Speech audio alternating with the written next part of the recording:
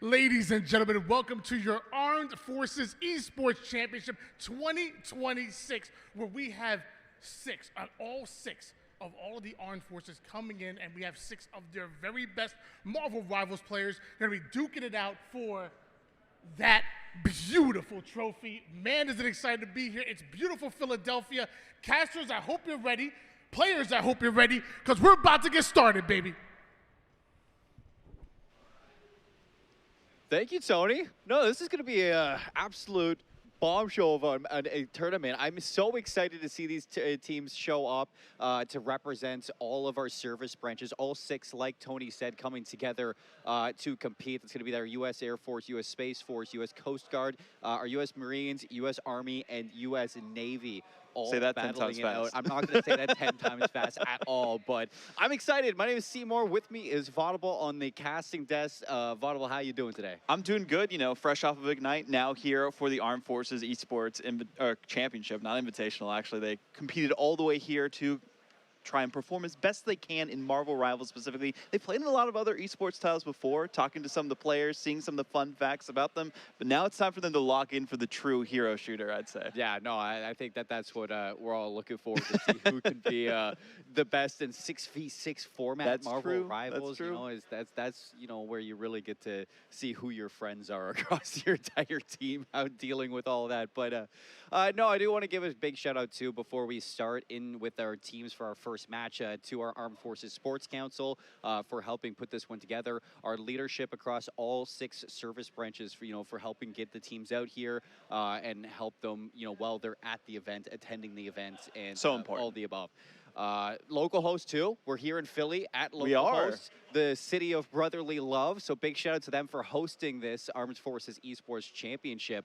A lot to kind of shout out there and show some love to, but really this wouldn't be possible without any of them. And Vaudable, for our first match of the day, we got to take a look at the U.S. Navy taking on our U.S. Air Force. Ghost and Glory taking on the U.S. Air Force for our first match. We can see there in this schedule. While that's going on, we got Space Force versus Coast Guard, and the U.S. Army and the U.S. Marines going together. Our round number 2 match is on stream. Going to be Space Force versus the U.S. Army. On round 3 on stream today is going to be Coast Guard versus Marines. We got a lot of action to get through. Yeah, I mean, talking about the format, single round robin to determine seeding. So everyone's still going to make it into the playoffs. That'll be happening later on tomorrow. So this is going to be interesting. Well, not everyone, actually. It's only the seeds 1 and 2 are advancing to the semis specifically, and then all matches are going to be 1st to 3, so potential for draws there as well. And then the grand finals will be 1st to 4, which is technically like a best of 5 and a best of 7, but because there's draws, it could go longer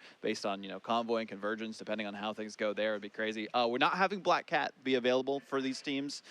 Too soon that she's come out. She's too powerful. There's a lot of crazy stuff you can do with her. But White Fox is available for people to play. We've been seeing some crazy dive combos with her just to keep your team alive as well when you're getting delved. The teleport's so effective. And then the ultimate's give or take, you could say, for that hero. And then we're kind of following the Ignite season in terms of the patch notes that are coming out with that, but specifically the bans.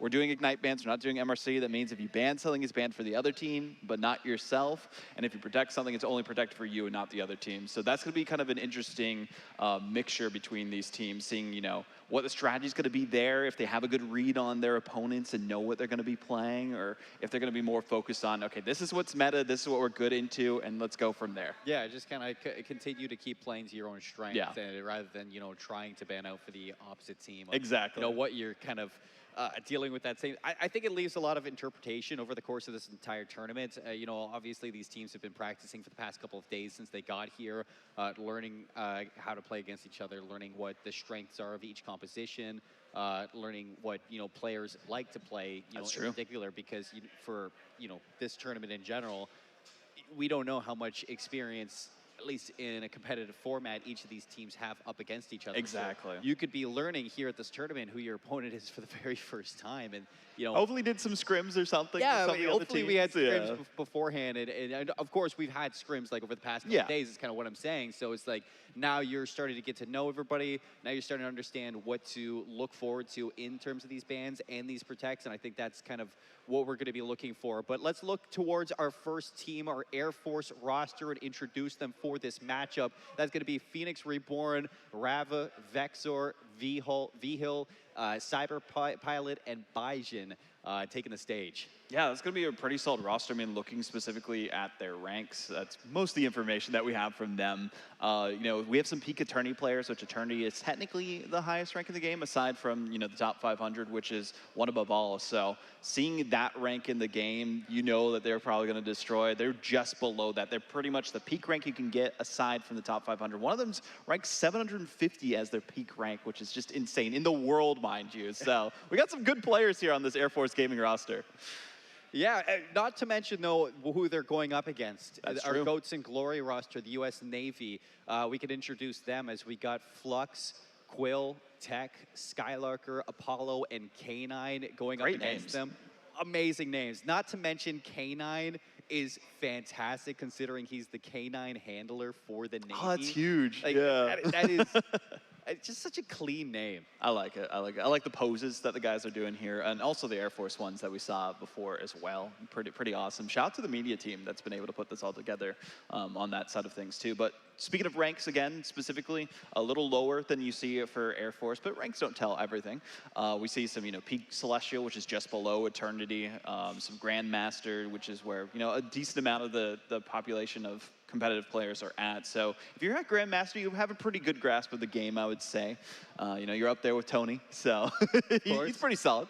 But yeah, I'm expecting big things. And looking at some of our other rosters that we have out here too, we got the Coast Guard Gaming Squad. They're looking for some big wins this weekend. And talking about their team specifically, I mean, this is a good squad too. They've got, you know, some Peak Celestial as well, some Grandmaster players there too. They've been around the block, you know, some of them like monkeys and some of them like karaoke. So, you know, there's a little bit for everyone.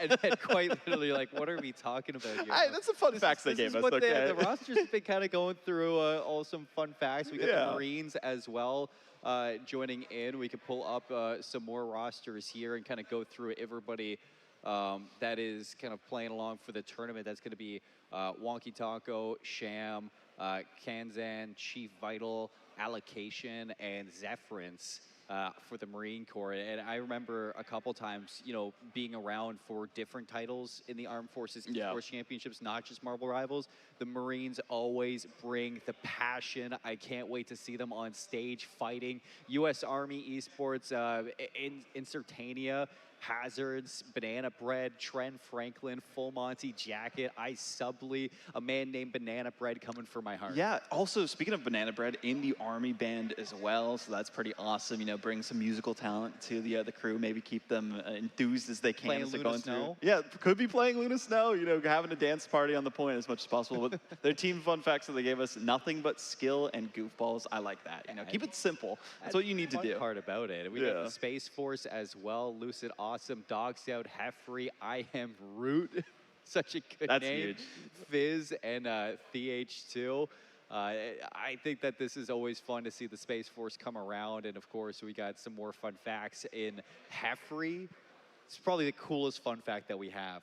Has beat an Olympian at ping pong. Wow. How does that even okay? That's like insane. you regard in terms of hand-eye coordination in like sports in general, ping pong is up there for one of the hardest racket It's sports, insane. just in terms of speed and focus that you need across. Hopefully you a can bring that tournament. into Marvel Rivals as well. You know, have Maybe. some good aim. But to beat an Olympian, yeah, that's pretty good. That's pretty good.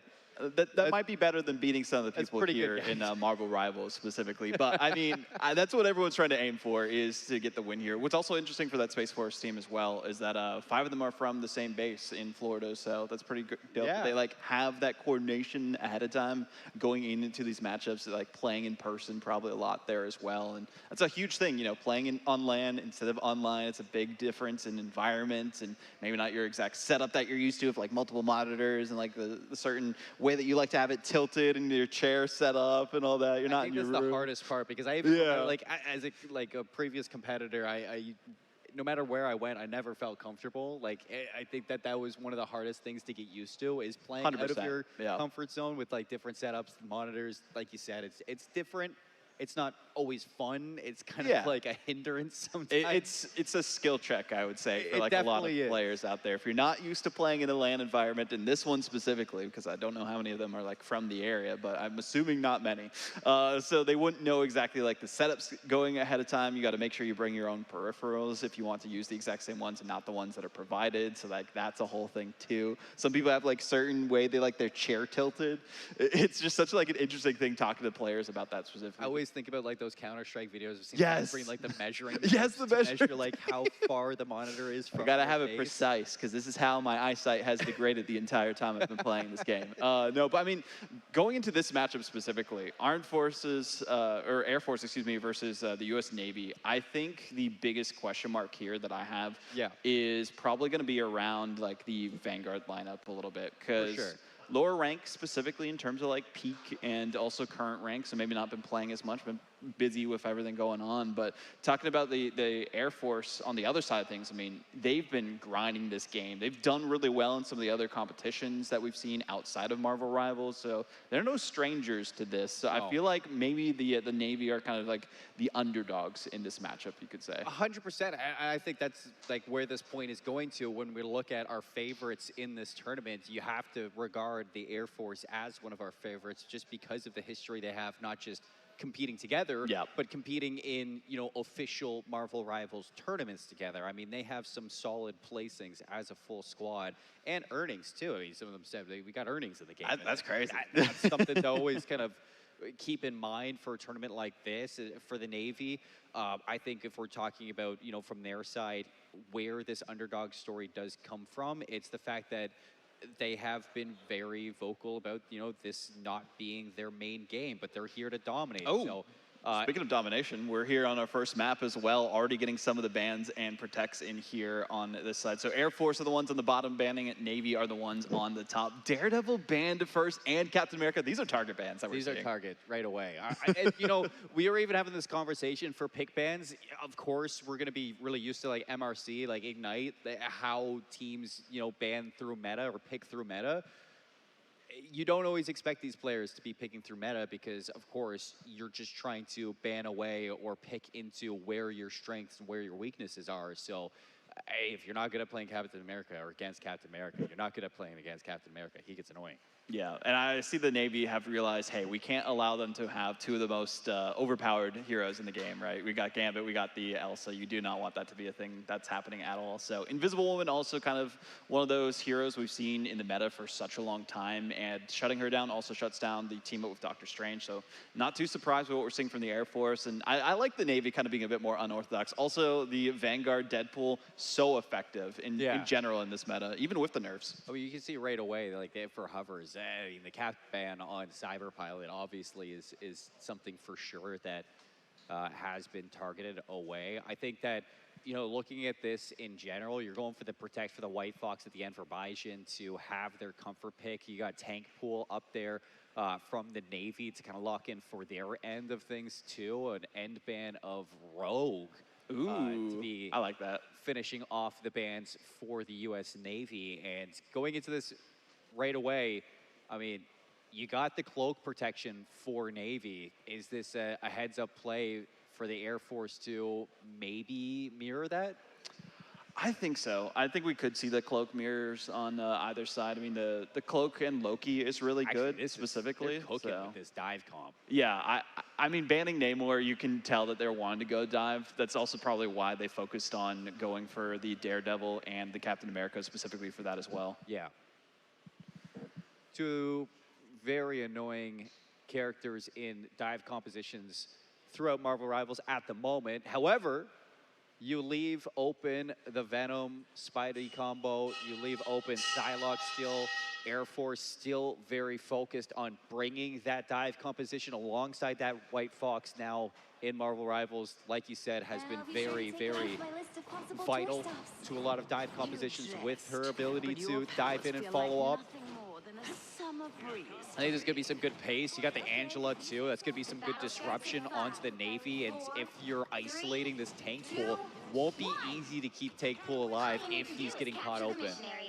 Yeah, I mean, the big thing here for Celestial Husk, specifically on this sub-map, we see a lot of like bunker composition, so I'm kind of surprised we don't see anyone flexing into like a Loki here specifically. We haven't seen a Band at all, so maybe they'll pull it out later on. Maybe they aren't as familiar with it as they could be. So the Air Force specifically trying to see if they can go and get an initial pick. We see Bjorn just going on the flank here as well. How do you deal with this initiation on the full engage? Already you've lost out on your cloak and dagger. Not far behind is going to be Tech, and you've lost both supports. So Navy struggling with the early dive. Air Force going to kick things off with a cap. Just how long can you contest this one for the players off respawn? Not very long. That's going to be some early progression for the Air Force. Yeah, the Navy going down immediately in that fight. You saw the backline targeted so much by the Air Force, and that's really the key to a dive composition, right? Get rid of the strategists as quickly as possible, and then the rest of them will fall like dominoes, and that's what we saw against Navy, so now they're going for a full hold towards the spawn room. Do you recognize this early if you're the Navy? Maybe pick up some counter dive to deal with the pressure out of the Air Force. You're sticking things through with what you're comfortable, and so far so good off the initial. You do get an opening pick, but you lose out on your Luna Snow. It's going to put a lot of pressure on the K9 to sustain with this healing, but it's just not enough. Psylocke with another KO. Assistance there from V-Hill. The Gambit's going to get rid of Tank Pool on points, so it's still progression going for the Air Force, now 41%.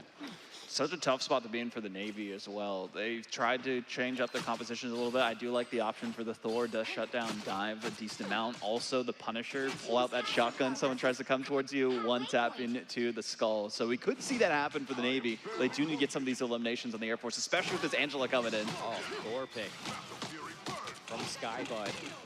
Awakens the runes. Can you take down the Angela? A lot of sustain coming through from your front line on the Air Force, just keeping you busy, 66%. So you got to be worried for the Navy in terms of how much they're giving up in this neutral fight. Ultimate coming through from the White Fox, and the follow-up's going to be good. 3 KOs for the Air Force. A good white bitch yet again. Navy have not been able to break through their spawn. Oh, the Kumiho form, not as strong as it could be. When you play it aggressive like that, it's so overwhelming. You have the AoE heals for your team, especially when you're playing this dive for the Air Force. And this is like, what is the meta? Like Gambit added into it just makes it that much more exhilarating. You have the Raging Royal Plasma, which just goes crazy.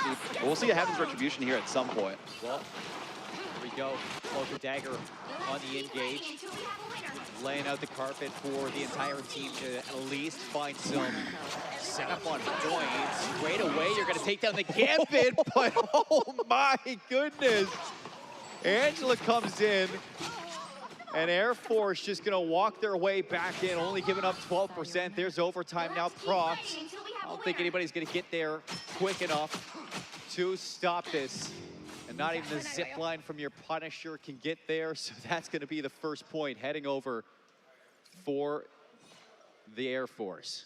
Yeah, Celestial Hands look pretty good for them. And now on the Codex, which is a little bit more open of a sub-map here on Celestial Husk. So could be a game changer for the Navy, especially because they have a lot of ultimates available to them, right? They have the Final Judgment for the Punisher. They have the Silent Seduction for their Emma. God of Thunder, too, for the Thor. That one's kind of more difficult to pop off with. But I like the change here to Mr. Fantastic. Maybe a bit more sustainability. He could be a big nuisance if you don't know how to time your attacks against him when he has his invulnerable state that he can just make himself super elastic and you can't really do damage to him. So cycling those cooldowns is going to be huge here for the Navy specifically, and seeing what Tech can do with it. But I think it all comes down to this first team fight. If they can get the first win here for the Navy, that would change things in their favor. Air Force, they've just been dominating so far. So far, so good. And you're even coming into the second point with some ultimates. Navy on their side, too. You're going to have at least Quill holding on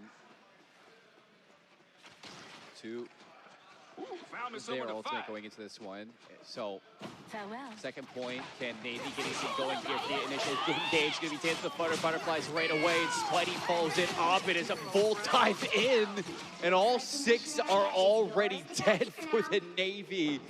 Air Force are wasting no time. This is what we expected going into this series, Colin. Like, seeing the dominance of the Air Force, we've seen it in other competitions here in the past, and now in Marvel Rivals, they proved that they've been putting the work in. We talked about the ranks, some of the highest in the game so far, and well, the coordination is also there to boot. They know what works, they know how to counter what Navy are going for as they're going in again. Leading on the way is going to be your Angela and Bezics. With that, all the attention forward, you can see the Psylocke and Spider-Man, Phoenix Reborn, and Ravo just full follow-up on that initial engage. Navy struggling against this dive. You even get that swap over to the Thing. Thor just trying to displace a little bit of this early dive. Mr. Fantastic's going to be grabbed as well from Tech, but they haven't really even found any value from these swaps. No, it's the tough part when facing off against an overwhelming dive composition. I mean, they banned a lot of things that work against it. The Invisible Woman's good for it too. And when you have the Angela going in like this, there's only so much you can do about it, especially with the Psylocke coordinating with them too. Nine-tail Fox coming through. And it's just going to stop right on past Ravo on this Psylocke. So a couple kills now for the Navy to work in on off of the back of that White Fox Ultimate Apollo. Still have that final judgment. Will he let it rip, holding on to it? Here comes the bounce up from Tech. And final judgment's going to be invested to this fight. So a good chance for the Navy to get a flip here. Although Phoenix Reborn shuts down the final judgment. You're still going to get a flip for the Navy. They break through. Tech with the finish onto Ravo. The Air Force going to be sent away for the moment. The Navy locking it down.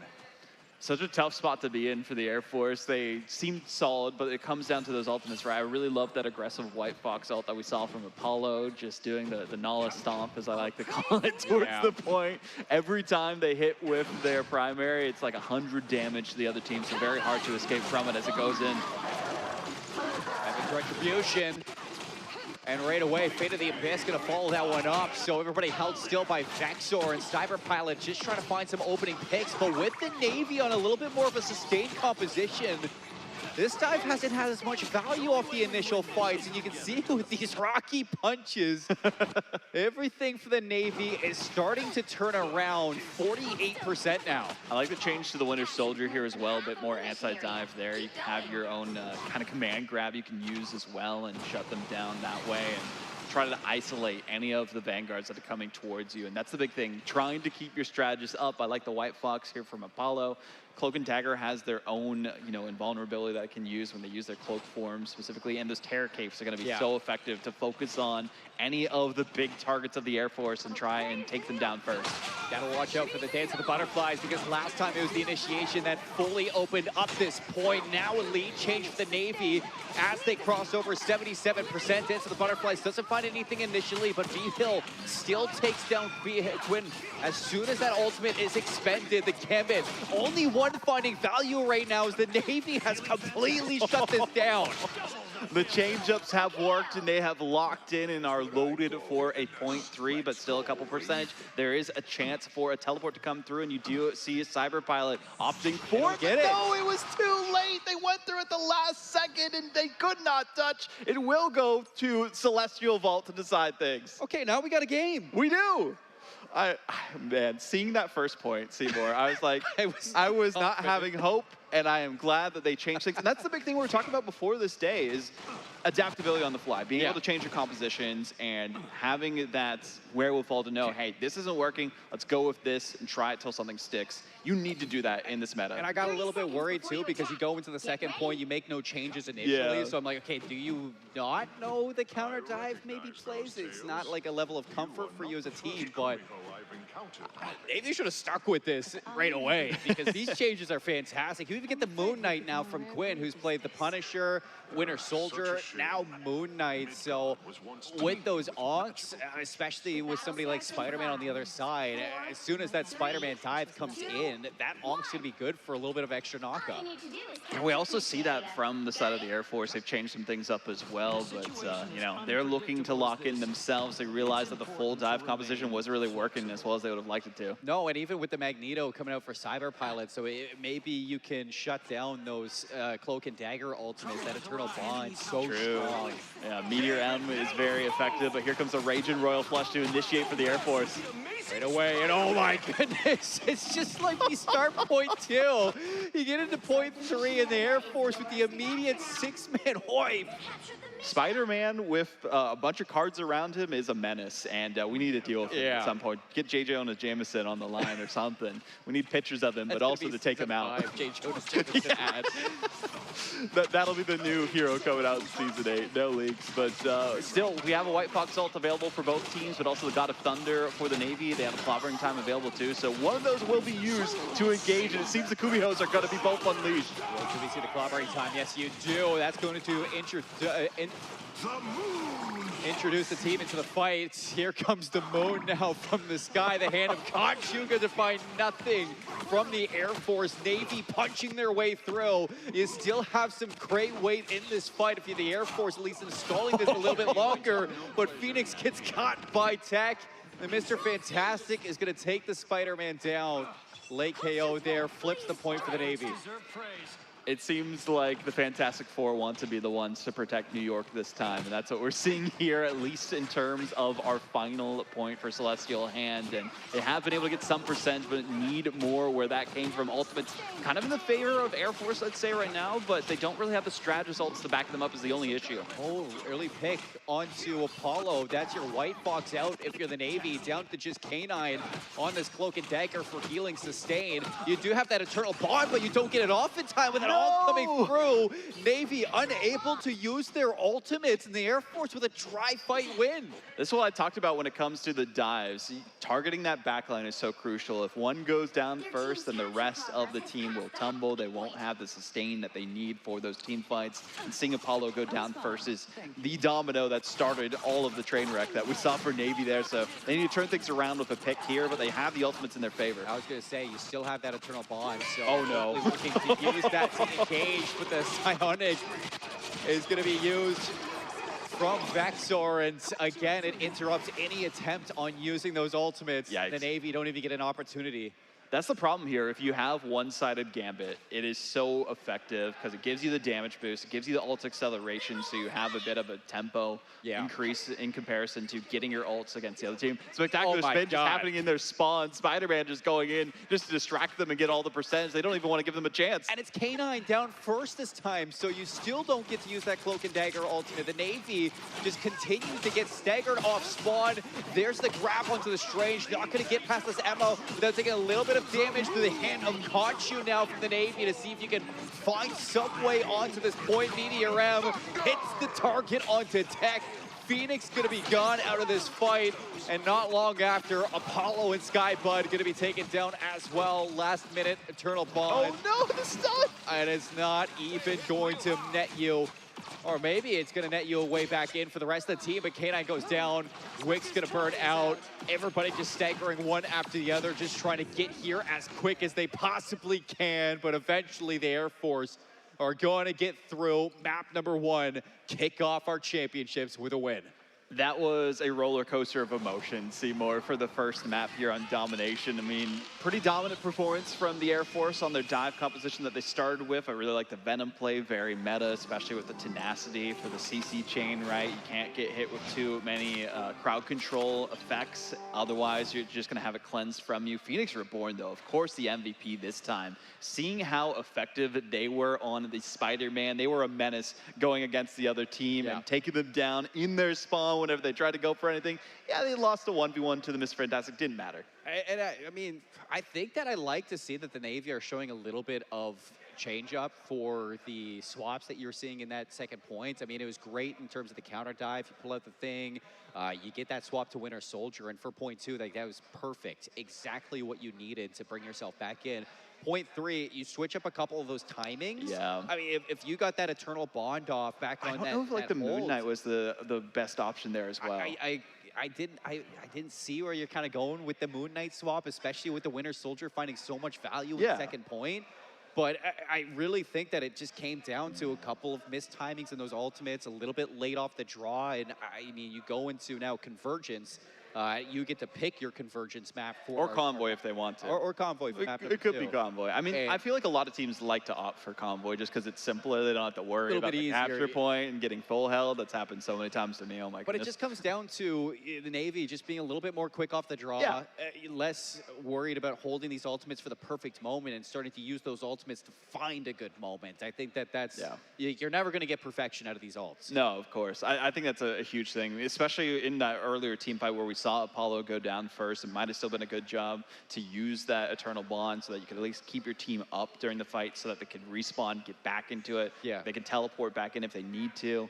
There's a couple different options that they can go for there, but it was so rough because as soon as they were able to try and use it each time, like half their team was gone. The psionic right? seduction. Yeah, psionic seduction with the And then Ranger the Royal Flush. It's like a spectacular big spin. thing. Yeah, it's like every time you try to go and use that ultimate, there's something just being shoved at you and you have to react immediately, and it's a tough spot to be in. So there's some more flexible heroes you can play, like instead of the Cloak and Dagger you could try and do the Luna, go for the freezes. That's a huge thing we've been seeing, especially with the team up that you have with Fight Fox. You get your own charm ability that you can use, which does interrupt dive. It's actually really good against dive if you use both of those. So maybe next time if they feel a little confident to flex over to the Luna there as well. But you could tell by them securing the Cloak and Dagger that that might be one of their mains for their hero pool specifically. So feel a little more comfortable with that instead. And you go into now our second map, Yeah. whether it's Convergence or Convoy, you have to start thinking about that pick ban yet again, because it's going to be an ever-evolving thing for a lot of these teams throughout this tournament. Do you switch it up for those bans? I mean, you go for the Daredevil ban right away. I don't blame them, especially if that's going to be a comfort pick from the Air Force. I mean, you don't want to play against a good Daredevil. Especially if you don't have like a Daredevil player on your team, right? Because one-sided Daredevil is so annoying to play against because you have like the wall hacks is what we call it. You can see through the walls, you can play on your dive, you can know, okay, this person's isolated, let's go in, 3, 2, 1, attack, and then they're gone. But then you leave open the Venom going into it, and there's just so much combo potential with that Fate of the Abyss, as we saw with the Heavenly Restriction. You see it with the Dance of the Butterflies. I mean, there's so many times where Venom is just so good in this meta right now. Yeah, Venom is such a menace to everyone, I would say, at this rate. I mean, yeah, the Feast of the Abyss is so good. It also like makes it so you have less healing that you can get. It's like anti-heal there specifically. You can combo it with a couple other ultimates. I've been seeing people use that with like the Ensung Inferno from the Phoenix. You were talking about the Heaven's Retribution was really good to combo that, so they get stuck in one place and they get chomped on. They can't do anything to escape from that. I really like that. Haven't seen too many Angela players like opt for that as well. So I really like the ult usage that we saw from Air Force Gaming here specifically, and if they keep that going, I mean, they're going to be looking pretty good in this first of 3. I think the good thing that the Air Force showed us too is that they're also not one-trick ponies, which we did not expect from them. I thought it was just going to be dive all the way. All the way. It works good on domination for sure. You die on this hill, and if not, like, oh well, like we lose on the dive. But you saw a couple of good swaps towards the end. I like the Magneto, and then we saw the Emma. Yeah. Exactly. I think the Magneto was everything, especially towards the end when everybody's trickling in. That Meteor M just so good at isolating kills. Whether that be the Eternal Bond shutdown or whether it be, you know, just going for an easy pick on a duelist. I mean, we saw the target towards the end on the tech for that Phoenix, an easy kill for the Meteor End to kind of clean up, give your team some advantages there. I like the swaps coming out from the Air Force, but we do get our map number 2 locked in. We're going to Convergence. You called it early. Central Park. Navy chooses attack. I like Central Park because there are so many different compositions you can play just to go for that full hold. That's what a lot of teams play for. We've seen some flyer compositions, Shikigami and EMEA for Ignite, which is a top level competition from our rivals.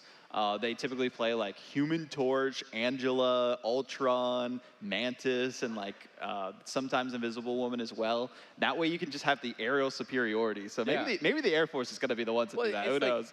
I think that for Central Park, one thing that you always find is that it's very tunneled in the attacks. I mean, there's not, especially for first point Oh map, my gosh, yeah. like, there's you not have to many go through that angles main area that you get to attack from. You have a couple of areas where like certain movement characters like BP can kind of get around the map or even the Daredevil well too, like trying to flank around. Yeah. There are flank attempts, but as a full team, if you're pushing that first point, like you are Groot's definitely really good funneled for the through first Joe.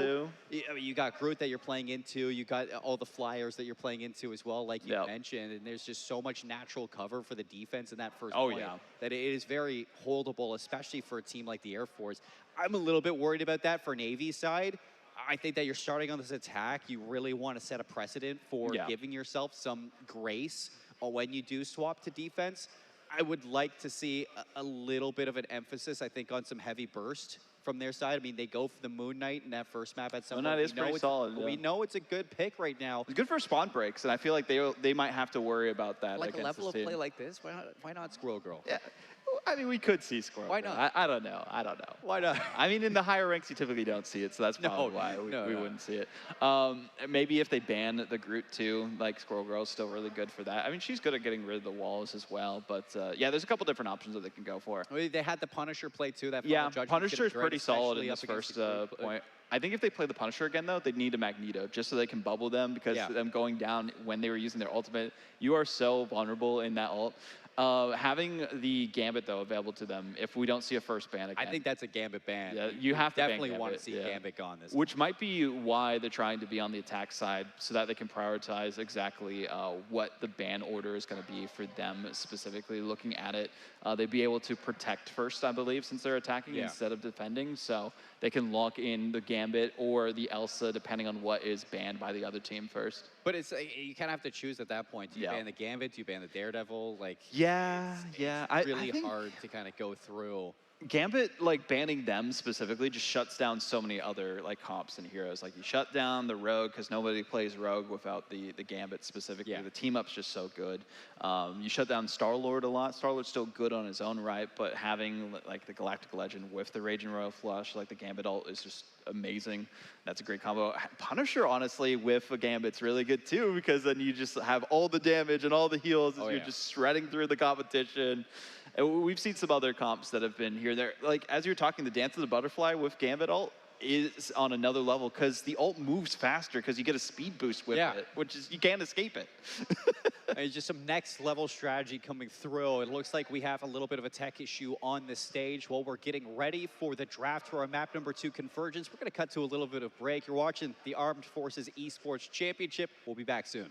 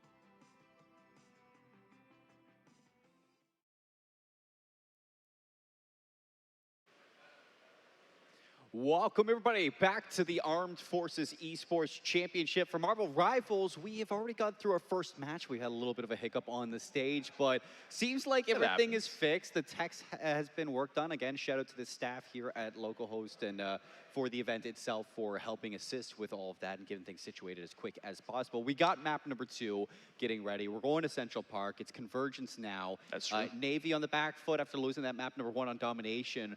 What kind of things are we looking up at here to just get a recap going for the Central Park? I think the big thing here is just trying to keep your strategists alive as long as you can, right? Like looking at the stats from that first match, 12 deaths for both of them. So they've been targeted hard by the other team for good reason, right? When you have a dive composition, as I was talking about before, if you can take down the strategist and everything else crumbles. And we saw that happen a couple of times, but we saw some great looks from this Navy team in general, right? We saw, Tech really pop off on the Mr. Fantastic. Like that was kind of out of nowhere that we saw coming into this and got 9 final hits for his team, but unfortunately didn't prove to be enough. And then on the other side for Air Force Gaming, Phoenix Reborn is a menace on the Spider-Man. You got to deal with him in some capacity, and you can see why they banned the Namor, just so you don't have to worry about the squids dealing with that when you're going for the dive. So maybe securing that could be a good option for them.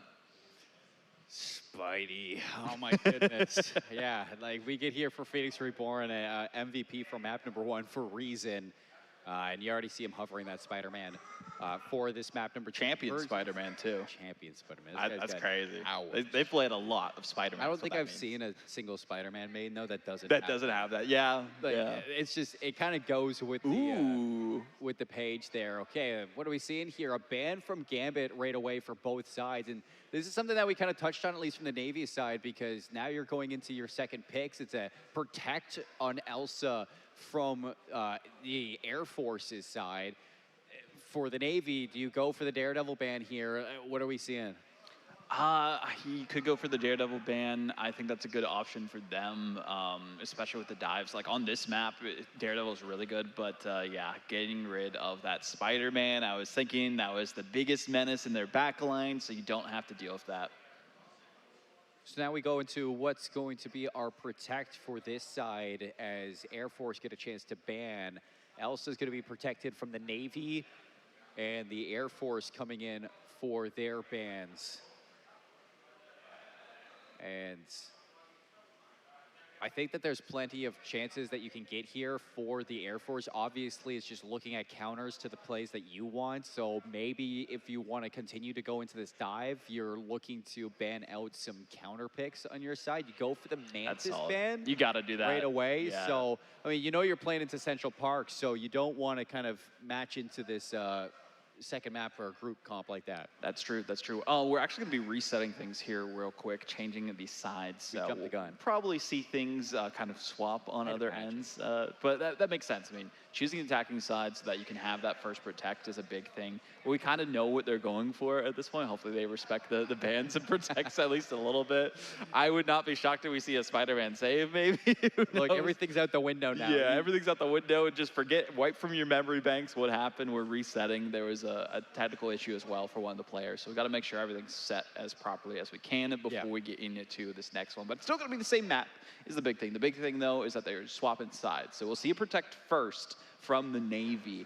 I still think they're going to prioritize the Elsa, right? Because both of these teams know you can't let a team have Gambit. Gambit's just too good. Enables too much in this game, and he's a menace and didn't get nerfed at all in this last patch. What are we doing? It was a surprise to everybody, let's be honest. Yeah. And even going into it, though, with that Elsa ban, or Elsa protect from both sides, it kind of leans into more of some counter dive with that Apex Predator. Oh, yeah. Apex Predator is great. I mean, just the lethality of Elsa as a hero is so good. Survivability, too. If you have the Deadpool, she does have the team up that does have, like, the living bullets that seek you, but also, like, heals you up, which is really good. So we could see some Deadpool bans, potentially. We saw one of the saves on the side of the Navy Goats in Glory, but they didn't really play it, which I was surprised by. They came out on the Deadpool. Yeah, it just wasn't working for them, I guess. It's so hard, I feel, to play tank pool against dive. And then you also have to, like, get the upgrades and everything, too, if you're not getting the Elan. And you're already falling behind. Yeah, so it's like just trying to catch up as Deadpool seems impossible sometimes. It's tough. Into a composition like that when you're not finding those final hits. Because let's be honest, when we look at the stats from the first map, there were not many final hits from the Yeah. side of Navy. Everything really They did came. decent though. I mean, They did in that second point. went but all the way to everything- the third too. Everything came off the back of that thing swap. I think that was Yeah. like Things such a- just so good countering dive Yeah. specifically. You can't get pulled off the map. You're easily able to ground people with your Yancey Street charge. Like that's so effective. You just have to be careful now because of the tenacity changes not to do that and then ult, because then it doesn't work. So you have to be a little bit more cognizant of when you're using your your counter dive abilities, your crowd control there specifically. Some updates in the other rounds though. Marines, or actually Space Force versus Coast Guard right now. It looks like Space Force took the lead in that series. On the other side, for Marine versus Army round one, Army took the first map there. And of course, we saw, Air Force take the first one against Navy here. So some good results coming in. It doesn't seem to be too one-sided for any of these series so far. Both teams on either of the matchups doing pretty well. Yeah, all 6 teams going to be playing through this pool play round robin. Yeah. You go into it, not everybody actually makes it out of pool play, so you're really kind of hoping that you can start off your Friday really well with a Getting a win. sweep is huge too, right? Yeah, it's 'cause the you don't wanna top have that two map make differential. it into semis. Yeah. So I think that you're looking at a lot of teams to kind of start their day off well. I think that's why it's important to kind of really deal with a lot of these tech issues early on and nip it at the I mean, bud. that's what happens with lands, right? The first day is usually where most of the issues happen, and then it gets better from there on out. So, we're just taking our time, making sure everything's all good and set for these matchups. And then as soon as they're ready, they're going to go straight into it. And Right Central into it. Park, I feel like, is a map that can go forever, right?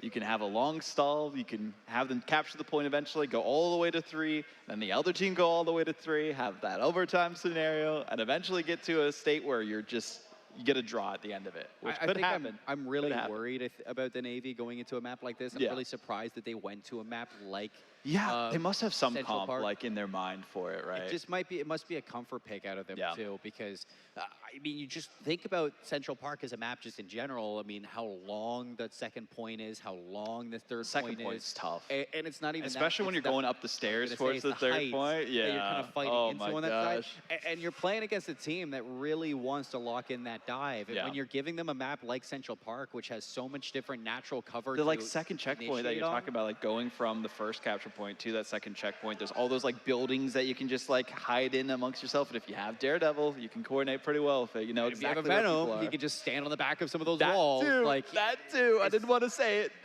but we are getting into the game here finally. Central Park Convergence, map 2, Air Force up 1 against the Navy. Goats and Glory. Will we see the same band? Yes. Yeah. Nobody's going to be playing Gambit this time. Well, let's see what that first initial save is going to be for the Navy now, which is going to be on attacking side. They go for the Elsa protect right away. Navy, what did they tee up for their second ban? Because we saw their second ban was going to be the Mantis back when they were before the reset. They're going to continue with that Mantis second ban. I imagine this is going to be the Elsa again. And we go for the Navy now to see where they go next for the bans. This is what we don't know. Yes, we haven't been here before. We did see the Mantis ban last time, though. But there's the Spider-Man ban coming out from the Navy. They expected this to come through, so might see that Cloak and Dagger ban on the other side. And that we White do. The Fox White ban. Fox, I think, was pretty effective, though, for Air Force. Not bad, too, because, I mean, as soon as you do get the White Fox ultimate and she's able to just engage with the team. I mean, it's not good on its own, but when it's good with the dive, Oh, it there's the really Mantis, has though. impact. And yeah, I think that for the Air Force, I mean, you would expect them to have a group player with how good of a team they are. So picking up that Mantis with the amount of area on Central Park too, you can run Loki. There's so It's many so good. angles you can put Loki clones on. So this is probably what to expect on Air Force's defense. Like, saving the Mantis makes it so that there needs to be some sort of ban from the Navy, either an Ultron, if there's an Ultron player on the other team. You don't want to give them both, and that's exactly what they're thinking about. They do not want double damage boosted Elsa Not at because all. that is a server admin. So we'll see what they can do with it, but we do have the Navy potentially locking in the Mantis. If they don't, it'll 100% be banned by the Air Force. And they're going for the Invisible Woman. They didn't have it last time, so they couldn't counter the dive as well with, the force physics that they have and the vortex. So Instead, the Mantis will be cut off from them. So one-sided Mantis, this is going to be interesting for the Air Force against the Navy for this I one. wonder if Skybud's going to pull out the Doctor Strange here now that you have that Invis for K9 to kind of work with. Baishin's going to pull out the Invis too. You see V-Hill on the Loki as expected. No Groot out the gates, but Mantis with that Elsa Bloodstone for the extra damage boost. Not only that, for the Meteor M2. Oh, yeah. There's the group pick There's at that the end for There's- Pexor. This, So this is this is kind of what we expect. The Vibrant Vitality composition is too busted, especially on this map. So Air Force are pretty giddy with the matchup that they have going into this one. But the Navy, looking on their side, I like the changes we've seen from there. They have that Luna Snow, as we were talking about, works pretty well when you're getting built, especially with the freezes. Actually might be going with the Jeff this time, though. So Jeff's pretty solid for enabling your team. Team ups are massive, though, so they do have that toy box team up.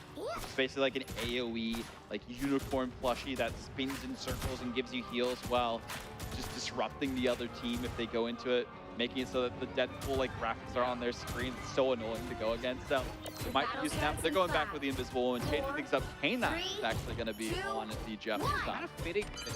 You have Yeah, to stop them if it from worked. securing the mission area. I think the issue is going to be Like a like shark the, dog.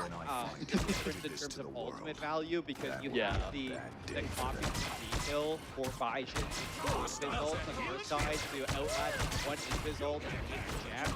Even if the HQF does hit, you have to worry about that HQF. On that play. So I don't know how much impact Jeff is going to have in 4 You can already see the struggle to get through the group. Yeah, it's a tough spot to find yourselves in, especially when you have this like bunker concept from Air Force Gaming. The Groot is so effective against this competition from the Navy, specifically having, you know, the damage boost and the regeneration domain from the Loki. There's just so much sustain on Air Force Gaming side with this triple strategist that they're running, but there is still more progress being made by the Navy. Elsa's trying to create some space, but they do need to get an elimination. That's kind of what you're looking for. As Ultras are slowly going to be building up. You're close to the Jack. You're regularly get Prism available. Hold on to it, but that Apex Predator have a little bit of an easier target when it is going to be invested. Here's the flank on the backline. Invisible going to use hers. Here's the strangling prison to grab everybody else. And Baishin's going to invest theirs. Inside the strangling prison, the Apex Predator throws him out of the Invisible and into the grave.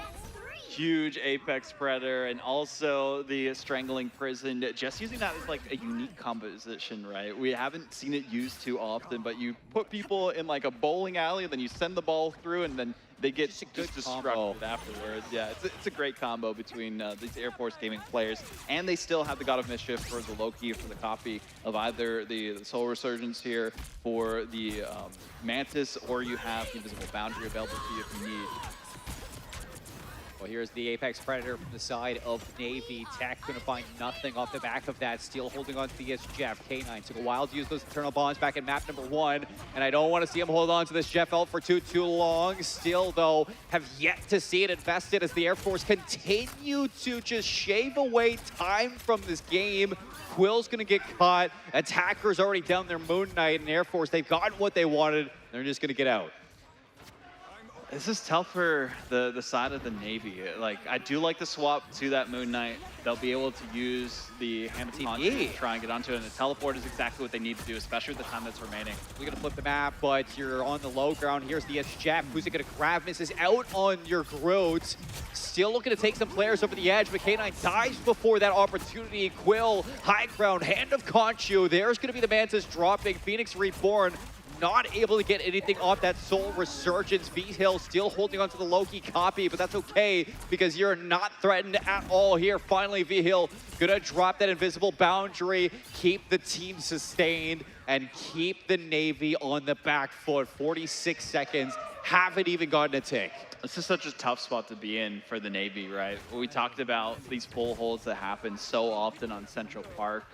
I was kind of expecting them to target this Vibrant Vitality team up that we see between the Groot, the Loki, and the Mantis, and how effective it is in this map specifically. They've shut them down with the Groot walls. They've made it whenever they get delved that they can use the Loki lamps if they have to, and then Mantis just damage boosting them so they get their ultimates faster. We got the Psionic Seduction, but the Apex Predator going to interrupt that one, even to the invisible boundary. You're pulling him all the way back to your side. Quill down, K9 down, 2 already out of the hands of the Navy, and it looks like everybody else is going to tumble on behind them. Psionic Seduction finds absolutely nothing. It's going to be 6 clean KOs for the Air Force to look to full hold, .1 on Central Park. Wow, that was a dominant performance from the Air Force here on defense, and they just need to get a percentage, and they will take map 2 and be 1 away from sweeping their first series during this round-robin group stage play. And this is what we expected, right? We saw how dominant they were on the first point in domination. Had the dive comp, worked well, and then they proved, hey, they have the flexibility if dive isn't working to go into more of a standard composition. This is the standard comp that you could ever ask for. You have, you know, the Vanguard pool, if you want to use that. We can have Stratus pool potentially being played here. There's a couple different options that they can go for, but I feel like for the Navy, my biggest question is what we'll see from them on defense. I mean, there's a couple different options they can go for there. They have the Groot available to them, but Penny Parker we've seen a couple times as well.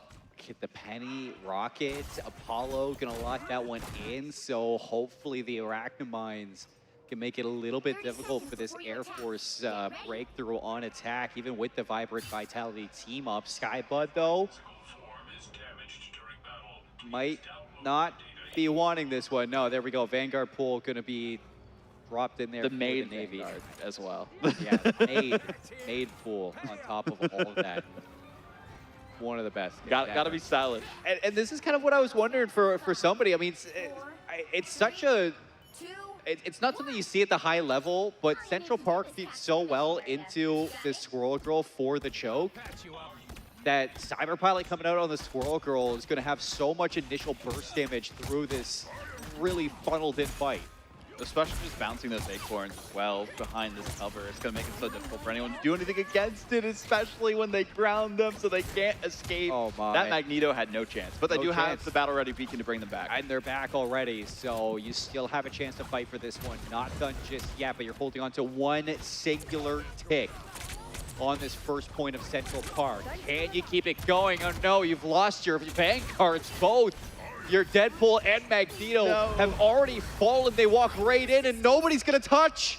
Oh, that's so unfortunate. I mean, they didn't need much percentage to get that map win, but they were able to just walk down main. They used the Squirrel Girl, as you were talking about, taking down the Vanguard, so there was no protection for the rest of the team and forced them to be isolated off the objective, and there wasn't much they could do. And of course, Vexor is gonna be the MVP. I wonder if this is gonna be that first strangling prison. Yeah. Off the back of that combo they had through the Apex Predator. They had a quad for the team. And 11 final hits. They had the most damage, I think, almost the most damage, second most, just by like 1,000 for their team. So pretty good for their team. Look, all of my ranked teammates that are sitting there, and they're like, Groot isn't that good. Why are we banning Groot?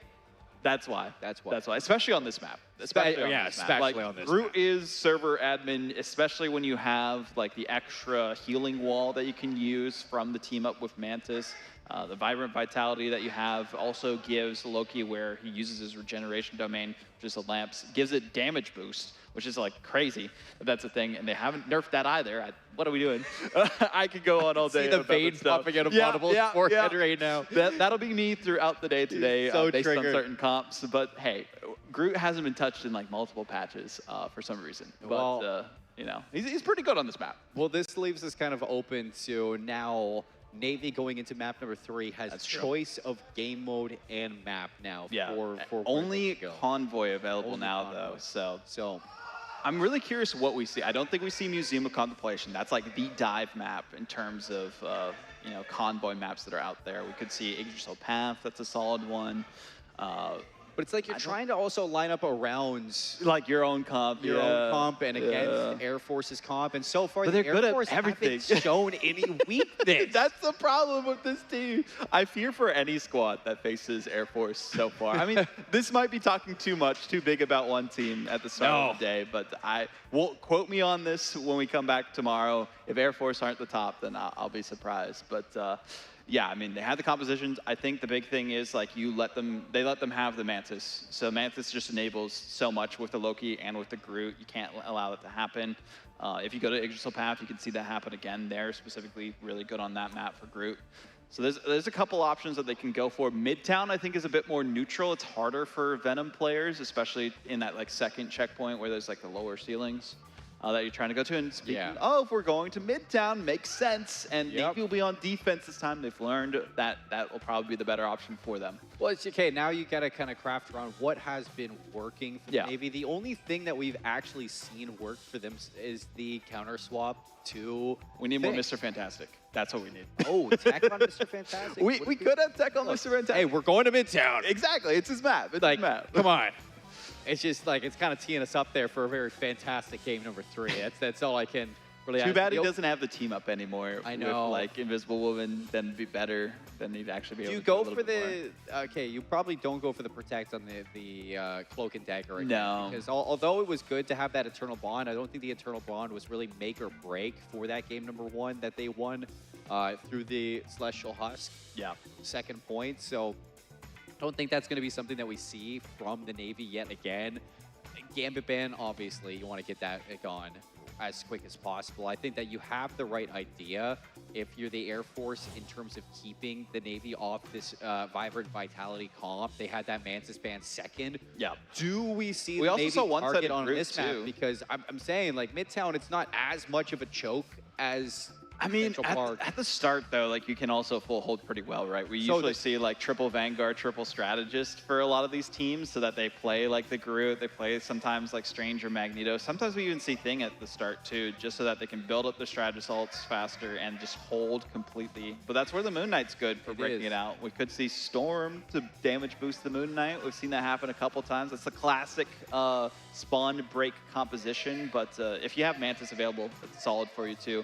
I think, honestly, in terms of the Protects, it would have been better if they saved the Mantis instead of the Invisible Woman last time. I agree. I think that would have been a good grab towards the end of that ban phase. Although, you know, the Invis was good, it's just kind of like, where do you go for K9 now going into the next map? Because K9's played the Jeff, swaps over towards the Invis Woman. It just seems like without that Cloak and Dagger stave for your team, your backline seems a little bit disrupted in where that comfort really lies in terms of their That is a tough spot, yeah. That's the big thing for like a lot of these teams too. When you're growing your hero pool, you know, sometimes you're learning other heroes as best you can. But in this meta specifically, it's tough to be not necessarily one trick, but like only playing certain heroes. And there's only so many strategists, so a team could just target strategists the entire time, and you only have so many you can play after that. So strategists specifically, I feel like have to be so much more flexible than some of the other roles. Like duelists, there's like too many to know that you can play if your main gets banned out. And that's what we saw. The Spider-Man was banned, didn't matter. Phoenix Reborn was still unleashed there on the Mantis specifically. And, you know, they didn't get all the final hits, but they got all the damage boosts for their team. And I think that was a big thing too. So it shows the flexibility of Air Force Gaming here. Navy will be on defense this time. Of course, double Gambit bans. We'll likely see Elsa come through again, but you cannot allow the Mantis to go through if there's an Elsa on the other side. Yeah, I would like to see Air Force, or sorry, Navy, go for that immediate ban for 2. I like it. I mean, it worked so well in the first map on that Celestial Husk domination. Why not save Spidey for game number 3, put Phoenix Reborn on his best hero? Exactly. But now for the Air Force, you're kind of, or sorry, for Navy, you're kind of forced into a situation where you want to take out Elsa. Yeah, you got to take out Elsa at some point. It's just the question of if they're doing it now or if they're waiting for later. They have, you know, a couple other things they could prioritize instead, and they're going for that White Fox. They don't want that to be on the table at all. And I get that. I mean, the White Fox enabled the dive so well, and that's what we've seen from other professional White Fox players out there. So Air Force not having that. The Namor, of course, being locked in this time. We're changing things up, but that also forces Air Force to be like, hey, we're not giving you Namor and Elsa. So. I was gonna say, I mean, They do can we do the have team up. the Hela team up Okay. available for the Okay. Navy if they did want to allow for a little bit It's of really counter good. dive? It's fantastic, especially with Hela against the Spidey. If you have a good Hela player, yeah. I mean, really easy to just two-tap the Spidey, get him out of the air when he's going for that uppercut. But you get 2 bans in a row here for the Air Force. They're hovering the Cloak and Dagger. Seems like that's what they're going to stick on to continue to disrupt the hero pool of K9. Ooh. And Navy going to go for the Loki ban. I mean, not bad. I respect it. I do too. I think the big thing here, though, is that Air Force can still lock in the Elsa if they want to. I mean, we didn't see the Elsa played by Phoenix Reborn. We saw it played by Ravu, so could see that come through again. Invisible Woman, I think they're just like that as a general pick for them, but also because of the force physics and the vortex that they have just to shut down the Spider-Man as they're going for those dives. And you can also make yourself invisible by jumping away and have your own self-shield. She's probably one of the best in terms of like self-sustain as strategist. Here is the Elsa ban. Yep. They have the Protect up next. Do they go for the Elsa Protect I'd just say to so. kind of round this whole composition off? Because if not, you'd imagine that the Navy are going to ban it out. No, they're saving the Daredevil. They're going full dive. You have to ban the Elsa at this point, though. I mean, that really, you don't want to give them the best in slot. Like, if tools Daredevil's that are out not there. working, Yeah, they could just swap. They could just swap to Elsa. Or they could play both if they really wanted to. So we've seen, like, even the professional teams when it is available to them playing both. And that makes it a tough thing for the Navy, right? Do they want to focus on the Elsa or do they want to focus on something else? The Venom? I respect this. The Venom was such a nuisance to them on that first map. Having Venom and Spider-Man and Daredevil, too much to overcome. And the Heavens restriction from Angela, too, just to combo with that Feast of the Abyss. Oh my gosh, yeah, I didn't even think about that. I think that the whole combo aspect of Air Force right now is centered around their Vanguards, and we've seen them just pop off constantly. But map number 1 on Celestial Husk, you saw the ban out of Captain America, which we said was targeted towards their dive. Here's Cyberpilot with a chance to bring Captain America into map 3, looking for a clean 3-0 sweep over Goats and Glory, the U.S. Navy, in our first match of our United States Armed Forces Championships here for Marvel's Rivals. We're going to get a strategist Deadpool, too, from B-Hill. Oh, I like that. Strategist Deadpool, I think because they can build their ultimate so fast, it really sets them up well for these team fights. And we actually have Rogue being played without the Gambit either. So they're going for like a full brawl composition. The Strategist Deadpool, because you can use your Deadpool in your area and heal with your katanas as you're dealing damage, is really effective, just keeping your team up in those kind of brawl comps. So that's what we're going to be seeing from the Air Force. They are going full send in the Navy, well, they might not be prepared for it. Wants the attack too, so not only are you trying to go for the dive, but I'd like to see the U.S. Navy try to situate their defense around the objective to stall it out as long as possible so the dive doesn't have as much impact in the objective point of view. Already you're going to get the shift out from your North. So no exit away. You're doing a good job at delaying this dive and forcing them away and already taking down that Captain America. First wave of the dive has failed, but you've lost your Namor in turn.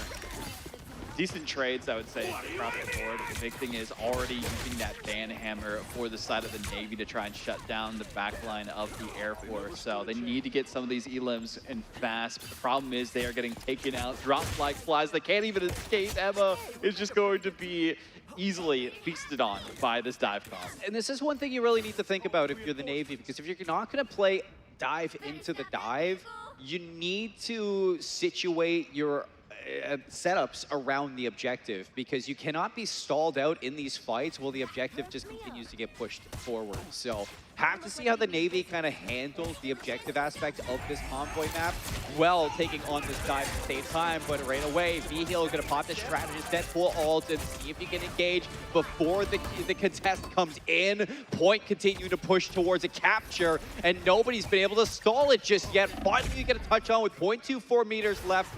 out of this attack from the Air Force. The Navy are going to get through. They force away this dive, and it's still 6 up for the Air Force. So in this disengage, you can imagine they're just looking for a way back in, coming up on a few ultimates. V-Heal finally going to be expended from that Strategist Deadpool ultimate, and on the way back in, Air Force going to lose both Phoenix Reborn and their Daredevil.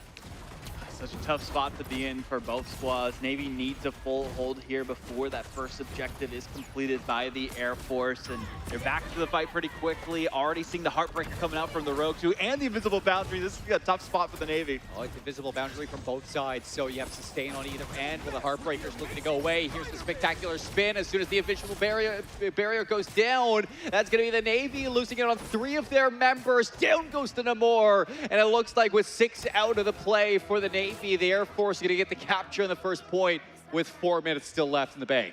Best stall they could have hoped for, at least at the beginning there, right? That was good. It was not the best spot they were in initially. We saw the strategist going down a couple of times, but we'll see what they can do. And the Navy are coming up on 5 ultimates for this recontest too, so I'd like to see an early attack on in behind Apollo's ultimate, see if you can get the knock-up 2 from the Thing, kind of work everything in tandem to get a good Quinn ultimate here on this Namor.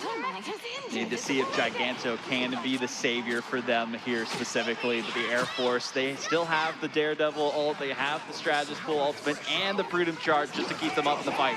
Then you look at Giganto to get a good knock-up from this clobbering time, but here's the initiation. Clobbering time gonna hit onto 3 members of the Air Force, and you're still holding on to Giganto. Here it is. Can it be enough to turn the fight? It's a stun onto 4, but nobody going down except the Daredevil for the Air Force. It's a very long drawn out fight, still holding on to the Psionic Seduction. It is gonna be Skybug, so the Navy still with an ultimate in the bank in case the Air Force want another engage. They didn't get as many eliminations as they would have wanted to, but they got all the pressure released against the Air Force. They couldn't sustain themselves because they didn't have really a single strategist ultimate to their name, so it's a tough spot to find themselves in. So great look for the Navy, stopping this halfway through to that second checkpoint, and now time ticking down. They wasted a minute and a half with that first team fight, and Air Force, the big thing here is they have the strategist ultimates coming up next. Flux has been so good on the Thing. Oh yeah. I think it's such a good swap for the Navy. And it's expected too when the Air Force have such a strong dive on their own end. You're looking for the dive in if you're Phoenix Reborn, but troublesome with the aquatic domination out of Quill. Still holding on to the Psionic Seduction, and down goes Phoenix Reborn. Charm gonna hit onto the front line, but here comes the re-engage from the Navy, looking to push their way through this. Air Force stacking up on the ultimates and backing up. Hand of Conchu was invested. That's what we want to see. These ultimates being just ripped apart from the Air Force, forcing them to use them early and then seeing if they're not going to be effective. The Navy proving that they are the stronger team, at least right now in this defensive composition. I love this Winter Soldier play. They're going to have the Kraken Impact eventually going for the grab so that they can isolate the Vanguards and try to get the pick off of that, but they can not afford to advance too far. Well, Psionic Seduction, but Invisible Boundary just to pull them back in. It is so good from the Navy, and Skypud initiates 4 KOs for the Air Force. Ravo and Phoenix just have to back up. They got no agency in this fight. The efficiency that we're seeing from the Navy is on another level compared to the previous maps. I'm loving the synergy for calling out, hey, I'm going to be using my ultimate. This might be all we need. Let's go in. And that's what we saw here with the Psionic Seduction. And they have so much available to them resource-wise for this next team fight, where the Air Force, yes, they have the Invisible Boundary, but they need to get some eliminations before using it. You have the Kraken Impact, you have Giganto, even with the Kamui, see if Apollo can keep this game going. Apollo gonna invest that White Fox ultimate, but it's gonna be the Invisible Boundary, gonna be popped out of Baishin. Here's the hand of Conchu from the sky to see if he can interrupt some of the attack from the Navy, and down goes Quill. Kraken Impact to try to turn this one. Tech looking for some picks. However, it is tough when the Vanguards are standing tall with the Magneto. You can't break through.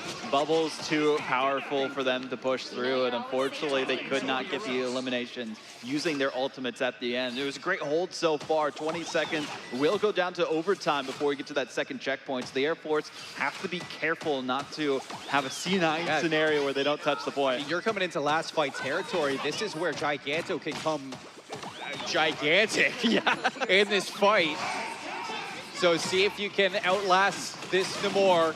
There's a lot of damage going to be on the front line. You've already lost your Emma Frost, and without that, it's going to put a lot of pressure onto Flux for this thing. Sustaining so much damage, just has to back up and give it up. One last touch at the end there, but they could not stay up as long as they would have liked, had to disengage. So second checkpoint will be activated by the Air Force, but a lot of time has been wasted, and that's the win condition here for the Navy. They know that this Air Force team is dominant on attack, but if they can at least hold them off as long as possible, gives them the best chance to turn things around when it's their turn to be on the attacking side. And Thing is going to be swapped to Strange now for Flux, so you've lost that key component in the counter dive, and that's going to put a lot of pressure onto Quill to hit some shots. Only 60 seconds left. Do still have the team up though with the Invisible Woman. You can pull people in with your Maelstrom of Madness and deal some good damage with it and also heal yourself. So maybe just going for more of a phase tank option. Quill going to be caught. And more down. Sonic Seduction from Air Force. That's going to push away a couple of these members of the Navy. You've lost both your Vanguards coming off the respawn, and you're coming up onto the capture. 35 seconds. There's still chance for Air Force to cap with time. They're not giving them any room to breathe towards this objective, and that's what the Air Force needed to change up. They were playing too close to their chest and the cart itself, and they only have one ultimate available, and yes, nobody's touching. They just distracted them completely. What a blunder. You got the pushback from the Invis, and even with Quill invest in the Blessing of the Deep to try to touch for a last contest, it doesn't last long enough. 21 seconds. I mean, hats off to Navy for the amount of time stalled out in the second point for those swaps. But Air Force, as soon as they figured their way around that composition, swaps of their own, I mean, they just look so deep in terms of their pool that they can bring to the server. And with that swap from Vexor onto this Emma Frost, Cyberpilot going to the Magneto to assist with those bubbles, helping out Phoenix Reborn from those counter dive plays out of Quill. You know, as soon as Phoenix Reborn doesn't have to worry about that aquatic domination as much with those bubbles from your Magneto, it's just free reign again for Phoenix Reborn to continue to dominate the server. Well, now we see the Navy on the attacking side, changing things up at least a little bit, but kind of keeping with the composition. It was working out well towards the end there. I just worry a little bit in terms of them trying to break out of their spawn with this comp based on what we see from Air Force Gaming. So again, we've seen the Spider-Man be such of a menace, but we've also seen some of the ultimates just do nothing. A couple times when they tried to use them in the backline, they just teleport and escape away. I do like having the Rocket Raccoon here just so you bring someone back immediately with the BRB beacon. Yeah, there's a couple options for them to at least sustain their hold strategy here against Navy, which they need to hold as long as they can. I like this play from Tech, picking up on the Phoenix there. A little bit of burst onto this front line might come in handy for the Navy to force the Air Force on the back foot, but Air Force have Raffle on this Moon Knight. Oh, it's going to be some trouble there. You've lost your Magneto, so trying to work around this front line is the Air Force. They've done a good job so far. Nice shots out of Quill. Is going to find an elimination onto Phoenix Reborn. Tech going for the high ground. And same thing with Quill. So seeing if they can fight top to bottom now between their duelists. They're just getting pushed back so far is the tough thing here for the Navy on defense, but they are still staying up is the big thing. They're not overextending, but getting pushed aside is not going to make things too easy for them, especially when the back line goes down. Oh, no! K9 gets caught, and there's a first opening elimination for the Air Force now to recontest this point. Skybud not too far behind, and Air Force just doing a good job at the tug of war that is this first point. Maybe a swap to Moon Knight could work well in their favor. You already see the Moon Knight available on the Air Force's side here. You almost feel obligated, though, to keep Quill on this Namor. Yeah, the Namor has been really good in shutting down that dive, but the problem is they haven't been able to do enough damage to escape their spawn. I like the swap to the Phoenix, though, having the Ensong Inferno available just to get rid of a lot of the deployables from V-Hill specifically, and maybe be enough to combine with something else. Here's the Psionic Seduction, early invested from Vexor. That's going to cause a couple of these players from the Navy to get caught in a trance there, and Quill, one of them, goes down, who has swapped his Spider-Man from Navy, so wasn't really expecting this on their side to go for the Spidey Mirror, and it doesn't look like Quill's going to spend too much time on there as he is going to swap over to the Moon Knight now. Yeah, this Moon Knight swap I think it was bound to happen. They have all the ultimates available that they need to try and take this next team fight, but the big problem is this hand of Conchu that is available on the Air Force's end, and whenever that does come out, it's going to shut them out as best as it can. Hand of Conchu all the way down. A couple members of the Navy going to be caught there too. You've lost K9 yet again without that invisible boundary. Invested into the fight. You still have your support ult.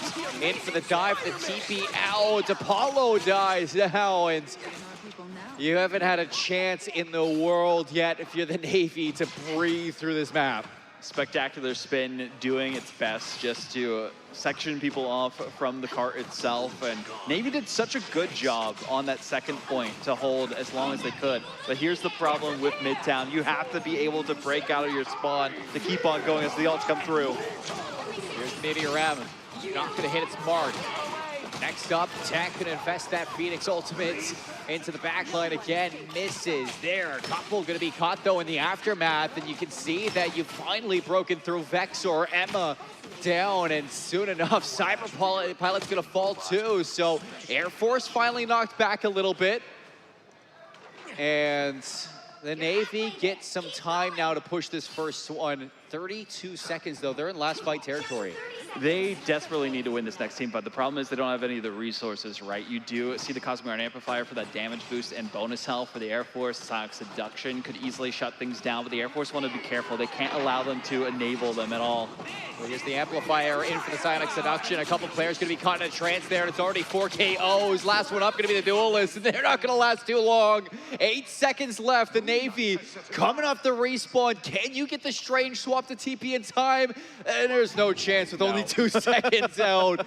The Air Force swinging through their first series of the day. 3-0 in the map, 3-0 in the series. Woo. And that's how we kick off our championships. That's a statement made here in the group stages for round 1 of the round robin. And yeah, Vexor doing amazing on that Emma that we saw. I love the play from them specifically, shutting down the competition time and time again. Only going down 3 times total is insanity. And as a Vanguard, that's so important to stay up as long as you can for your team, right? Oh, yeah. You're able to enable your team, create that space, and push the issue against the other squad. And you can see why 15 final hits on an Emma's wild.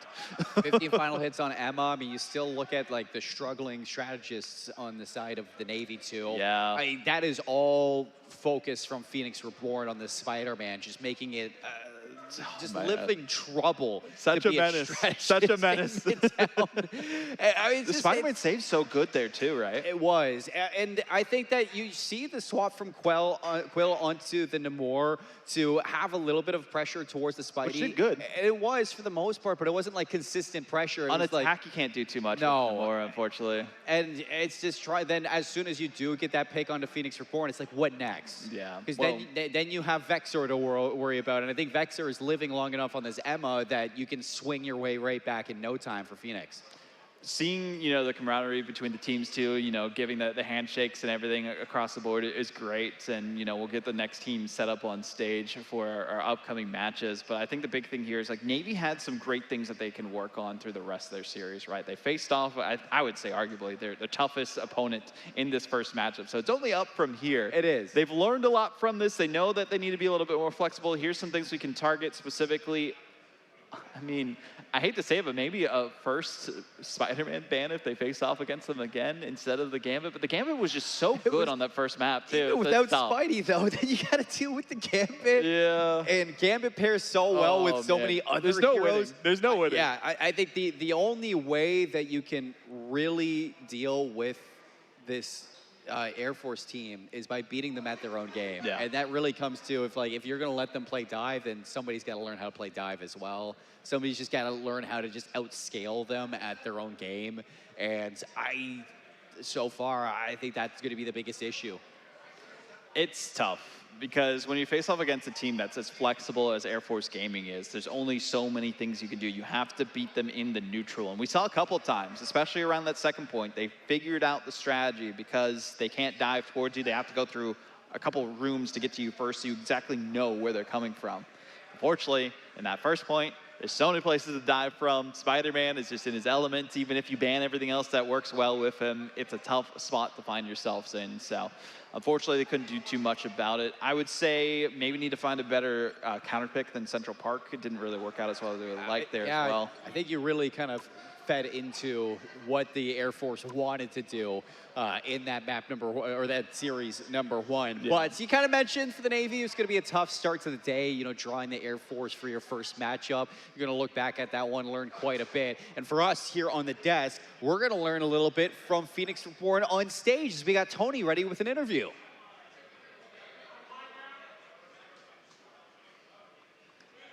Ladies and gentlemen, we have Phoenix Reborns with us, and let me tell you, you were absolutely flying. How do you feel after that huge match?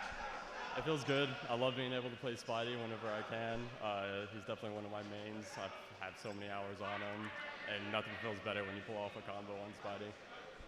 Now, speaking of the Spidey, people in the Twitch chat would say Spider-Man is a throw pick. How do you feel about that? You got some words for the people in chat? Yeah, so anyone who says Spidey is a throw pick obviously is not good enough to be playing Spidey. They don't know how to do, they don't know what it takes to actually make Spidey good. I think Spidey is probably one of the best heroes in the game just because of the different versatility that you can get through him. You can displace enemy teammates, one-shot some healers, and then you're out super fast. Well, the dive was definitely real. It seems like you and your team were definitely coordinated with that. However, going from game number one to game number two, they recognized the menace that your Spidey was, and they decided to ban him, and you had to pivot real quick. And going from Spidey to Mantis, from dive to a little bit of hit scan and a healer, talk to me about that. Did you game plan for that? So that was kind of just a last-minute pick. We were thinking about, since I couldn't play Spidey, what might be a good option. 3 healers really strong this season, always has been, always, I wouldn't say always will be, but we'll see. So yeah, we decided to run a 3 healer comp, really pocket our other DPS player, Rava, because we knew that he could excel with Elsa Bloodstone, and she's very strong this season as well. Fantastic. I just want to sneak one more question, and we got some bios, we got some information about you. Did you meet your wife while gaming? Like your current wife? Did you meet your wife while gaming? Yeah, I'm a very hardcore gamer. My wife also loves to game, so yeah, I met her on a game called VR Chat, and we've been married for 5 years now, and still going hard. Love that. So you know what? I'm sure she's probably watching right now, so I'll let you give her a shout out, but also just shout out yourself. For the people at home that want to keep up with you, whether it's a Twitter or Twitch, where can we find you? So I actually don't have any social media. I don't stream anywhere, but I would love to shout out, obviously, my loving wife. I know she's watching right now. Love you to death. I'd love to shout out the 132nd. I know all of them are in a classroom having a watch party. Pro Ninja Killa, he's been in the chat, I already know, saying some wild stuff, and my family, of course. My mother, I know she's watching as well, so yeah, thank you all. Fantastic. Thank you so much. You were absolutely amazing, and we'll see you as the tournament goes on. And yes, so far looking really good for your Esports Armed Forces Esports Championship 2026. Guys, we're going to go on a short break. When we come back, we'll have more action for you.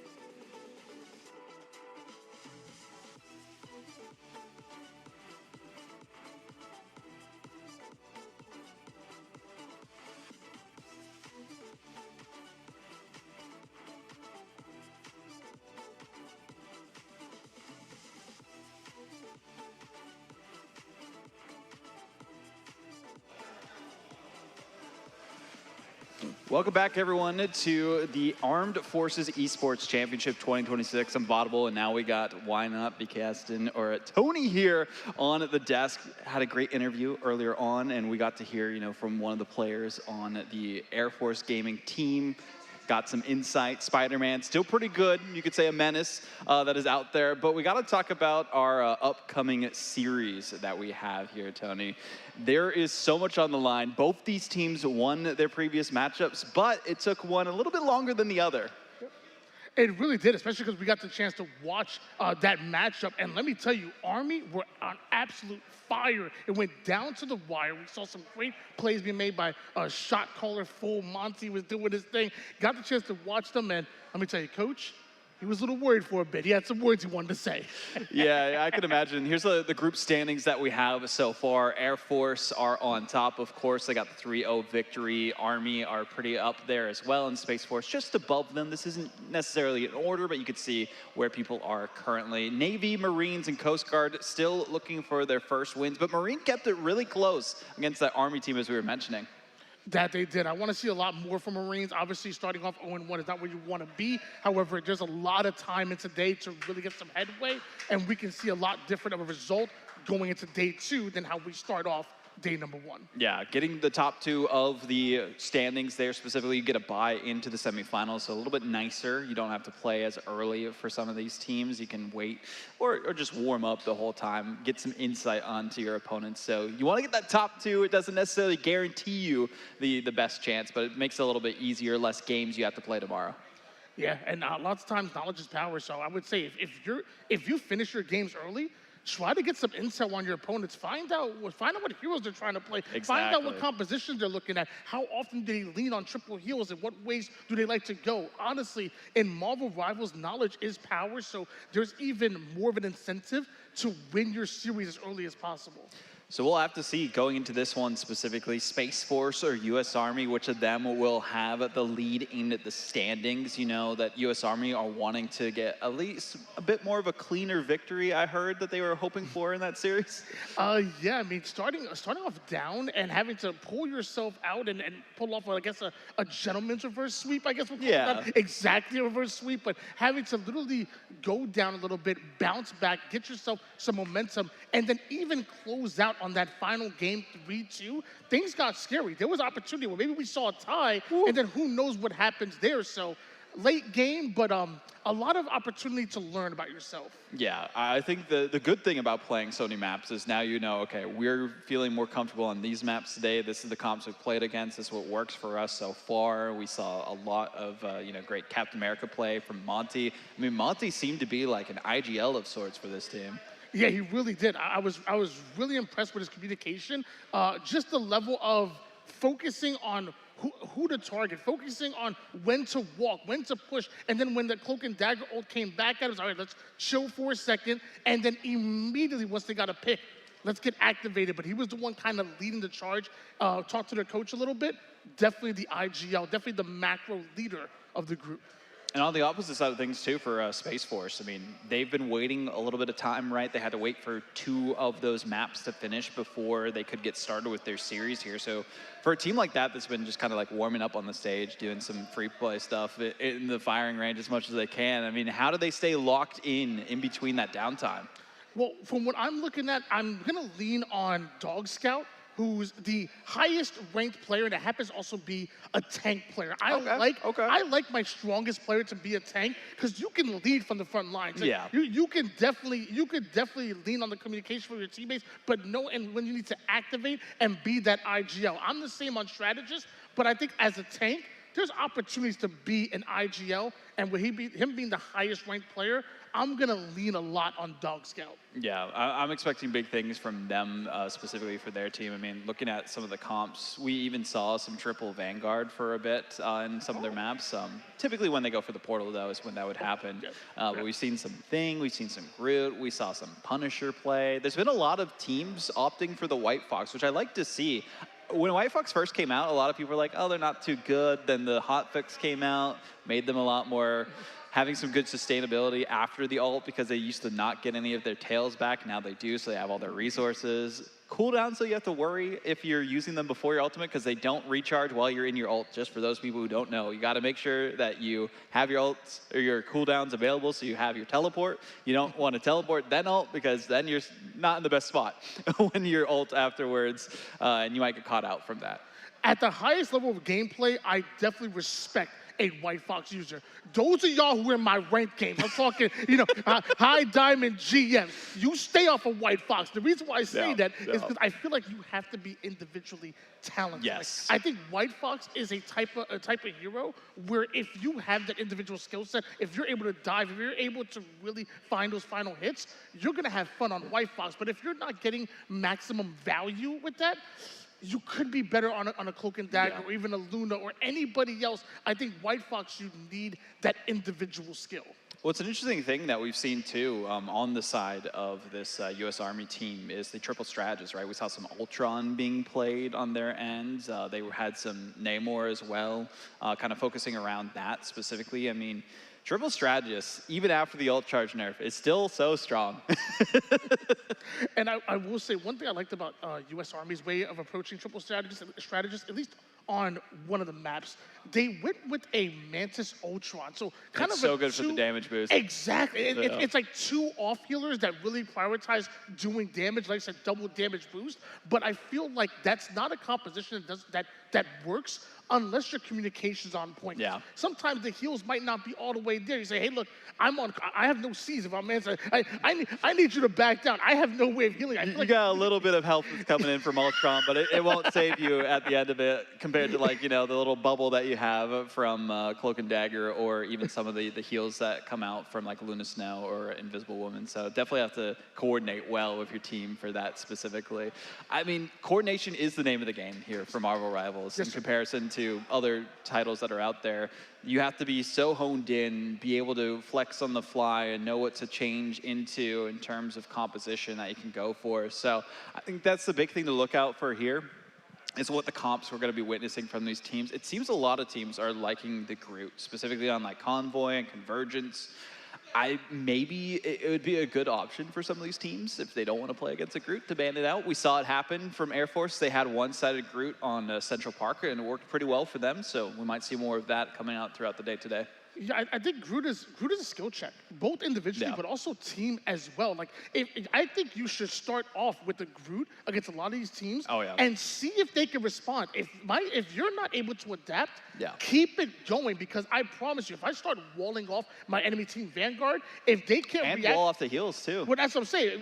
If you can't react to that and shoot down those walls, your tank's getting shredded. If I'm blocking heals over towards the back line and you can't respond to that, I'm going to win. So I think starting off with the Groot and testing the enemy team to see how they adapt. If you don't, GG, go next. And I think the Groot works so well when you're not playing against a Gambit specifically, right? Because like Gambit, we've seen so many times be able to get the cleanses just for free out of their kit. So whenever the Strangling Prison comes through and then it immediately gets cleansed, it's like, well, what am I doing here? Maybe I shouldn't be playing Groot. But we've seen the Gambit ban be prioritized at the start so often for these teams. So I think that's a big thing to note is like, do we see the Gambit ban continue to be the priority for these squads, or is the Elsa? I feel like Elsa's falling out of priority because of the nerfs that came through. She's not as busted, but she's still pretty good. Well, I will say, I don't mind them. I don't mind them attacking Gambit right off the rip, even after a few nerfs, like I kind of mentioned before, because Gambit's still not only one of the best support players in the actual game. Oh man, it's. But on top Horror stories about Gambit, playing against Gambit. You're like, your team for some reason doesn't ban it in ranked, and then they're like, oh yeah, we don't have a Gambit player, by the way. They just have one-sided Gambit they also have a Loki for some reason. They're just gonna have all the Royal Flushes, and you're just bankrupt after one fight. It's facts, it really is. But I also wanted to add on top of that, like, think about how versatile Gambit is. If it's in every composition, it's the ultimate enabler of so 100%, many yeah. DPSs. Like how Extra good, damage, the speed boost, like, how the good is Star-Lord cleanse. with an Oh ult, my god! with Don't even get ultimate me Gambit? started about Star-Lord with Gambit. I mean, the Royal Legend is what some people call like the combo there, or Galactic Flush is what some people say. That's a funnier one specifically. But I think we can talk about the rosters here Yeah. for these teams a little bit. But Space Force, they, as I talked about, we saw before they got the 4-1, and I'm not surprised that a guy named I Am Root plays Groot. That's the least surprising thing that we have seen so far today here. Well, also Lucid being awesome. I 100% expect That's true. 100% expect That's true. Lucid to be awesome. And also playing Thing, because Thing is awesome. That's a fact. There we go. That's a fact. And we talked about Dog Scout a little bit being the highest ranked player. Yeah. And also playing that Vanguard leading from the front line. Love that. I want to see a lot from Fizz and the H2 as well. As somebody like myself who is a big time, I'm a healing main. Yeah. I'm going to be leaning on someone like Fizz to be able to keep everybody alive and also make a bit of play calls. You can see a lot from the back line. So a lot of these players on the side of the Space Force are flex players Yes, sir. specifically compared to some of the other rosters. So as you say, Dog Scout playing some of that Vanguard, they were mainly playing the strategist there at the end, or at the beginning of their first series. They played the Invisible Woman. So maybe we'll see them flex into that. Maybe they change into some of the Vanguard. That's such a cool thing about like teams having flexible players, is that you don't know exactly who to focus. And it makes it difficult to ban against them because, they could play this, and that, or all these roles and change their comp on the fly. And I feel like that might give them an advantage compared to some of the other teams that are out there. But we could talk all day about Space Force. Let's talk a little bit about U.S. Army here as well. We got to look at their roster too. Just seeing how they've been progressing through the bracket. They went all the way to 5 maps. The U.S. Army team specifically, like, I think they're definitely the underdogs in this one because they had to go the distance in my mind. And, take it a little bit to get set up here as well. Monty's our only, or I don't know if our only, but a controller player on this team. Like, as a controller player yourself, talk to me a bit about that dynamic. Yeah, I mean, it's something I probably wouldn't wish on my worst enemy, to be honest with you. Playing controller PC on this game is definitely... It's tough. It's interesting, but I will say if there's any role where a controller is enabled, it's on the tank role. Yeah. I feel like if you are going to play controller, try to lean towards tank because it's a lot easier than, say, a DPS or a strategist role. I play strategist mainly, and I promise you it's tough. You're just a glutton for punishment. That's all it is. Yes, yes, sir. As a strategist for that one. But no, I mean, who are the other ones to kind of like look out for on this U.S. Army Esports team that we can expect big things from during their matchup? So when we talked about full Monty Jacket being that kind of IGL, Great really name, by the way. Absolutely, Great. being the IGL, being the leader of the macro, where you have Banana Bread, who's their leading duelist. Well, he's the leader of the micro. He's the one that's going to call out, who to prioritize so they can finish these kills, get those final hits. Not only is he extremely talented, but he also makes a lot of play calls himself. More so the micro, where Monty focuses on the macro level movement. Speaking of Banana Bread, tangent for a second. Banana Bread leading the team as the duelist, but also being like a man's best gift that they can receive from a significant other. Like, that's exactly what they need. They need a really good duelist to keep them locked in for their team. So I'm expecting big things from this U.S. Army Esports squad. But again, as we talked about, Space Force, not short work, not quick work. It went all the way to map 4, of course, but the ones that they did perform well on, I feel like Space Force have maybe an edge here in the matchup specifically. Like, rank-wise, you could say U.S. Army Esports, most of them Celestial, that we see on their team.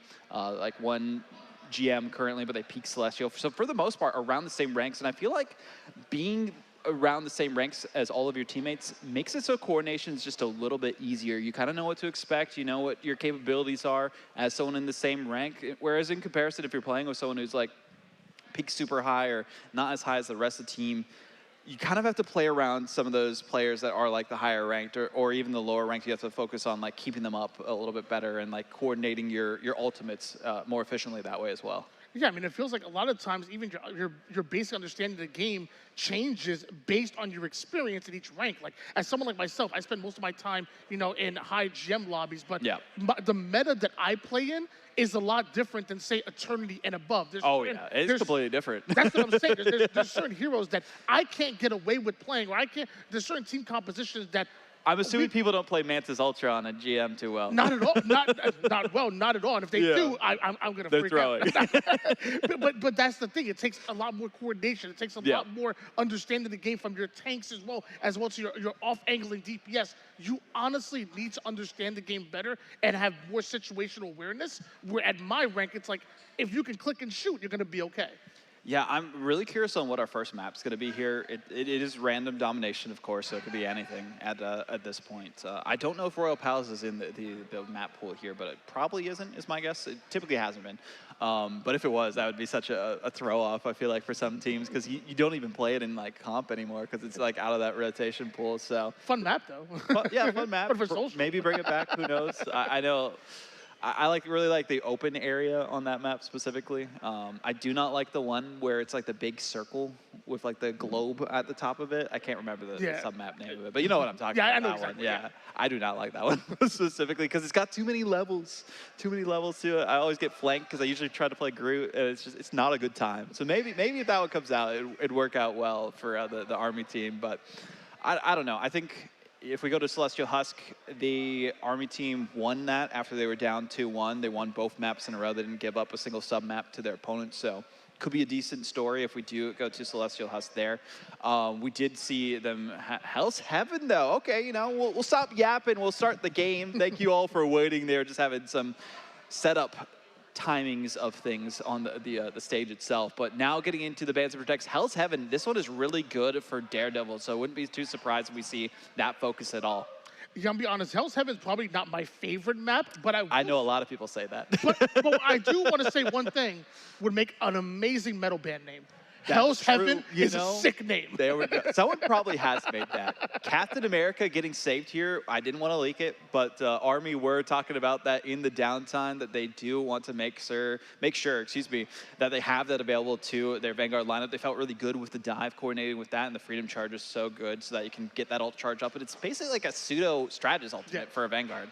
Exactly, and I will say one thing a lot of people do is combine the Captain America with the Gambit, and then you're always ulting. But I see Ultron Band and Elsa Protect. Okay. I respect it. We saw a lot of Ultron too from the Army side while they're playing. So you were talking about that while you're in the downtime. You can watch your opponents and see what they're playing, and that's exactly what they did. So no one's getting Ultron. Elsa is gonna be on the table for Space Force, and that's just a given. One or the other is typically given to the other team. So more of focus bands, it seems like, from Space Forward's side into the Army camp. Yeah, a lot of people don't realize how strong triple heals are when combining it with the Ultron or Mantis. But Cloak and Dagger, that's my main right there. Hold on. I get it.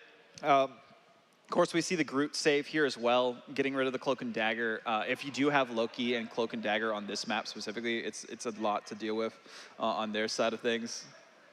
But we'll have to see the Moon Knight getting taken out. They don't want to have to worry about Groot Moon Knight on their side. That is such an annoying combo to deal with, especially on Hell's Heaven, where you're stuck in like a corridor after playing against a Groot specifically. So some interesting stuff that can happen there, but they are going to have the one-sided Cloak and Dagger. I wouldn't be surprised if we see like maybe a Loki ban on the other end, but instead it is going to be a Phoenix that's hovered this time. No, they changed it up. They got a Loki. They don't want to deal with the Cloaky combo. Having like 22 seconds of ultimate uptime, even with the nerfs, it's a lot to deal with on a domination map. Yeah, as somebody who's main Cloak and Dagger, I can tell you that ultimate is so tough to deal with, and I have been saying it for a long time. It is the best support ultimate in the game, just with how long it lasts and the fact that you can push into the enemy team's back line. If they don't have a response for your Cloak and Dagger ult, it's almost an instant wipe if you just straight line it towards their back line. Oh, and it makes it so they're taking constant damage while they're in its AoE, and just so much that they have to deal with for that. So we'll see how things are going for that, but looking at the initial compositions, very interesting stuff. We'll talk more about it once we get out of the spawn room, though. We don't want to spoil it for the other teams here, but, Captain America, of course, was saved, so we can't talk about that. Expecting some big things for that specifically. like I was saying before, we'll probably see some version of Daredevil. I am Root playing Groot. I mean, that's just a given as well. So really just sticking to these teams' strong suits is the big thing, but I feel like Space Force had more of a grasp of what U.S. Army Esports likes to play after watching their games. Oh, yeah, and like I said before, knowledge really is power. If you finish your games early, you can watch your enemy team, and that's probably where that Captain America ban came from. Although a good ban to begin with, but that's probably why they targeted it right off the rip. Meanwhile, some beautiful movement coming out of Franklin on the Punisher. That's what we like to see, Frank Castle as well, for them to try and do so. I wonder if that's like where their name's coming from. Who knows? But the Captain America, I think the big thing for them with the Daredevil is just trying to coordinate these dives, see if they can get those initial eliminations, already taking the Elsa down. Right off the rip, you have the Captain America targeting Elsa immediately. They tried to off-angle, and they end up paying for it immediately. And Monty doing a great job of providing pressure over toward the front line. Groot's trying to wall people off, including that thing. Things gonna be great for anti-dive, but don't get caught behind the Groot wall. Yeah, that's not the best spot you want to find yourselves in. Unfortunately, Thing can't do too much about those Groot walls, so you don't want some friendly fire between your two Vanguard players. You got to coordinate as best as possible with that. And I've had my own mistakes of that kind with my own teammates who have played Groot before. So all comes down to just talking to your team. We see this initial point still being held on to by Space Force Gaming, but the Punisher on their end dropping down and kind of both teams trading things out, but I think trading a duelist for a strategist is the one you always want to go for as Space Force take control of this first point. Yeah, we see them scoring right now, and now it's up to the U.S. Army to find a way to break out of spawn, and most importantly, break the setup for Space Force. Immediately see them waiting for everybody to get off the spawn together and try to mount something as a unit here, as we see Captain America taking height almost immediately and diving the back line as if to change some of that direction away from the ulting Punisher, who comes in and is laying down the pain immediately. That takes down right off the rip. You get rid of a Vanguard, but hold on. Elsa going crazy right now. Hold on. Yeah, there's been a pause requested here as well, so I'm assuming we're going to get that at some point too. I think there was a disconnect from one of the players, so hopefully they can get that sorted as well. But it's a tough spot to find themselves in, being down and also not having the best connection into the lobby as they could. I will say, though, watching Punisher and Elsa go at it, that was really fun before the pause gets initiated. You got the shotgun going up against the ultimate hunter. Yeah, I mean, looking specifically at these compositions, Space Force Gaming, I feel like they have a good grasp of what they need to do, but the problem was they gave up so much space to U.S. Army Esports, I think because of the disconnect that we saw, so hopefully they can get reconnected into the game as quickly as possible and get all sorted for this one. And it's a tough spot to be in, but I do like that we're seeing the compositions mirrored between these teams, right? You see both Groots, you see, the White Fox on the one side there as well, but still seeing on the other end, Banana Bread locking in on that Phoenix. We talked about them being the main duelist for U.S. Army Esports, and I think as long as they can keep clicking heads, they'll be doing good for their team. Yeah, one thing I noticed on the Space Force Gaming roster, maybe expecting to see Groot coming out early, and I mean on both sides, I should say, but the Punishers coming out off the rip on both sides, being able to deal with those Groot walls and how strong that shotgun is, it is a problem. In fact, we've seen some of the top Punishers be able to shotgun through a cloak and dagger ult. If they land and you get that perfect headshot with the shotgun, it's too good. It's insane. I mean, shout out Pirate King Momo, or Toothless, as you might have seen on the leaderboard, got rank 1 with Shotgun Punisher only, which is insane to think about. So, Shotgun Punisher is pretty good. You hear it terrorizing through some of the lower ranks as well. A lot of people saying, we got to nerf this guy or do something about it. I don't think so. I think there's plenty of counters to Shotgun Punisher. But the big thing is being able to shut them down in their ultimates. We saw some great support on both ends for their Punishers when they are trying to go for the ult. So we'll see Ape trying to get theirs as well. Yeah, that's the only thing when it comes to a Punisher ult, it is so powerful, but it also requires a lot of resources. Yes. Like either I need, if I'm a Punisher and I'm ulting, I need a pocket heal, or Yeah. I need a Magneto bubble. I need something to make sure that I stay Keep alive. me alive, please. No, honestly, because if I'm ulting and I'm not able to walk forward, what's the point of me ulting? If I have to back up while ulting, He I already feel like moves so slow. And that's why we talked about the Gambit ult being a dangerous combo. Yes. You Oh put my a gosh. Gambit ult on top of a Punisher ult and have him just hopping over Groot walls and Yep. whatnot. That, woo. That's a Punisher be going on. Speaking of Punisher, getting back into the game here as well. We'll see what these two teams can do against each other, but US Army Esports will be the one to have the advantage in percentage for now. Even after dropping that first fight, doesn't matter too much. They, unfortunately on their side though, don't have the ultimate advantage. Look at all of those available for the side of Space Force. They're ready for this team fight. They really are, and they're doing everything they can to hold Army back, and as the damage comes in, it is Space Force creating space almost immediately, and you hear the Punisher shredding through everybody. The combo's too good. It forces them to come in and hit the dance floor immediately as Poke and Dagger try to do everything they can to find some value themselves here. It is an absolute war toward the mid-map.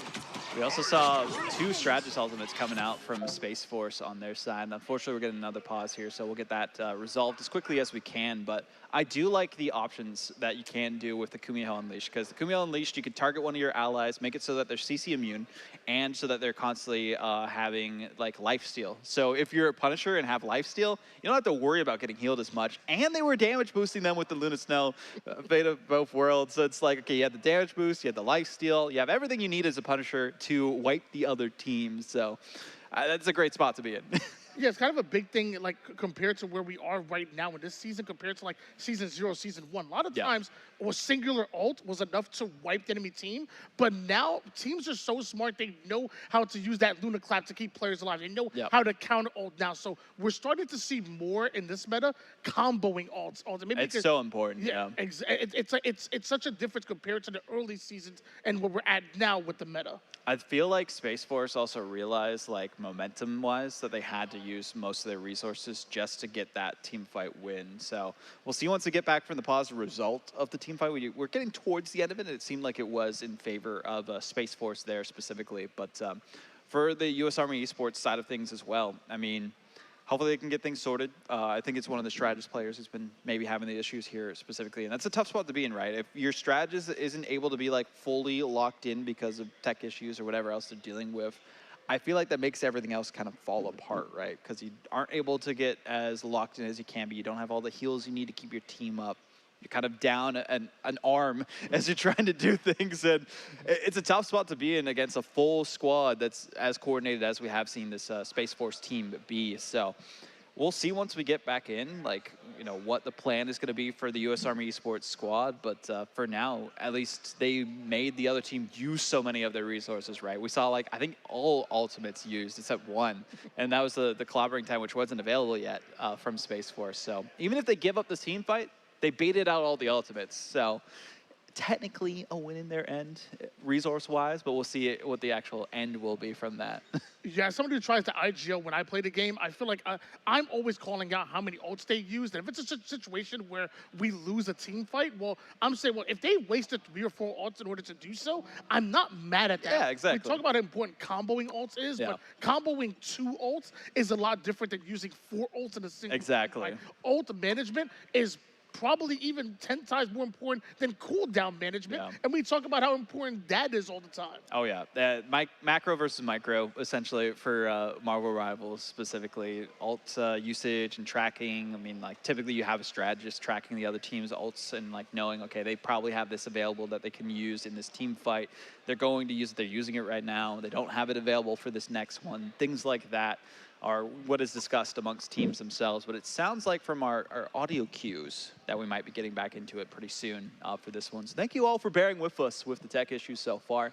First day of LAN, it happens to the best of them, but it's been great to be in this facility too for the local host. I mean, seeing all the players at their different setups has been awesome. Hearing, you know, the teams get like riled up and ready for their matchups. You can see that there's some that have already finished their first map too, which is kind of insane to think like how fast those have been going as well. So I think we're getting a sub in here specifically. So we got a couple minutes to yap about things here. And that's what we love doing. We're casters, we're commentators. We're also here to make sure that you're entertained while we wait for these games to get underway. So we'll see how that is going. But on this point in time, looking towards the future of this map specifically for Hell's Heaven, I feel like Space Force have the momentum, especially, you know, because the tech issues that U.S. Army are going through here specifically. How do they keep this momentum going after using so many of their ultimates in this next fight? Is the only thing I'm thinking of. Yeah, I feel like, and that's where the communication comes down to. Like, like there's gonna be a lot of times where, if you win a fight, well, maybe have your tank stand in front of the front line and take some free damage and allow Build up your ult charge. Exactly. Yeah, that's true. Allow your back line to build up that ult charge as fast as possible. It's a legitimate strategy. We're gonna see things like that. We're gonna see like if a player already has ult, maybe they stop healing as much, or maybe they stop off angling as much, allow your other DPS to catch up when it comes to ult. I think communication is so important, and like that's just another layer of the game of knowing where your ult is at, knowing where your teammates or your co-healer, or even co-DPS ult is at, and how do you enable them and get them on the same page. I'm really curious on who we're going to be focusing on here as well, but we are going to be taking a quick break. We'll be back with some more Armed Forces Esports Championship 2026 after this.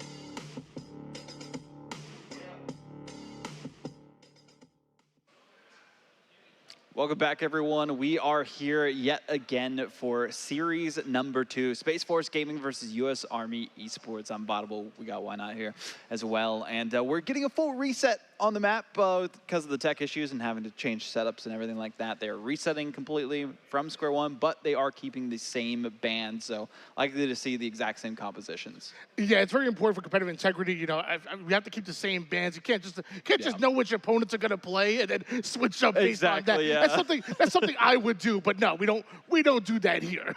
Yeah, got to keep that integrity here for the Armed Forces Esports Championship 2026. So we'll get back into it as quickly as we can. Again, to remind you of what those bands were themselves, we did have the Protect on the Captain America and Cloak and Dagger that we saw on the U.S. Army side, and then the Protects for the Space Force side was Elsa and Groot, and they were doing pretty good on those. And then the bands against the Army was the Gambit, Ultron, Vanguard, Deadpool, and the Loki. And the opposite side for Space Force, they cannot play the Moon Knight, Cloak and Dagger, Ultron, and Gambit. So we saw the Cloak and Dagger ults doing pretty decent for the side of the U.S. Army, so expect more of that stuff as well. They were mainly playing some Daredevil that we were able to witness too, so probably see some more of that. But now we're transitioning more into like a Groot mirror between both these teams because of how good Groot is on this map specifically, and this sub-map where there's not as much like open area to navigate around it. And I feel like that's one of the reasons why they elected to ban Moon Knight is because, number one, you don't want that combo. Exactly. Like, first of all, Moon Knight is very good against Groot, number one. Yep. Also combos well with Groot. Like, it feels like I actually really like that Moon Knight ban. It's also a bit of a skill check as well. Like, I feel like if your back line can't handle a quick onk and then putting down that massive damage, you're not able to respond quickly enough, Moon Knight can drop 50 or 60 on your head real quick. So the big thing that we can't change with choosing this map is the first mission area that they have. So, you know, we have the frozen airfield, which is where we're at. There's the Super Soldier Factory, which has that like pit of lava and like the central like feeding tube or whatever it is, experiment tube that it is in the center, and then the Eldritch Monument, which is where they have like the lava on like the sides that you can push people off onto. It's more open for like flyers and stuff like that. So we could start on one of those other maps instead of the one that we were currently. So that does change things up a bit, right? Depending strategy on what they want to go out with. Because as I talked about with Eldritch Monument, a lot more open for flanking, right? You can go under, you can go above, you can go around. There's so many different lanes onto the objective, whereas where we were starting with the frozen airfield, there's really only like a couple ways you can get into that main room, and then you have like the main hallways that you can just put those Groot walls up, and it's really tough for that. So we're getting into Hell's Heaven domination one more time. That's time for real. For Space Force Gaming versus Army Esports as well. And again, as we mentioned, they are going to be trying to do the same bans and protects as before, so it should be pretty quick in comparison. Yeah, no surprise there. You know, right off the rip, we saw Gambit get eliminated almost immediately. And we kind of talked about it earlier. Like, Gambit still is one of the best support heroes in the game, an ultimate enabler of so many DPS, and even Rogue as well with the team up. It's just, you got to get Gambit out of the game. It's simple as that. Yeah, exactly. So we're seeing the Ultron. We're going to see the Ultron again. We're going to see the save here for the Elsa. And this is going to be the exact same. As we talked about, the competitive integrity is so important for this matchup specifically, since we had to do a full lobby reset. It'd be cool if you could like pause it and then like go back to the exact same game state you were in even after having to disconnect. But future wish list here for Netties. I will say one thing that you can change is that you saw the opening strategy of your opponent. That's true. So even though you're not able to change your bans and protects, you may be able to change. You can leave the spawn room with something else. Exactly. Yeah, so I wonder if that's going to change maybe a starting strat for either one of these rosters. There's nothing wrong with that. Yeah, we know that they're probably going to be playing the Punisher still. That was working out pretty well. But again, could depend on the sub-map itself that we start with. Yeah. If it is going to be that frozen airfield, or if it is going to be a different mission area that we start on that side too. But yeah, I mean, going back over these bans, I think they're pretty solid. I mean, they had good reads of their opponents. The Ultron ban, we saw how good Ultron was for the Army before. Cloak and Dagger is just so effective. And we didn't see the Loki specifically, but we still saw the Cloak and Dagger, which I think is still very solid in its own right. I mean, you're a Cloak and Dagger player yourself, so you can probably talk all about it. Or Yeah, I mean, I feel like a lot of people understand that Cloak and Dagger has a very low floor, and it does. I feel like almost anybody can pick up Cloak and Dagger and be good with her, maybe even be great with her, but I still think there is a high ceiling with Cloak and Dagger, managing those cooldowns, using at the right opportunity to counter ults themselves. Like, that bubble is daggone near indestructible. The Terra Cloak is serious about actually enabling extra damage, extra pressure. You should be calling out any time you Terra Cloak your opponent. And then, as I said, the ultimate, if you use it right, you should be able to wipe teams, especially if they do not have a response for your Cloak and Dagger ult. So we do see a couple of changes that are coming here. We'll talk about them after they get out of the spawn room. We don't want to spoil it for the other teams if they are listening in here specifically, but there's a couple of unique options that these squads can go for. One thing I haven't seen in a while here, Tony, has been a portal kidnap. I've been waiting for one all day. They are so fun to watch. When you're able to pull them off against another team, they're great, but hey, we got another pause. It happens. You know, they heard me talking about portals and they're like, yay, we're not gonna speak about the portal kidnap plays because I think they're so important for enabling a team in an initial team fight, right? If you can kidnap someone or get like 2 eliminations on the back line and start a team fight off like that to secure a spot on domination, so good. Yeah, I think that's one thing that I feel like if you're at a professional level or even like, you know, at an attorney or above level, you understand the value of a portal more than maybe some of like players that like myself that are at, you know, maybe like a high gem or even like a high diamond or lower, because the value you can get from getting to point A to point B faster is right off the rip. You talk about, you know, portaling to kidnap somebody and stealing momentum instantly. That's crazy as well, as opposed to like me and my friends, we just try to portal the enemy team off the map. Yeah, that's always a fun one too. Yeah, put it right in front of their spawn so they can't do anything about it, especially when you're on like convergence or something like that. They're coming out of the spawn room and then you just trap them in some way, or as they're trying to portal, you do a counter portal and they just fall through it. Those are always so fun to watch. I mean, we saw a lot of that in pro play. That happened these past weekends too.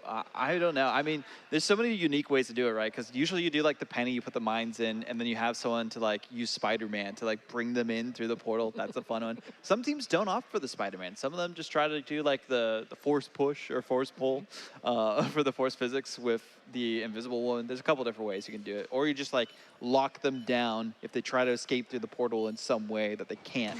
So we'll see what these teams opt for, but pretty similar compositions in comparison to last time. Space Force changing a couple things up here as well. Army sticking with what was working. I do like the change up on the back line though, to have the Luna Snow here specifically. There's a lot of good options for that. And here we go, this play's about to happen here, and we talked about different kind of portal plays and what value they could bring. Well, you know, a lot of the stuff that we see now in like season 2 of the esports or where we're at right now, we didn't see in the past, but it didn't work.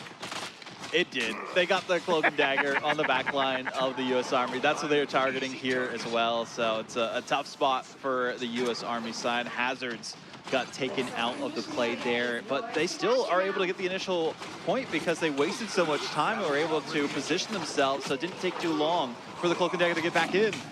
It's actually hilarious how we see the portal play happening. We can't mention it. We also can't mention how amazing our Strangers doing until they go down almost immediately. Still, multiple members down for Army, giving Space Force an immediate advantage, and they take control of the mid-map, just about scoring. Jeez. So close. U.S. Army was to being like, hey, you guys can do the delayed portal play, that's fine. We'll take the objective instead. But barely at the last hour, Space Force got in the way, prevented them from getting that initial percentage. Were able to turn things around themselves and get all the eliminations onto the entire Army team. Captain America trying to get activated here for Army. It looks like they know exactly where he's pushing from, do Space Force, but catching a different off angle and then immediately running into some pressure. Captain America wants to roam free, but is simply not able to do so. But while drawing attention away from the enemy squad, now you have the rest of the team able to start to take some space, able to start to put some pressure down. Maybe, dare I say, starting to charge up those ults. The defense is looking stout for Space Force, but Army are at least trying to attack from multiple different angles and trying to make something happen. great angles that they were going for, but they only got a single elimination on a duelist, and now they're trying desperately to use the hand of Khonshu to enable their team, at least create some space in the objective, but they haven't been able to do anything yet. Do proc out the Luna Snow ultimate for Army, trying to see if that will be enough to keep them on the objective, but they can't get it just yet. I will say, Fizz on the White Fox has been doing absolute work and almost able to get their ult soon. Watch out for Fizz. They could become a real threat very soon here as Kurama is looking to attack the hidden leak. But as I say that, Space Force losing 2 players, and one of them is a strategist. And that's not what you want to see happening for the Space Force side. It was going so well, so long, but for now, they will be sent packing back to the respawn room. U.S. Army Esports will be the one taking this, and we just had to show off some stuff for a second, but we're back here. U.S. Army, though, they do have the Freedom Charge available for Insertania, available to their team, so we'll see what they can do for this next team fight. They Eye of Agamotto potentially coming online in the future, but they got a long way out before that. And no strategist ultimate available to anyone. Yeah, well, this is where the game really starts here for Army. That's why you saw the graphics pop up, as they have to hold on. One wipe could ultimately cost them this point, and we see the defense looking extremely well. That's half the members of Space Force being sent back to the respawn, and staggered Army are able to hold on. It's tough for the Army team. They've been taking these fights and giving up a lot of resources for them, but they are building up that percentage and haven't given the full 99 to Space Force. So that does give them enough time to try and force an OT situation to their advantage if they can hold on this next fight. I'm loving these flanking paths, though, from the Captain America, trying to poke the back line, make it a little bit more difficult. In Space Force, they lost the Groot so early. The freeze comes out, but it doesn't matter. They're still getting pressured right back to their spawn. I will say, I love the fact that Inertia was targeting the Punisher. I think they were the weak link. A lot of times the Captain Americas go after the backline players and the strategists. Well, strategists are very strong. They can fight off even the Captain America, but Punisher, sometimes you can skill check them and catch them off guard. I feel like that's exactly what Inertia was trying to do, as we catch a whole new angle now on the high side, fully healthy and ready to strike. Meanwhile, the same you can say for our Strange, but hold on. The Apex Predator is here. The Apex Predator not able to do as much as they would like. The damage boosted final judgment, though, is perfect from the side of U.S. Army. They will clean up the competition on Space Force. It took them some time to get things started in their favor for this matchup, but now they are locked in and loaded, and they will be taking this first point. And maybe even more importantly, taking a couple ults with them going Yeah. into the next round. A little bit different than when you're playing cart. You're able to take some of those ults into that next round and maybe get yourself some extra value. The same being said for your opponents in Space Force. I believe I saw a Luna. Yes, I see both Luna and White Fox all dead. That might be good going into this round, even though you're down to 1. Great for them to be able to reconnect here. I think the biggest problem that they had initially against Space Force is that they lost that first team fight and just really couldn't recover afterwards. Even Hazards going down initially didn't matter too much from the teleport, because the rest of their team was able to position on the objective and waste so much time before Space Force eventually won the first team fight. Yes, they gave up a lot of early percentage, but it all matters when it comes to the comeback and if you can lock it in. And Insertania, I gotta say, MVP on just poking that back line, drawing attention away from the rest of their team and making it that much more difficult for Space Force Gaming to focus anyone down. I will say, we talked about a lot of the comboing ults, but when looking at U.S. Army Esports, I mean, Strange and Moon Knight, maybe not the same as a Groot and Moon Knight ult combo, but Yeah. it definitely could be used together. Keep them still and make things easy for your Moon Knight, meanwhile your Portal to get as fast as possible with towards the point. Now the defense should be there, should be able to catch their opponent off guard. Space Force immediately trying to take height on the situation, and I'm not mad at that play whatsoever, especially when you have Punisher hitting like this. One Punisher goes down after the save. Both lose a Punisher almost immediately, but Space Force are dropping like flies. You can't say the same for Army. Monty going off here on the Doctor Strange, got 2 eliminations and a bit of a stagger on Dog Scout. And we were talking about Dog Scout, how effective they are, the highest ranked player on the Space Force team, but even the Elsa does feel the power of the nerfs that have come towards them. They don't have as much flexibility and as much escape potential. They used to have a 2-second cooldown on their dash, and now it's 4 seconds. And even with less health than they had at the start of Season 7, this has been kind of tough for some players to adapt to, and it feels like they've been getting caught off guard more often than not. Look at these ultimates available to Army. It's really going to come down to who there's the most properly, and right now they're going in with the Freedom Charge. I have Agamotto as well for the combo. And that forced the dance floor being popped by Luna, trying to keep everybody alive on the side of Army here. And so far it seems to be working as we switch over to Lucid on space. We're trying to make something happen, but don't have the reinforcements in order to work with the target cloak and dagger. But I talked about it before. That bubble is damn near unstoppable. What do you do? You just gotta pray. It's what you gotta do. It's a tough spot to be in when you try to focus down some of these heroes and do what you can. I mean, we see Space Force. I like the swap over to the Magneto. You know, they have the Meteor M available to them, but Army have really found a good grasp of the situational domination. They played the most domination maps out of these two teams so far. They played 2 of them in their first series, so they know what to focus on. That's exactly what they will with the ultimates.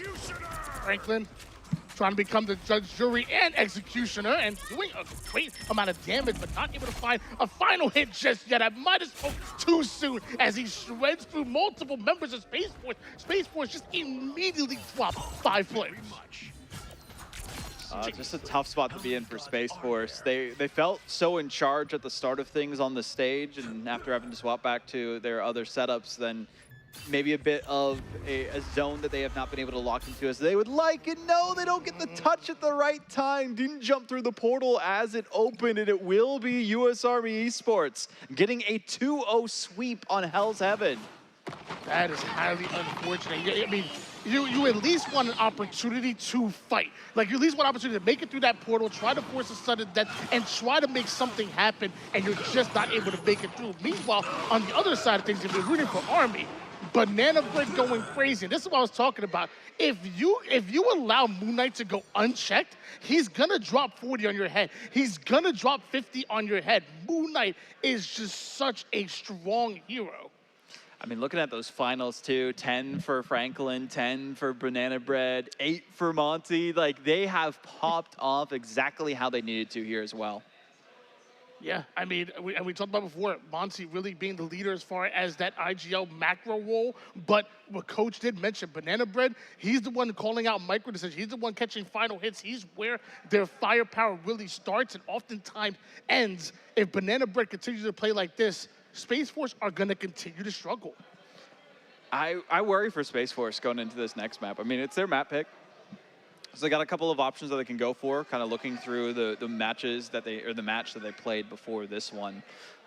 We saw them, you know, do pretty good. Well, they lost against Coast Guard actually in round 1, I believe it was, and then came back after that. So now seeing what they can do here specifically, actually no, it was the opposite. So they went to Hellfire Gala.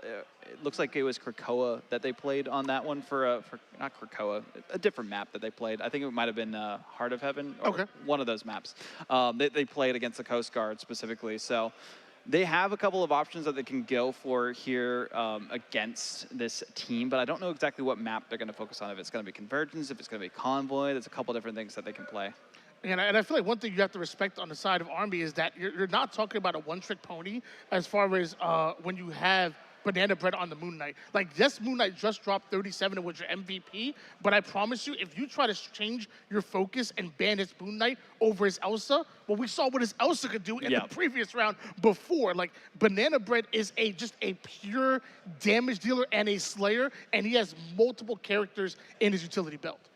Looking at the map they could play, we have seen Central Park be kind of a favorite for some of these teams, and that was actually a counter map, looking back at it, that Space Force did play against Coast Guard after losing their second map, and they looked really good on that. They played that Groot that we were talking about, looked really good there. We saw some Moon Knight, so that's probably why the Moon Knight ban came through, because they liked that combo specifically. Some Thing also from Lucid Awesome, so maybe see them go back to a comfort zone with that Central Park for this next matchup, but could prioritize a Moon Knight save. Might be feeling a little bit more confident with that, building up that alt charge so much faster. It felt like the Elsa specifically couldn't get as much value as they were wanting it to.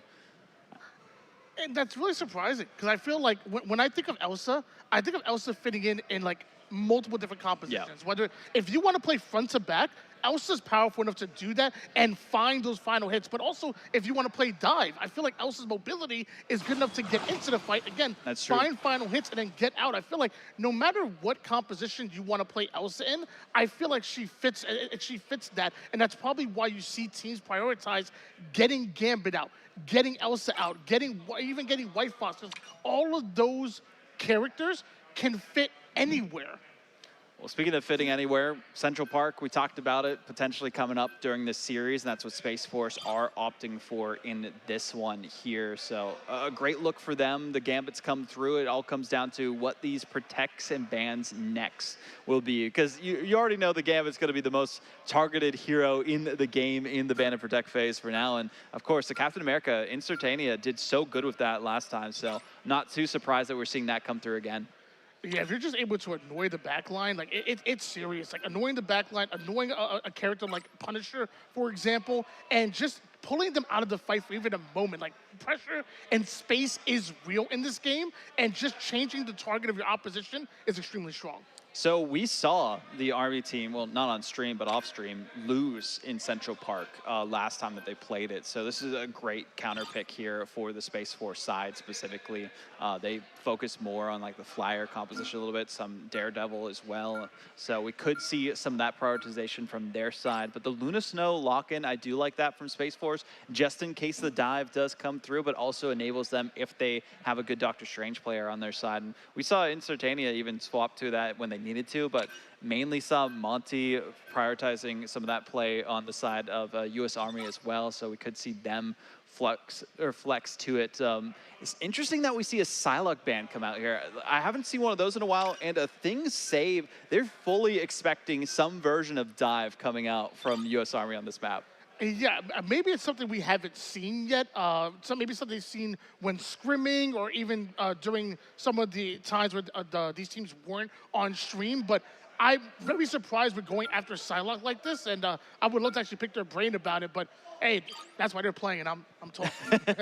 Yeah, they don't want to have to worry about the flanks. I think that's a big thing. Psylocke's so good with that. And there is the Moon Knight we were talking about, but on the other side, right? I was saying Space Force, they did play Moon Knight on this map last time, and U.S. Army Esports, they know about that. They're going to ban it out, and they're going to make sure it's one-sided. But the Groot's going to be one-sided in favor of Space Force. So we saw the thing do so well for the end of the Space Force side, and I mean, I'm expecting big things from Lucid Awesome on that thing. They looked really good with it. I am Root going to be playing the group. Probably Dog Scout flexing more into the strategist role this time on the Invisible Woman instead of the duelist end that they were playing last go around. Yeah, Army said our Moon Knight was so good, we know for a fact the Space Force are going to try to get a Moon Knight of their own. So let's ban him. let's preemptively ban him. I feel like that had to be the strategy for Army, and it might just work here. Okay. Never mind. We're not going with what I was thinking originally, but what were you thinking? Think out loud. I was saying like we could have seen Dog Scouts flexing over into the strategist to try and support their team, from the back line a little bit more there. They didn't seem like as able to enable their squad on the Elsa as they would have liked to, and Elsa is available to them. It hasn't been banned on either side, but both teams opting not to play it. Probably don't really have as strong of an Elsa player as they would like, especially on this first map. Maybe they'll pull it out if they need to, but because of the nerfs that we saw from Elsa, she has fallen a little bit out of favor in terms of the ban and protect. Yeah, and speaking of Dog Scout, I want to apologize to him and some of his fans. I incorrectly said he was a Vanguard player earlier. Actually, he's labeled as a flex player, so he can do it all apparently, and that includes playing Daredevil, which Daredevil along with Venom, I actually like that. Oh my gosh, like you're able to really plan out how you attack and how you dive the backline. You're able to counter dive as well with all that information from Daredevil. And if you have Daredevil and Venom diving together, that is really tough to deal with if you're a backline player. As I say that, Space Force can absolutely shred it, and Army just going in, laying down the law. This is the spawn break comp we've seen on like Midtown multiple times, but also with a little bit of a different flair, right? We see the portal coming in through from Space Force, who's always going to be interested to see if we saw like a counter portal play from Monty, but they're just going to be sticking up with the straight up Doctor Strange just to have that shield Vanguard on their team for this team fight. But the Storm trying desperately to stay alive, but they can't stay up in the air as long as they would like. So right before that third checkpoint is taken, Space Force, they did manage to stop it, at least for now. Love the idea of combining Storm and Blue Knight. I feel like all that damage that Blue Knight is able to do, well, you just amplify it so much with that Storm. I think it's a great combination as Army continues to just keep Space Force staggered one at a time to being sent to the respawn. And by the time Space Force are able to make it back to the zone, it's literally one at a time. There's no teamwork there. They need a full reset, and they're gonna get it. It's a tough spot for Space Force. Like, they got a great portal play. They were able to get on the objective at the last moment, stop things out, at least for a second, got the elim on Franklin. The problem was that they weren't able to get rid of the strategist, and they have their ultimate available to them. Monty almost has theirs as well. And speaking of Banana Bread, the hand of Khonshu will be online in this next team fight, and expect it post-haste. Well, we see things switch up a little bit here. Space Force elected to actually go with Dog Scout on the Wolverine. And so they're looking to attack the Doctor Strange. They're looking to maybe counter dive Captain America a little bit and pull them into fight. The problem is that Army are just playing way too coordinated. They continue to find elimination after elimination, and now you're just being chased down by the first Avenger. Army continue to just walk them down. I love that combination that we saw, the Eye of Agamotto into the hand of Khonshu, so you get stunned and then you get deleted by the hands of Khonshu themselves. Love that, huh? It's a tough spot to be in, and we already see this Omega Hurricane coming through, forcing out the strategist ult from Space Force before they can even try and stop this push on that second checkpoint. And once again, you see Punisher and Invisible Woman hitting the respawn screen. Army barely losing any players. As I say that, they do lose a backline player in Cloak and Dagger, but that cart is still moving forward. Army have had a response for everything that Space Force are throwing their way and just continue to respond. Great look for Army. They're continuing their reign of terror towards that third checkpoint and playing up from the objective, only leaving one member back to move the cart forward. Ratatasker is on a warpath into their final destination for Central Park, trying to take one to task against Dracula. But Space Force here specifically, I think the big thing is that they haven't been able to coordinate their ultimates. They've been using them as soon as they get them to try and put a band-aid on just a popped blood vessel that they have found themselves in a weak spot against this Army roster, and especially Hand of Khonshu already being online again. Oh, we finally start to see Dog Scout catching a little bit of an off angle here.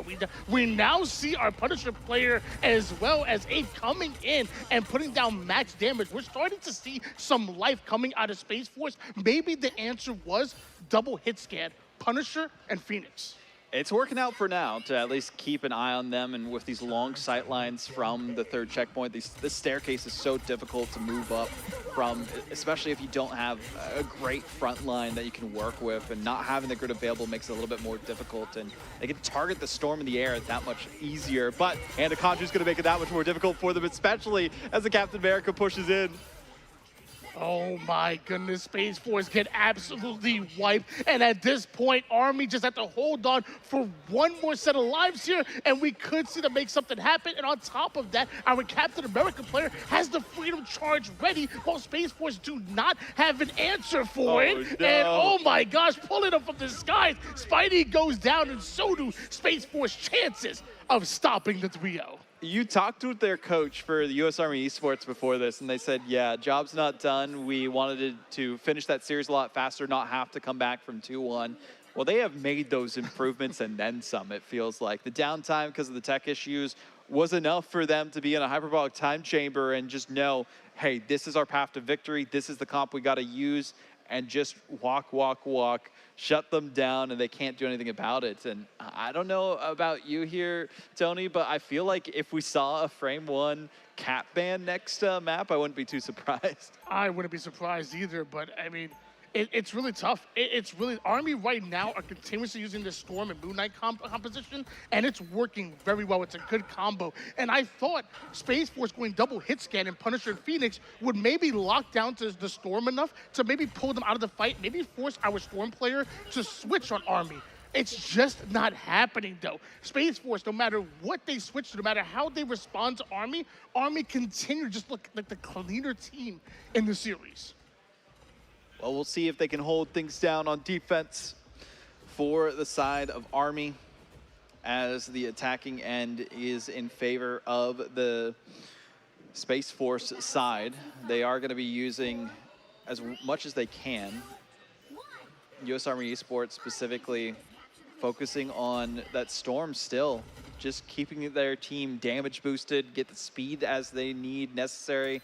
And I like these flanks that are coming out from Space Force Gaming. Wonder if it'll catch them off guard at least a little bit to position themselves a bit better. Root actually going off of the Groot onto the Magneto just to keep their strategists in the fight as best they can.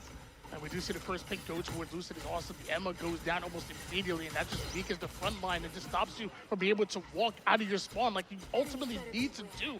So many times we've seen Army just take control and just hold you out, and on defense, it might even be easier for them to literally do just that. Great look so far. Wow. On the defensive end, able to get the initial picks, and this was the struggle that we saw for the side of Space Force on the defense side their own. They couldn't really find the picks that they were wanting to. They needed to get that one against Captain America, but he's got such a great strategist lineup behind him that they haven't gone down more than once. We just see finally the Magneto pushing a little bit too far for Monty. And the Conchu is ready here for Banana Bread and waiting for the right time to strike. Any way, shape, or form that Space Force are going to get any kind of momentum is going to be shut down almost immediately, because as soon as you take space, the hand of Conchu goes down. But hold on. Somehow, Space Force just found two. What just happened? Not the best positioning, honestly, and waiting too long to use the Hand of Khonshu there. They allowed the Vanguards to push forward, and we saw the flanks come through on Space Force's end, so they were able to initialize and force some of these strategist ultimates out from Army, and now we also see the portal coming through. Portal goes down here. I am Root looking to do everything they can in order to try to get an elimination. All that does is just force the dance floor being popped here from Luna. Captain America going to continue to put the pressure on, and now you have that freedom charge available, a support ult in the favor of Army here. Lucid still trying to navigate the fight here. There's just so much going on here, and as I say that, Space Force do end up losing 2, make it 3. Army get that momentum, and now they look to finish Space Force off. They try to do that as they can, but they did drop a strategist in the meantime. Only Lucid still up. Not going to be using their ultimate, saving that for the next team fight, but time is ticking down. And speaking of ticks, they didn't even get a single one on the first capture point here. So mission objective not accomplished just yet, even with the flanks that were coming through. And we saw the Elsa getting swapped onto for Dog Scout. They still have not been able to get the full team wipe that they need. But the portal is out of the equation for both teams. So if they can win it here with the ultimates, it could be it. Minute and 30 seconds here, maybe less than that at this point. Space Force, you don't need to panic, but you need to respect the situation. And once again, Army finding 4 right off the rip, just holding strong. The defense is so tough. There's no way for Space Force to find the avenue through.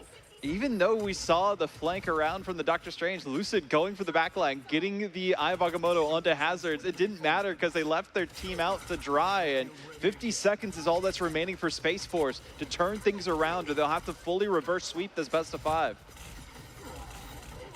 Root is in the fight, but taking way too much damage, down to 1 shot, forced to use the bubble early, but needs those heals. Luckily, the Meteor M is ready, but you trade out a Strange for a Strange, and like you said, there was no portals that were available here. So what happens? Can Army hold on? It looks like they're able to do so. Right after the back line, they go after Space Force. Elsa still trying to find some value here for Space Force, but just not able to do so. Army consistently holding you out. They only have to do it for 15 more seconds. Here comes the Hand of Khonshu. These Hand of Khonshus have been so devastating for Space Force. They've been separating the front line from the back line and been doing everything necessary to keep them off the objective. That was a great strategist ultimate to be aggressive, and nothing that Space Force can do to stop the domination of Army. 3-0 finish, 2-0 in the first map. They're looking for a sweep this series.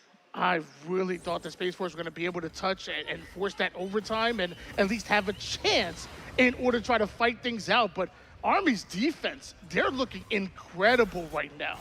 Banana Bread was the orchestrator of it all. They were able to get so many hands of Khonshu's. We got to see how they were able to shut things down whenever any players on the side of Space Force moved forward and were trying desperately to hold on to the objective. I feel like it might have been a better option for them to like swap to maybe like a flyer comp even so that they could flank around the backside or something, because just going down main was not working for them. And every time the strategists could not see their vanguards at the front. So it's a tough spot to be in. And not to say that Flyers is a hard counter to Moon Knight, but I will say Moon Knights tend to have a little bit of a struggle against Flyers. Like, you really have to be able to aim and lead your shots well enough where a lot of times if you end up going a Flyer or two, you could see Moon Knight switching off. And at this point, going into third map, I mean, do you have to prioritize banning Moon Knight? Like I said, I Banana feel like Bread it's is not map specific. I think it's map specific. That map entirely, like you do see the Moon Knight work so well, but other ones maybe not as much. It just really depends on what you're playing. If we go to like Midtown, Moon Knight's still pretty good, especially out of first spawn, but maybe not for the rest of the map. So you could see the Moon Knight ban. I think if you like playing Moon Knight yourself, prioritizing it in the protects might be a little bit of a better option for this team, because it's been one-sided this time, and we didn't get to see it last time because it was also banned. That's been their target ban both games in a row. So it's a tough spot to be in here for the Space Force side, because like, okay, your Vanguards are doing what they can. We saw some great plays, some good Eye of Agamotto's. They even got some of the strategists on the back line. There's just too much damage coming out from the end of U.S. Army, and they haven't been able to do anything about it. And it looks like we're going to Museum of Contemplation for Space Force. Try one last time to lock things down. They're going to be playing defense. And I feel like this map, more than others, we've seen full holds, but also dive works really well for it. All I'm thinking about in my head is 77 eliminations so far through 2 games for Banana Bread. That's wild. On the Moon Knight. and I will say, behind every great DPS performance is a strategist or a Vanguard rolling their eyes. Because Yeah. I promise you, the only thing that frees up, the likes of Banana Bread to be able to do what he does, like, you can't off-angle if your tanks aren't taking space. You can't take space if your strategists aren't making sure that your tanks and your off-angling DPS are fully healed. So it really does take a full team effort, and a lot of MVPs will go to the DPS. I don't want to take anything away from Banana Bread, but I just want to really highlight and show that it truly is a team game. Yeah, I mean, like, even when they're down to strategists, we saw the one strategist remaining on the side of U.S. Army Esports doing everything that they can for their team. So a good shout out to Subly there, keeping their team in the fight as best they can. But we got to see what the rest of them can do. Subly, really a big change up for this team. And I think they were the ones who might have been having the issues before. So now that they've been able to lock in the setups are working for them now, that they are in their element and they want to get the 3-0, but the Ultron Protect coming through. Ultron's really good, especially. There's so many different like high ceilings and walls that you can hide around. That second checkpoint too, just in the middle of the map. You can hide behind that central pillar. So there's a couple good spots for Ultron if you're trying to like damage boost, and it looks like both teams are opting for the comp. The Venom ban I love though on this map. Venom is so strong on Museum of Contemplation. Honestly, I think Venom is strong on every that's Vanguard true. map. It's ridiculous. Like, if you're able to dive together with another dive character, or even have a strategist who's really good at healing down range, I think there's so much value you can definitely get as a Venom who consistently dives and annoys your opponent. Where we see a ban on the Cloak and Dagger, and then a Protect on the Ultron. What exactly is that telling you, Vod? I mean, we've seen the Cloak and Dagger be so good on convoy maps in general. I think it's just more to shut that down specifically. Like, we've seen it not necessarily be played too much by Space Force, but they just don't want to worry about it. They're targeting the backline completely with these bans. No Invisible Woman, no Cloak and Dagger. We're going in, no Jeff on the other team too. So we're getting the Ultron Mantis to damage boost either Phoenix or the Elsa. This is going to force an Elsa ban in my mind. You have to if you're Army, unless you want to just get destroyed by Dog Scout on that. And you can see what they're hovering themselves. We won't spoil it for the people in the audience, but yes, there's the Elsa ban. You cannot allow them to have the 2 most powerful heroes that enable Elsa.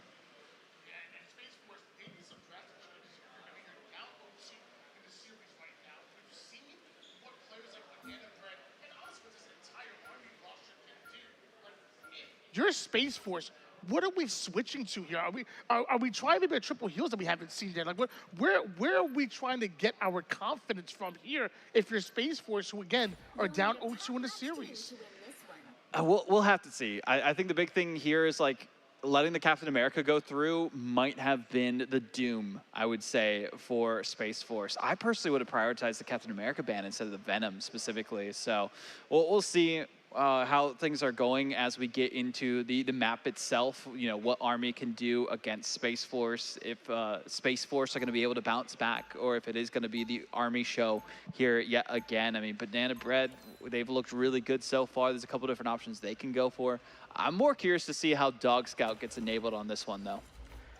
There's so much stuff I want to talk about, but I don't want to ruin it for the people that I know, are in the crowd I right now. But I see some heroes that I'm like, whoa, we can definitely make some plays here. But in less than 30 seconds, we'll ask some questions. Exactly. Yeah, we're trying not to spoil it for the people in the audience that are here playing the games themselves and give them a bit of an advantage until the gates are out. Then all bets are off for it. But we know Ultron's being played. That's a big thing here too. So like, you know, it was saved from both sides, so we know it's on the table for them. The Captain America, I think the dive potential for Army is massive on this map, and that's what makes Museum of Contemplation such a fun one to commentate. And as we're talking about it now, Hulk is unleashed. Hulk, Captain America, Daredevil, and White Fox. This is the ultimate dive composition. As a strategist main, I would forfeit immediately if I saw this. Yeah, and you have the strategist Deadpool as well, because they are so good at just healing their team in the dive too. Speaking of the dive, Daredevil just going in. This is absolutely ridiculous.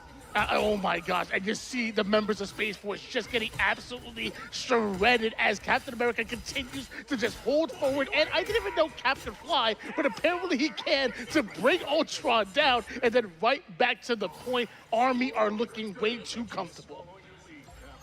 Great look for Army on the attacking end. Space Force really need to rally around, I'd say, their strategist lineup here. I think the big thing is, like, if they can keep their team in the fight, that'll be a big thing. Good exile, though, from the Hulk. Monty, they have been unleashed and making it a little bit of a tough time for anyone on Space Force to advance, and almost got that first checkpoint for free.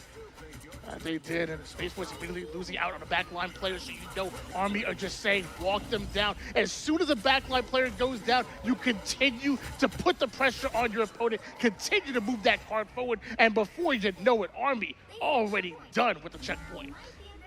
This is a bountiful harvest for Army Esports, as they have been given the map that works well for their composition, and they've been given the Ultron as well. So I get getting rid of the Jeff. We've seen the Jeff really enable dive comps on this map. I mean, it's basically like a mobile health pack in the back line as you're diving with them, but the Ultron has still been able to do so much. The damage boost, the speed boost that you have, and being able to just deal out so much damage with their own beams of primary fire. It's just such a nuisance to deal with. Space Force do end up responding by going triple heals and also having a lot of anti-dive to try to stop this crazy dive composition that Army are putting down here. The question is it going to work? Is the defense going to be tough enough, or will Army continue to just find those eliminations? Well, First Strike belongs to Space Force, but you do end up trading out your Luna in order to do just that. Another exile, pulling a player out of a fight for just a bit, and I love me some Mantis gameplay, especially when you have a good Magneto bubbling them and enabling them even more. Freedom charge going through. There's a couple stuns that did happen on the side of US Army because of the clobbering time, so it's a tough spot for them to find themselves in. The freeze is going to at least slow down Monty for a second, but not for long, especially when the entire Death Ball composition will be coming online against the world of Space Force, and they unfortunately did not have an answer to it. So US Army, they only had to use 2 of their ultimates to move the cart even further to this second checkpoint, and well, iSubly just needing to do what they can, supporting their team, shooting the guns and healing them along the way. Team Army showing why they're one of the favorites here in this competition. I mean, we've already seen the fact that Space Force also started off 1-0 going into this matchup, and Army have just looked so comfortable from start to finish. We've seen Space Force try to adapt, but maybe they found the answer here, because that's finally a couple of eliminations that go their way, and just like that, half the Army end up going down. Space Force have gone completely triple heals and anti-dive, and man, is it working. Hold on, Bucky going crazy. A penta for the Bucky, could have gotten the ace here as well, but they're going for a long stagger onto the Bruce banner, and there it will go. Basically, got the full sweep of the entire team, and this was that anti-dive that you're talking about. Great swaps from Space Force. This is where they needed to make their last stand. They cannot afford to allow Army to make any more progress on moving this payload all the way towards the end. Third checkpoint, the hardest in the game to really get on Museum of Contemplation, so maybe not too worried about that, but it's also difficult on their own end if they have to make it that distance as well. So Dog Scout doing great work, but trying their best to build up their ultimate. Speaking of ultimate, 2 of them come out already from Space Force. Damage boosted Dog Scout sounds scary to me, but it's still Army that are finding first picks. And man, can you not stop Daredevil from just coming in and bruising up everybody on the map. Before you know it, you're back to the respawn screen asking what the heck just happened. Rage of Ultron and clobbering time, I feel like they were just a bit mistimed from Space Force. They panicked and now trying to get a last second portal right before it touches, barely any meters away as well. And unfortunately, they could not get it at the last moment. So it will get activated, extra time on the clock, and the portal's wasted. Army, once again, continue to find the answers against Space Force. Space Force, I thought that triple heals and anti-dive composition was going to work out for them. Well, they have to switch it up once again. Dog Scout going on to the Punisher, which has been so good for him in the past, and hopefully can find a way to get through the Army's dive. So far, card is still moving. Heals looking good. Space Force looking to take space. I've really been liking Franklin on this Ultron, and you can see why it's been banned most of the maps before this one. So it's a tough spot for Space Force to find themselves in, especially with all the resources available to Army and the Hulk be unleashed. The World Breaker is here. We see Banana Bread. He has the ult as well. We see an ult being popped. That's going to be our heal pool. And man, Army continue just to have their way. It's oh wait, is Dog Scout holding the card? He's holding the, oh my god! All those ultimates used for nothing. Dog Scout was just holding the cart in the back line, in the trenches, waiting for them to notice, and wasted all of that time. But the good thing for Army is they still have so much available to them, but they will have to fight through a Luna Snow ultimate. The Fate of Both Worlds is available. Veteran plays being made by Dog Scout. Meanwhile, we see Franklin trying to find some value in the Ultron, and now we just see ults being popped left and right. But what are the responses there? Space Force able to find the first 2 picks, make it 3 onto Army, and mind you, didn't even use the Thing off. Meanwhile, Thing is throwing haymakers and knocking players out. Great looks for Space Force. They baited out a lot of the ultimates from the U.S. Army Esports. Only the White Fox Kumiho Unleashed available to them. They can try and enable with it, but based on the Rage of Ultron and clobbering time that Space Force have, it's going to be a tough spot to be in. Also, Soul Resurgence almost available for the Mantis just to keep them boosted up. So definitely an advantage for Space Force to hold things down for this next minute. They just got to be careful not to use their ultimates too soon. Drop forward Franklin here of Army. Ooh. Wow. What a pick onto the enemy team's Punisher. And with that, Army now just get activated. Although we see the immediate ult coming out of Ultron, we do see Army trying to play that cover, trying to stay alive, but it isn't enough. Hulk immediately goes down, but nobody else on Army. Space Force trying to get toward that cart and trying to provide even more damage on top of that, but Franklin refused to go down and is putting down max damage onto everybody, including the enemy's team Ultron, who's fighting back. Doing their best in this aerial battle between these 2 Ultrons, but they still keep themselves up. Great strategist lineup from the Space Force side, but as I say that, they are dropping like flies. Army only has 20 seconds to try and get towards the end, and well, Space Force, unfortunately on their end, they didn't have enough people on the cart, so we will see Monty just pushing forward a couple percentage away from the World Breaker, and now they're going to try and disrupt everyone from the objective. We do see Jeff making a play for Space Force to at least stop the card from moving forward. The problem is all he does is just delay what could be the inevitable, because although you stop the card, you're definitely not stopping Army, who continue to just press the issue, put down the damage, everybody getting eliminated on the side of Space Force. This might just be it. No extra time available, but I don't think they're worrying about that. The main objective was to get towards the end with the Batsmobile, and that's what they did. The Doctor Strange, as it changed into, was able to reach its final destination, and Space Force now staring down a potential 3-0 sweep if they cannot at least prolong this matchup and go the distance. Both teams came into this matchup undefeated. Well, we can't say the same for at least one of these, and right now it's looking like Space Force. And to be honest with you, Vaughn, I'm trying to find some kind of way, some kind of avenue, some kind of composition that will work with Space Force. Where can we dig deep here? Do we need a Spider-Man? No, we don't need a Spider-Man. I think we might need a Spider-Man. That's not the hero to pull out at this time. I think what was working was the Winter Soldier that we saw before. I mean, that looked pretty good for them. They were able to at least stop things and force them to use all of their extra time remaining for that third checkpoint. I think Army just had a better grasp of the neutral in comparison. The ultimates did work out a little bit better for Space Force, and Army, I don't think the strategist Deadpool might have been the best option for them, and now they're going for a bit more of a traditional composition here, specifically on defense. So we'll see them try to bunker down and stop whatever Space Force has in their back pocket to turn things around. But I do like what Dog Scout is potentially flexing onto here, because we've seen it work pretty well in Ignite with, like, yeah, we lost. Jitward there specifically has been the one known to use the duelist Deadpool, and they can go crazy with some of these compositions. Yeah, but some of those players like to go high risk, high reward. It can definitely... both of these squads are looking for. We see the Cloak and Dagger Terror Cloak trying to go in and try to get some extra damage for the players over toward the front line. And Mind of Fizz on the White Fox has really been impressive all tournament long as we see Space Force continue to move card forward and ultimately Army the ones backing down.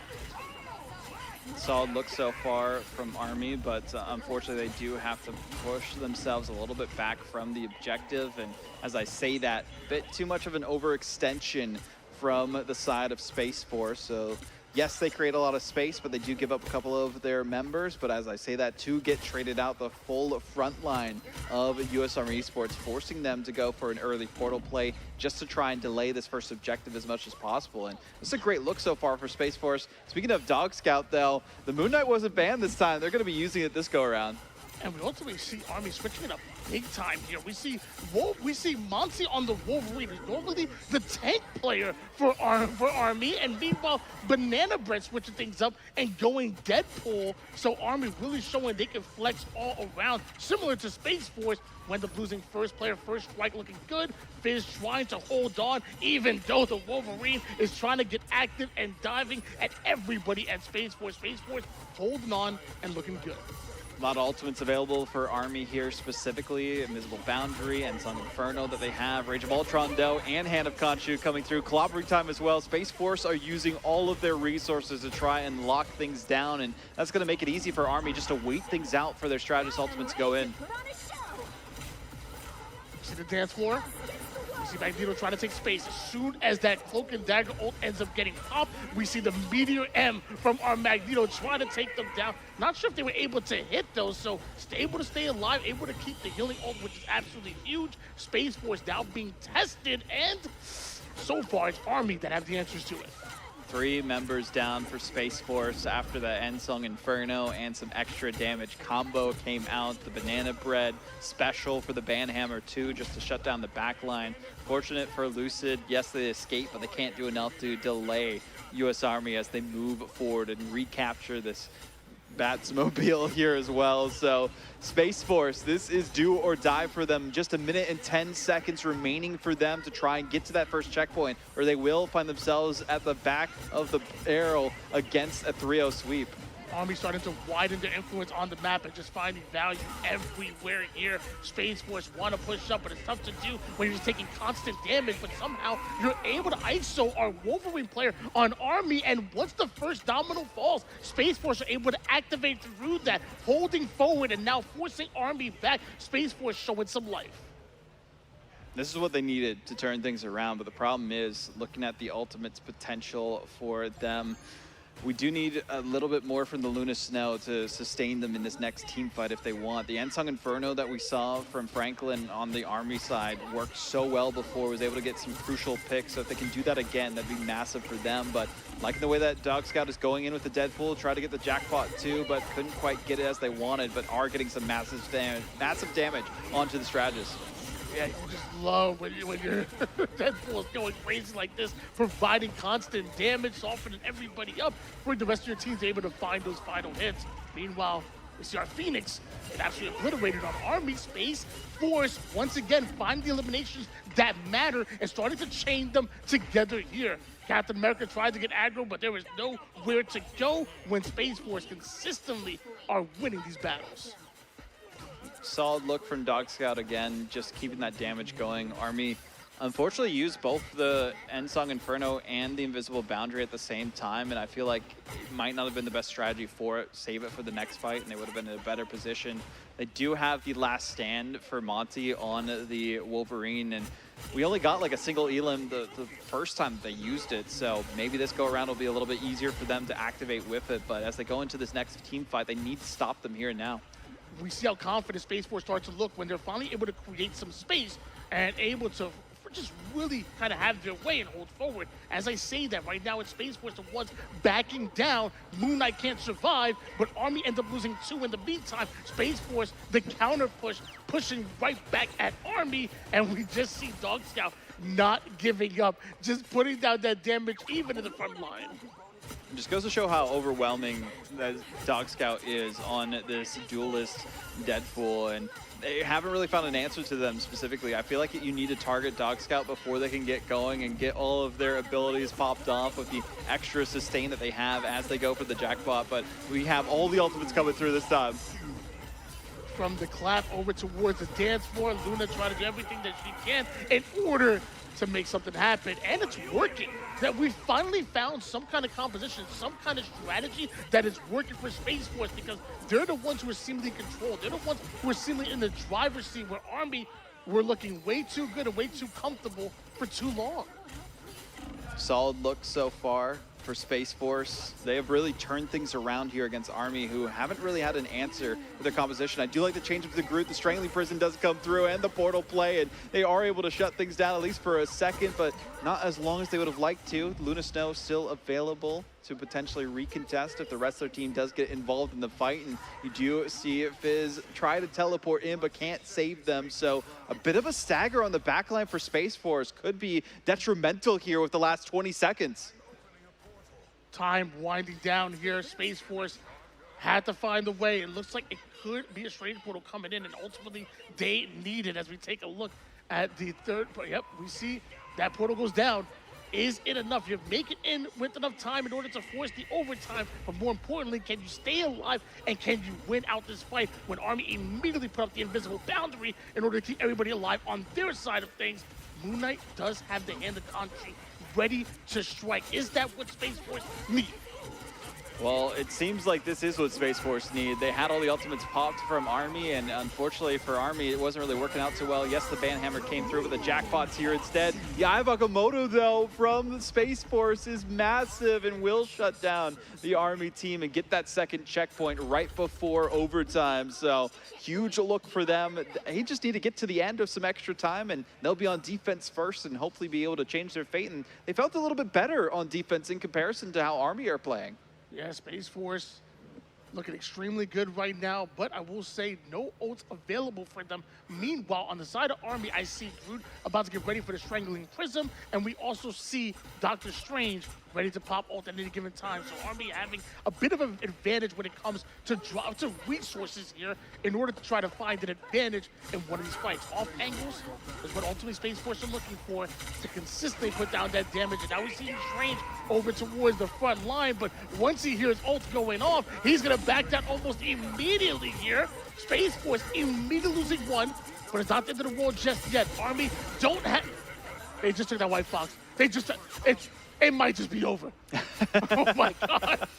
Oh, poor Space Force. I mean, it could be over, but they still have 30 seconds to get back onto the objective, so that is a decent amount of time here as well. Army, looking at their ultimates, it's going to come down to how Monty plays with that Eye of Agamotto, if they can stun them out before they even get towards the point, and that's what it's going to come down to. Ultimates available, Kumiho Unleashed potentially.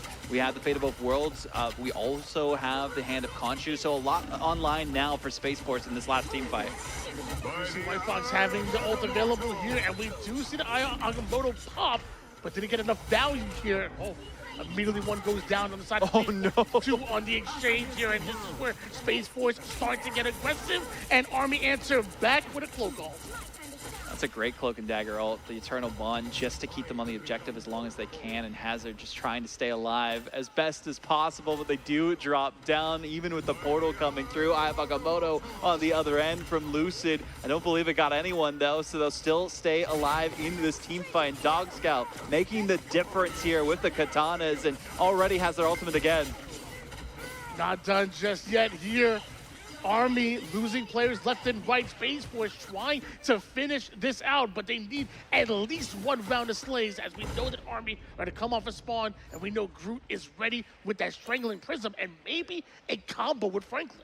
Flanking behind them too, so they aren't quite expecting where it's coming from, and this will be dangerous for Space Force if they aren't ready. They don't even have the ultimates to potentially cleanse it out. There is the Strangling Prison coming through this time, and the Endsong Inferno for the combo. They're all dead. Wow.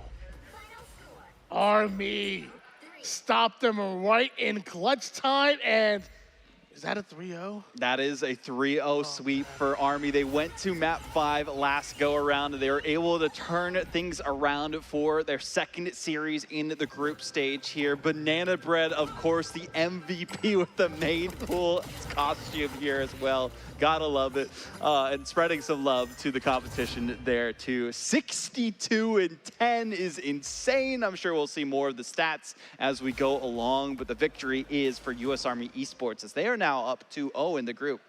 That is 3 MVPs in a row for Banana Bread for this Army roster. And Army, honestly, we're looking so dominant in those first 2 games that we saw Banana Bread combine for, I think, 77 eliminations total throughout those 2 games. Well, that 3rd game was a lot closer. We saw Space Force put up one heck of a fight and really pushing Banana Bread and the entire Army Esports roster, but 62 eliminations. Yeah. I mean, that's the answer. I mean, being involved in the play as much as they were with the rest of their team is so crucial. Like the elims, it's not necessarily getting the KOs that we've seen against the rest.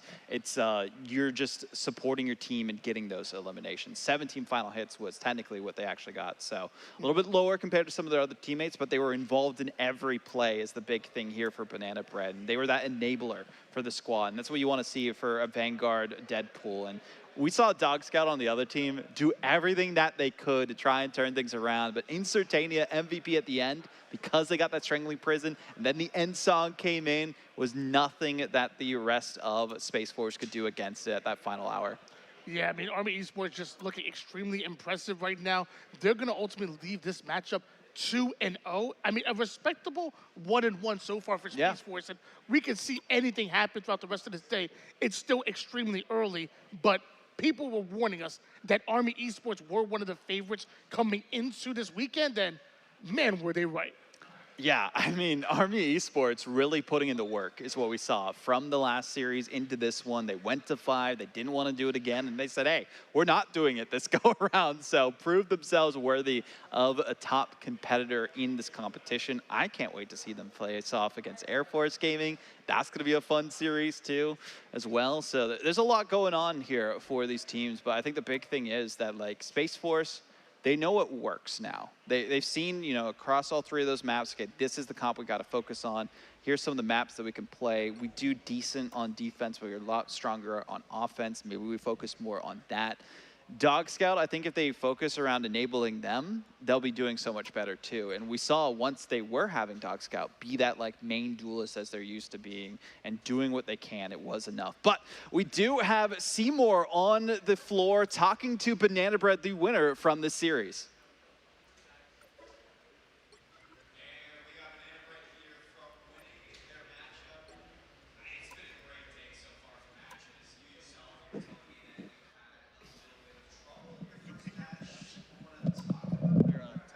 Oh, okay.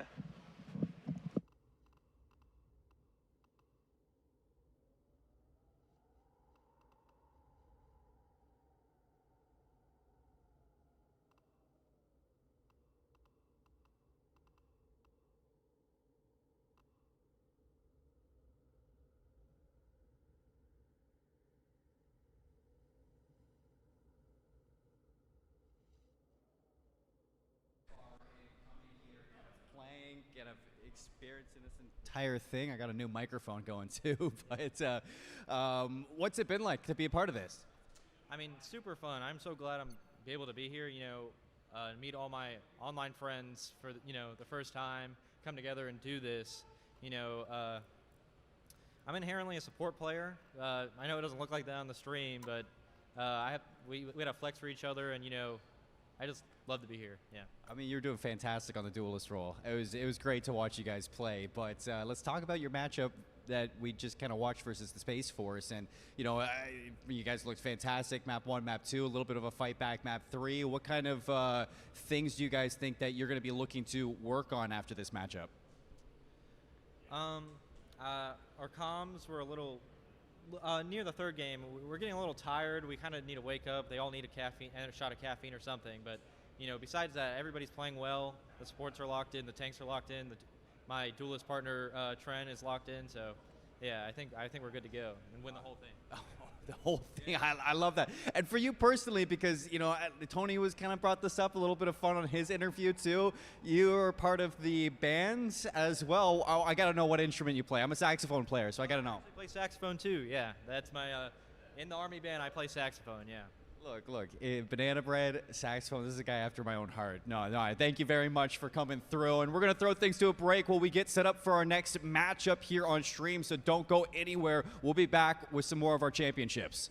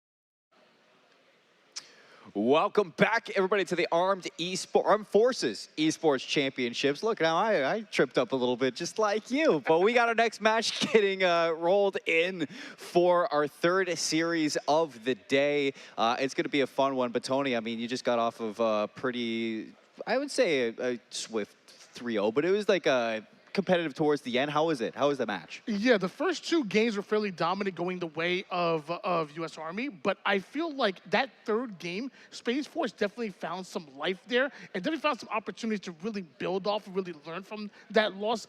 Like you said, it was a 3-0, and ultimately, Banana Bread went absolutely crazy on that DPS. But I will say, I think U.S. Army are looking extremely strong, and I think Space Force, at a respectable 1-1, are going to build off of that. We might see an even better Space Force by the end of today. I hope so, because I think that's like that's the aim for a lot of these teams coming into the weekend. It's just kind of building match after match. I mean, we even talked, or I even got to talk to Banana Bread towards the end of that interview, and even though chat didn't get to hear it or stream didn't get to hear it, I asked him, you know, how was the series versus the Marines? He said, you know what? He said the Marines actually pushed us to really have to lock in that last match. He said that, you know, he was very vocal in trying to figure out game number 5. We got to dial it in. What are we going to do? And they said we need to really talk through counter swaps, talk through how we can kind of level up as a team. And I think that's what a lot of teams are going to be looking at this week, is just how do you adapt from game to game. And, you know, speaking of adaptability, we got two very strong teams in that same category going into our next match. It's going to be the Coast Guard versus the Marines. Two squads that are coming into this series looking for a win in their third series of the day. Talk to me a little bit about what we've seen so far. Yeah, I mean, there's a lot on the line here. I mean, in your current state, as far as your records, we can't go 0-3. Like, it's just as simple as that. So there's a lot on the line, a lot of implications, especially when looking at Coast Guard on the screen right now. You got Unstapled, Swag Daddy 69, Maleb. I'm sorry, is that Maleb K. Michael? I want to say like Maleb. I would want to say like Caleb Michael, but it's just backwards because his name is Caleb Michael. I got lost on that one. I'm so sorry, Caleb. I'm sure you're an amazing player. I got lost in the name. But Lavender Aaron, that's an easy one. And then Kid down south and Xavier coming in for our Coast Guard gaming roster. Yeah, Xavier is a player that I was kind of having fun with looking through some of the information that these rosters have given us, because he told us that he was actually on Beast Games, the Mr. Beast like Squid Games show. I don't know how that came to be, but I definitely want to talk to him later about, you know, what that was like, because that's awesome. He's the captain of the Coast Guard team, and he's going to be looking to lead them to a win in their matchup versus the Marines, which going into our second roster for this series, we got Wonky Taco, Sham, Kanzan, Chief Vital, Allocation, and Zephyrants kind of rounding out this roster for the Marines. We don't know much about this Marines roster, but I think, I mean, you know this from ForceCon a couple of years back, seeing these Marine players kind of play in esports, and they even say in our sheet here, just like the Marine Corps, you know, they try to learn from their mistakes, move forward, become a better team. And I think that's what you look at going into the series. Absolutely. I think it's a great attitude to have as a whole, and I definitely want to see a lot from this Marines roster. You even brought up earlier in one of the breaks where Wonky Taco was going off. He had 47 eliminations with like 23 final hits, something like absolutely ridiculous. So definitely a player I'm going to keep my eyes on this Marine roster is Wonky Taco and his Daredevil. Yeah, I think that Daredevil, we've seen him on Psylocke. We've seen a couple different iterations of, you know, picks and bans from both of these teams throughout their day.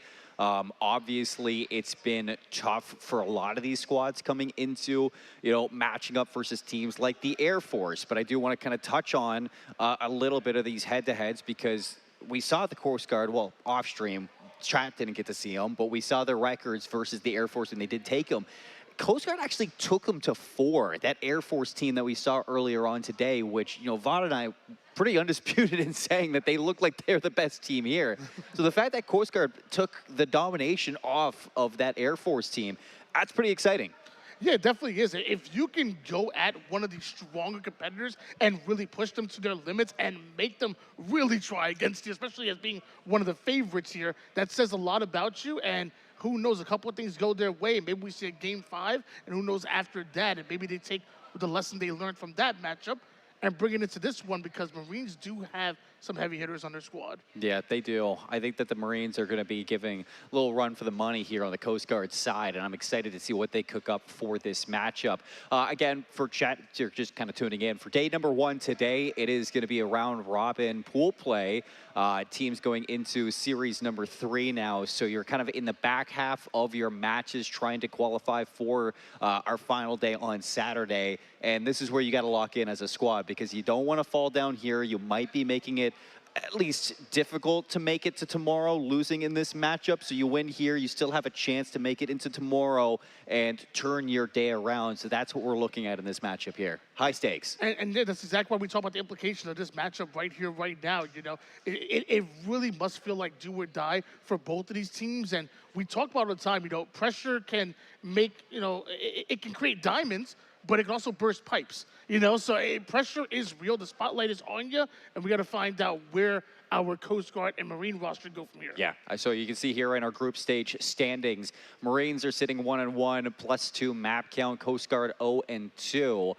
Just like the U.S. Navy down there, I imagine that those would be flipped around in that map difference. So this actually means a lot to the Coast Guard going into our next couple of matches for the day, because you win here, you tie with the Marines on what your standings are going to be looking like, and then you just try to improve and improve and improve. And I think for the Marines, winning here would put the Coast Guard in what would feel like an impossible situation to come back. Yeah, definitely. And obviously a win here from Marines puts them in great territory. I mean, now you're in the same conversation of a U.S. Army and an Air Force, ultimately, obviously, depending on what happens there, especially when they match up against each other, but you're in that same conversation. So right now, Marines are definitely going to be looking like the favorites, but you said Coast Guard were respectable, especially when taking a win off of the series board against the likes of Air Force, who are seemingly our #1 team. Well, as we get ready into our first map in this domination, it's going to be a random map too. We don't get to know what these map #1s are. I know. You know? Yeah. What is it? I don't want to tell you. It's a secret. I had no plan there. I didn't think you were going to test me on it. It is 100% random. It is 100% random. No, so it's a random map for map #1. I don't think any team can really understand what to expect or plan, and I think I kind of enjoy that for at least the animosity or anonymity for going into this this map #1, and you don't really have a chance to plan your composition around it. We've been seeing a lot of dive comps. We've seen some teams show flexibility in pulling out the thing. I think that, even in the matchup versus the Air Force, I did see that this Coast Guard well adept at bringing out the thing. Actually forced Vexer to bring out the thing too in a mirror, so a little bit of competition to kind of look at between those two and how well they pushed back the Air Force. Although the Coast Guard's 0-2 in the group stage, I mean, they have shown themselves statistic-wise to be one of the good teams at the event today. So I think I'm looking at this one for them to really turn their day around. And I want to see it as we go into the pick ban for Hell's Heaven. That's exactly why you can't be a one-trick pony. You have to. This is why you scrim. This is why you widen your map pool, and ultimately every single meta you're able to play. If you're able to play poke, great. If you're able to play dive, fantastic. And did Coast Guard mean not to ban anybody on? Uh-oh. Am I seeing that correctly here? So I see the Gambit ban right off the rip, and then I see the Gambit protect, but it looks like Coast Guard almost elected not to ban anybody at all. Yeah, that's a no ban. They didn't ban anybody for their first one. So I don't know if that's a mistake or if we're going to be kind of re-racking this or if that's on purpose in the whole sense. I'm not seeing anybody get up or kind of like look worried at all. So I imagine that stays. They got the Elsa ban for ban number 2 going into their protection now. As you can see that the Marines actually protected their Gambit on their side. So it's going to be a Magneto protection in from the Coast Guard. Yeah, interesting, because normally you would see probably Gambit double ban there. Probably. And so we probably see a different protect. But Marines say, if you're not going to ban Gambit, well, sure, we're going to play him, and we're going to have the only Gambit on the map. Elsa banned, which is fair, and a protect on the Magneto. I think that's interesting. On the other side of things, you know what? If you're going after one of the best strategists, why not go after the next one, Invis? I was going to say, and you're already hovering that Cloak and Dagger. You see that the Magneto protection is most likely there to assist with that Eternal Bond, but now you don't even get the Cloak and Dagger. You're going to force out the ban for Loki. Already 4 supports banned in total across this pick ban phase, so not a big fan of strategists here. Well, we see White Fox being protected on the side of Coast Guard, which I'm not bad at that whatsoever, especially if you love to dive. White Fox is so good with pairing with the dive, getting into a fight, staying alive, providing that extra heals while brawling with your opponents. I think White Fox is definitely interesting, and that ult, I love it. I think it's just so good. I mean, you and I, Naruto fans, we're going to like the Kurama ult, so every time that we do see it. Elsa Bloodstone banned out from the Marines. We get into our next phase of our protection here for the Marines before we get to see the final ban out of the Coast Guard. They're hovering Jeff the Land Shark, as all 6 players have been hovering Jeff the Land Shark inside of this one. I don't think that's what their protection is going to be. It's going to be Vanguard Deadpool protected on the side of the Marines. So the Coast Guard gets to decide, what are we taking away here? A Deadpool protection, a Gambit protection on the side. So the Marines are going to have quite a lot of, I'd say, pep in their step for these fights. They elect in for a Cloak and Dagger ban of their own to close out the pick ban phase from the Coast Guard. So I wonder where the Marines are going with this one, especially considering they do have Gambit. You can see Kanzan already going to be locking that one in for the initial Gambit off the attack here, or for round 1 on this domination. I can't believe that they just didn't ban anything. Yeah, I would have to assume it was a mistake, or maybe it was them with a little ego check there, saying, hey, we don't even need to ban anybody first. That's how confident we are. I don't know. I really don't know what the implications are for that one, but I do see at the end of that, you notice Vanpool was automatically protected there. They also elected to ban Elsa, which I think was really good. It looks like the enemy team are going to go dive to begin with, and we're not going to talk about the composition just yet because we don't want to spoil it for the people at home. But I will say it looked like they were electing to go dive, and Elsa complements dive extremely well. The movement, the final hits, the way she's able to get her damage in, I think she works really well with dive and like a White Fox and whatever else they plan on bringing to the table. Yeah, no, I like the picks that are coming through from both sides. Still a little bit of time to switch up their comp, but it does seem like they are confident in what they're playing.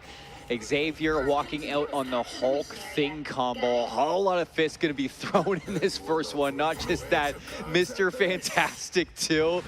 This is the beat you up comp.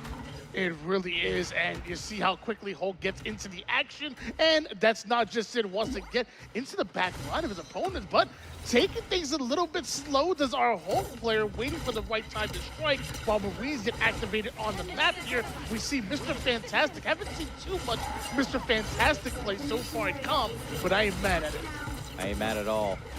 So initially off this early engage, you could try to see that untapped boxing away Wonky Taco.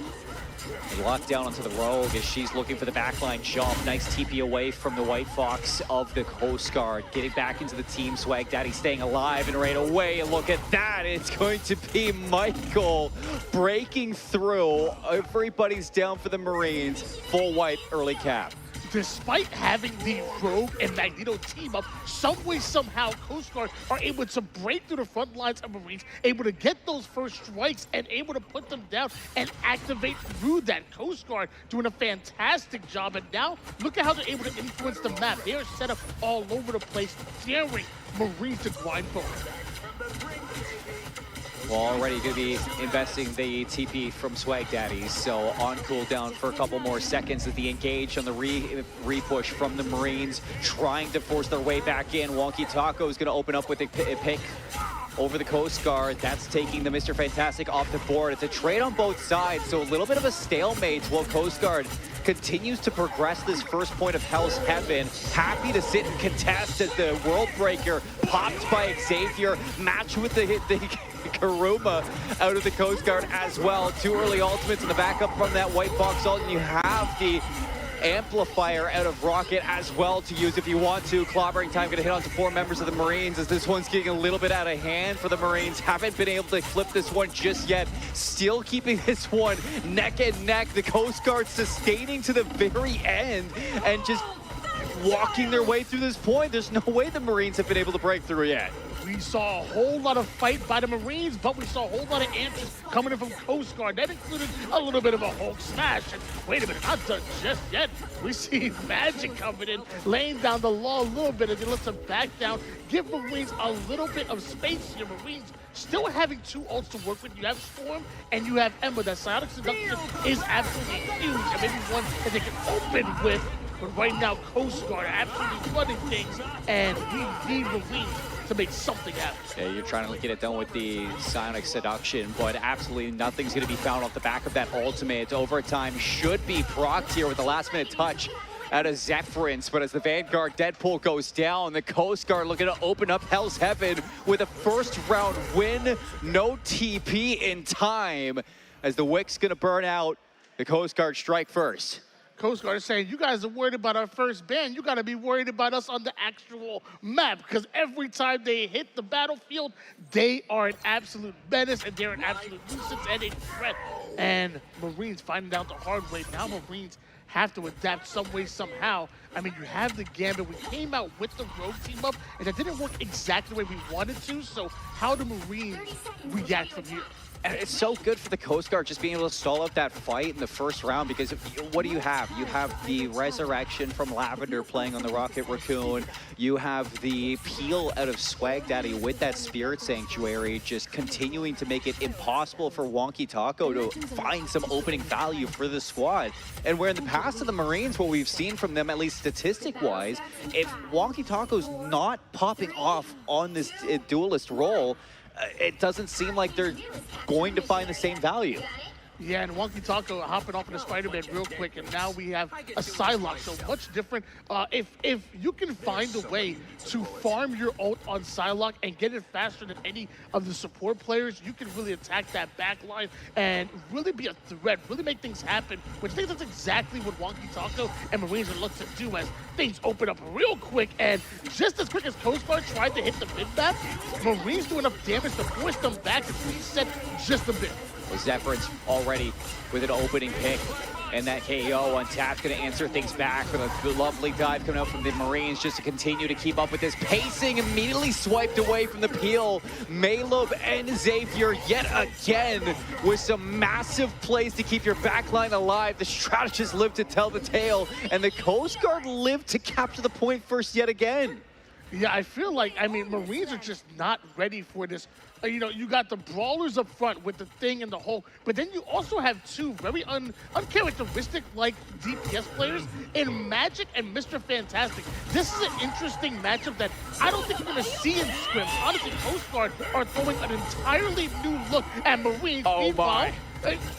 Dance to the Butterfly comes in, and that might open things up. But it's clobbering time from Malub, and that's going to hit 4 members of the Marines. Forces them away, and here's the World Breaker and the Kumiho. Back in goes Coast Guard, just continuing to stall out this point. 2 players in for the touch, and the Marines still have some agency in this fight. Finally, the flip back over to the Marines. Gonna get some progress of their own for a moment, but Maleb still on the Thing, clobbering away with his right hook. The final judgment invested from the Marines, and even though allocation might be doing some heck of a lot of damage on the Punisher, it's still not going to be enough. Recapture from the Coast Guard now on 40%.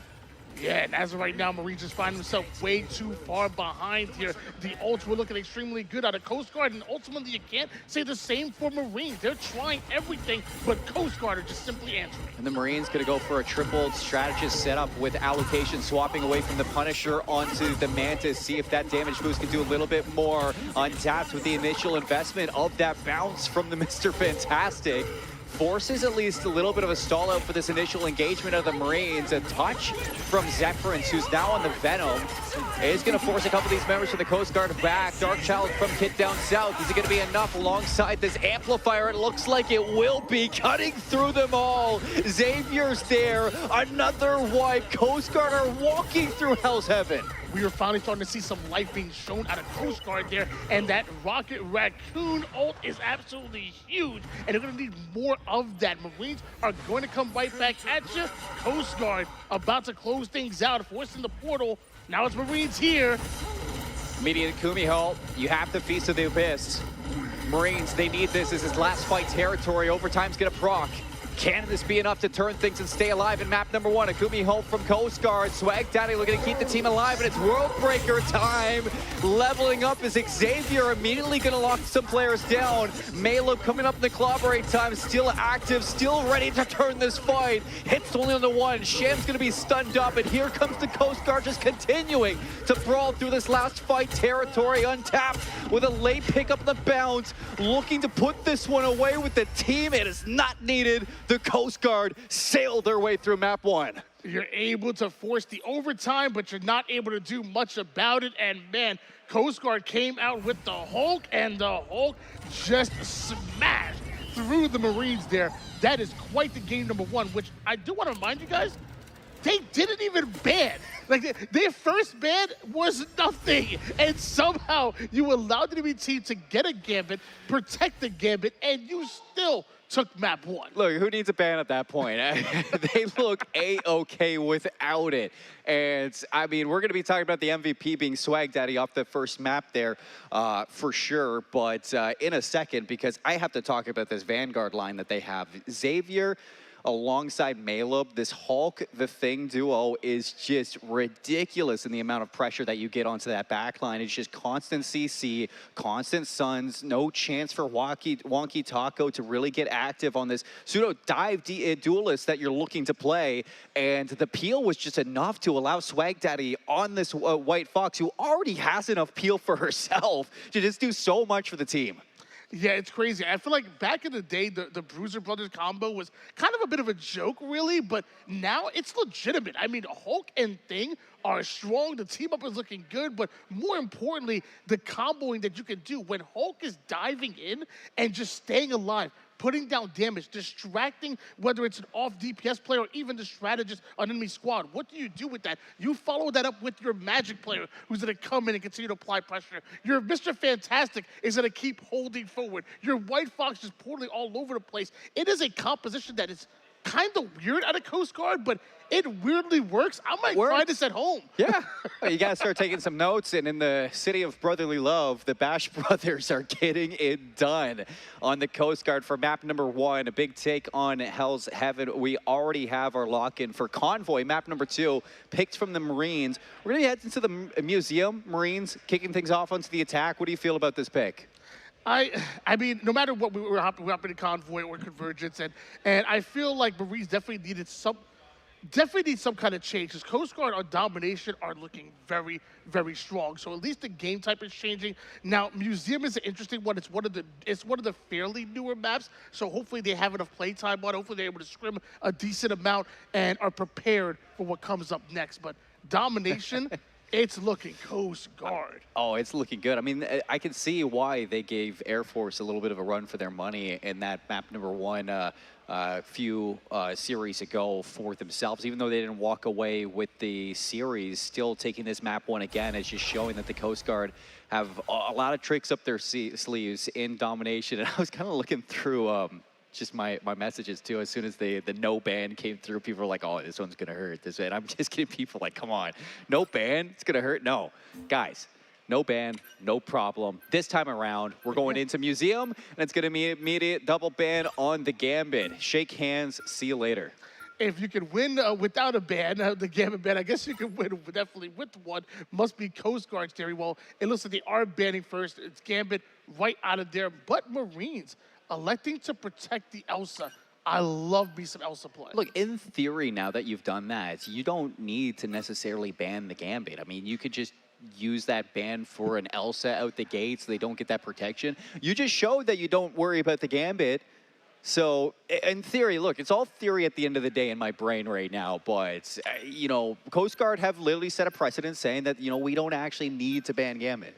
Yes and no. I feel like when going into Convoy, though, I feel like, especially on offense, when Gambit ults, everybody gets benefit from that. Like your DPS gets stronger, your healers get stronger. Everybody simply gets stronger. Gambit is an absolute threat. I don't want to say that domination will be the same as Convoy, but I will say, but banning Gambit and banning Loki and then going and protecting the Hulk, you know that your Hulk has been working, so it's like, why not protect Hulk here? Why not? Why not keep the Hulk going? You ban the Groot too. You don't have to worry about that strangling prison for just a little extra CC to set up that Elsa Bloodstone like we saw earlier from that Apex Predator. Combo with the Groot is so good. Thing ban coming out from the Marines. I love this. A little bit of respect being shown to Malob.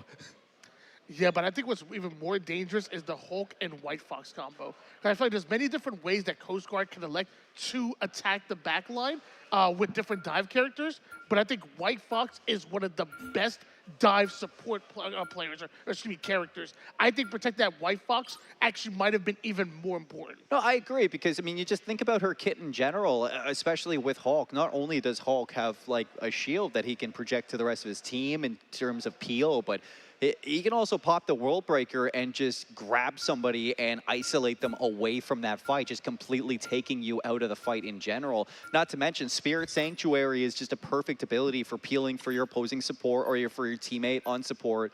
And just allowing for you to continue to keep your backline alive. So I'm right there with you. I like the protection on the Hulk and the White Fox. The other side for the Marines, because we've been showing a lot of love to the Coast Guard so far through this pick ban phase. They themselves go get the Elsa protection, the Deadpool Vanguard protection too. You see Zephyrins again going to be walking out on this Deadpool, trying to be frontline here on the Museum. I think it's going to be a little bit better with Wonky on this Elsa Bloodstone. I think the fact that we're seeing the swap away from a dive duelist into a more consistent damage against somebody like a Hulk is going to give the Coast Guard a little bit more problem here. Hold on, I think we have a rules violation here. I'm pretty sure there's a rule where if any team picks Squirrel Girl, they're immediately disqualified. I mean, we would have already lost a team today. Banned them too. And they disqualified them too. I guess we'll talk too much about the composition. But Squirrel Girl on a map like the Museum is so good, considering, just like I was talking about for Central Park, just look at the lane that you have to walk down for first point. With the acorns bouncing off the walls, Stun's going to be able to catch some people and just isolate you up front. It's just consistent damage that the Coast Guard are going to be looking for on the defense, and it's going to make it hard for the Marines to actually stay on point once it gets into the hallway. You would defend the Squirrel Girl. You would. I know, because you play Squirrel Girl. Sometimes. I know you do. Oh my God. I have a little bit of respect, just so you know. Coming out with an immediate hit onto Storm, and then also goes to Emma. He's actually using 4 players right off the rip. Coast Guard within what? 15 seconds. Already deleting Marines on the push. Look, Squirrel Girl, White Fox together with an Emma Frost grabbing you. How do you stay alive? How do you even expect to stay alive? I like this pick from Malob. Instead of going for the Hulk early, you have the Doctor Strange just to provide a little bit of shielding down lane here, not allow for that consistent damage to break through to your back line, but a grab onto the Strange, see if you can knock him aside. He levitates back to his team. Zephyrins gonna pop this Deadpool ult right away. See if you can find some force to push this one forward, and with Zephyrins ripping through untapped on this Mr. Fantastic, you can start to see the Marines getting a little bit of pacing here in point 1. Zephyrins just trying to stay alive. He's gonna be able to peel back to his support, get healed up.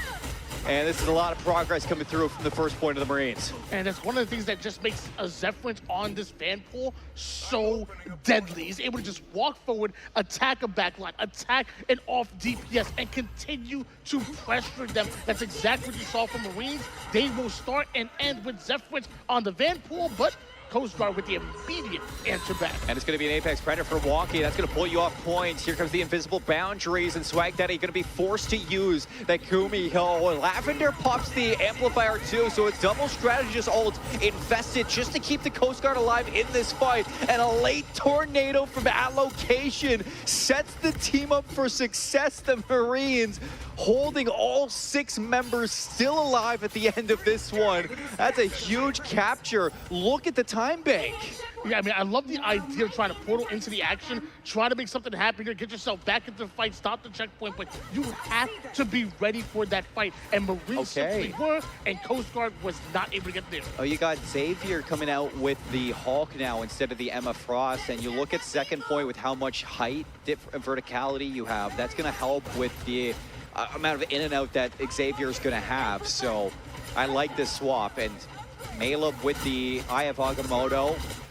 Might want to invest this one early, just see if you want to make that Doctor Strange swap a little earlier than ever. Allocation, kicking things off with the kill onto Kid down south. No more magic. A follow-up from Zephyrins. Elimination onto Swag Daddy. Will be able to come back because of Lavender. So you are going to play this 5-on-6 to see if you can find somewhat of a contest on the point, but nobody's been able to get to the point and just continues to roll down memory lane. Marines still grinding forward here, and a whole lot of damage being received, and just like that, everybody down to one shot. Marines not able to keep up the heals, and Coast Guard get the upper hand in this fight here. Some way, somehow, Marines are trying to stay alive as long as possible, but they got to be careful not to get stacked. Well, looks like all my homies are hulking out right now, trying to get to this point. Xavier coming up on that World Breaker, holding on to 4 ultimates, coming up on 5 too, with that Kumiho from Swag Daddy nearly online. Marines battling their way back in. See if they can force the Coast Guard back yet again. I'd like to see something from this Eye of Agamotto. It's been held on for way too long, but it's going to be a double strategist hold yet again. The Amplifier mixed in with the Kumiho just to push into this fight. Maleb's open up with the Maelstrom to at least take down one. That's the Elsa gone. Untapped folds it up, and another one from Maleb. 4 KOs from the Coast Guard, finally catching their breath. Man, Coast Guard are playing absolutely fantastic. And mind you, they're on defense running this level of dive. Like, theoretically, dive would work even better if they were on offense, but we're seeing the same exact strategy, almost the same exact composition work even on defense. Marines, they need to respond. They need something new. Look, I love the mental warfare of holding on to your ult until the perfect moment, but I need to see this Eye of Agamotto very soon. A tornado from allocation. Yet again, looking to kick this one off, and it's enough to rip through the back line, just completely disrupts them. Maleb's gonna fall late again. Eye of Agamotto still has yet to be seen, and the Dark Child's not gonna be able to be used in this fight either. Getting close to a second point capture. Do we have the teleport in time? It looks like Maleb's going to get here with the Agamotto. Are we finally going to be able to see it? Here comes the Dark Child. Nothing for Maleb to get involved with just yet. And Allocation's even going to get rid of the Dark Child before it even rips towards the strategist. Finally getting that Eye of Agamotto. Both strategists gone with Allocation involved in the mix as well. You get Swag Daddy back up off the revive. And this should be a hold for the Coast Guard if they can take down Zephyrins, but the vent pool just will not die. Massive Eye of Agamotto started that, and Coast Guard sent back to the respawn screen. Marines continue to grind forward. Not exactly done with the checkpoint just yet, but it's just about that. Marines gonna be moving this bus forward, and it's a 2-0 start. Here comes the final stretch. Yeah, I mean, you shave off a good amount of the clock there. 2 minutes and 20 seconds. Still in the bank, but Coast Guard haven't won a fight in, well, I want to say what's been the last 5 minutes of this game. So, albeit you're getting contests, you're slowing the game down, you haven't had any success off of it. I mean, Maleb swapping off the thing has definitely been a downgrade from what we saw in that domination. I mean, thing banned out, you don't even have an opportunity to be there, but this Strange, I'm always worried with how long somebody's waiting to use their ultimates like that, and in doing so, you're going to be very late on finding yet another Eye of Agamotto. We see many ults in favor of Marines, and they immediately use an Apex Predator drop by Elsa, but is it enough to rip through the back line of Coast Guard? Continue to just hold forward here. Hulk is attacking that back line, but you end up losing your Mr. Fantastic while doing so. Marines do a great job of fighting back and continuing to press Coast Guard here, and as one falls, it looks like it could be another. Actually, no. Marines are the one that lose the backline player. Yeah. Xavier's going to go deep for this one. Here comes the tornado into the back. targeting in on the White Fox. Should be able to TP out with the Spirit Sanctuary, but without your supports, the front line is completely left wide open, and Swag Daddy teleporting forward will end up finding their ultimate demise. Coast Guard back off the respawn yet again. 50 seconds here. You're still in good standings to capture this with time. You do have the bounce mixed with the amplifier. Phoenix ultimate going to be coming up as well from Kid down south. 70% up onto this Eye of Agamotto. Marines, a dry fight here. You're going to be late to the invisible boundary. Here we go in the engagement with the bounce mixed with the amplifier. Going to get the Phoenix ultimate. All three going to be invested into this one. Allocation goes down. It's a double KO into the Marines. And you should finally see the Coast Guard win a fight. Yeah, we definitely see Phoenix now start to really target Allocation on the Storm for this Marines roster. I mean, Allocation is getting ults way too quickly, doing a great job assisting the other DPS, which is getting so much damage down. Allocation really has been the driving force of this Marines roster.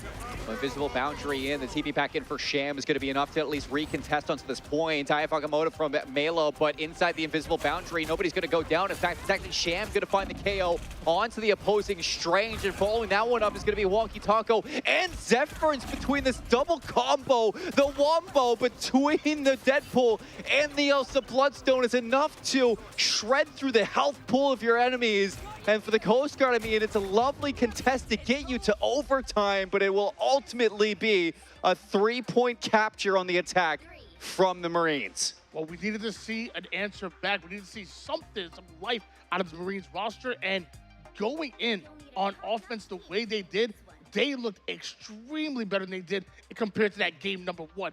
Now we need them to keep that same energy when going to defense. And I will say, Coast Guard's composition, especially with that dive, it works better on offense. So Marines, you're going to continue to be tested, maybe even more than you were last round. Well, this is an interesting hover for Allocation now onto the defense, looking for the Star-Lord. Don't really get to see that too often, especially without the Gambit pickup. Usually it's going to be banned there. On this Storm, I mean, Allocation was fantastic, especially between those ults. I feel like every single time the Storm was dropping the tornado, it was like 3 down immediately. It was fantastic value, but I guess you don't really seem to think the Storm's going to have as much effect on the defensive side than it is on the attack. Well, so far we see them actually electing to go with a pause here. So anything could happen here with the with that. Stretch. Maybe we see them going with the Storm because, like you said, it was simply working with not only with how powerful that Storm ult was and just absolutely deleting players over to the back line, but how fast Allocation was getting it. Yeah. It's crazy to see a Storm come in that quick with that many ults, and a large reason why they were so successful was because of Allocation. Yeah, Allocation was just so good in that first one. And it's good to see, too, because we talked a lot about going into this matchup for the Marines, how important it was to have some good games from Wonky Taco. Well, when Wonky Taco isn't playing as good as we saw in, previous games for this Marines, and I only say that because it's not like MVP performances. It is still salvageable performances, and we see that from the assistance of somebody like Allocation swapping and playing on this Storm pick. When you have a team that can just lift you up, it makes Wonky Taco's job a little bit easier on this Elsa Bloodstone. And with that consistent damage between the Elsa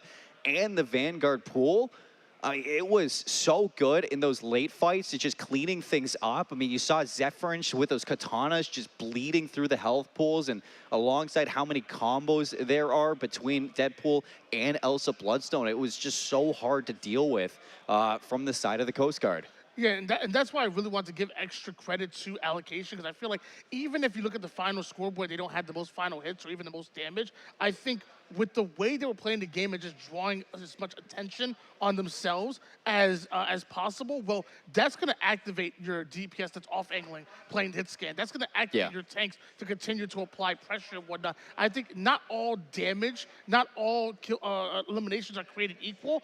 I think Allocation definitely just provided so much for the roster, even outside of the stat sheet. For sure, and I think for the Coast Guard, there were a couple mishaps that you can even touch on in that first round. for their defense. And I think one of the biggest ones was the difference between Maleb playing Doctor Strange rather than being on the Thing. You could definitely see without that displacement and CC that the Thing was providing back on that domination. It's allowing a little bit more from Zephyrins on this Deadpool to just continue to keep the damage flowing and keep those combos flowing, which is what you look for from a Vanguard Deadpool on that front line. And, you know, the Strange pick isn't, you know, I'd say the biggest hindrance at all.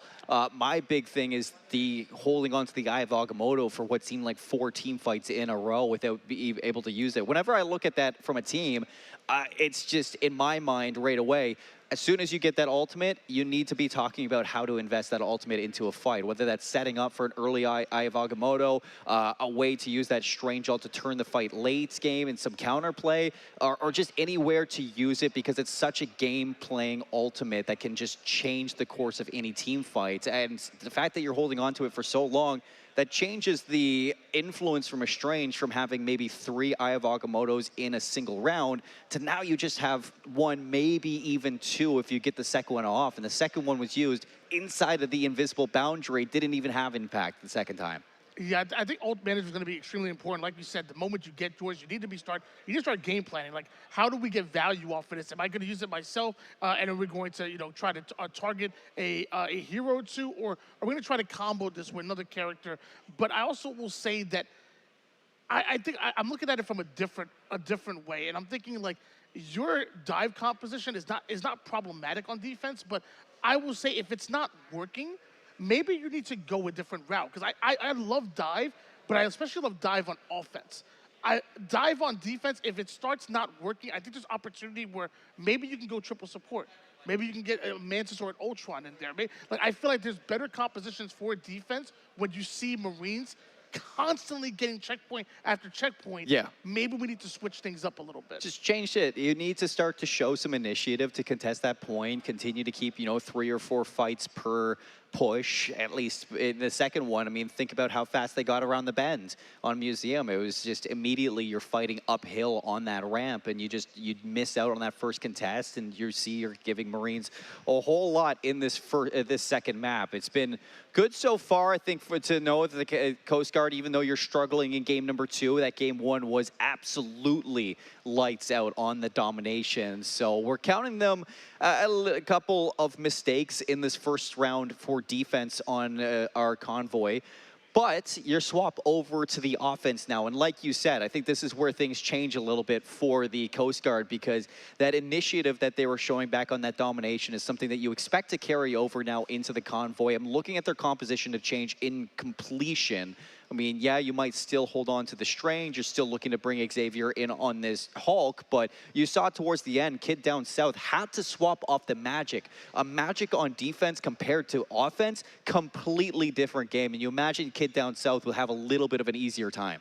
Yeah, I wouldn't be surprised if they go back to the Magic. Again, when I think of the idea of Hulk and Magic diving together, you're talking about 2 beefy dive characters, two characters that are very hard to get off the map or force them to retreat, and then you combine that with the likes of White Fox, who's able to teleport and make you indestructible at that point, and then also even Rocket Raccoon, Lavender the Rocket Raccoon, you can get some great heals down range from long range when playing that kind of composition. So that's why I'm not panicking for Coast Guard, but I think that when going into defense, we have to find a way to say, hey, look, they took first checkpoint. They took even second checkpoint.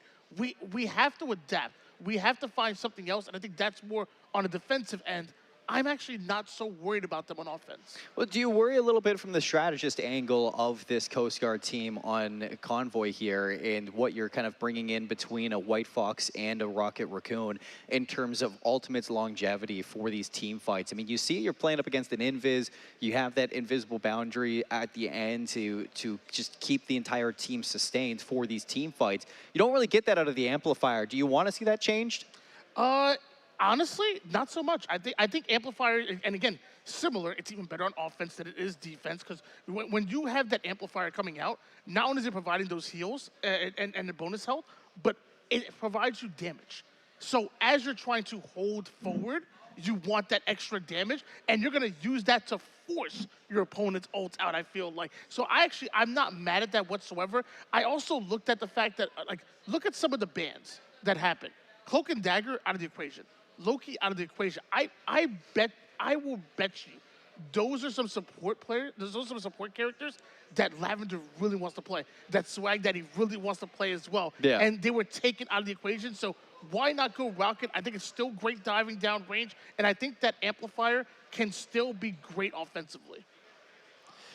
I think that we have a little bit of time before we get back into this second game, chat. So it seems like we're going to throw things to a break while we figure it out on our side and how to get back into the museum to see the continuation of this convoy. So again, I just want to give a big thank you to the staff and the teams around for just continuing to roll with the punches that we're dealing with. And we will be back in the game as soon as it's up, chat. So we'll see you soon.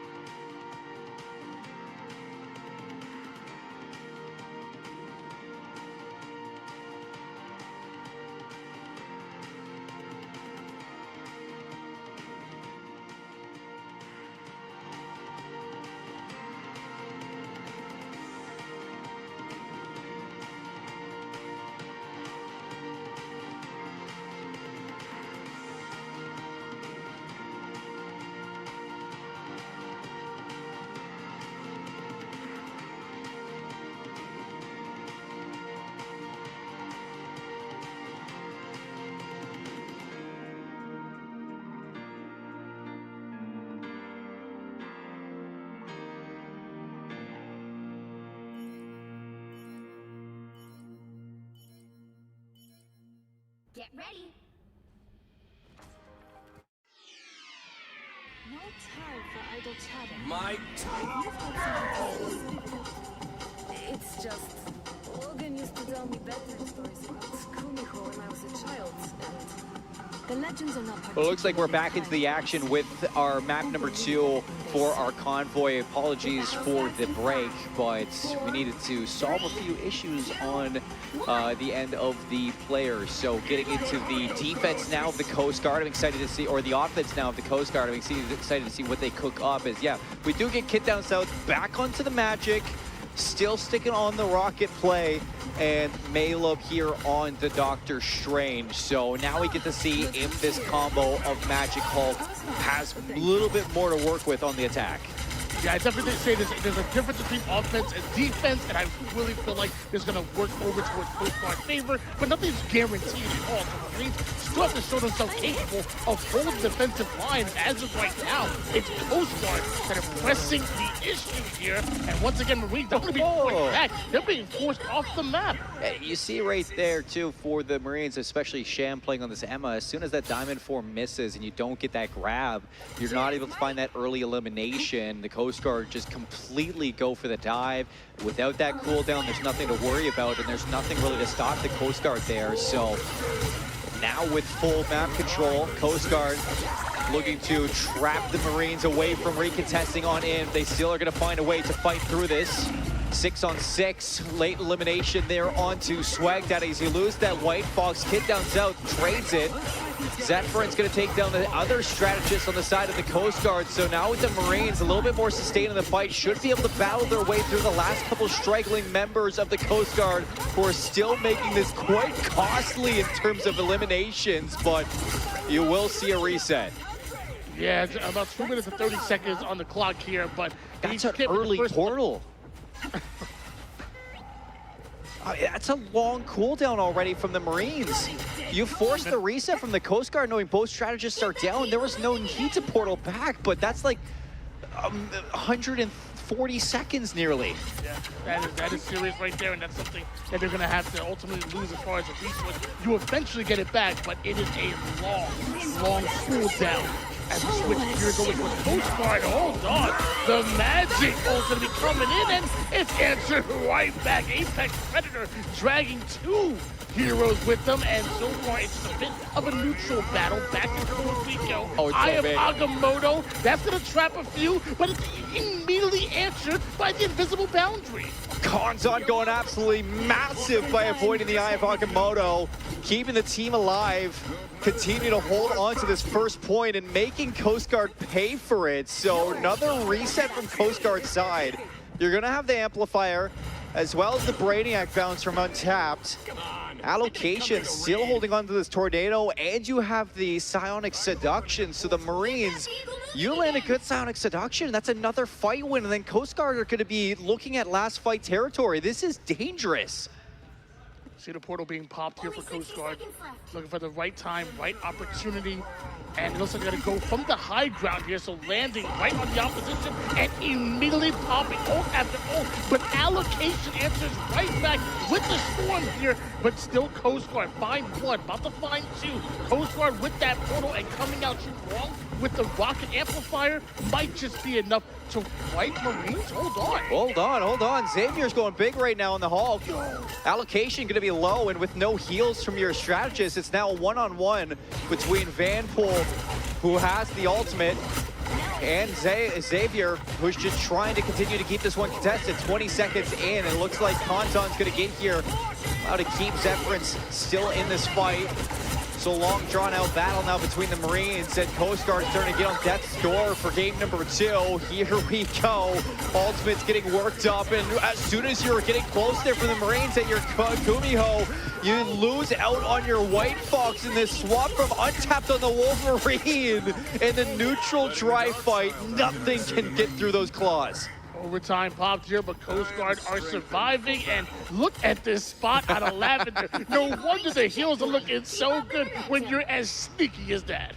That's what I look for my rocket. Just how can you get somewhere where nobody's going to expect you? So coming into this next fight, you got Eye of Agamotto as well as this Darkchild late amplifier, as well as this Kumiho for the Coast Guard. 4 ultimates nearly there. Apex Predator is going to be late into the fight, but it will be in an area where you should shut down this Darkchild, as well as Chief Vital. Hold on the Kumiho. Here comes Hulking back out for Xavier. Should be back into the Hulk form for this fight, and immediately the dive's going to begin. Here's the Kumiho from Coast Guard, going to be immediately mirrored. Apex Predator from Wonky, not going to find anything. Eye of Agamotto blocked out by the Invis Shield, and look at that from the Marines. The peel is so good.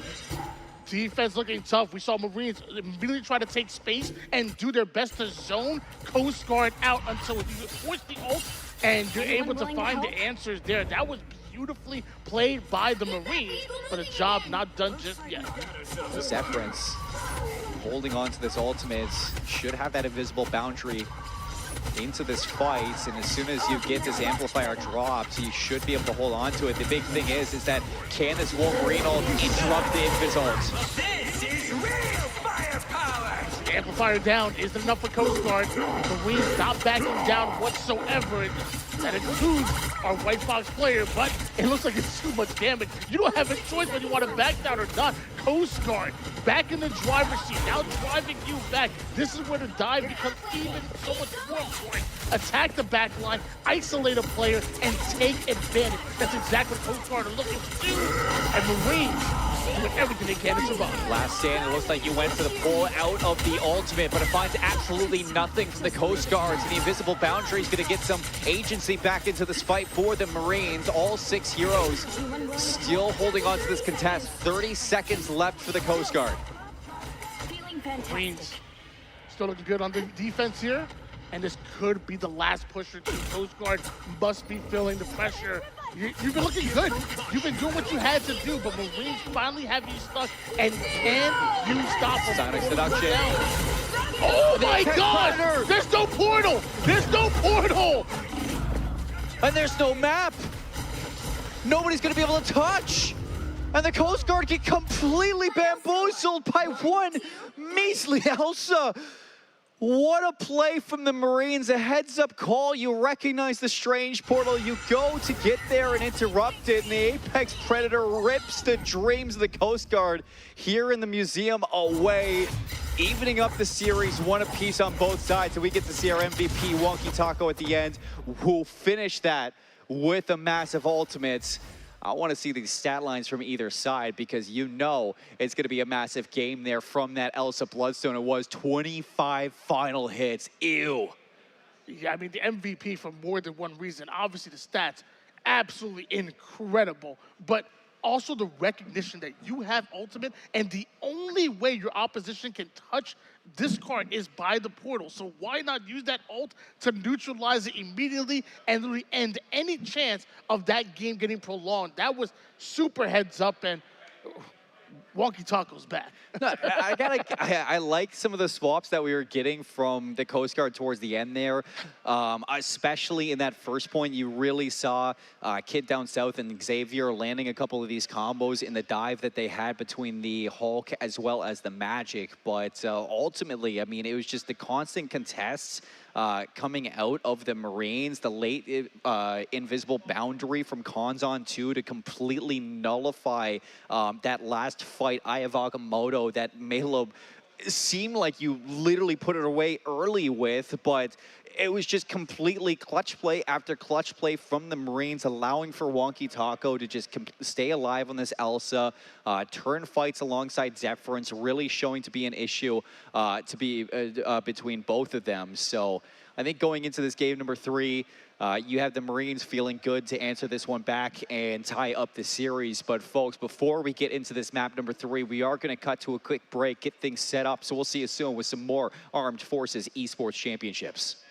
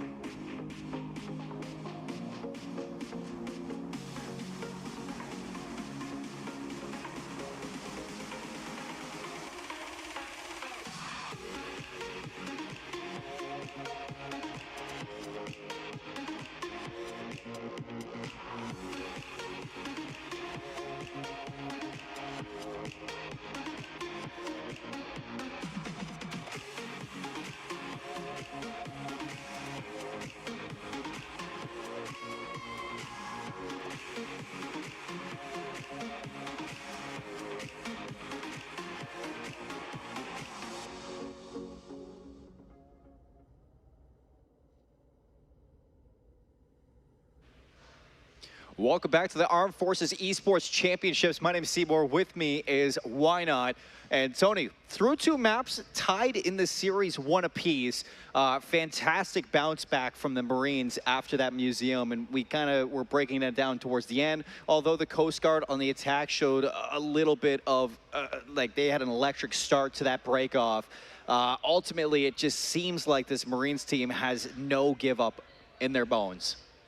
Yeah, I mean, Wonky Taco on the Elsa looks way too comfortable. On top of that, I think allocation on the Storm was doing so much. I saw 34 assists out of them on the Storm. You saw them getting crazy ultimates one after another. And also, I believe it was Chief Vital on the White Fox who had like over 50 assists. It was absolutely crazy. So everybody getting involved in every single fight in some way, shape, or form. And the neutral game is even more important since the nerf to like all Yes. And I think that Zephyrins and Wonky Taco together were doing a lot in that neutral game. That swap from allocation onto the Wolverine as well to match Untapped with their, or Unstapled on their initial swap over to Wolverine. That was a big change up for themselves. Some good timed ultimates from Konzon playing that Invis, and it looks like our game number 3 on the Heart of Heaven. We're going to go to Convergence for this map number 3, already into the pick bands. And what do we got here?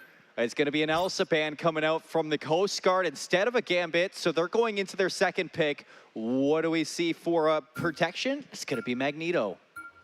Okay, very interesting here. So want to keep the Magneto, not bad at that whatsoever. Also, getting Elsa out of the equation, we talked about it.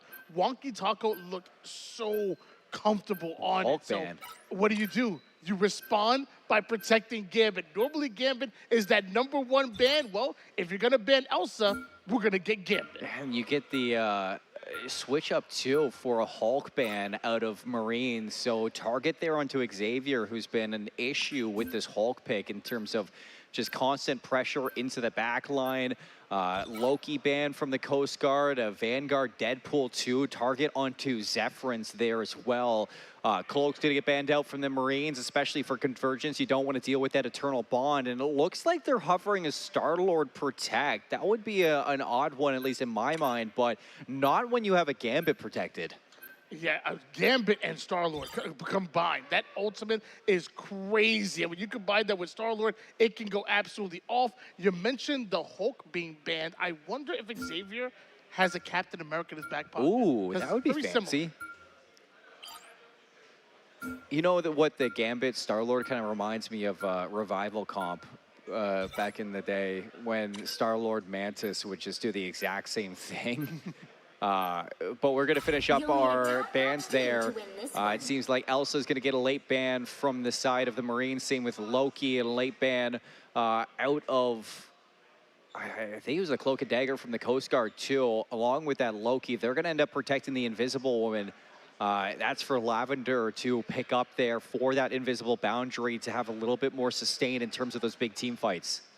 And you see right off the rip here, Marines, you're protecting Gambit for a reason. If you're gonna ban our Elsa instead of Gambit, well, most likely they're gonna get played. Yeah, they're most likely gonna get played, and Coast Guard's gonna match the Star-Lord pick with Kid Down South. A lot different though in terms of what you're gonna get out of the Star-Lord without a Gambit of your own, being that the Marines did ban the Gambit for you, so you don't really get that same pressure coming out from yourselves now that, you know, Kid Down South is just going to be having no damage boost on their side.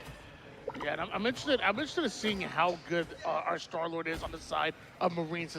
Star-Lord, you can play front to back a little bit and kind of farm ults, but I think when you get maximum value is creating those off angles and really catching enemy team off guard, repositioning. Yeah. I really am interested in seeing our Star-Lord for Marines and see what allocation they will do with them. You got good combo presence here too from the Coast Guard, alongside both Wonky Taco playing on this Phoenix, as well as Shan with that Meteor M. Both ultimates work well together, so you know the Marines have been good in terms of their ult economy. looking to do that yet again here in map number 3 to see if they can take an edge in this series. Opening fights, trading blows, just building up onto those ults, and it looks like Unstable playing on this Vanguard pool is going to have an early ultimate to immediately pick up this fight for the Coast Guard, looking to get to the back line. Kid down south follows it off, kill onto allocation, winning the Star-Lord battle, getting the team through. Wonky Taco says, you're gonna ban my Elsa, don't worry, I'll sit on the high ground and just rain down pain. But as I say that, Coast Guard answer immediately, and Marines, they just get eliminated. My gosh, Coast Guard just commanding control of the mid-map and scoring. And that was fantastic. I mean, especially off of Unstable playing on this Deadpool now, and it actually is not even the Vanguard one, it's the Duelist Deadpool. My eyes are deceiving me for a second.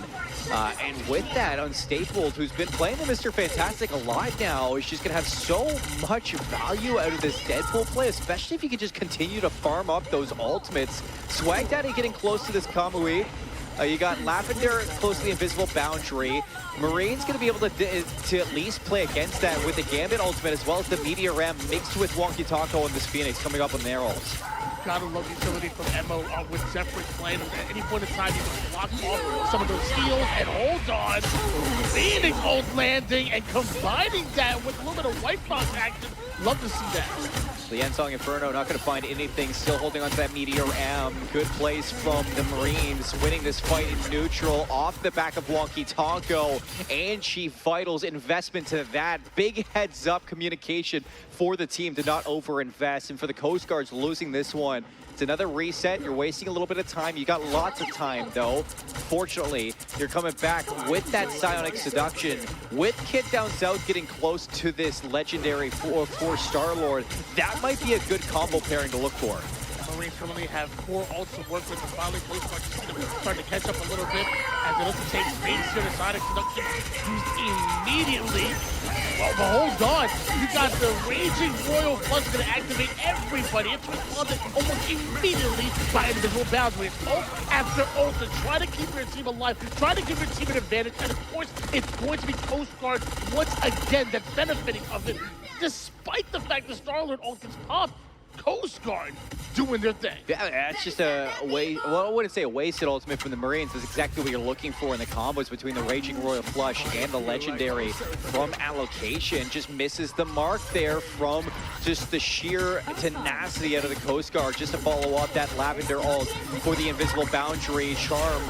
Early from the Coast Guard. Swag Daddy looking to interrupt this one. Here comes the Ensong Inferno mixed with the Meteor Ram, and this combo should be enough to break through that backline.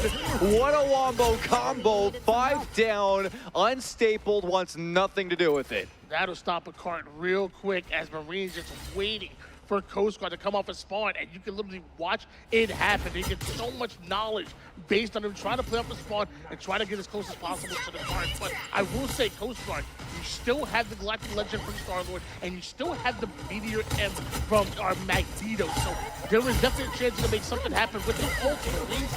Just did the same to you not too long ago. Let's see it. Galactic Legend going to be invested. Good bubble back from the counterattack, and Zephyr's going to invest in that Sonic Seduction just to catch Kid down south in their tracks and shut that ultimate down. Coast Guard on the backup as they should look to reset. Coast Guard did a great job staying alive here. They were back down, but no players getting final hidden. And now, Coast Guard, 3 ults to work with. Did a great job just walking forward as Marines have to do enough damage in order to stop him. But so far, it hasn't come. And what do? Invisible Boundary and then Meteor M coming in out of nowhere as it lands, but it doesn't get the final hit. Double support all from the Coast Guard. It's going to be Swag Daddy early, but Lavender late for that Invisible Boundary to interrupt allocation with that Galactic Legend. Coast Guard doing a great job at just fighting through this battle. Ensong Inferno, it's good damage to at least catch a couple procs onto these players, but Wonky Taco not going to find anything with that ultimate, a late Raging Royal Flush. And here's the Psionic Seduction from Xavier just to catch this one and not allow Marines to follow that ult up, trying to get back from the spawn as quick as you can, but a grab out from an allocation is trying to take the Coast Guard away from this one and stay on the contest, but they step off. Coast Guard get through, and a capture with 2 minutes, 40 seconds left. And now Marines coming off a spawn here at Coast Guard. Immediately started to take some space, and this is bad. This is where bad can really turn to worse because Marines don't have a response. Coast Guard could finish this off 3-0. Coast Guard just daring them to cross that 50% portion from the respawn over towards Art, and Emma holding down the front line. Zephyrins getting close to that Sonic Seduction. You have Meteor M for Sham.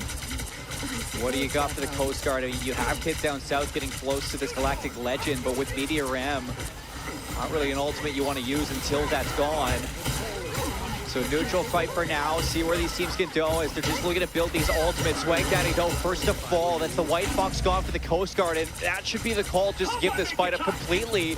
But instead, Unstable is going to invest there as here comes the Galactic Legend. Unstable finds nothing, and with the Sonic Seduction out of Zephyrins, another shutdown ultimate there from Kid down south. Fortunately enough for the Coast Guard at the end of it, I mean, you get the invisible boundary out. I mean, seems like an ultimate you didn't really need there from the Marines, but I mean, that is a good start from the Marines. Yeah, despite the fact that you lost allocation first, you were still able to get the advantage and go right after Coast Guard, White Fox, and once you delete a player on the back line in a double support, you were definitely feeling good. Marines prioritized the right target and getting the final hit. 3 ultimates online for the Coast Guard. Marines, you have that end song Inferno, but Wonky Taco has been really struggling at follow-up to that ultimate. In the drive fight, you do catch Kid down south, so early pick onto the Star-Lord. Really interrupts this battle for the Coast Guard, which now only have a minute left to fight for this one, so here comes the Kumi home from Swag Daddy for the investment into this one. Raging Royal Flush to mirror this fight. Keep everybody from the Marines topped up. Xavier. And with the Sonic Seduction, what can you find on the back of this one? Absolutely nothing, as Wonky Taco's gonna catch Lavender. And it looks like Kid down south is gonna fall too with this late swap to Magic, a recontest back in, and now you're down to 30 seconds. Marines doing a great job at holding this third point. Just keep fighting a little longer.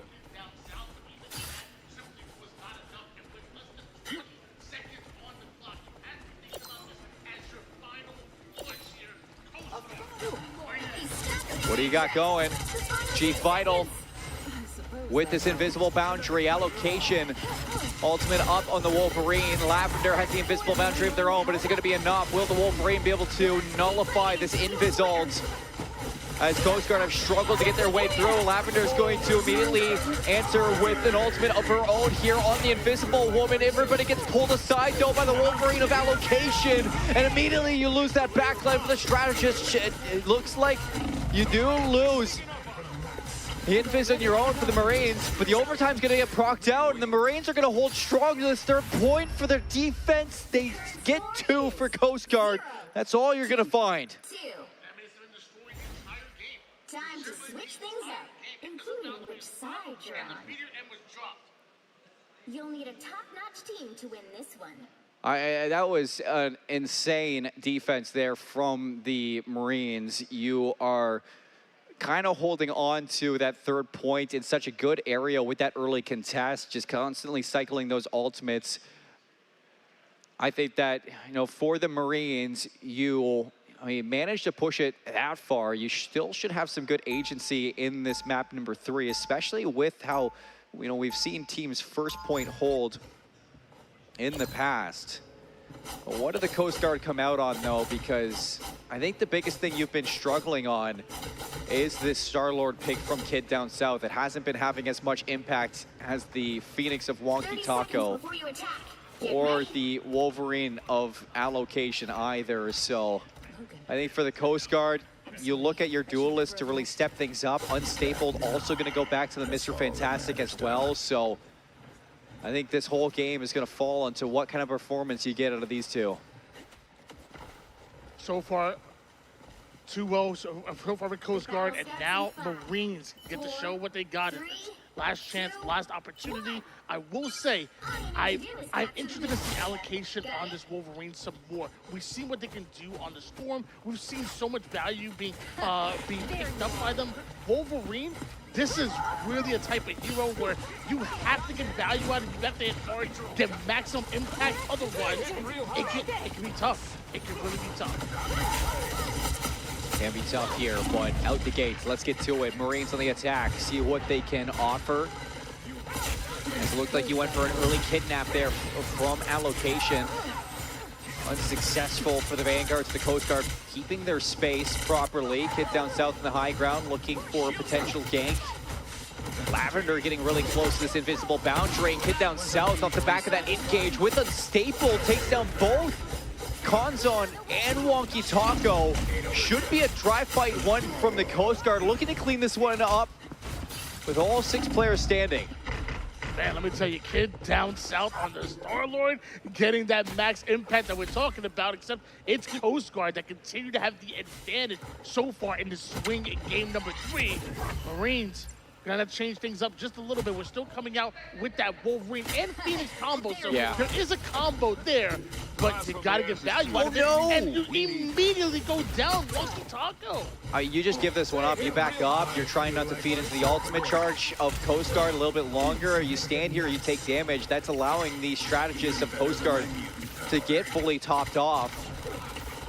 And I mean, yeah, for the Marines, I mean, you're getting Chief Vital and Konzon close to their ultimates too, but I'd like to see the Coast Guard take a little bit of initiative onto their Kumiho, see if they can win this fight before it even begins. Here comes the Raging Royal Flush online.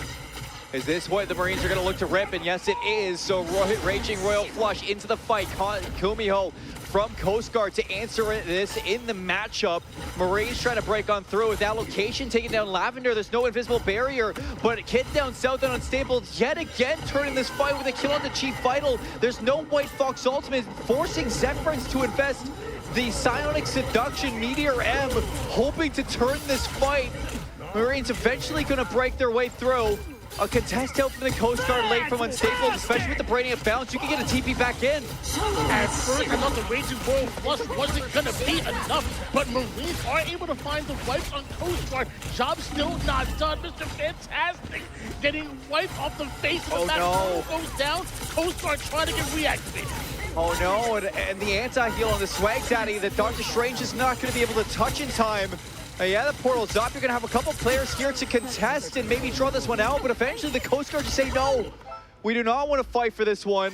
Let's just set up to new. Try not to stagger out. That is so unfortunate. Lavender went for the touch with her invisible boundary, but ended up dying inside that ultimate, and it wasn't there for one Swag Daddy got through to that portal.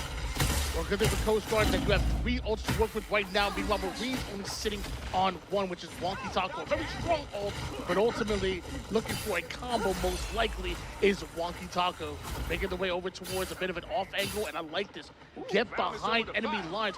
You can make something happen here. This is a flank that could matter. We can see if Wonky Taco get it done. Phoenix ultimate in. The End Song Inferno finds nothing right away. Follow-up not really there for the Marines. Good on the Coast Guard to stay fully sustained through that entire fight, but look at their health barriers. Galactic Legend from Kid down south. Can it reach the back line in time? Allocation going low, and it looks like Allocation will end up dying there. So first initial KO from the Coast Guard should back the Marines up to the point. Still have the Raging Royal Flush here, the Marines. But as I say that, once again, our Phoenix and Wonky Taco ends up going down. And with that, once the first domino falls, Coast Guard take advantage every single time. So you mean you have the Raging Royal Flush, close up to the Kumiho for Marines, but Coast Guard have both of their strategist ultimates as well. Should be a very even fight here. The Coast Guard have their Meteor M, Sham close to theirs. Maybe the Magneto can create a difference in terms of the impact of the strategist ults, but at the same time, might want to use yours if you're Malum on the Galactic Legend of Allocation. Although Swag Daddy goes in with the White Fox ult, it is simply not enough. They get shredded, melted almost immediately. Still, Magneto holding forward here, trying to make something happen. Coast Guard, despite the fact that that ult didn't work out exactly the way they wanted to, they win the fight. I mean, that's just a great investment coming out from Malum just to follow that up with the Meteor M. Swag Daddy doing a lot with that Kumiho just to break into that fight and contest. Marines coming into this one with 5 ultimates. I mean, this should be a one fight. You just don't want to see them all invested at the same time. So far, they're gonna manage to cool down, they're gonna manage the ultimates, and they're gonna manage to get some value out of Star-Lord going legendary. immediately going right after a backline player. In Coast Guard, that's our White Fox going down, and you're losing one support. Marines got to take advantage of that. I mean, this is great, though, from the Coast Guard. I mean, that's immediately 4 ultimates used from the Marines, but the Coast Guard never really got off the point. They've been contesting it the whole time. You're down to just 1 minute left in this play, and you haven't even gotten it around the first corner. Another one fight from the Coast Guard. In these neutral fights, they've been doing so well to just nullify the Marines, now scrambling to put something together. Wonky Taco swaps to the Daredevil. Is this going to be the changeup that you're looking for? Just 37 seconds left here. You see Magneto just patrolling the front line, trying to find out exactly where that pressure's coming from. And you at least found the Star-Lord to try to get an off angle, but with the bubble, you're able to pop the Legendary, and that's activated almost immediately for Coast Guard, but he ends up being shredded immediately as well. What happens here? I mean, it's Wonky Taco getting caught. That's the big thing there from Kid Down South. Still finding value with that Galactic Legend. Malov looking to follow this one up, but Chief Vital getting caught. It's 3 KOs yet again. All 4 going down, and Wonky Taco late off the respawn has to play for the contest, has to force this overtime for a chance the Marines at taking this map number 3. Overtime's gonna be here on Stapled. Removes Wonky Taco. Can anybody get here in time? And the contest is gonna get in. You do have a player through. Allocation swapped over to the Magic. Can this be one last hurrah for the Marines to hold on to map number 3 in the series, or is Coast Guard going to take an edge? Lavender in with the invisible boundary, fighting throughout the Invis-ult. It's not able to be there for the Raging Royal Flush without that Gambit ultimate getting there. Will they even have time? The Raging Royal Flush is only going to hit 2 players, and the Coast Guard happy to take care of this one. A 2-1 in map number 3. And the Coast Guard take an edge in the series. Yeah, I mean, I honestly think Marines stayed alive a lot longer than they expected to. Wonky Taco literally had the straight line to force overtime, and he should have gone down there. But they did a great job of staying alive, getting his team reactivated in the fight, and giving them a chance. But just because you have a chance to win that fight does not mean you are going to. They just hold on to the Coast Guard, and man, Coast Guard have just been looking better and better every time we see them. It's just the fact that you're winning those fights without ultimates is just such a big difference towards the end there. I said, what's going to be the difference going into this defense? And I was looking at Unstapled alongside Kid Down South that has some big maximum performances on their heroes respectively. And what were we getting that first point? Just early engagements from that Mr. Fantastic to set up Kid Down South on this Star-Lord to win fights without that Galactic Legend. And even when you swapped over to that second point, I mean, it's just such a big play for Kid Down South to pop the Galactic Legend. He catches Wonky Taco before the Psionic Seduction really interrupts that ultimate. And because of that, there's just nothing to follow up that Psionic Seduction on the other side. You're just scraping away enough out of these duelists of the Coast Guard to really tee up your team for some big fights in the neutral. And I think that the Coast Guard really leveled up in that game number 3. Yeah, I'm right there with you. I mean, great job not only managing the ults, but using them at the right time and right opportunities. It was a little worrisome for Coast Guard because I thought a lot of their offense and even defense was really kind of activated by that Hulk. And I was wondering, what happens when you take Hulk out of the equation? Well, they answered that question. They still look darn good, if you ask me.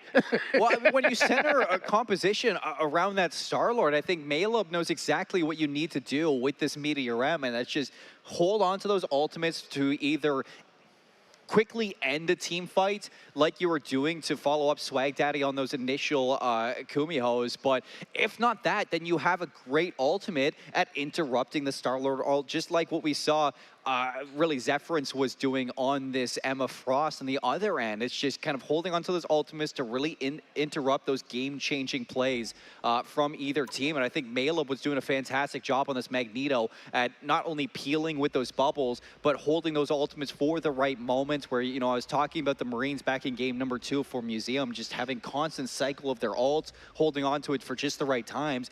This time around, I think Coast Guard were just hitting the money again and again. And I think Lavender swapping away from this rocket onto the Invisible Woman was also just assisting with a lot of sustain for these team fights. And that's kind of what we talked about a little bit going into that game number 1, is it felt like they were targeting both Lavender and Swag Daddy with eliminating a lot of the support characters that they probably wanted to use. Meanwhile, Lavender hops on Invisible Woman, dropping 44,000, Dagon near 45,000 heals. Also, Swag Daddy, what, 39,000 heals, and then on top of that, 17,000 damage. He's doing as much damage as the DPS on White Fox. How crazy is that? And that really shows in the, the assists that you get from your strategist line. I mean, you have 10 total assists difference between both strategists on either team. I mean, you just look at the difference between Chief Vital and Lavender in terms of that assist column and what you're doing for these team fights. Same thing with Cons on this Gambit. Not something you'd normally see, a Gambit with like low DPS, low output damage on this side, but those Raging Royal Flushes,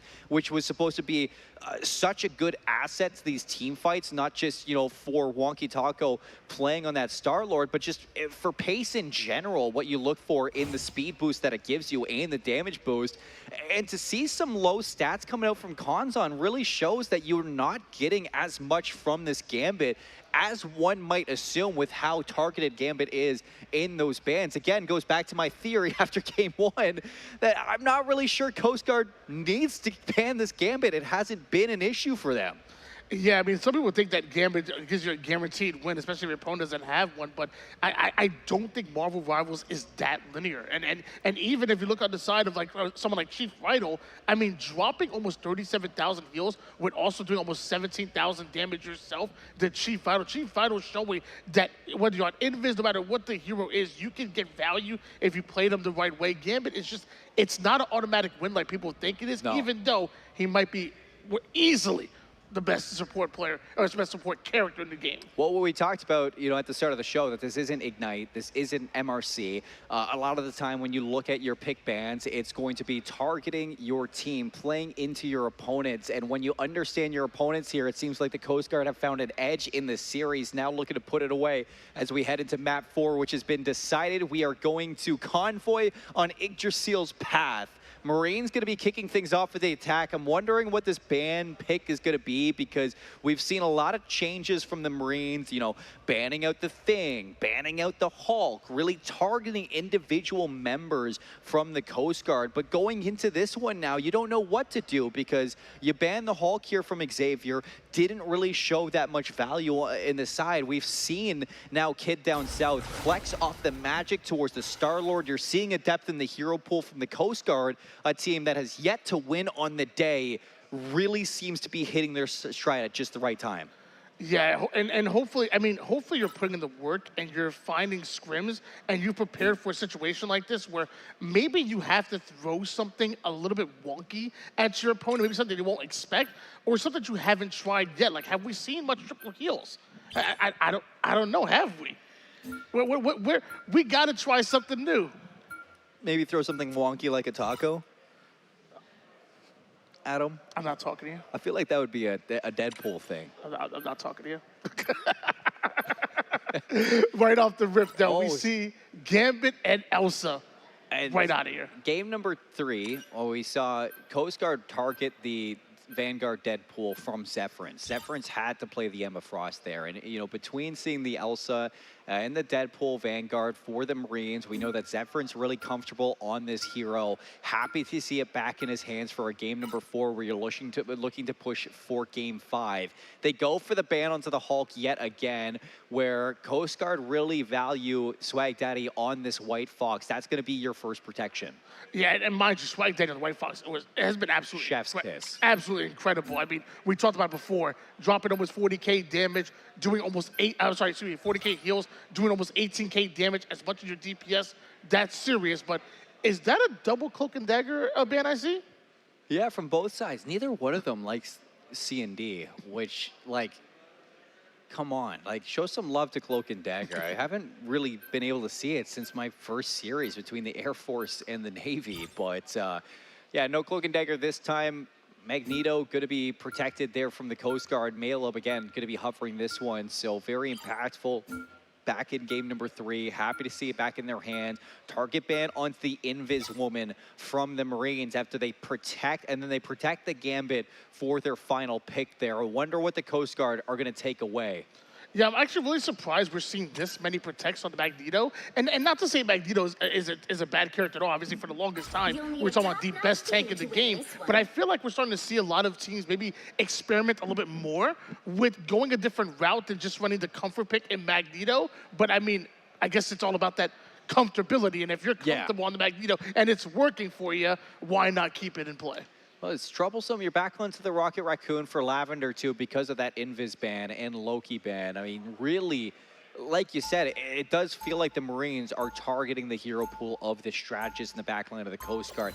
Does have me worried, again, for just the longevity of these team fights, what we've been seeing them scrape away without having that invisible boundary, and for Konzon having just well-timed invisible boundaries on the side of the Marines. I am worried for this amplifier not being enough for the Coast Guard. It's exactly what I was talking about back in map number 2 for the museum. I don't think the amplifier was enough to keep the team sustained through these team fights back then. I don't think it's going to happen again now. It's slow heals, number one. Does Rocket provide? It's a lot of slow heals, number one, and then like you said, there is that chance that an amplifier doesn't provide the value, especially when talking about on the defensive end. So I mean, I will say the revive very strong. Getting a get out of jail free card and getting a hero back who actually goes down could definitely be something powerful. And maybe on defense we see Coast Guard lean towards triple heals. I think triple heals is still very strong, especially on defense. Already seeing Zephyrins have some value on this Van pool. Opening this one up, burning that revive very early with having to get Xavier back on this Emma Frost.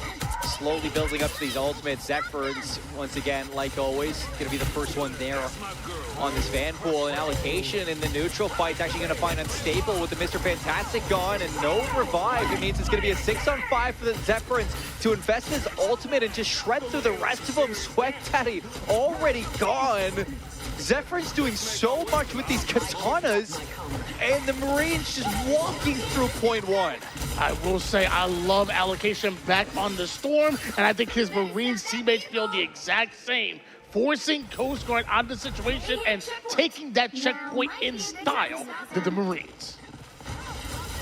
I mean, the Storm on Interseal path is going to be so good. With the amount of height you get through these walls, it's really hard to push into her. She's so safe. Another early pick onto the Coast Guard forces that revive way earlier than you would have liked to see it.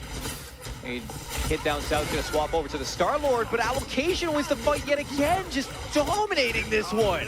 I hate to sound like a broken record, but allocation on the Storm, even when they're not demanding MVP, they demand a lot of attention and they enable so much of their teammates. Allocation is strong on the Storm, who does end up going down. Coast Guard do have to trade out 2 bodies in order to do so it still feels like Marines have the advantage that they want. Look, the play to the butterfly. Wonky Taco not letting you just set up as a team. It's just constant staggers from the Coast Guard. Some point, somebody's gonna have to say, all right, guys, just wait for us all off spawn. Let's hit this one together. But because that was just dry fight after dry fight, you still have 5 ultimates in for the Marines. It looks like you're going to get an early invisible boundary in from the Marines. We're going to work on in Tornado from allocation all the way to the back, and Wonky Taco wastes no time at following that one up. Between the Storm and the Psylocke, there is nothing the Coast Guard can do in Game 4. 1 Raging Royal Flush and 1 Storm ult, and just like that, Coast Guard get deleted. Staying on board with allocation of Marines, though. Moving card as fast as possible here, Coast Guard. Coming off a spawn here, and allocation continuing to find value, just chipping away at the health of the opposition. And forget chipping away, you find the final hit. And just like that, use that height advantage, or maybe forcing Life Legend coming out of Coast Guard. Invisible boundary is looking good, but Coast Guard looking even better, finding the elimination. Sham just dunks on him, soaking up the Galactic Legend and taking your backline down with it. Marines, full form on Interseal's path. Coast Guard, 4 ultimates coming out of their spawn. but they haven't had anything to say so far through this game. Here comes your Psionic Seduction in Meteor M from Malo. Finally, you're gonna get something going here, but is it too little too late? Still 4 minutes and 20 seconds. A great combo and ults coming out of Coast Guard there, but like you said, you need a whole lot more of that. For over 4 minutes, Marines, they can afford to go down, what, 3 or 4 times in the same situation. So, Marines coming off, no ult just yet, but I do see Wonky Taco getting that Dance of the Butterflies very soon. That could be a game changer. We've seen it before. Oh, Berserker from Unstapled finds nothing. Kumiho from Swag Daddy looking to follow this one up. To see if the Coast Guard can take the fight to the Marines, into the backline for the strategist. See the Dance of the Butterflies shreds through Maleb eventually with the last hit.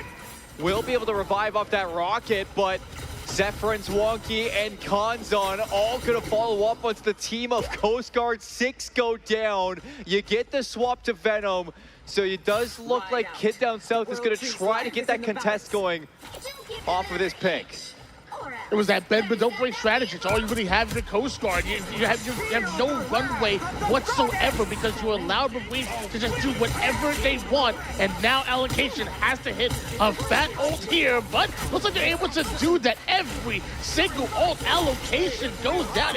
It just finds value time and time again. Absolutely love that for the Marines. Can they continue with it? Big question there. 3 caps coming in. How much time in the pool? 2 minutes and 54 seconds. I had to avert my eyes at the end of this one. It was just, that was bloody towards the end of that 3rd point. Allocation on the Storm. Talk about a better duo. And Wonky Taco onto this Psylocke, it just complements this pick even more. I mean, you're starting to see the value getting from the Gambit with this pairing of allocation on the Storm and Wonky Taco on the Psylocke, where was it hitting before with that Star-Lord back in game number 3 here on Yggdrasil's path. Yeah, Chief Vital is finding a lot with this Gambit pickup. Coast Guard have had no answer on their attack now. See what they can put together to scramble their way to the finish line, but with 3 minutes just weighing down on your shoulder on the other end, it really puts some pressure on you to perform now. You got Xavier coming out on the Groot right now, unstapled with the Namor, maybe Kid Down South coming out on the Hella, so some very big changes coming on the identity of what Coast Guard are looking to bring. And I mean, there's no reason not to change it up. I mean, you literally have to change it at this point. Everything you've thrown at Marine just simply has not worked for quite some time now. So, yeah, I think you have to make things shake here. Marines, a big 3-0. Coast Guard coming out with that Hella Namor team up. And I'm not going to lie, I like it. Hella Namor is going to give allocation a little bit of a trouble in the skies. So seeing if they can prove to be the anti-air that Coast Guard really need right now. As early walls going down here from Xavier. See if you can disrupt the setup early from the Marines. Allocation playing really safe and really behind. But that's kind of what you need there from the Storm. She doesn't need to get into danger. Zephyrins goes down very quickly. I like the idea of Coast Guard bringing the Groot out. I mean, you know Marines are loving their Storm and Psylocke composition, but is that enough to break these walls that Groot are going to continue to put down? It might force them to change if they're able to find that maximum value here. And speaking of max value, allocation continues to punish Coast Guard. Well, now I've brought you with the question of why go through a wall when you can hover over the walls right now with your application, just continuing to rain down electricity. Here comes the Wrath of the Storm into the back line. Is anybody going to be able to deal with this one? No, you just got to eat it, deal with it that way. Back into the reset. Kid Down South will be forced off the revive, so Lavender not going to be able to hold on to that ability for a while. You're coming out of spawn with both your strategist ults. That might be all Coast Guard need here. Coming off of spawns, you have the strategist ults, but you brought up time and time again. Is that rocket amplifier enough to really make things happen here for Coast Guard? This is where you answered that. At this point, you need to be able to force them back. You have a little over 2 minutes, but theoretically, it's enough time for anything but Marines to make something happen. And Kid Down South gets caught looking for a flank angle. Lots of damage onto Xavier, Wonky Taco just continues to win these dry fights on the Psylocke alone, going in deep for the kill in the Swag Daddy. Gets away with that White Fox kill again, staggering that backline. The strategists losing out on that one is actually not even going to get Xavier back into spawn. You get a swap from Kid down south now into the Venom. And here we have the Strangling Prison paired with the Giganto of Unstable. This is something that we used to see a lot between Gruden and Moore. If you can find this Invis Gambit, then yeah, you can see it yet again, but it has to hit. And we continue to control their own destiny here. But now it's just going to be an ult off. You immediately see the dance of the butterflies. You see the more coming in. And oh my gosh, so many ults pop at the same time. And the battle still is not done yet. Coast Guard, Elise Karama, and Allocation hits him with the Wrath of the Goddess. And the Nine-Tailed Fox might be enough to cap this first point. I thought that Allocation would have turned that with the late tornado out of the storm. Allocation going to swap over towards the Magic. Zephyr's already on the Strange with that early death from the Deadpool, so there will be a portal in for the contest. You do have the Raging Royal Flush on this engage, but here comes the Amplifier on the other side. Feast of the Abyss going to be enough to break through the setup of the Marines. Coast Guard looking for the cap with only 46 seconds. Allocation going on to the Magic here. It's going to be real interesting. Meanwhile, we just see Magneto continue to press forward here despite not having much health to begin with. They still trust their healers, and because of that, they're finding elimination after elimination. Marines go 3, make it 4, almost 5 down here. Coast Guard still have the up. Good contest there from Allocation, but Unstable just wiggling those arms around. Finally gets the cap for the Coast Guard. 15 seconds. It's going to bolster into 2 minutes and 40.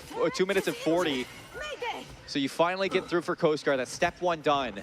How do you get to step 2? And can you even get to step 3? That's the questions that need to be answered here, because it is just completely being drawn out between Wonky playing on this Psylocke, and now Allocation in on the Wolverine. You do switch on over, the grab on the Strange, so Emma Frost going to keep the team alive there. The Eye of Agamotto already getting Swag Daddy up the board, revived back up because of Lavender, so a good fight now for Coast Guard to take with that Eye of Agamotto gone. See if you can turn this. Kid down south, swapped over to the Moon Knight. The Ox will land. Some good value coming in with Chief Vital getting caught there. Zephyr's down as well. The KOs just continue to roll, and so does the card.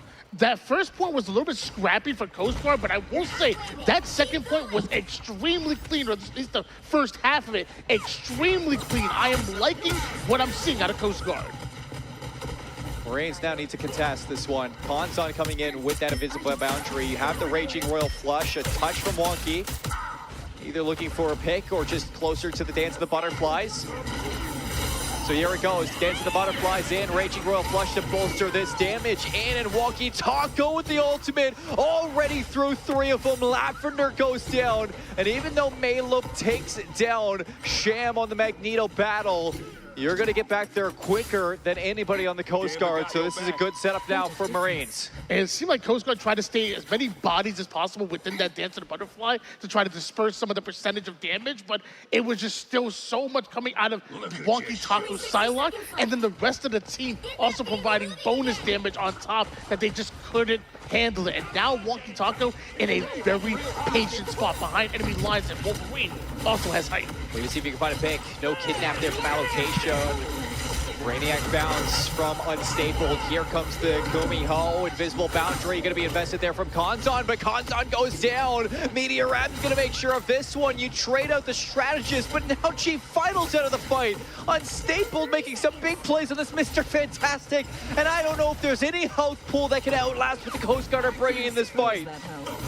22 seconds, but I'm not sure that's going to matter with the way that Marines are trying to get activated, but just sending one at a time. So really in a desperate mode, trying to keep it alive. But I will say, so Wonky Taco on the Psylocke just bought them so much more time for them to come off of that short spawn and get reactivated. Both of them down for Coast Guard. 2 seconds. Is there even an overtime touch? No! Coast Guard not going to be able to get there.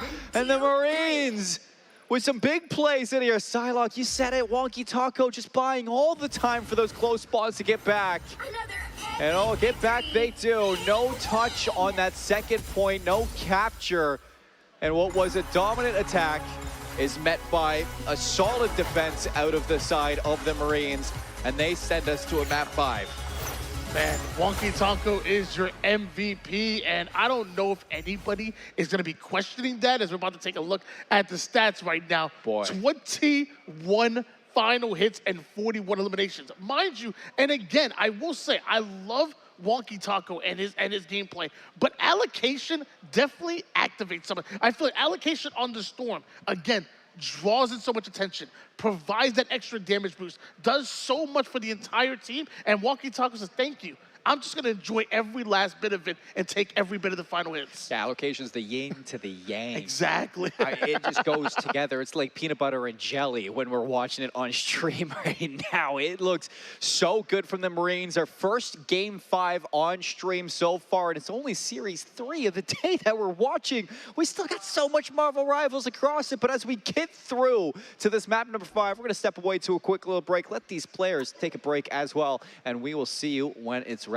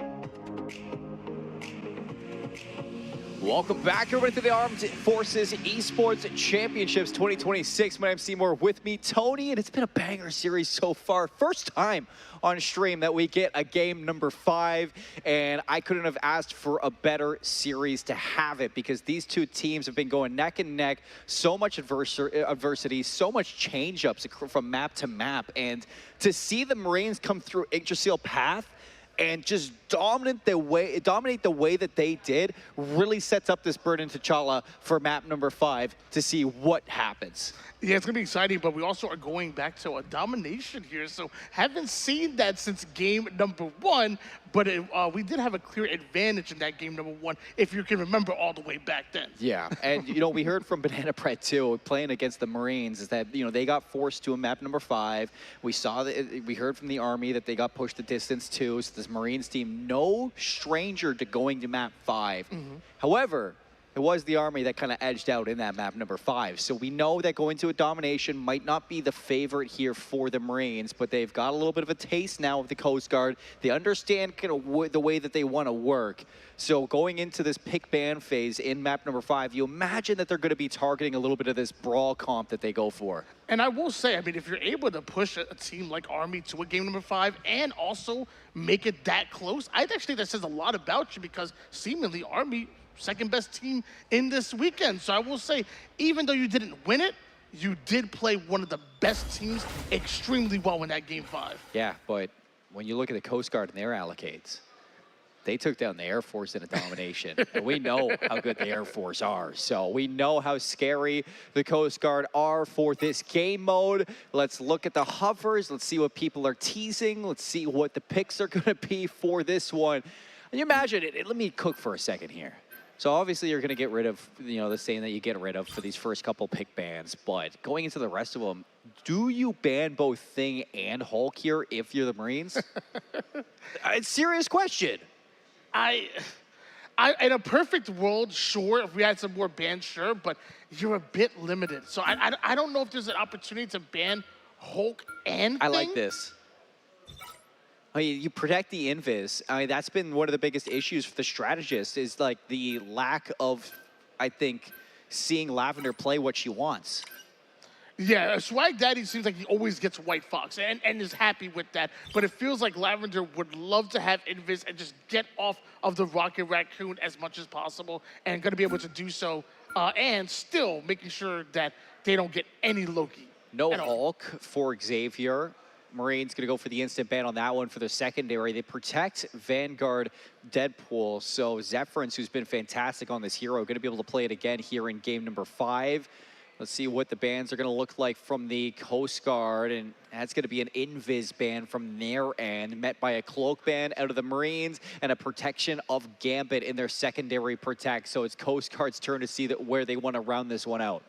Yeah, I mean, having the only invis for Marines, I will say, I wonder if you let Cloak and Dagger through the Coast Guard, I wonder if Cloak and Dagger would even be used. It seems like Lavender, very comfortable on the invis. I don't know why Swag Daddy would switch off a White Fox. I actually wonder if Cloak and Dagger would have even been used by Marines if it was available. No, I agree. I think that, you see the Invis already hovered for protection. You know that White Fox is going to come through. Might be something to talk about, like, is this necessary for us to really ban? But that's what you get from the Marines. I mean, they look to ban it just because they're going to ban the Groot as well towards the end there. We did see Xavier pull the Groot out on the second form of Yggdrasil Path. So now I wonder what it's going to look like from the Coast Guard just in general for this domination, because you come into this one knowing that last time you went for a Thing Hulk composition. Now you don't have the Hulk. I wouldn't expect Maleb to go for the Thing. He is hovering the Ultron, but I wouldn't expect that to stick.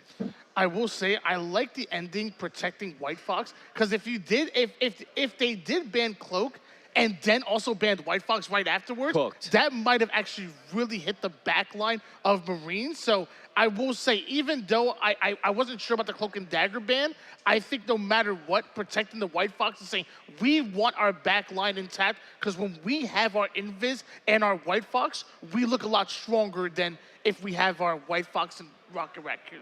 Well, for first point, Burning T'Challa, I wouldn't mind this from the Marines, investing that portal early just to get some good high ground control right off the rip. Marines hovering a couple interesting picks to talk through, and that's going to be the mixture of Ultron and Mantis for the double damage boost onto Wonky Taco alongside Zephyrins. I was actually very surprised at the lack of triple heals that we've seen so far, especially because when we talked about, defense versus offense, and it's also an opportunity to see some triple heals. Well, Mantis Ultron, Coast Guard might be upset with letting these two both through by the end of this. So immediately you see Xavier falls down. That's going to force the Coast Guard to make some moves on their rotation. Strange and Magic is going to leave some chains open for Coast Guard to maybe lock down a couple of these players from the Marines. Trying to fight through this one kid down south. That actually lands it onto allocation, so immediate pick onto the Ultron leaves the Coast Guard in a quick advantage. They're going to have first control.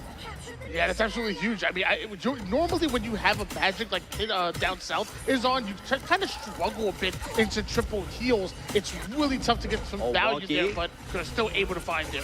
Great movement, and you even turn it around for killing unstapled. So quickly the Marines are looking to activate and see if they can fight their way back and flip this point back in their favor. Only 20% right now for the Coast Guards off this initial one. You're trying to stagger at least a little bit more off of this and juice this progress as much as you can. Finally, Xavier goes down. Looks like you're gonna get in and around 30%. Wonky Taco on the Psylocke, finding two players in isolation and just ego challenging them right there. I absolutely love that out of Wonky Taco, and we've seen they are so strong on the DPS. I gotta be honest, I think Wonky Taco is kind of aura farming on the Psylocke pick. It really seems like it's just the way that you're angling these fights and playing so confident in the off angles. Nothing that the Coast Guards can do to really lock it down as soon as you go invis. So Marines coming into this fight with 3 ultimates. Here comes Zephyrins right away for the Blade of Dance of the Butterfly. Is going to force out Lavender and the invisible boundary. Still, Maleb will fall. They just traded out with a kill onto Chief Vital. You lose out on that strategist, and this is actually good for the Coast Guard to fight their way through. Although you have 3 strategists for the Marines, and even though Chief Vital goes down, immediately the Ultron pops their ult, and that is going to keep the Marines in control. Yeah, I was a bit confused for a second. I didn't see exactly how our Gambit went down in the middle of the Wonky Taco ult, but I guess it didn't matter whatsoever. Marines are still able to wipe Coast Guard, and now they are still scoring. And Coast Guard need an answer. I have Agamotto, Kumiho, Darkchild. Which one is going to find your way through? Sonic Seduction is going to be the first one to enter through this gateway. Meteor M from Sham finds nothing. Still a lot of damage though into the Coast Guard, and they get extremely low. Here's the Darkchild from Kit down south. Will be able to turn this fight with Xavier going down on Staple. Takes down allocation, but you lose out on so much on the way in, and Coast Guard already have 3 KOs against them. There's nowhere, no foundation for the Coast Guard to walk on. You saw the strain from Coast Guard jump up and immediately eye of Agamotto, the backline of Marines. Wonky Taco dashed right under him and then attacked our Magic for Coast Guard and turned it into 2. The Marines somehow playing under Coast Guard. You get the TP still, so contestant for the overtime. Immediately, Kit down south going to be able to be a part of this one. Brainiac bounce. Only ultimate you have on Staple. Doesn't even need it so far. Immediately 2 eliminations on a Kanzon and allocation. Chief Vital will fall. And Wonky, some fancy footwork on this Psylocke, but I don't know if this Dance of the Butterfly will be enough to turn this fight. You managed to get Swag Daddy on the way out, but it is a flip for the Coast Guard. That it is. The portal is going to work beautifully for them, but job not done. You see Coast Guard scoring. Marines have an opportunity to come off a spawn. Mr. Fantastic is ready. I was going to say how they're going to use it, but they just went down. He goes long form, and it's not going to be enough. 50% in. Coast Guard still in control. But you're looking to come off spawn, get back to this fight. Here comes Lavender in with the invisible boundary, keeping the team sustained on the backside. Rage of Ultron from allocation. Not really going to find anything in terms of eliminations. But it is going to force the Coast Guard on the back foot. Zephyrins opens up this fight. Swag Daddy is down. Kanzon for the follow-up here with the Mantis providing a little extra damage into the full lineup. Xavier falls on this Venom, and the flip's going to come through. Looking to get there is the Magneto of Maleb, but he won't touch, and there's no portal. And the Marines will kick things off in Game 5 with a round. I was going to say, I was trying to find out why Coast Guard were so weak time and time again. Allocation is not missing on Ultron. If Allocation is playing a flyer, the enemy team is in trouble. Whether it's Storm or Ultron, the max damage that he's able to put down while also providing value and support to his teammates is so underrated. Every team needs an unselfish player like Allocate. As soon as you give him wings, he just flies. And Marines better for it. 1-0 up in Game 5. Match point against the Coast Guard. Maleb swaps to Thing. And you get Xavier on the Thor. Have we seen Xavier on the Thor yet? We haven't, but I will say, if you don't have Hulk, it feels like they're trying to create that same exact cruiser comp with like a Hulk and Thing, but you're just replacing Hulk with Thor. Are they the same hero? Probably not, but can they get similar value? Yeah. Maybe. Well, I mean, especially with the Awakened Rune, if you can lock somebody down on the back line, you create disruption with your hammer, and you get that Awakened Rune, you can really burst down a strategist quickly. But you're coming into this one with the Marines, still with some ultimates to work with. Chief Vital has the Raging Royal Flush. Who's gonna rip it first? As out the gates early, a fight neutral. Coast Guard gonna be late to the point. Marines there first, should be initial touch in. Xavier gonna jump right into this one, is looking to go over to the Marines quickly, but here comes the Kumiho. Raging Royal Flush to keep everybody topped off, and Sham's gonna put the meteor ram right into the back line. Kid down south is eliminated. 3 go down, make it a wipe for the Marines to get this capture. Last contest from Maleb, he goes down, and there's the cap. Yeah, you would think the Raging Royal Flush was the reason why they secured auto-elimination, but to be honest with you, they were already finding the damage. They were already finding those KOs even before the Raging Royal Flush did. That was more of a exclamation point on the sentence as opposed to the starting word. Yeah, it was. And the Coast Guard, less for it. I mean, you gotta be worried about this one. You're gonna take so much damage there from Maleb. Will Lavender and Swag Daddy be able to keep you topped off here? Wonky with the Dance of the Butterflies right into the strategist. Lack line Lavender already gone. Before you even know it, the fight is over. And the Marines dictating so much tempo in this map number 5 that is suffocating. And it seems like that's what Marines are so good at. They lure you into a false sense of security. They allow you to push up and take a little bit of space, and just when you feel comfortable, just when you're communicating, bam, you have Wonky Taco in your back line, Dance of a Butterfly, and you're immediately just crumbling down. Beautifully played by Marines. They're playing mind games right now. Coming up on 2 ultimates for the Coast Guard here. It's both Vanguard ultimates, although the Marines with this triple strategist setup, you still got the Rage of Ultron. You have Mantis ult there for Kanzon. You are going to be able to really keep this fight drawn out because of that.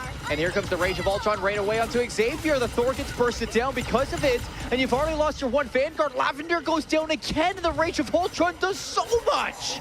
It's simply the ultimate cooldowns. They are managing it so well, comboing but not overusing, saving for the right opportunity. Coast Guard, they keep trying to come up, but they keep getting sent back, and it's usually because of Marines' ults. Here comes the portal. Xavier's gonna have one last touch, one last chance for the Coast Guard to take a series on the day. It feels.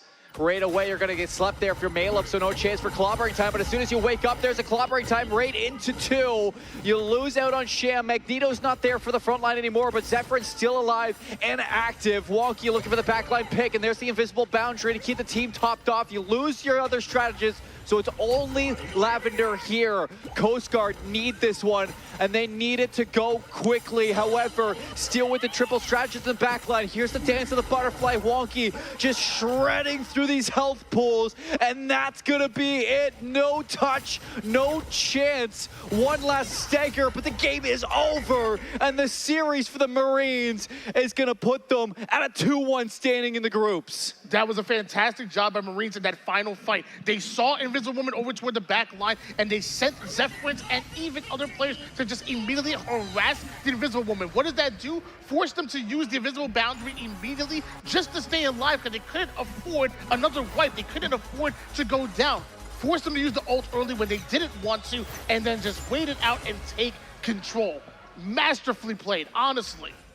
The teams go over, shake hands, a lot of smiles for just how epic of a series that was between both sides. Just what a back and forth across it. Wonky again with an MVP performance alongside allocation, swapping to a strategist in game number 5. Triple strategist on domination.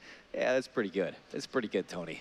I mean, dude, 11,000 heals and 9,000 damage out of your Ultron player. Wonky Taco demands a lot of attention, especially when you look at the stats, but I'm telling you, allocation is low-key like the underrated MVP. They're co-MVPs to me, because I just think the combination of it is so good. Whether it's allocation on the Storm or the Ultron, they just find a way to get so much value, and they're just a very unselfish player. I'm a huge fan of allocation. It's like Naruto and Sasuke right there. You can't have one without the other. It just goes so well when you're just trying to defend the hidden leaf. So you get a game 5, you win this for the Marines. What does that mean in terms of the standings? You go to 2-1. You're in the conversation there with the Army as well as the Air Force. That's going to be a feel-good win going to the latter end of this group stage. It should guarantee you a spot into tomorrow, and I think that's the big thing right now for the Marines.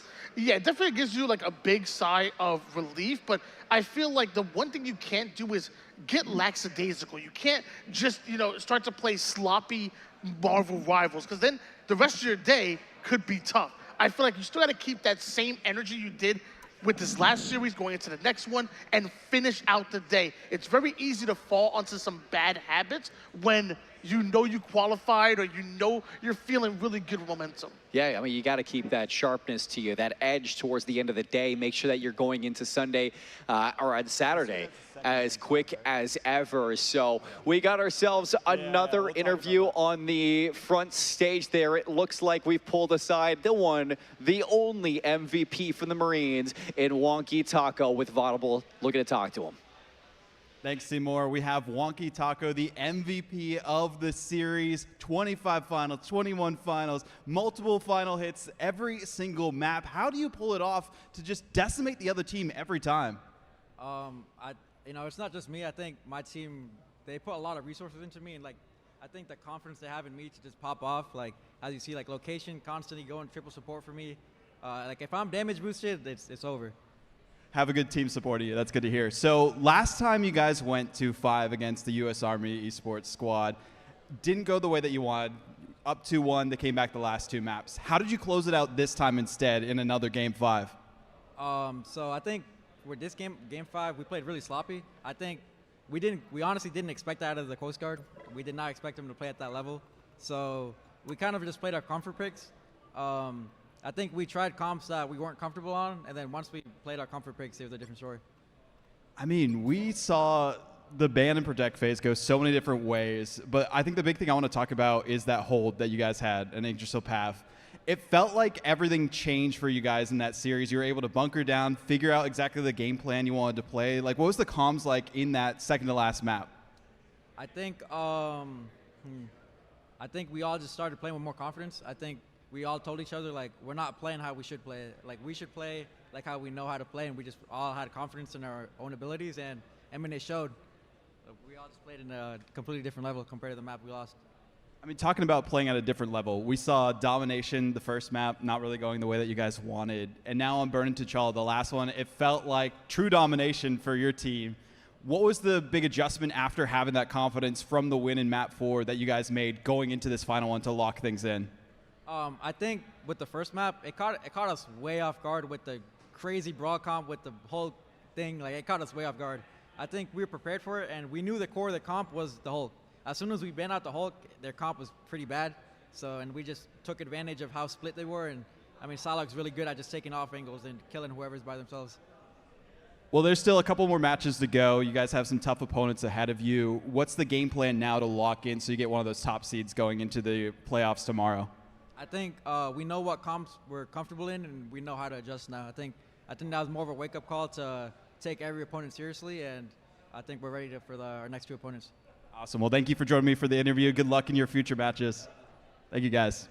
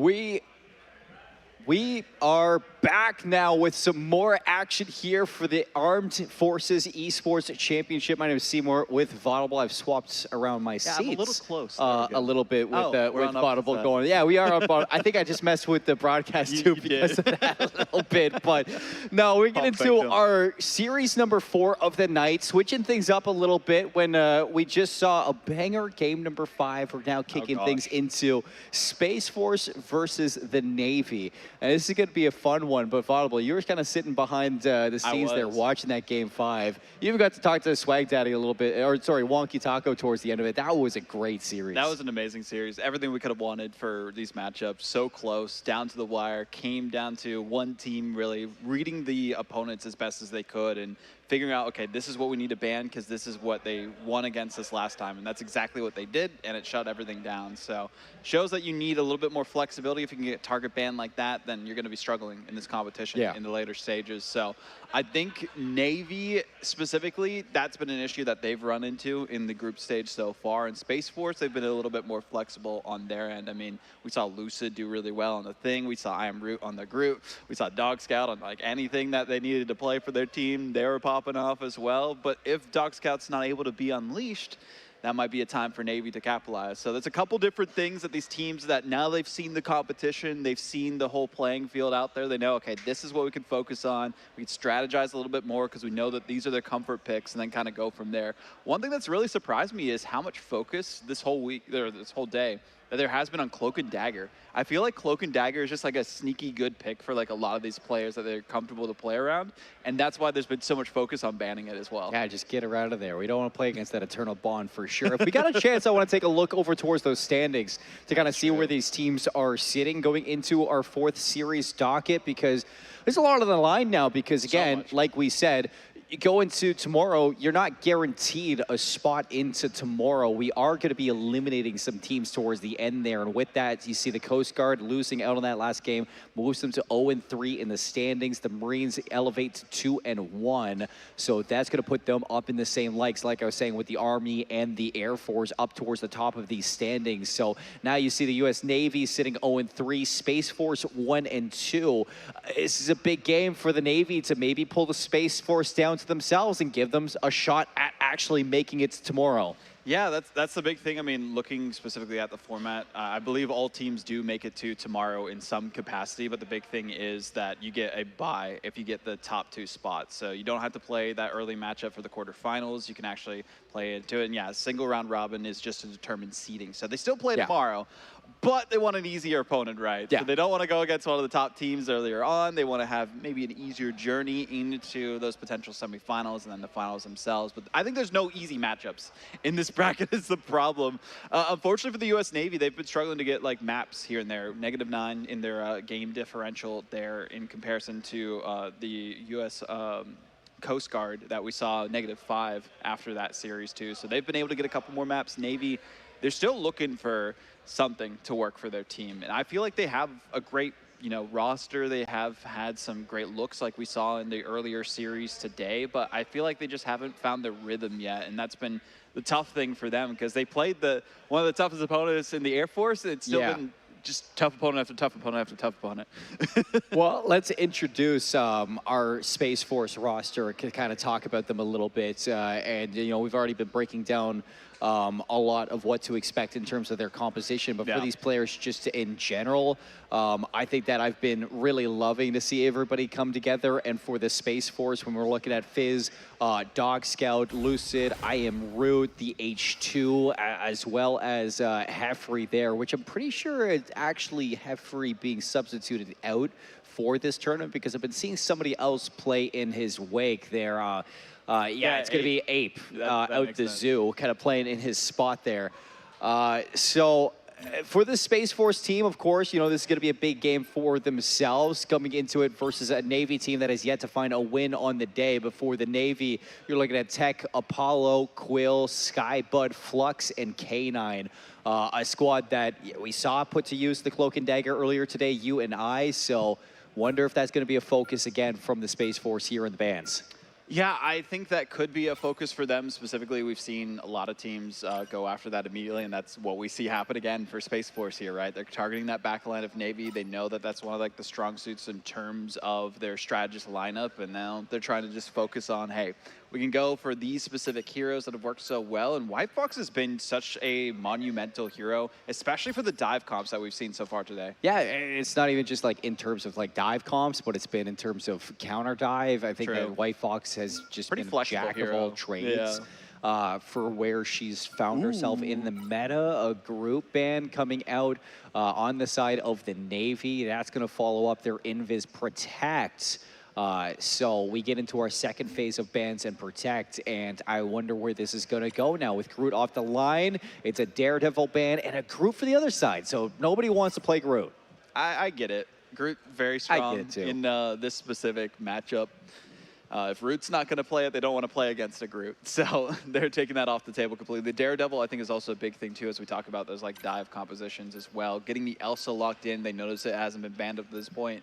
They would have been beside themselves, excuse me, if they didn't get the Elsa locked in, if it is available at that point, because of how strong of a hero she is in the Duelist lineup. I'm more interested, though, to see what Navy bans out here as their final ban. There's a couple different things that they could target. Venom's really good on this map specifically. The Vanguard Deadpool is also another good one. You definitely don't want them to have both the Elsa and the Vanguard Deadpool.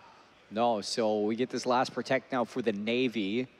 What's going to be kept on the board? Makes Elsa sense. Bloodstone, yeah. So you see Space Force protected on their side. No reason to give it away now for yourself.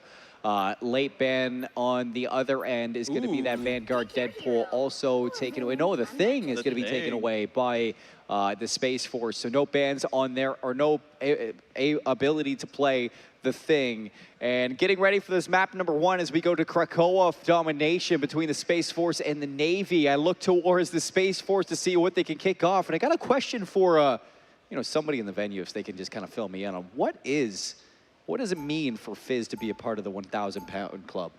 I think that means they can lift 1,000 pounds. I mean, I would think so, Yeah, but like, I believe in so. what fashion can you bench 1,000 pounds? I don't can know you if it's squat benching 1,000 or- pounds? yeah, or like a program? Yeah, it's probably something. I mean, I don't lift that much, so I would not know. I'm not a So part of that club. Twitch chat, let us know.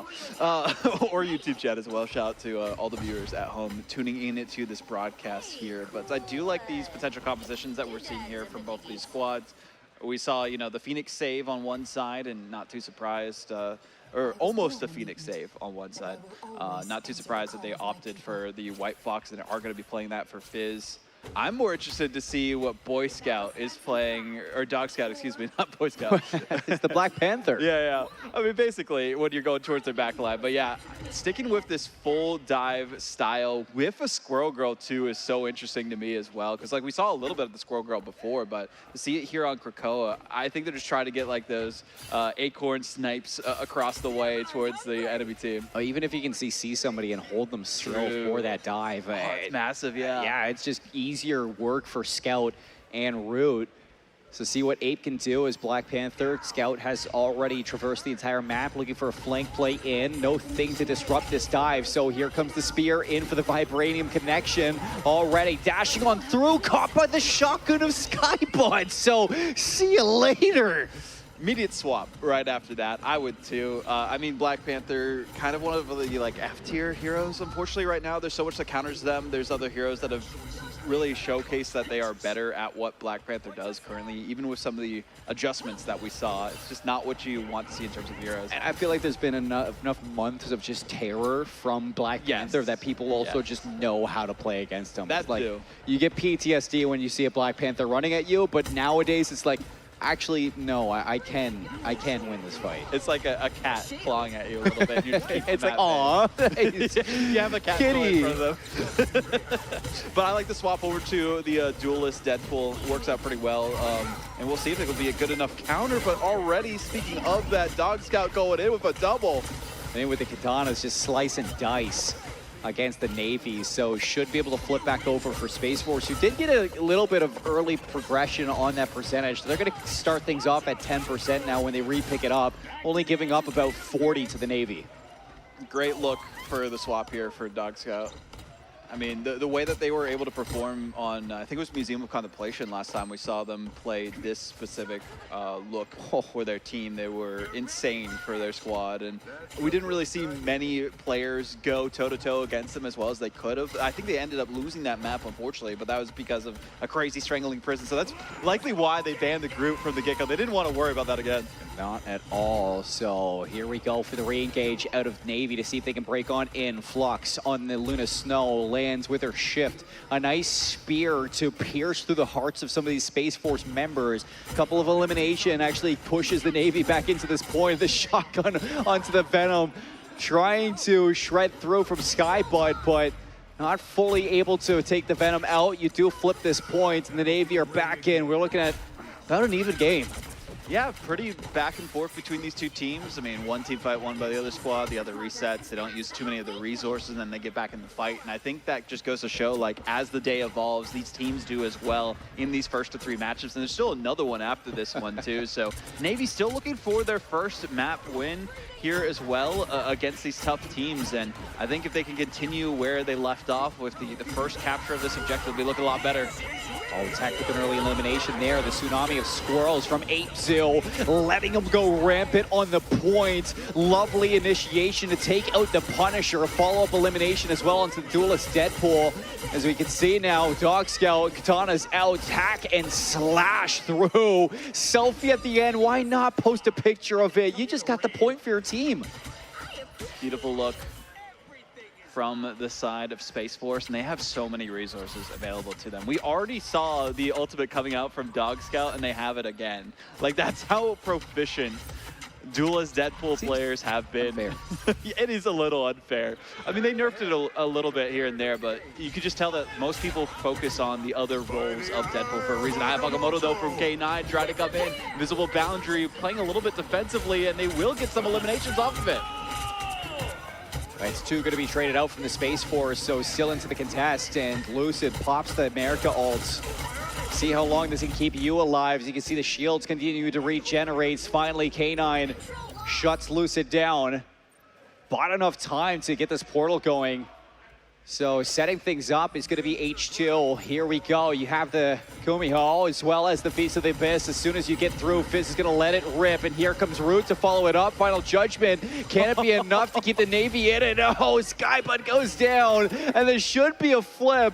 I'm not sure there's going to be a chance to force overtime back with the respawn timer. 97%. And no, you don't even see Tech get the swap because you know Space Force off that recontest got full control of that point. That was a massive recontest from Space Force. They timed it well, right? They waited until the other team got to 99%. They knew they only had so much more to wait themselves. So noticed that, hey, they didn't have any ultimates. They weren't able to build some up because we didn't move out of our spawn, so we couldn't give them that extra ult charge. And now you see going into this one, they only have the Phoenix ult somewhat online. It's 71% to the 100 that they need for their next ultimate. So really resets the playing field for this second capture point on Krakoa. So Space Force, 200 IQ play on the portal there. And also it seems like I got information on what the 100K club is. Ooh. Combination of squat, bench, and deadlift. So, you know, if it's like 450 squat, 300 deadlift, 250 bench, it's good enough. That's 1,000 pounds right there. Maybe one day in my life I'll do that. I don't think I'll do that one day. I'll leave that to the professionals. I don't think in 2026 it's a possibility for me. You know, give me about 10 years and then I'll talk to you guys yet again. There we go, yeah. Space Force behind the deadlift of Fizz on this White Fox. Going to be able to carry themselves up into a round 1 victory. Ape coming out on the Punisher, close to the final judgments. Quill for Navy, close to the Ensung Inferno. Couple of duelist ultimates that might be able to kick off this second point. See who's going to strike first as the point's going to open and lock. Space Force just go for the early capture. That forces a contest out. Quill's actually going to take down Dog Scout. Immediately traded out with K9 going down. You lose a Vanguard. That is scary now for the Navy. And also the Space Force Dog Scout going down so quickly. And no, as the final judgment comes through, it immediately gets punished by the Loki on the other Of side all of all things. And Song Inferno, Quill actually going to manage to proc some damage onto the H2. So the End Song doing some heavy damage towards the strategist. Space Force, fortunately enough, did get a cap on the point. So 21%, not that bad, all things considered. What's interesting to me in terms of compositions here, right, is that we have an Elsa on the side of the Navy, but they don't have anyone who plays Mantis. So you haven't had to worry about that for a ban, but honestly, if things aren't working out well for you, having a damage boosted Elsa could be the difference maker. Would be a play. You're probably staying away from the Vibrant Vitality because the Groot's not there, but still Mantis wouldn't be a bad Also good for Loki too, right? Because the damage boost that they get. And you know, you Skyboat on the Punisher, what's the difference of playing Mantis? Here comes the Apex Predator tech. See what you grab. You went fishing, you found nothing. So unfortunate ultimate there for Tech as you're now rotating around, see if you can find a flank angle, and you do. Here comes the invisible boundary, and Ape gonna take down Skybutt to open things up. Inside of the ultimate, you can see Space Force trying their best. On top of the dance here, the dance floor for H2, it's Dog Scout getting a lot of damage done. You get a copy in from the Loki, so another invisible boundary for Navy to just continue to contest this point. Now up to 52%, but as soon as it is done, so is the Navy. You've overstayed your welcome, but you do get some good percentage. A lot of percentage, and they're still continuing to rack it up. One person was staying alive on the objective as long as they could, and even the Punisher coming in, unfortunately they couldn't use their ultimate in time, but best for them to save that for later. So much percentage, 63 given to the Navy, and also the pop quizzes that we've been seeing from Dog Scout have been a big difference maker in these team fights. The problem is that Space Force haven't been following it up with enough, it feels like, to fully secure these objectives and get that percentage early on. I thought for a second that you were going to give me a pop quiz. No, that's just the ultimate. I know. Just, I was not ready for a question coming through, but no, Dog Scout, he's been asking a ton of questions, and Navy have had no answer for it. As Space Force are looking to flip the lead back their way on the second point, see if they can 2-0 here on Krakoa. Here comes the Psionic Seduction, final judgment out of Space Force, and it finds absolutely nothing. Meteor M is going to get rid of the Punisher, but fortunately enough, because the Meteor M focused onto one, everybody else is able to elevate to the highest peak of this fight. And now you flip the lead for Space Force. You're looking for the win. Space Force just one step away. They already got the first sub-map in their favor. So if they keep things going this way, they will be all set to have the advantage in this first of three. Only two more maps that they would need after this one.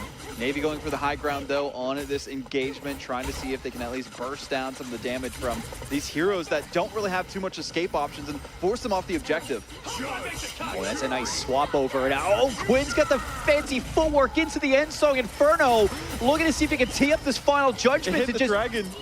Shred it. Unfortunately, yeah. Gets caught on a little bit of the map here for Krakoa. And Dog Scout in with the pop quiz. See if you can slice your way through with the katanas in. Lots of damage, but no finisher until you break through the Deadpool or the Doctor Strange. Overtime procced.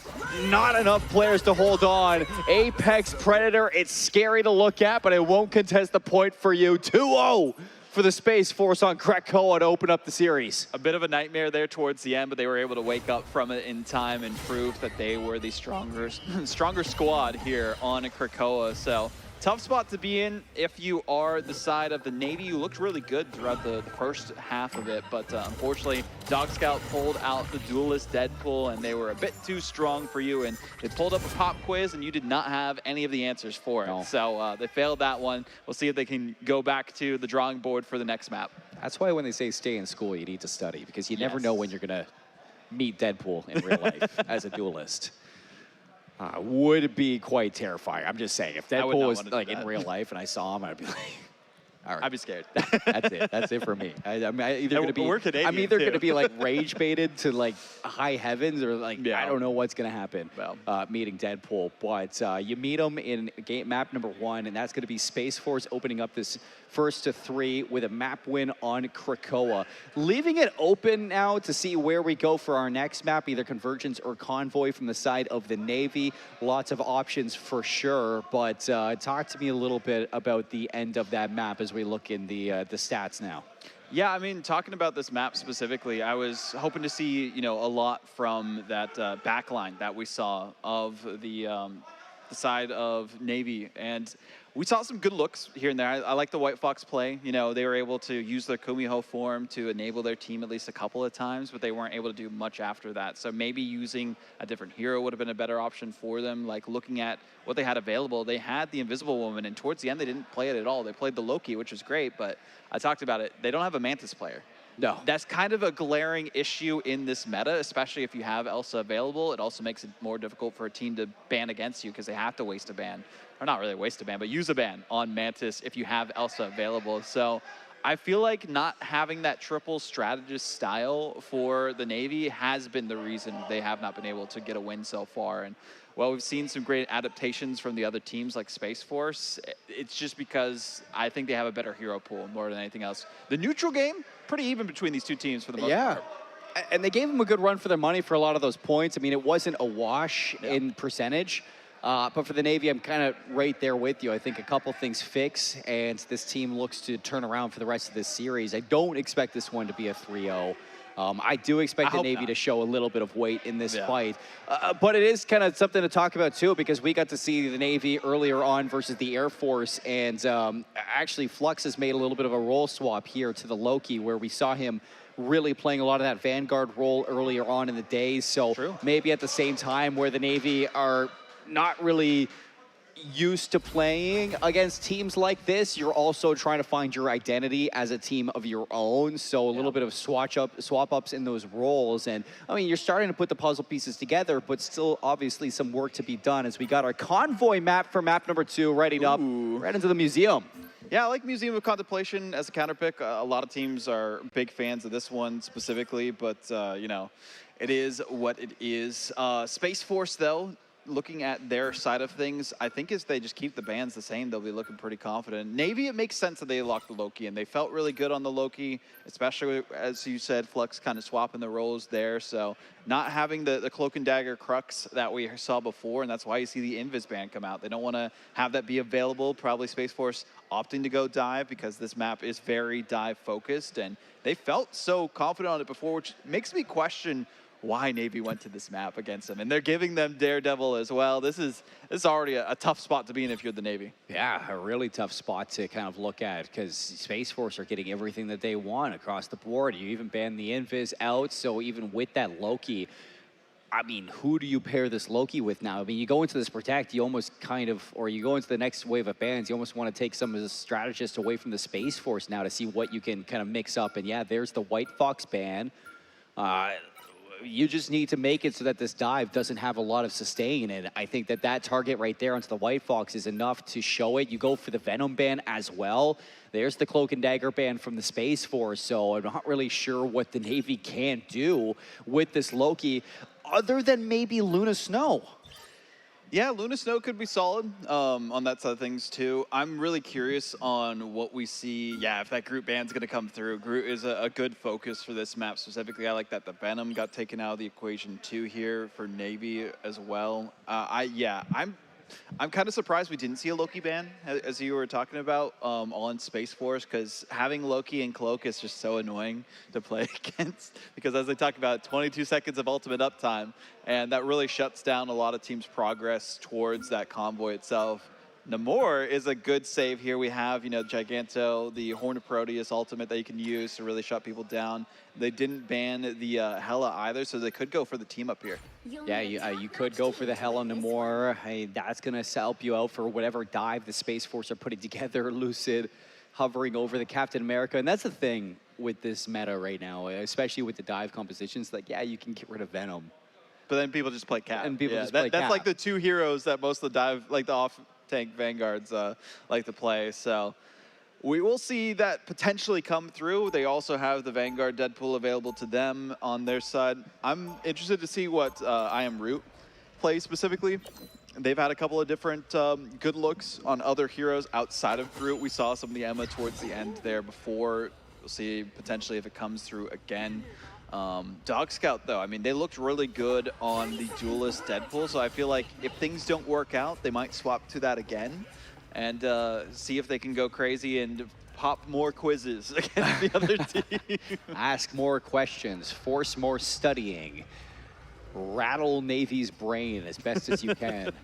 Fizz coming out on the Jeff. You get Ape walking out on the Cloak and Dagger, so the H2 going to be able to move towards the Phoenix. It's an absolute light show from the Navy, having some fun at the gate for this attack. But a little bit of a roll swap for the Space Force with Ape now on the Cloak and Dagger, but Fizz shouldn't have to worry about as much healing here on the Jeff with this Cloak and Dagger.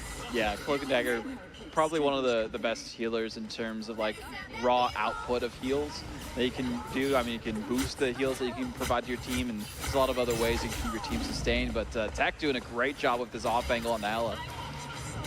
And you see that wall from Skybud is going to immediately isolate I Am Rude. Scout gets caught there, and that's 3 immediate down for the Space Force. Good progress out of the Navy with 3 on cart. Well, now 2.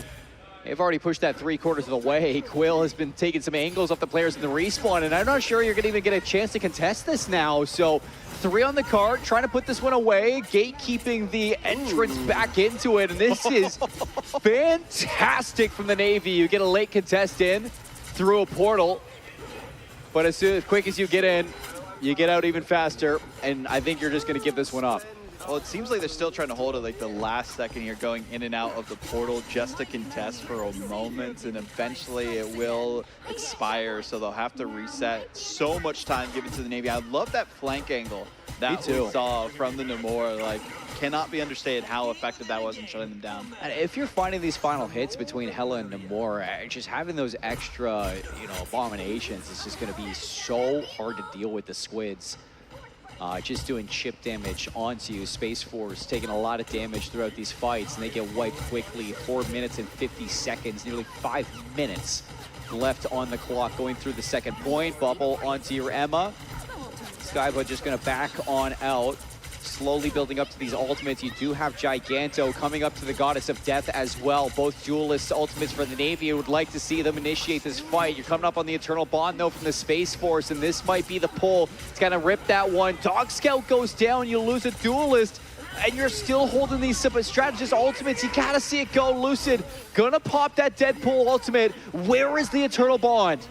Need to see it come out at some point just to keep their team alive, but unfortunately they're just opting for the reset here, so the Navy technically gets a bit of an advantage. K9 going for the Meteor M, see if they can get it, but it does get blocked by the Invisible Woman's shield, so tough spot to find yourself in for the Navy. You thought you could at least get someone with that elimination for your ultimate, but the trade was not worth it. Well, now you're going to be able to use the Eternal Bond without having to worry about the Meteor M. At least you get Fizz pulling up with that invisible boundary to make that happen. Here's the fate of both worlds as the Dan floor is going to kick off this fight. Navy, we're going to push their way back in, waste no time. They got a lot of time to work with, and they want to keep it that way. You get the swap over to the Winter Soldier. Kraken impact for H2. Available to use. Here's the Psionic Seduction. As soon as the Fate of Force both worlds is done, that's going to tee you up for the Kraken impact. Hits Apollo and rattles him. Quite the headache there for the Luna Snow. And why not a triple? Make it a quad from H2. And the final KO, Root was just staggering as long as they could. So we had our eyes on it while the chaos was going on in the background. But H2 really was the MVP of that fight. So a great look from them, able to wipe the rest of the Navy team away from the objective and keep them stuck around this hard spot to contest on right behind that column. Quill still holding on to this Giganto. Skybud now with the Psionic Seduction. This could be a good tee up for a combo if you can catch a few members of the Space Force. Lamps early from Flux. Here's the Deadpool ultimate for Lucid. Just gets absolutely drained. Although, the follow-up is even better. Quill's Giganto finds nothing, and he loses his entire team in the meantime. It's such a tough spot to be in for the Navy, too.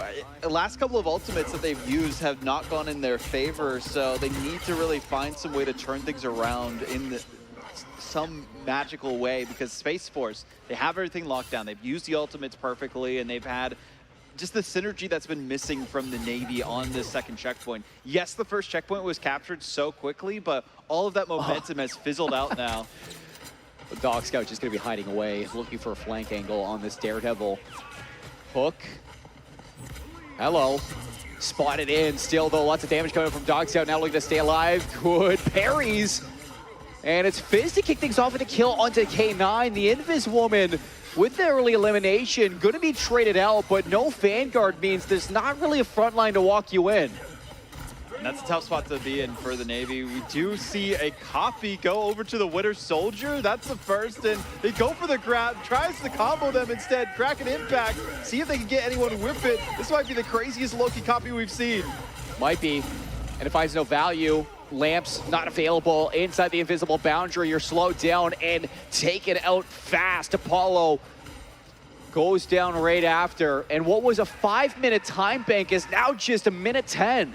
Huge hold from Space Force. They have rallied together more so than any team has today on this map. I mean, most of them have been going the distance on Museum of Contemplation, so this is a great hold in their favor, and they want to close out the series quickly, go to bed early after their next one, and then have a good time before their first series tomorrow. And they want to get the most wins that they can without dropping a single map, because that will help their tiebreakers going into those playoffs. So as quick as they can close this one out, the better, and stopping them here would be huge, but there's a great freeze. Sonic Seduction from Skybud. In fact, that's going to find nothing, too, and the stall out. Root's going to use one of their own, and you can see Lucid off the selfie has done enough for the Space Force. 22 seconds. You got the close spawns. 4 ultimates online for the Navy, but they haven't had time to use them. I'm looking for the Eye of Agamotto for K9 to see if you can set Tech up in for a good Kraken impact. You got to see that combo match up, and it's the fate of both worlds to kick things off. See if Apollo can start this one. Here's the Kraken impact. You're caught out in the open. Overtime's going to be there. Eye of Agamotto hits a couple of the members of the Space Force, so here's your chance. You just have Giganto, though. We'll probably see a portal play coming at some point from the Space Force themselves. I mean, yes, they used it, you know, not too long ago, but I believe at this point they do have one available, but they might just be waiting things out. They know the Navy have to stick to the cart. They have plenty of time available before they even get to that second checkpoint. So they're just going to re-engage first, then last-ditch effort, have someone swap who gets eliminated first in this next team fight. Eternal Bond, Final Judgment, both together looking to pave some way. Giganto not able to take down Dog Scouts. This Final Judgment's gonna have a lot to say in the fight. And why not? You're guilty of losing map number 2. Overtime gonna run out, and the Space Force rolling through the books. That's a rough spot to be in. It looked so good after the first checkpoint, and then the Navy kind of collapsed apart, ripped apart more so by the side of the Space Force, and just the synergy we saw from them in the ultimates. The Winter Soldier change was a big difference for the H2, and there wasn't really anything that we saw from the Navy that could counter it. They tried to copy them even with the side of the Loki specifically, and it didn't really work, but we'll see how it goes. Let's see if Navy can go for a little bit of a better hold now on this side, because I think it can happen. We've seen full holds on the first point. We have.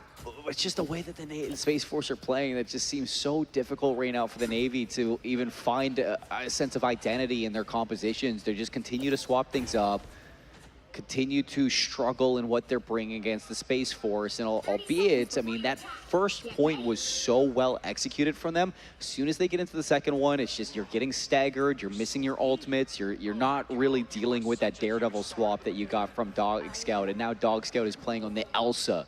So that's going to make it even harder. Oh, man. Yeah, just the massive amount of damage that can come out with that, the 1v1 potential, too. We'll see what Navy can do. Specifically on the Winter Soldier, they saw that was working for them. I do like this change-up, though, onto the Wolverine specifically for Quillington. It felt like they got a lot of value before in the first point and then didn't really get too much afterwards, so this could be the change-up that they need. Yes, it might be.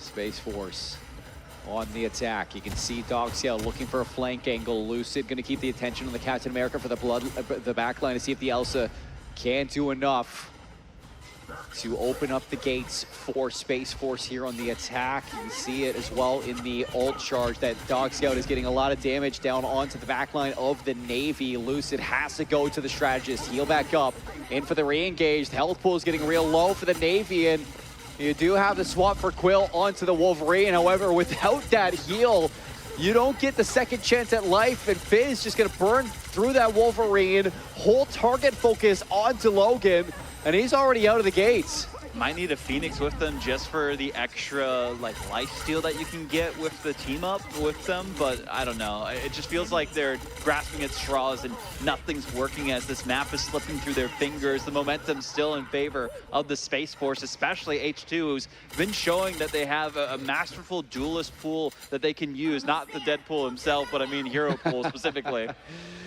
A lot of duelists in the book. Lucid off spawn, going to group up. Do we get a portal? No swap on the Strange either. So Navy opting in to give this one up. 5 minutes, and was that an Apex Predator I heard invested there? Finds nothing. In fact, you die. So Dog Scout getting a little overzealous there. Have a swap over there for Skybug.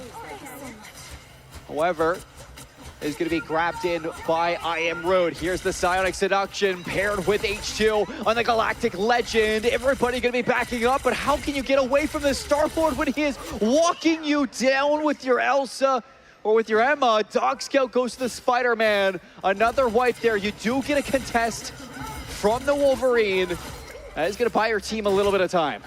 A little bit, but not too much, unfortunately, in their favor. Dog Scout seeing if they can just distract them enough, keep them off the objective, because they need to just make some meterage around this cylinder, and that's exactly what they are doing. Skybud can only do so much on the Emma here for the Navy, and there are a couple ultimates available that they need to use now, but we need to see this Kraken impact be huge for Tech. Fate of both worlds, you lose your White Fox there. Luce is going to make sure of that one. Now for the Captain America, all shields feigning the Star-Lord on this attack. Tech not able to use that Kraken impact and dies with it in his hands. Apollo soon after, a quad kill for the Cap, and looks like Captain America is going to defend the Earth for his team, salvage it in the end game, and take map 2 for Space Force.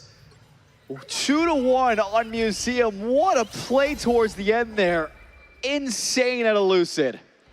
Any Captain America players who said, oh, you know, they got rid of our animation cancel. He's dead. We got to host a funeral or something for him. Watch this gameplay from Lucid after this map. I mean, it was insanity to see that they were the Captain America in charge for their squad, led them to victory, got the quad at the end, the Freedom Chargers giving them the sustain that they needed on the objective. And that was the problem that we saw with Navy on Museum of Contemplation when they were on attack. They just fizzled out as soon as they got towards that second checkpoint and then had no game plan to recontest, and unfortunately didn't have the portal plays go in their favor, so nothing was working for them. Nothing, like literally nothing was. Actually, you know what? There was something, and it was the first point that they had on their attack. But after that, it was nothing. After that, it was nothing, unfortunately. It was, you were trying to find a way to think through the contemplation of that whole aspect of the fight, and yeah, it was hard there for the Navy to kind of kick things into gear for map number 2. But the Space Force, man, what a different look that we're getting out of this team. Because even for Space Force, you know, today earlier on, like we've seen them on stream, and you know, they haven't been like the perfect team that they want to be or that they're looking like in this game. They've struggled a lot. So now they're looking to go even if they can, and the trios would be huge. You're really salvaging your day right now if you're the Space Force. You're seeing a lot of players just kind of hit some good strides here, especially Dog Scout just getting the Daredevil, the Elsa Bloodstone, Spider-Man swap towards the end there. I mean, he is just so good to watch on this team.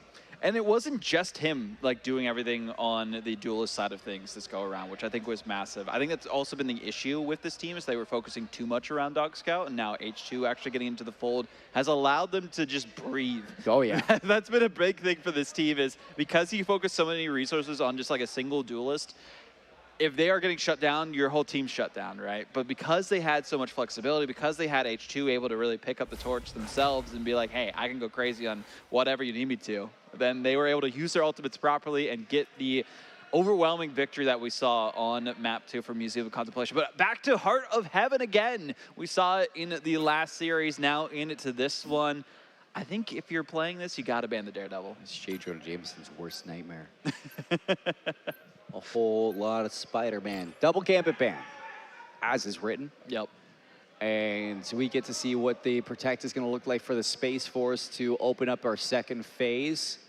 I mean, there's a lot of things that you can maybe look for grabbing, and I think the Elsa Bloodstone for sure. Why not keep that in the hands of Dog Scout? I think the one thing that's great for Space Force as well is that H2 and Ape have both kind of gone on like flexing for their role between strategist and duelist.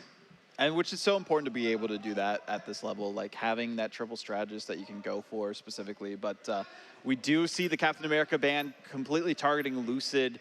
We saw how effective they were on it before, and this map is no different. You can really make a big play for your team, but the Loki ban does come through. We saw how good the Loki was on the Navy side before, but I felt like it became a bit of a crutch towards the end there. So get rid of the Loki, get rid of the Cloak and Dagger, force them to potentially play the Luna Snow, yeah, you could play that, White Fox as well, but also Invisible Woman. If we don't see Invisible Woman save, I would not be surprised if Space Force bans it.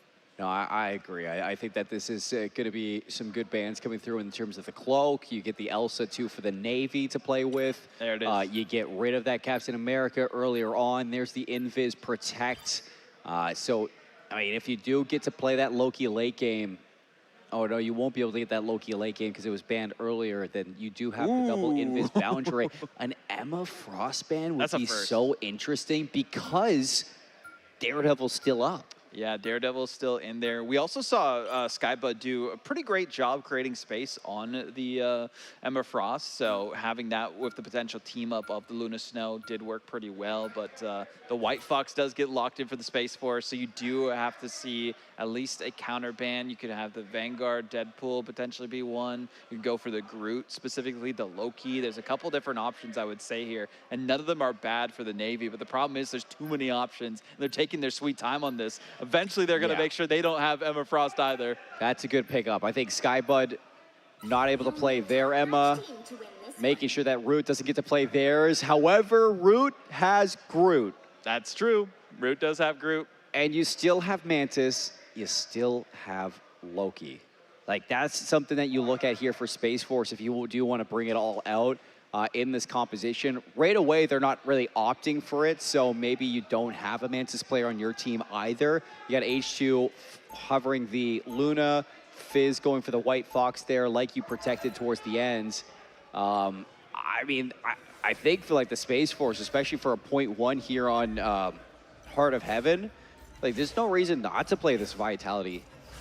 Yeah, I think the big thing is like, I don't know, Space Force, I feel like they're more comfortable on some other heroes, specifically on the strategist lineup. I do like this option that they're going for just in case they face off against the dive. I mean, having the Luna Snow, White Fox, you have the double charms, you have the freeze as well, so you have a lot to deal with. Anyone trying to get towards your backline and also towards like the duelist lineup here specifically. I do like Dog Scout here being on the Psylocke as well. I think there's a lot of zoning you can do specifically with the Dance of the Butterfly. And speaking of zoning, I mean, Ape will be unleashed on the Moon Knight here specifically, just having the ability to use the Hand of Khonshu just to keep people away from either the strategist lineup, the Vanguard lineup, or just section them off from the map on the zone itself. Well, here we go. Heart of Heaven.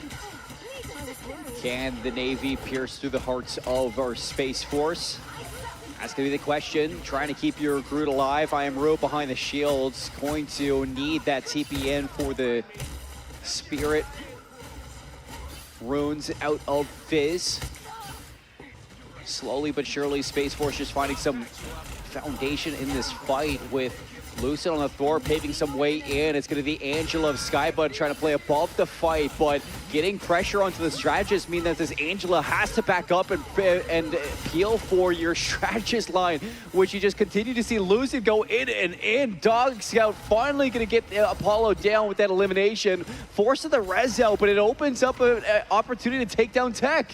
Yeah, and Tech going down really gets rid of the majority of damage that they were dealing. Yes, they still do have the Phoenix that's available to get some poke damage from the side, but unfortunately for them, they are getting focused down so much. Dog Scout just able to sniff them out completely and decimate the line of Navy. So already the first checkpoint is taken by Space Force. So much time available to them. And it's so hard to play this Angela if the Thor is putting so much focus onto your backline, because you want to grab players, you want to displace, but you need to peel.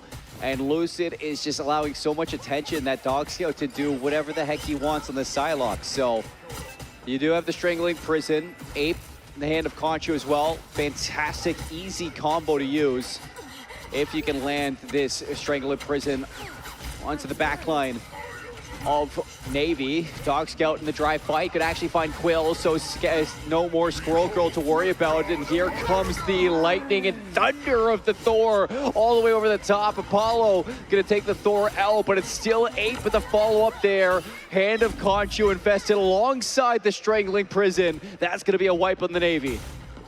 Great look for the Space Force, you know, only traded out one of their Vanguards and Duelists for the entire team of the Navy, so that's a win in their books.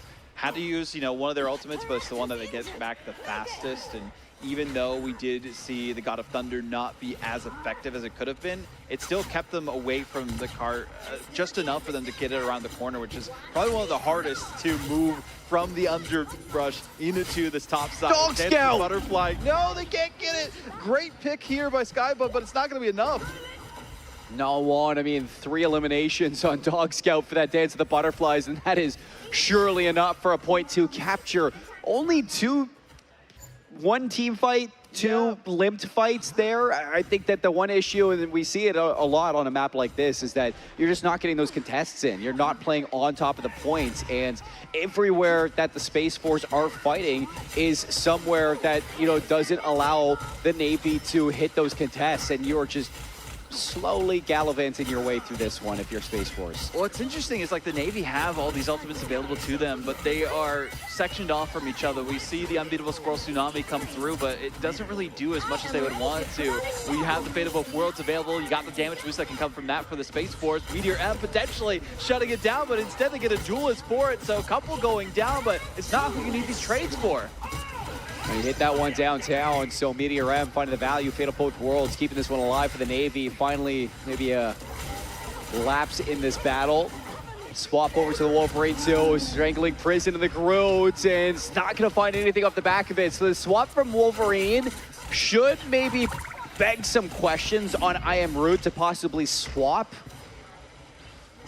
I think it can still potentially work. The big thing here is if the backline is able to counter them with the charms enough. If you can land those, then it's a really difficult job for this Wolverine to try and go for those kidnaps with the Feral Leap. But again, I Am Root, I think they're still doing as best as possible. It might have been a better option for them to save their ultimate because most of their team was already gone and use that as a combo instead. But you do hear the last stand come through and it doesn't get a single person. No. That is heartbreaking for Tech, as the last stand would have been great for a kidnap onto a couple of those Vanguards, see if he can isolate the Space Force. Hand of Conchu, no Strangling Prison this time, so maybe should be able to walk their way out of it. Eye of Agamotto though, and here's the Ape looking to do it again. Wow. The Hand of Conchu just raining terror down onto the Navy. Tech's the only one here, and he's looking around, he's like, where are you guys? I need some help. And you already see Dog Scout just hunting for an elimination to keep them away from the objective and hopefully easily capture this last one with plenty of time to spare. But one last contest with no ultimates available. And speaking of ultimates, we see 2 already popped from Space Force.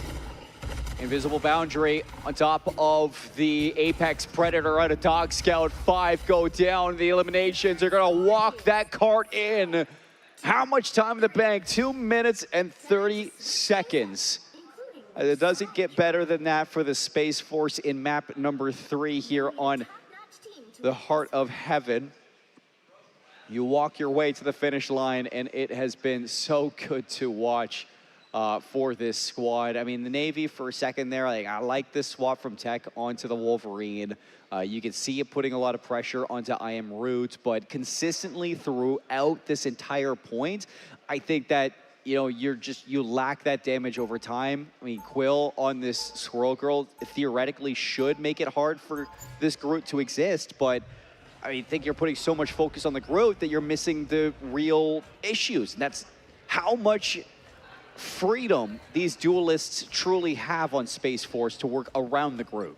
Yeah, I think the flexibility that these heroes and players on Space Force are able to have because their front line can enable them so much has been a big pain point for the Navy. They haven't found a way to break it down. We saw the Wolverine try to do that, but then they get focused out by the backline, or they get shot down by the duelists themselves, and they just still have not had an answer. So Space Force looks so good on attack. They have 2.5 minutes available, even if the Navy get all the way towards the end. So they are trying to ice skate uphill and see if that'll be enough for them to stay alive and get their first map win. Oh boy, here we go. Quill gonna walk out on the Punisher, maybe, taking his time. Ooh, oh, the Ultron swap right before, so triple strategist, why not? Navy pulling out all the stops here in the heart of heaven. As a slow burn right in, lots of damage coming out of Ape on this Moon Knight, making it really difficult to have the Vanguards walk forward. Skybug could get caught there. And an early elimination, followed up onto K9, should be the Space Force just edging out this fight right away. Yeah, great shutdown for them. I do like the option to swap into the Ultron. The only unfortunate thing about it is Space Force have also swapped themselves into a hit scan demon that is at Phoenix. So it's a tough spot to find themselves in. Space Force, again, they have gotten one elimination against them so far, so this will be some time for Navy to walk forward, but they got to be careful about these walls, and they are sectioned off, but they do manage to survive and still hold on to their K9 ultimate. goes down again. Dog Scout, I don't know what's going to happen for this Phoenix. Nobody's contesting this high ground.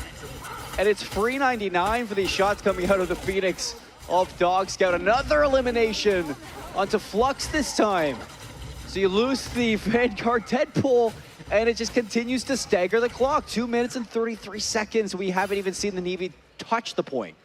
You really need to be able to secure that high ground on this first objective, especially if you have a Phoenix up there. There's got to be some way to contest it. Maybe the Angela that was working out decently before for Skybud, just to clear the way for them. I mean, there's a couple different options they can go for. I do like the Captain America. The problem is it won't be able to provide enough cover for your team. You could even do a Doctor Strange if you need to keep them moving forward. So Navy have to find an answer fast, and their strategists have already been eliminated yet again in this team fight as they try to walk onto the objective and just get picked apart like flies. Yeah, Tech gonna find a dash elimination onto Fizz, so at least you get rid of the invis for a moment. Oh my god. Maybe with that stagger, but Space Force gonna give enough time for Fizz to come back.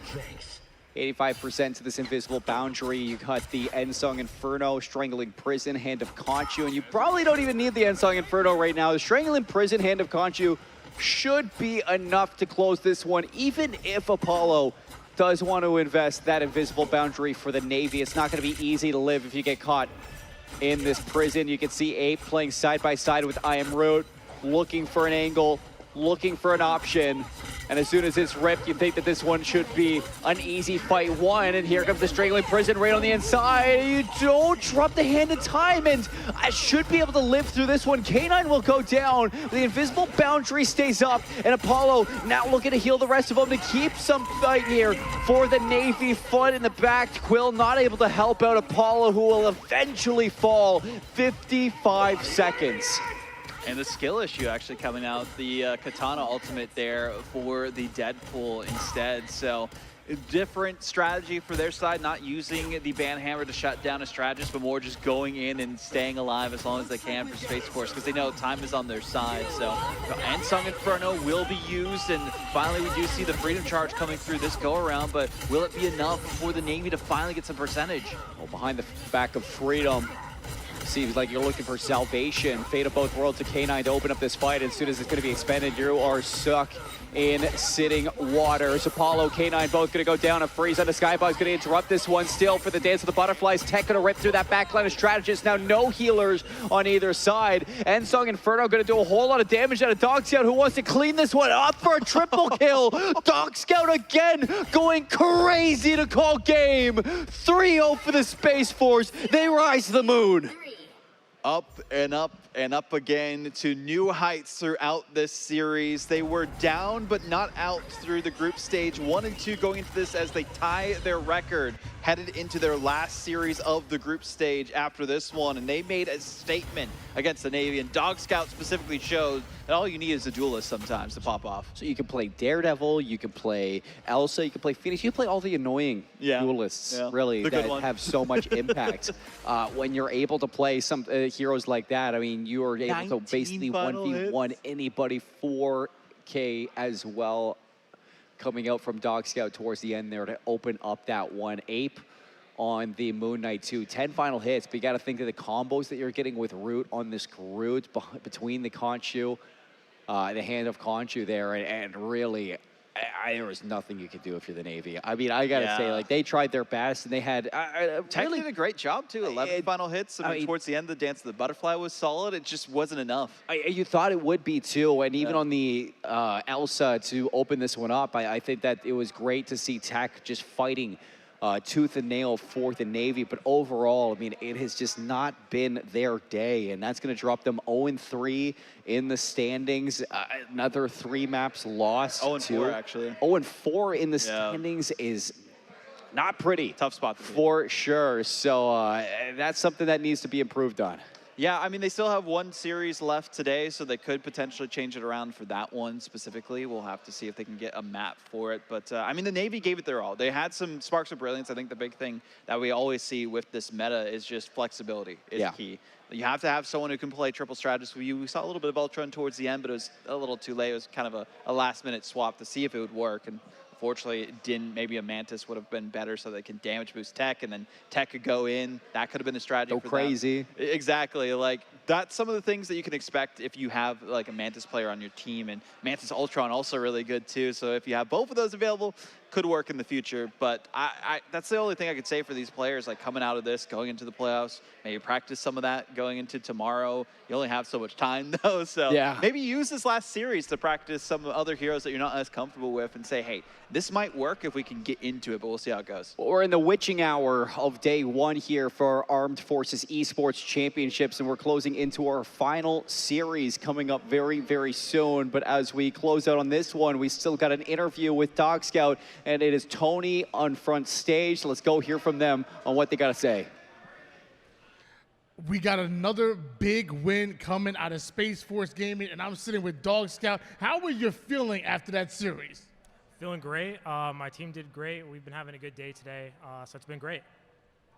Love that, love that. And one thing that's been great is your gameplay. And so far, from game number 1 to game number 3, we saw a wide variety of heroes. I think we saw a little bit of your Phoenix, a little bit of Daredevil. We've seen a little. Who else do you have in your bag, or is that a secret? I play a little bit of everyone. I like to keep it a little bit of a mystery, a little bit complex. So I don't play the same thing over and over again. All right, let me see if I get a little information from you, because you're not listed as a DPS, although we've seen you mainly on DPS. What else can you flex to? You got a little bit of strategist, a little bit of tanks as well. Is there more in the bag that we haven't seen? We might see it, but I play a little bit of support, a little bit of tank too, so I play a little bit of everything. Absolutely love that. Well, again, I'm not going to take too much of your time. It was an amazing series. Now, but for the people at home that want to find you, are you on any socials, any Twitters? Do you stream? Where can the people at home find you? I don't stream. I don't really have any socials either. I just play Rivals. So shout out to my teams that I coach. He just plays Rivals, and he plays it pretty darn good, if you ask me. Let's go to a break here. When we come back, we're going to have more action. I think we actually have one more match to see, so let's go to break.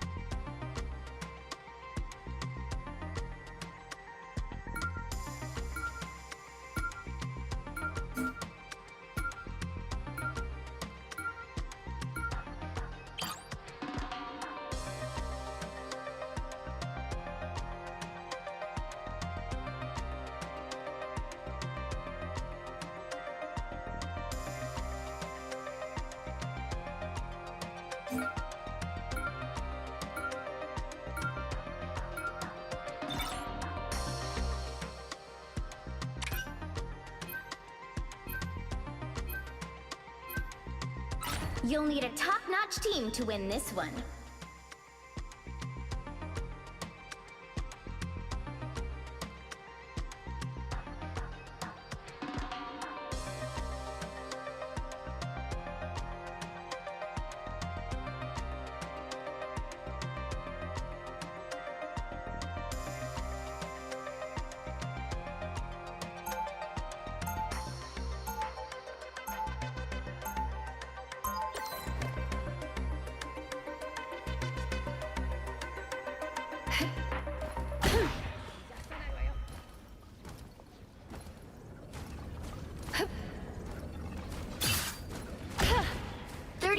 Before you attack, get ready.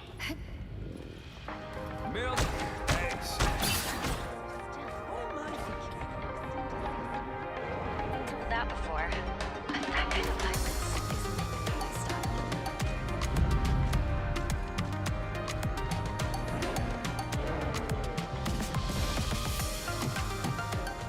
The battle starts in 5, 4, 3, 2, 1. Give me no spotting bad guys. There they are!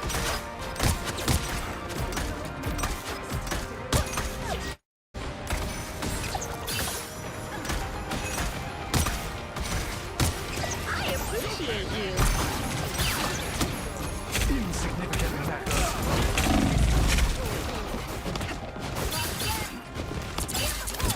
Oh, anyone willing to help?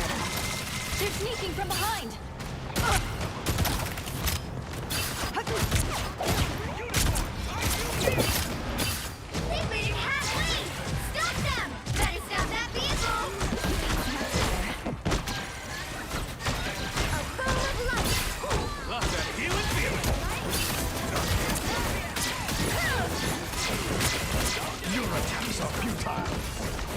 There's still a chance to stop them. Better stop that vehicle. Hope I make the cut!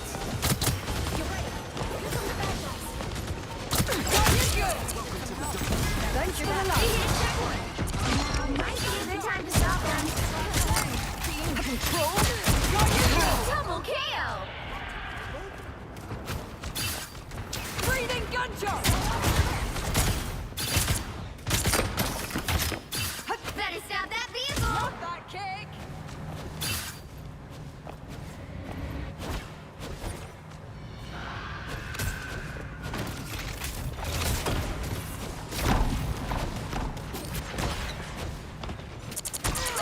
Energy flows stronger. They've made it half lane. Stop them. Bionic surge. What am I wearing?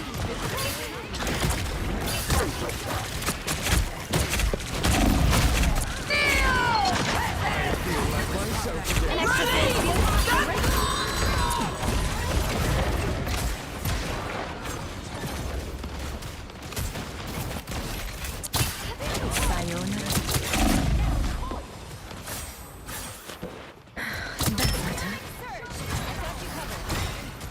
There's still a chance to stop them. Thank you. We are undefeatable. Us against the world. Shields up.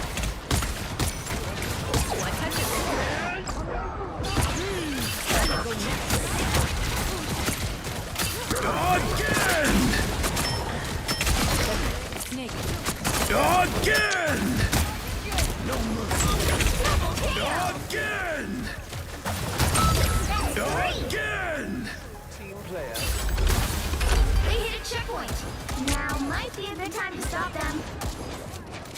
There you are, you cheeky gits. That's what I need. Needed some help. Double KO. One down. Better stop that vehicle. I will crush them all.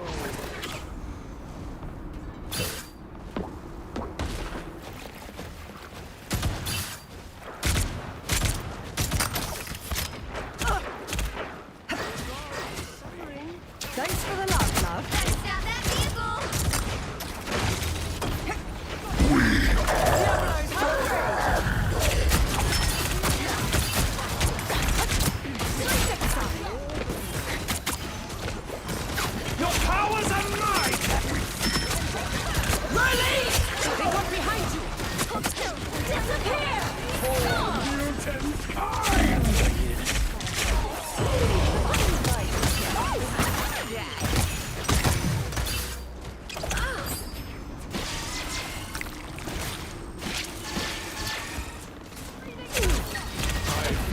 myself again. You stop them in their tracks.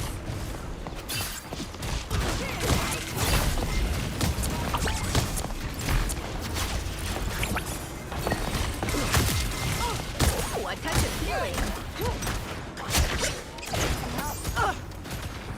Oh, I'm fine. Don't mind me. Hurricane incoming! Double kill! It's a hand sometimes.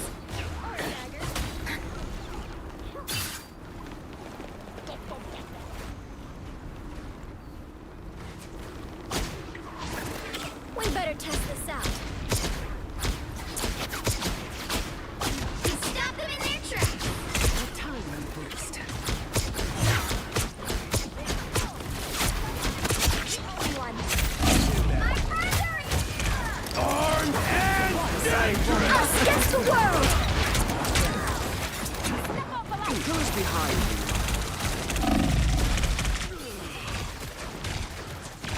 Glad to help. Much better.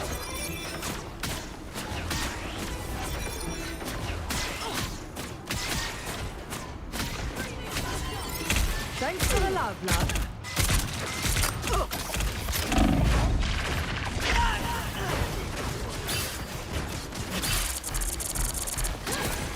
We better test this out.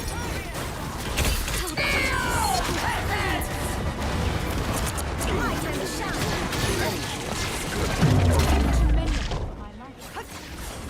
Our foes.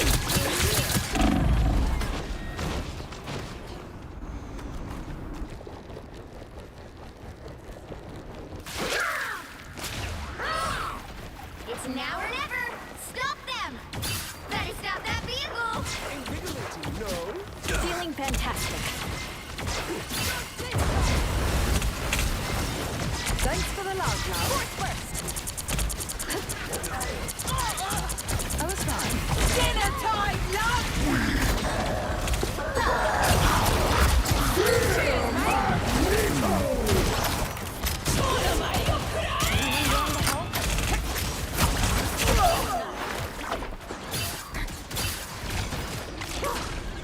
You owe me one. I'll get you one. Only 60 seconds left.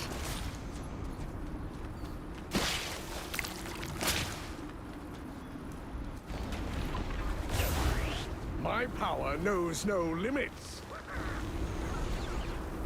You stop them in their tracks.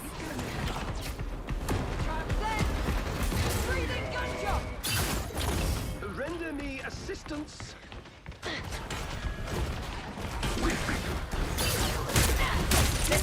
Down to 30 seconds.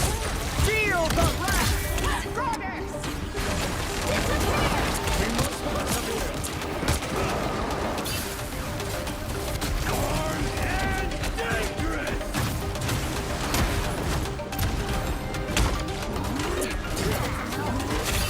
The final 10 seconds.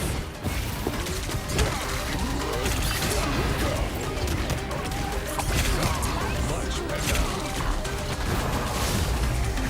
Keep fighting until we have a winner.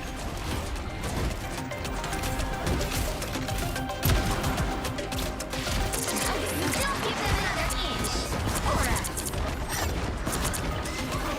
It's clobbering time! Turn around! They're behind us! Your god is suffering.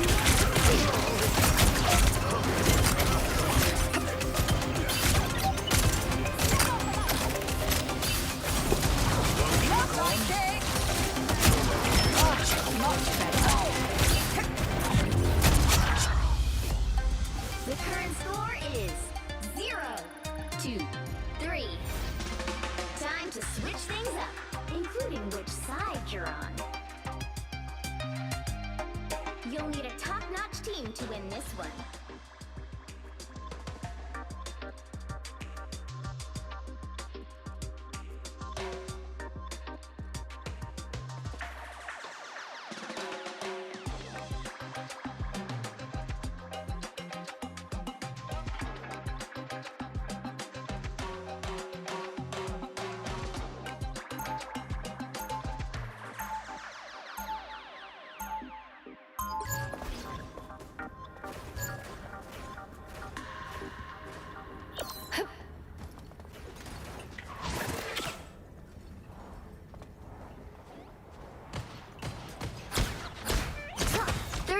seconds before you attack.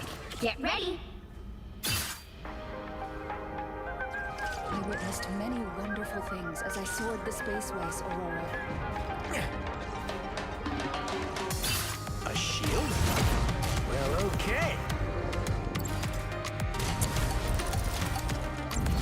Mine's in place. The battle starts in 5, 4, 3, 2, 1. Vortex field. Oh, here comes trouble.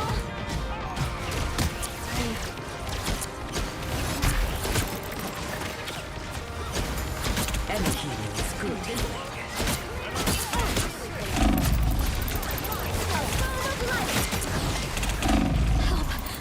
I promise we'll finish this, Aurora. From one storm to another.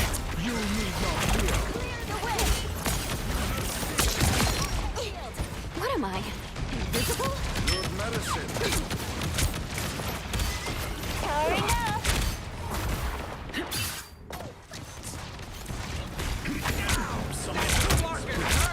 Ionic magic! What are you aiming at?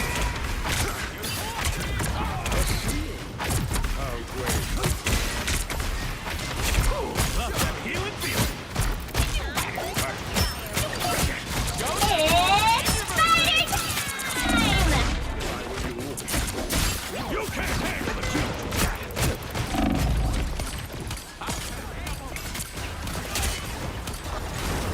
I am strength. You got me back?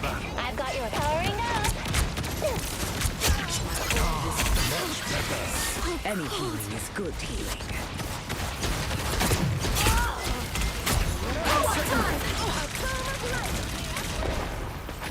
Anyone willing to help?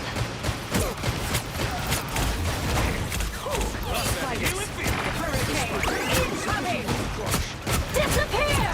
They're sneaking from behind!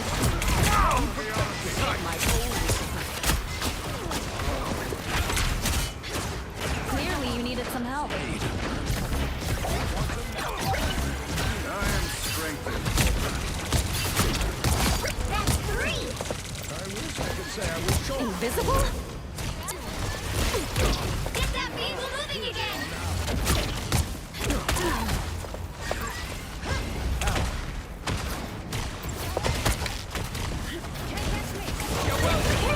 I unleash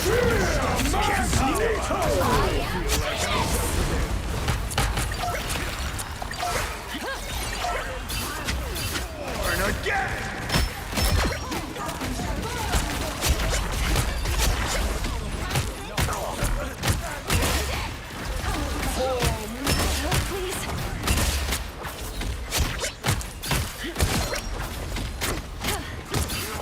I'll patch you up.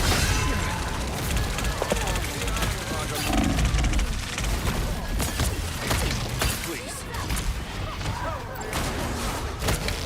Hey, idiots! Turn around! Don't mind me! Only 60 seconds left.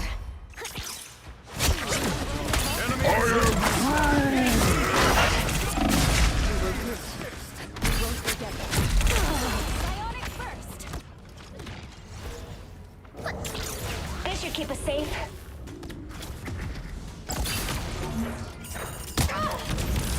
This is gonna hurt. This is a nice fight. Get that vehicle moving again! My trap worked! It's fighting time!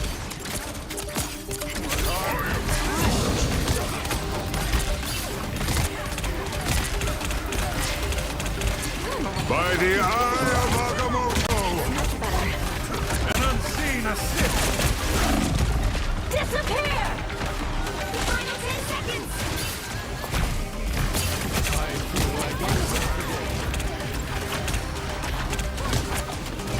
I am Phoenix! You'll have to keep fighting until we have a winner. Clear, disappear! Who am I? Invisible?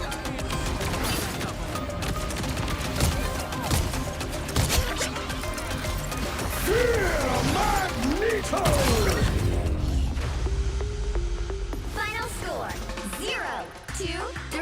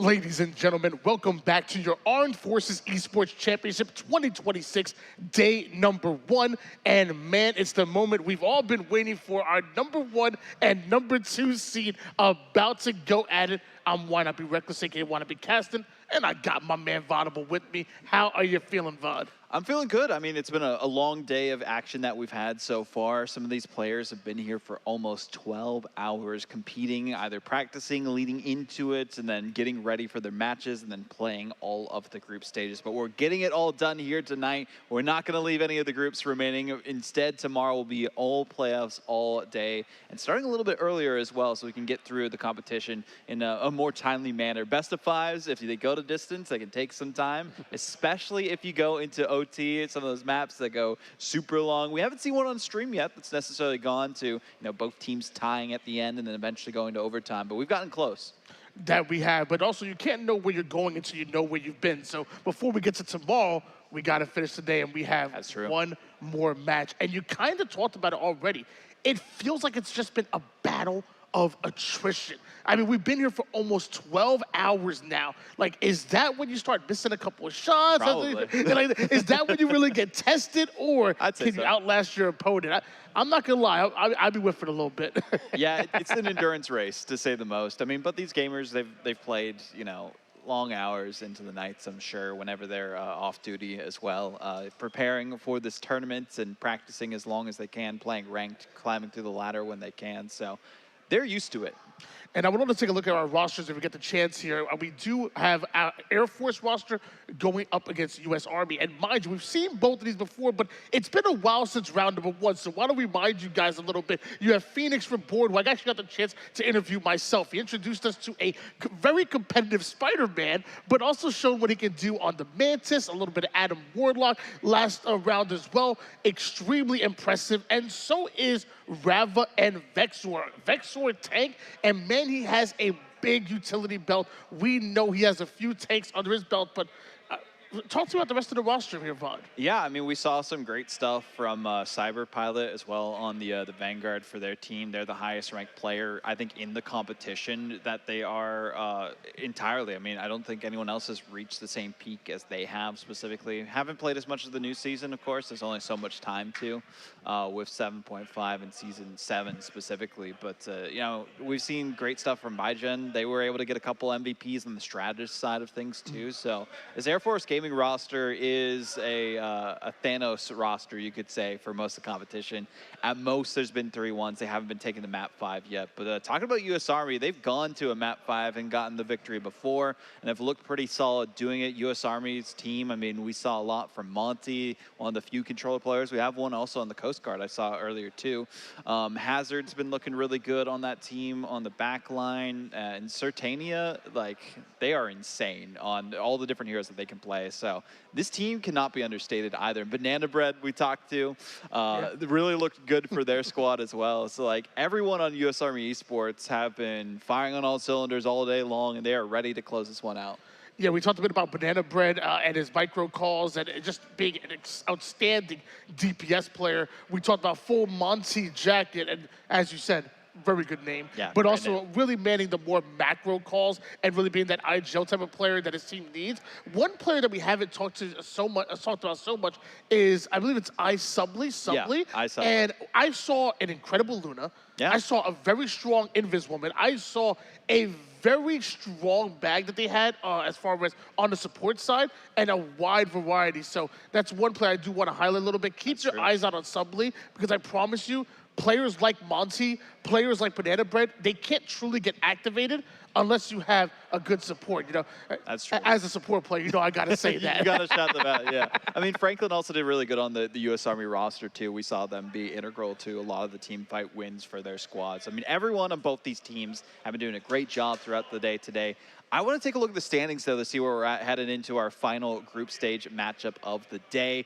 As you could tell, this will determine our number 1 and number 2 seeds. Air Force and U.S. Army, both undefeated, both plus 10 map differential. So they've had their losses in terms of games here and there, but they haven't lost a series yet. And on the other side, you see U.S. Navy and Coast Guard still looking for their first, and Marines and Space Force both tied 2-2, looking for their kind of edge in their last series of the day as well. So a lot of great matchups that are happening in the background, but this is the one that matters to see who's going to be the top dogs going into tomorrow. Oh, absolutely. And it's, like I said, it's one we really have been waiting for, and the bands are already going down. And are you surprised at all with the double Gambit ban? All day we've been seeing that. I mean, I'm not surprised because after frame 1 of the competition, we saw how effective Gambit was, and then every team is like, oh yeah, we just should not let any team have Gambit be available. You're going to have the Elsa typically, but instead of saving the Elsa on the side of the army, they're opting for maybe the Ultron Mantis instead. So wouldn't be shocked if Air Force go for the ban on that specifically, because they did lock in the Elsa themselves. So a couple of different options that they can go for. Cloak and Dagger has been a very popular ban throughout the day today too. So nothing really surprising so far, and especially with this Mantis ban potentially coming through, but they might opt for something else. Yeah, we've seen the likes of a player.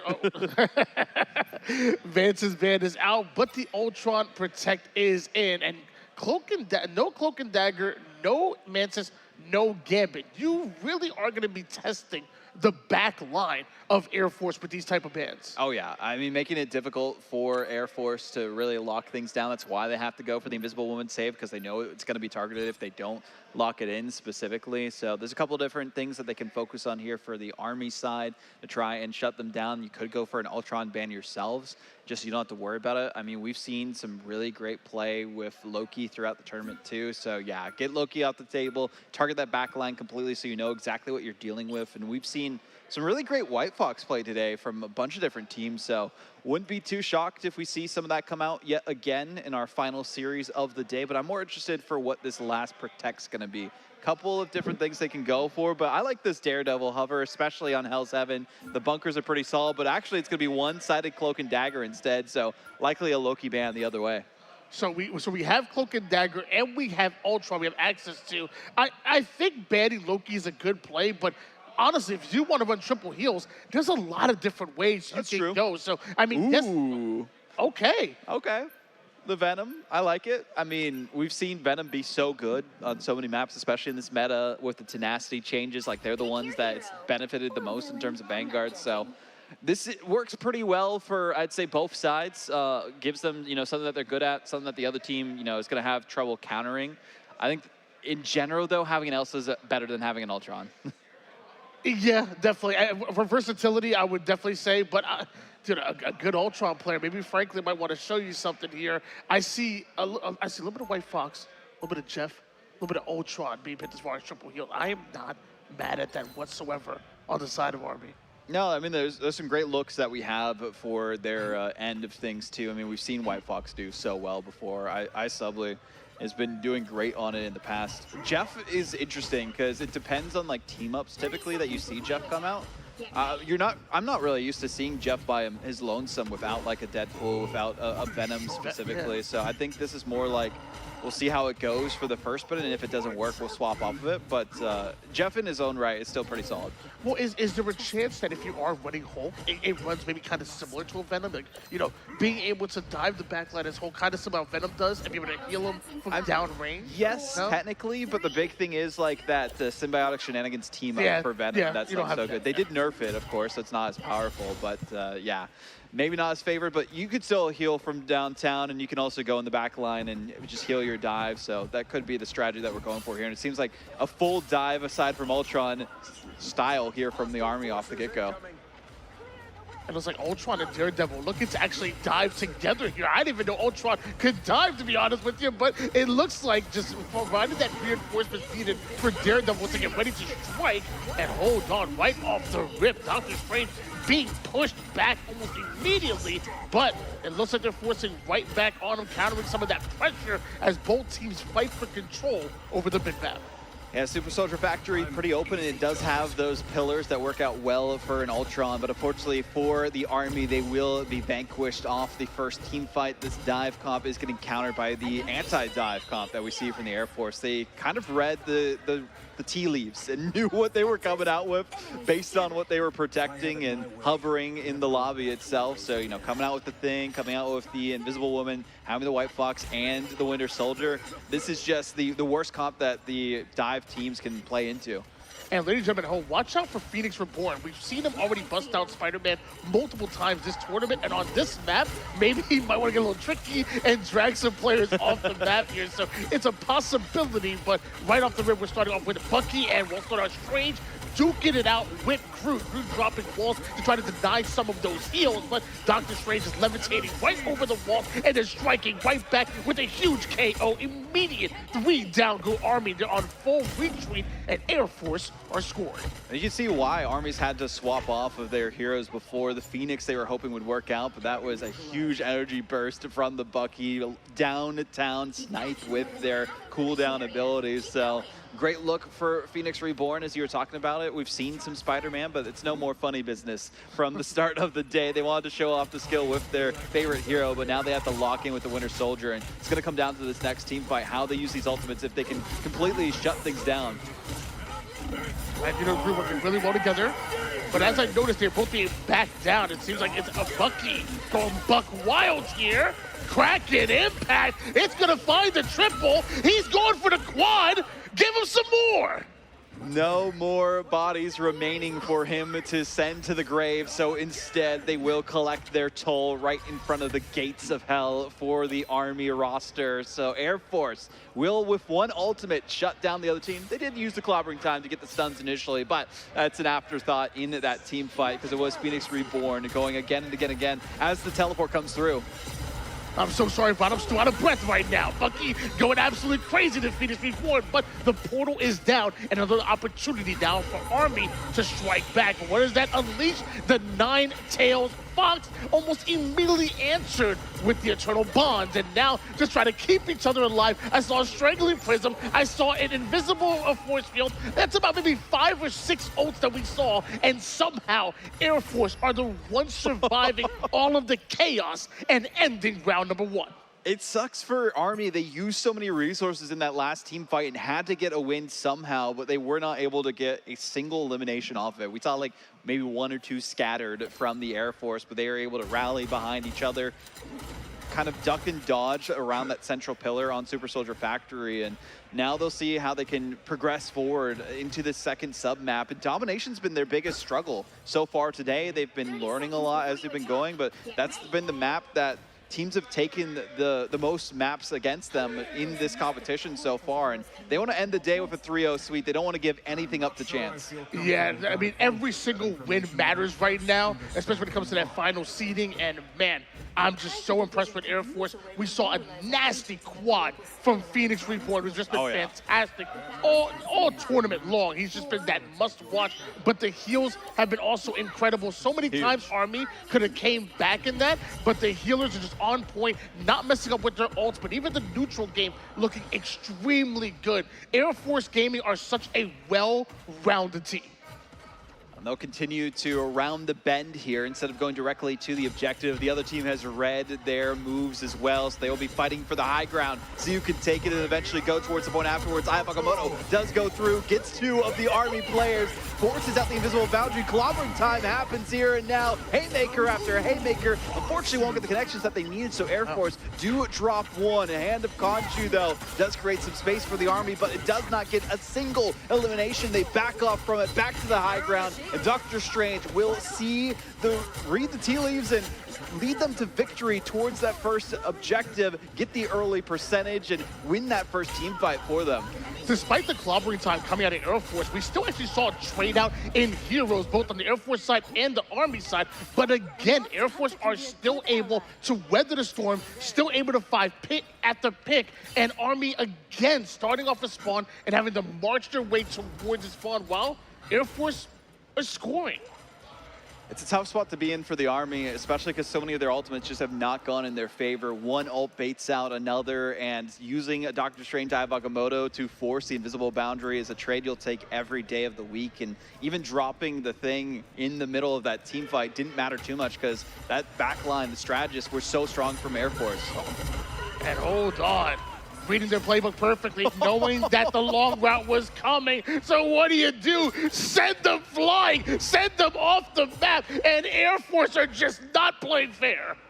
The Glartrock's too strong, forcing the reset on the rest of the Army roster, and they have to go back to the books and try to study up and figure out what composition can work against this team, because whatever they're throwing at them is not going to be the play for now. They are still going to be using the Doctor Strange and Invisible Woman team up so that they at least have a counter to Air Force's own Doctor Strange and Invisible Woman, but the problem is they're getting outplayed in the neutral so often. The ultimates have been picture perfect from Air Force, and there hasn't been a counter to it, as we do have a Captain America coming out this time that might be the difference maker for Army.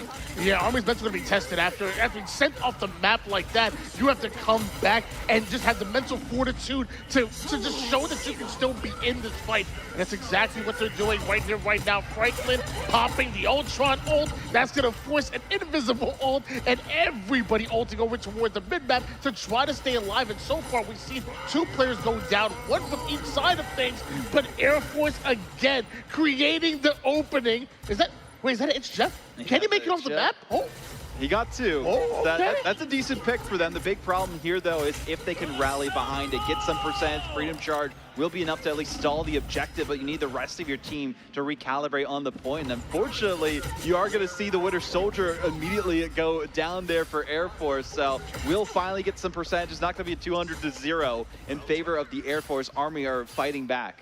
If you could play perfect Marvel Rivals, we can see you make a huge comeback and force a round number 3, but that is a whole lot to ask as Army immediately look to just take space on Air Force. Air Force maybe going for the high ground once again, and Captain America ends up in an Air Force sandwich. Incertania could not escape, unfortunately, there, as we do have a Daredevil trying to do what they can. Clobbering time does come through on towards the back line of the Army roster, and they are able to weather the storm for now. The Haymakers just seem to be like you're hitting someone with a pillowcase instead, and they will be vanquished for now, but that's only a couple members of Air Force going by the wayside. But now they don't have enough to sustain on the objective, and Army quickly building up that percentage, already almost at 50%. One squad wipe turns into what, like maybe a 9 elimination swing going the way of Army. And right now, Army looking very confident. I mean, you're about 50% done here. You're looking to go the full 100%, and that would be crazy. But it starts with one more round of slays right here, right now. You have the drone on Doctor Strange. You see Air Force moving as a unit, going back over for the high ground. Army, are you ready to take them down? See if they can go in for an early elimination. Jeff the Shark trying to just keep the angle on for the heels here. The Devil is unleashed by Banana Bread, but they can't get an elimination. So far, not so good. Bonus health is procced, and eventually a couple come through. Franklin pops off, and so does Incertania. Nobody can stop them. 3 team fights in a row here for Army. Have they done enough to close out this round? Army, who are looking at a huge disadvantage. Air Force were absolutely running things. Now Air Force desperate to portal to the base. Desperate to force that overtime. They end up making it in, but it's not going to be enough. No, I think the portal got canceled in some way, and unfortunately it didn't work out for them. We lost our feed for now, so we'll see how it goes, but it's a tough spot to be in. Oh, there we go. Overtime. Overtime is popped. Invisible boundary is as well. It's not done just yet, but Air Force lose half of their reinforcements almost immediately. Some way, somehow, Army staying alive, but especially one of your backline players, you lose a second one as well. Spidey is back and being an absolute menace and could be the difference maker. Oh my goodness. U.S. Army Esports turns it around at the final hour. The Spider-Man came out, but it could not save the day. This isn't New York. This is the Eldridge Monument, where they are sacrificing the Air Force gaming roster, and instead will go to the frozen airfield to decide the fate of this first map. That is actually insane. I didn't get to see the scoreboard exactly, but to me it looked like about 98% to 0 that Army had to fight off of, and then 3 team fights in a row, stopping also the Strange Portal, and I mean, that was absolutely impressive. Army never giving up. We talked about their mental being tested. You get Apex Predator off the map, and you're gonna be pissed. You're gonna be mad. But they came back, and I guess turned that anger into a bit of energy. That's the problem here. Like trying to play against this Ultron, who's damage boosting your Captain America, damage boosting your Daredevil. The positioning that we've been seeing from these dive players on the Army roster, Air Force just did not find the best strategy to snuff them out, and they haven't even played a Daredevil themselves, but going for a Portal play off the start, we'll see if this will get them an early pick and continue to snowball in their favor. I think they're trying to give their coach Bell just a early tantrum a little bit. Trying to go at his heart a little bit. Bell wants to see clean Marvel Rivals, and so far it has been crap. But it's also been good. Watch Portal go down here for Army, trying to get to the action as quickly as possible. And you see the amount of damage that Captain America took down, but not able to take down the White Box with a huge guard. But Air Force drops 3 immediately, make it 4. Captain America just annoying the back line. Incertania seeing again that Captain America can lead the charge for their team. So getting that early percentage, big difference maker compared to the last 2 sub-maps that we saw. Soldier Factory didn't go how they wanted. Frozen Airfield, eventually they were able to turn around with a reverse sweep in percentage, but Air Force Gaming, all eyes on them. What they do to turn this around, needs some big picks, but the Devil is being unleashed. Devil is out. So is the 9-tailed fox here. Still trying to press forward and put it behind. Kurama holds on. I have Agamotto. Air Force trying to keep the players still. Don't let anybody's home. That it's Jeff's. That's at least one. And not looking to let Dr. Strange go. Is it enough though? Back and forward. Air Force lose 2 members, and Captain America continues to find value. That's a double kill that just activates the rest of his team to find final hits.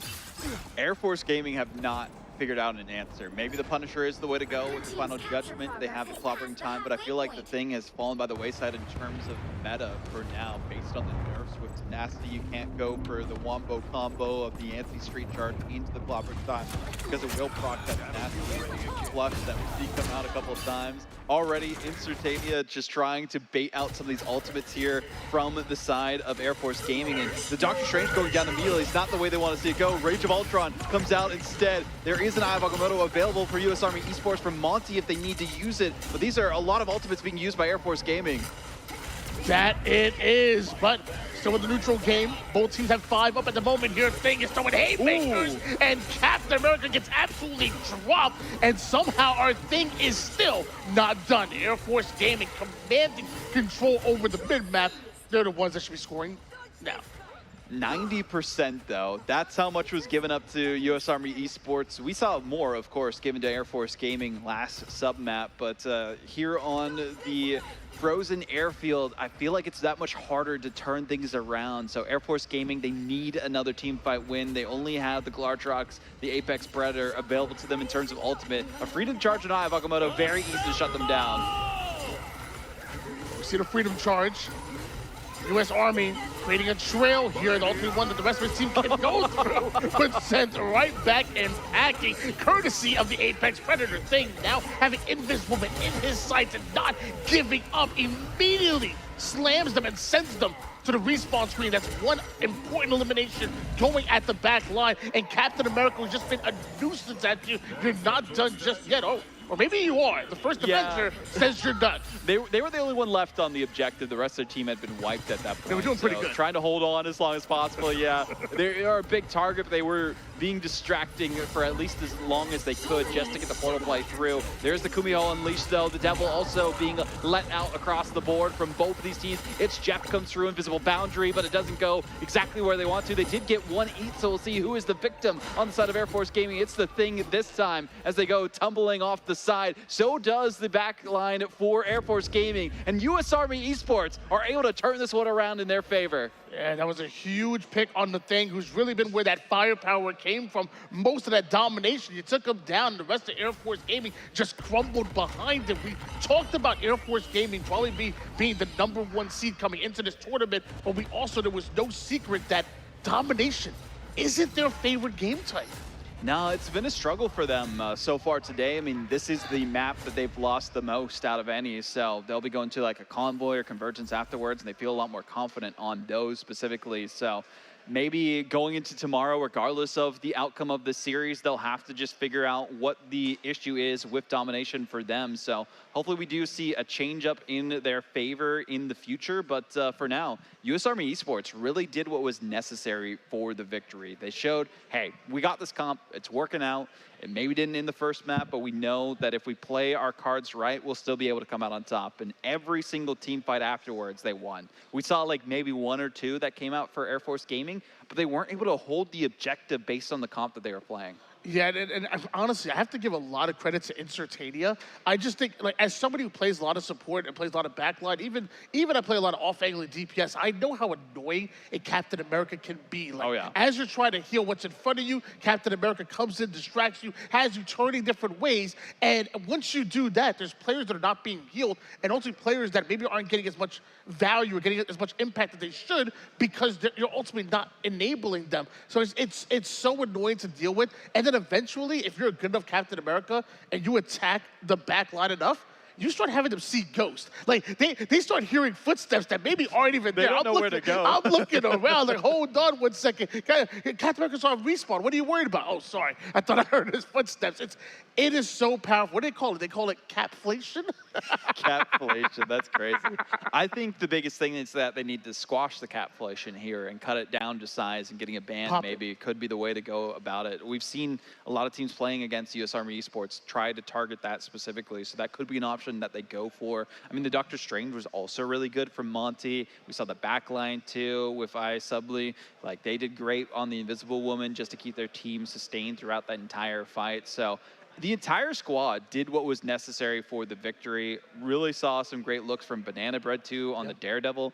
Every time they used their ultimate, the other team had to focus them down, and unfortunately, they just could not get the eliminations when they needed to. So they were blinded, they were taking all the damage, they couldn't really do what they wanted on the objective, and even with Phoenix Reborn getting 15 final hits, it still was not enough because you need the rest of your team to come together and support you and hope that it'd be enough for you to stay on the objective. But going straight into the next one, Museum of Contemplation, we've been here many times before. We've seen it work out well enough for Air Force Gaming, so no surprise that we return. And by the way, speaking of final hits real quick, I just want to put this out there. I didn't notice, not only Captain America annoying the back line, but 12 final hits. I didn't even notice that. Most of the team. Usually Cap is just annoying, but that's pretty crazy to see that many final hits. What's not crazy is double Gambit ban. Yeah, it's just going to continue. It is the meta in terms of bans. They need to nerf him until they eventually don't have that be the case. But we'll see if it comes out in Season 8. Who knows? Cloak and Dagger, though, going to be locked in this time for Air Force Gaming. That was banned out last go around. So they'll see if that's going to be the difference maker for Air Force Gaming. And I feel like it's a really good one for convoy maps. Yeah, I mean, I'm a huge Cloak and Dagger fan. I mean, it's my main. I didn't know it was like first protectable, to be honest with you, and competitive. Like, I actually love that. Usually isn't, but there's so many other heroes that I think that you would want to play around. But hey, if you're comfortable on the Cloak and Dagger, get them into the fight. Speaking of the Captain America that we saw on the last map, I was projecting that we'd see a ban from Air Force Gaming on it, and if it was available after this first save, that's 100% what they would have gone for. So Mantis off the equation. We could see the Ultron get banned again too. We didn't see that happen last time. That was the first save that went out for Army, and it worked out so well. Franklin did a great job on it, and there's some good spots for Ultron on this map, but also some very bad spots. So we'll see if it does get played or targeted, and yes, it does. Air Force do not want to deal with the flying menace. Okay, so we know Cloak and Dagger's gonna be locked in here. A lot of your triple heals, like damage healers, are now off the table with Mantis and Ultron, at least for the side of Army. So I definitely see the strategy Air Force are trying to implement with that. We could see a Mantis save here, or like a Mantis save on the side of Air Force, specifically towards the end. They're also getting the Cloak and Dagger on their side. They just want to have an even playing field. Maybe a Loki ban. You don't want to have the double Cloak and Dagger. We've seen that be a nuisance to deal with a lot of times on the back line here specifically, but they don't want to have one-sided Elsa, which I get. So potentially we could see one-sided Mantis available for the Air Force if they opt for that. They're going for the Daredevil ban though, and I feel like the Daredevil that we did see from the side of Army on their end was just so annoying to deal with. So Banana Bread, this is a straight ban towards them. Yeah, so we know Cloak and Dagger is going to be in play here. No Daredevil. Unfortunate. Daredevil is one of my favorite characters to watch. Not play against for sure, Yeah. but definitely watch and immediately protect Invis. I am not mad at that whatsoever. Invis and Cloak is a great backline. I will say, you talked about Loki. I actually haven't seen as much Loki this weekend as I thought I would. I think Loki is incredible. Yeah, I think at the higher levels is typically when you see it, you know, like Ignite competition, MRC, things like that. But here specifically, we haven't. The Storm ban would be massive. We actually saw Air Force play the Storm a couple of times on this map today. So that just shows that Army have been doing their research behind enemy lines and knowing, hey, this is what they like to play. They like the damage boost this way and typically don't play the Mantis. I mean, they didn't even have to ban it for them because of the composition that they go for. But if they want to enable Vexor, it might be a solid strategy if things don't end up working out with their current backline. But Bajen and Vihil, they feel most comfortable. I mean, they have the champion animated Lord icons for Invisible Woman and Cloak and Dagger, so of course they are going to be playing those. And I think securing your strategist lineup's most comfortable heroes on a map like this is very important so that you can at least have a good baseline to advance from. Yeah, I'm definitely a fan of the ults from Cloak and Dagger and Invis. I think Invis, just such a quick ult that comes out and can really change the course of a fight. And when I talk about Cloak, I think of offensive and defensive. If you don't have if you know your opponent does not have an answer to a Cloak and Dagger ult, straight line it towards their back line. Literally build a path for your team to just simply play through, never die, and consistently put damage on your opponent. I've been very vocal about Cloak and Dagger having the best support ult for so long, and I truly believe it. It lasts, what, it feels like almost 45 seconds. Yeah, it's been a long one for sure, but looking at this composition, triple for the Army, triple Vanguard, triple strategist, they are trying to go for a full hold composition. That seems to be the best strategy against Air Force with the way that they play. But they got a Winter Soldier. They do have the spawn break from the Groot and the Moon Knight, so as soon as they build up that ultimate, that's going to be the difference maker for them. Yeah, we actually saw Air Force do this exact same thing. Did a little goats combo going and try to spawn toward the opposition on this very map we saw to do it last round. So now getting a taste of their own medicine. And Army looking to hold the line as much as possible here. Oh, and I noticed Air Force bringing the Moon Knight out. I haven't seen Moon Knight a bit in. I'm not a fan of Squirrel.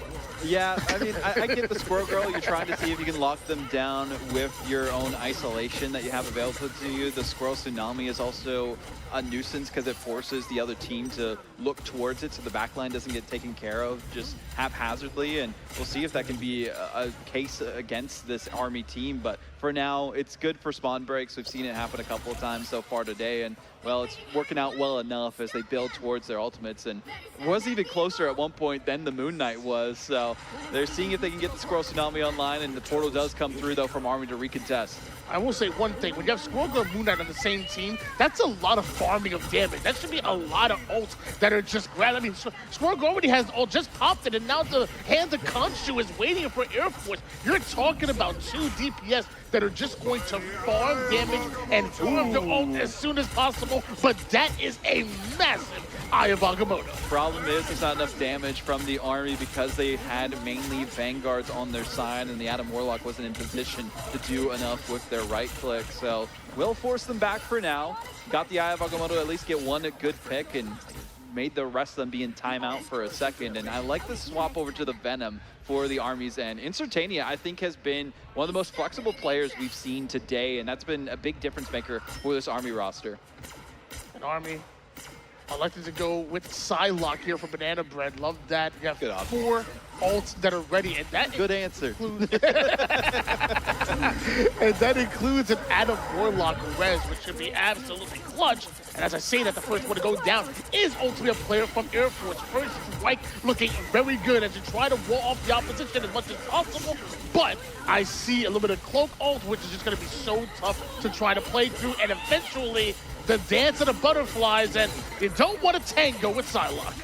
Well, the Vanguards can't tango for too long. They have 2 left feet or 2 group feet or even club feet that we see from the Thing himself. So unfortunately, they are going to be sent tumbling back to their spawn for Air Force, and Army continue to hold. Only a minute remaining. This is history being made here at the United Army Esports competition that we have here. All 6 branches so far competing in. Army are trying their best to prove that they're the better than the rest. Everybody told us this was the number 1 and number 2 seed that are going at it right here, right now. They said Air Force was the number 1, but right now, it's Army that are up 1-0 in the series. It's Army that are wiping Air Force off the map time and time again. And it is Army that have Air Force against the wall with less than 30 seconds on the clock. Air Force are never going to live this down if they lose to Army in this series and this way. They'd have to pull off a full reverse sweep or a full hold of their own if they cannot manage to turn the tide in time. 20 seconds. They have to win this team fight, and there is an Adam Resurrection available and unlocked. Cocoon also available to them if they do go down. Strangling Prison comes through. Feast of the Abyss might be enough for it, but eventually won't be able to break through because the invisible boundary. Air Force trying desperately to see if they could take out Franklin here, but they still stay alive for a bit. They have their own Adam Warlock on the side of Air Force, but they're not going to have their own Resurrection. There's the Comic Revival coming from the rooftops against the Army, the Air Force squad, and it reses the entire roster of Army. They're ready to get back into the fight. The res, the height advantage, and you know the anger now for Air Force. You just dealt with them once, and now you got to deal with them again, and you just lose your Adam, and actually half your roster ends up just getting eliminated. It's Army that just won't give up. Cloak Ult, the internal bond, might just be enough to finish this. We're in overtime, but honestly, not for long. This has been a statement that has been made by the Army roster. Air Force have not had an answer. We see the pop-offs coming out from the Army players. They are shouting out to the rooftops that you are dead and you're gonna have to try something else. Back to sender, they have been sent into the spawn and having to rethink things as they'll now be on the defensive end. A little bit of friendly competition, but we all love hype when they're talking about, you know, bringing it back to the grassroots. We're in a LAN center. This is what it's all about, showing that energy after a huge round number 1, but it's not done just yet. You're up 1-0 in the series, but series is still going, and now we're switching sides. Air Force on defense, Army on offense. Do you expect anything to change here? Well, we see some changes coming out. The one-sided storm is available for a certain team, and they're trying to break the spawn hold themselves with the El Clasico. As you could see, the Moon Knight, the Storm, the Groot, but also the Phoenix I like as a different option. They can get some high ground. There's a couple different lanes that you can look towards for those hit scan shots from the Phoenix specifically, so that's going to be a difficult thing for Air Force. But I do like this comp that they're going for on the Air Force's end, the triple in their favor, but a bit of a different look. But, and why don't you tell the people at home, what makes the Storm and Moon Knight combination so strong? Like, why do we constantly see this combo? You get your ult so fast in comparison to anything else. They're going for the hard flank here as well, towards the back lines and sectioning them off from the objective and putting them in a really odd spot where they're in the spawn camp instead. Flipping the map on them a little bit here, and Army looking to hold them off. Jeff in a bit of an off angle. Love that. Jeff Nato. Love seeing that. Phoenix catching a bit of an off angle themselves. Groot's gonna join them and provide a bit of frontline cover. Right now, which in the middle of the neutral game, however, 2 quickly go down, 1 on each side, looking to split the difference just a bit, and Rock is doing everything possible to make sure that everybody is fully healed from Air Force. Both Phoenixes went down, one actually playing Phoenix and one named Phoenix. But the one had the cocoon, so they were able to res themselves a little bit earlier there. Here's the first hand of Khonshu, and almost Moon Knight Monty going down immediately, but does manage to escape. Not for long, though. Instead, it will be a Cyber Pilot going in, as they try to just shoot down the competition, fighting against the odds here for the Air Force, and it still seems to be enough for now. I do like this hold that's coming out. Army had some great ideas, but time is ticking down. They haven't gotten any percentage. I actually love that head glitch that we saw from Franklin. Just utilize that head glitch, peeking and poking. Really tough to hit, but also doing as much damage as possible. Phoenix Reborn on the Atom has been a versatile player for this monster. Can play DPS, but also can play heals. I say that, but Air Force goes down. And Army... Wait, are we neutralizing the cart as Rocket? Okay. That's great. I like the stall there. The tech is huge, but they only have 2 minutes left before their disaster for Air Force here specifically. Army have 2 ultimates. The It's Jeff is massive, but the teleport is going to come through, and it's not going to stall the car either. Omega Hurricane is online and about to be unleashed on the competition. There is the Feast of the Abyss as well, just so that they don't have enough heals to keep themselves up, but it does fizzle out. Invisible Boundary still trying to see if that'll be enough to stop them from the cart, but Air Force do win out the odds of capturing this objective. They only had to use a single ultimate, but their backline is going to suffer for it. They do have the Resurrection available.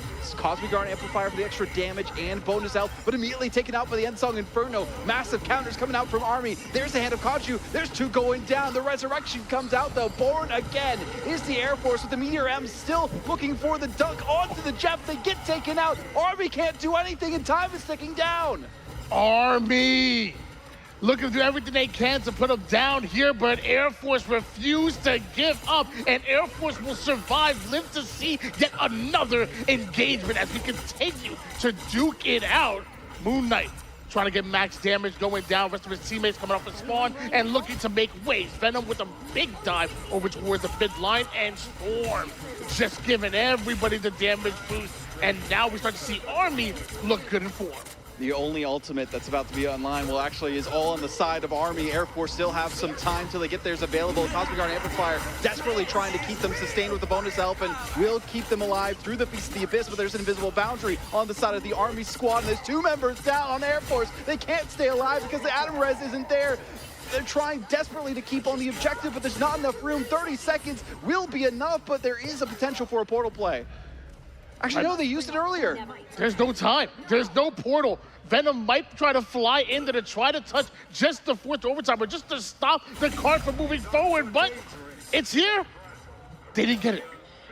They didn't get the touch that they wanted. At the last second, though, we do see Rava touch for 1 moment. Omega Hurricane just to sweep up the competition. There's still 1 person touching from the side of Air Force Gaming, but it's still not enough. Army will take it for now, 2-0, looking for the sweep against Air Force.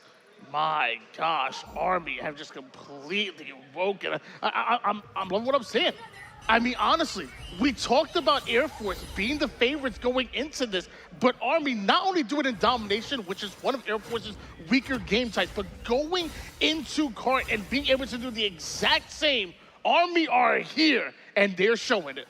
Maybe we need to start listening to Twitch chat. You know, they were saying to look out for Army throughout the day today. We're like, you know, Air Force is looking pretty good too. Army went to, you know, map 5 against another team, but they still got the win. And, well, maybe that win is what has hardened them through war against these teams today. And Air Force Gaming, unfortunately, have not been prepared against anything that's been sent towards them. So U.S. Army Esports, 1 step away from getting the #1 seed going into tomorrow, and they got to feel elated. The Storm ban, I think, cannot be understated. That made it so that they could not break out from their own spawn, and we saw the Storm do so well last time this was played during this tournament for the side of Air Force Gaming. So they did their homework. They knew what to focus on in terms of bans and protects, and they dominated throughout the map. It got really close towards the end, 0 seconds. If they had like the portal a little later, might have been a different story and got their ultimates faster, but that was the difference. We saw the ultimates so much faster from Army towards the end there. They used them all because they knew, hey, as long as we win this fight, we win the game. And now they're 1 step away from glory,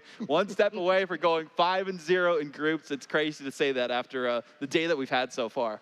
Well, Coach Bell, IGL Monty, I apologize.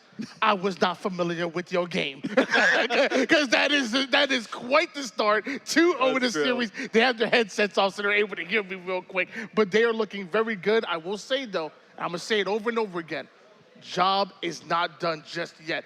You're in position to sweep, but nothing is guaranteed, especially in Marvel Rivals.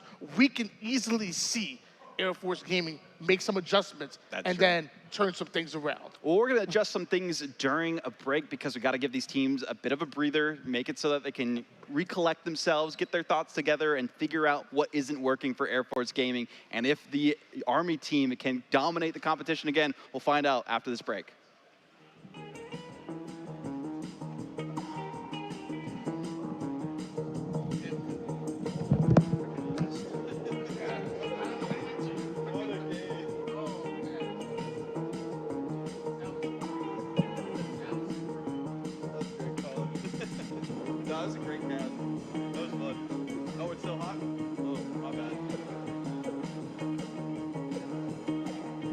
freaking best.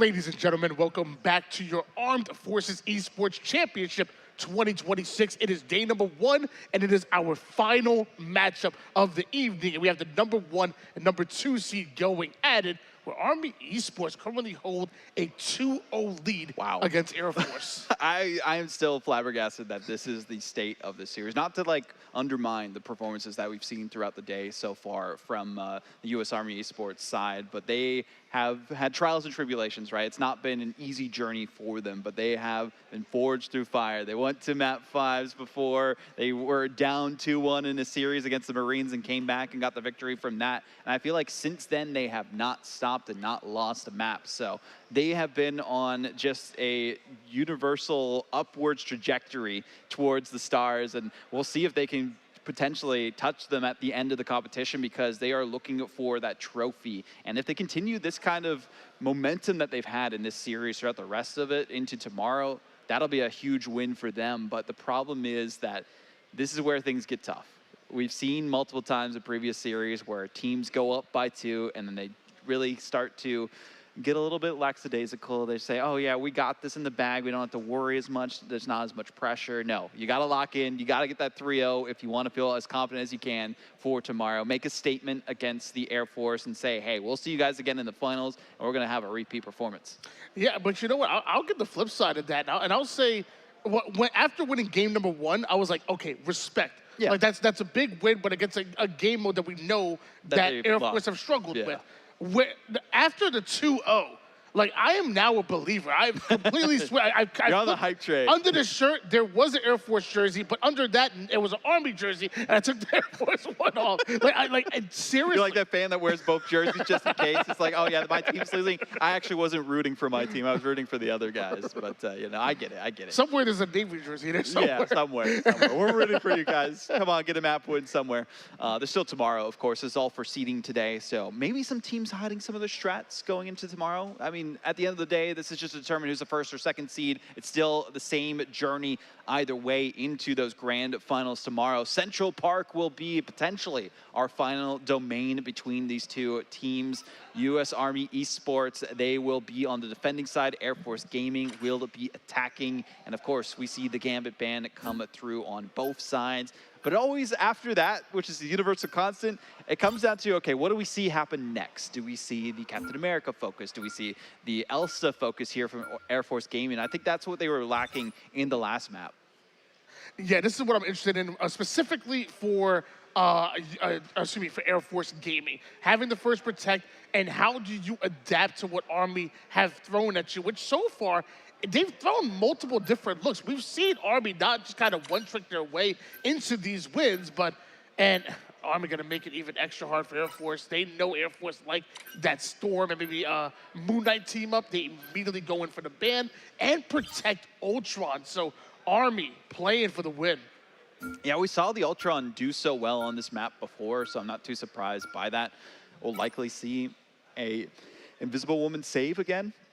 That worked out well in the past for them too, but the Cloak and Dagger, they're not going to let it be played if they can manage it, but there could be other priorities here for the Army side of things. Air Force, though, really curious on what's going through their heads. The Moon Knight was a big menace against them, so I definitely respect getting rid of that. And we've seen the Moon Knight do so well on this first capture point for Central Park Convergence.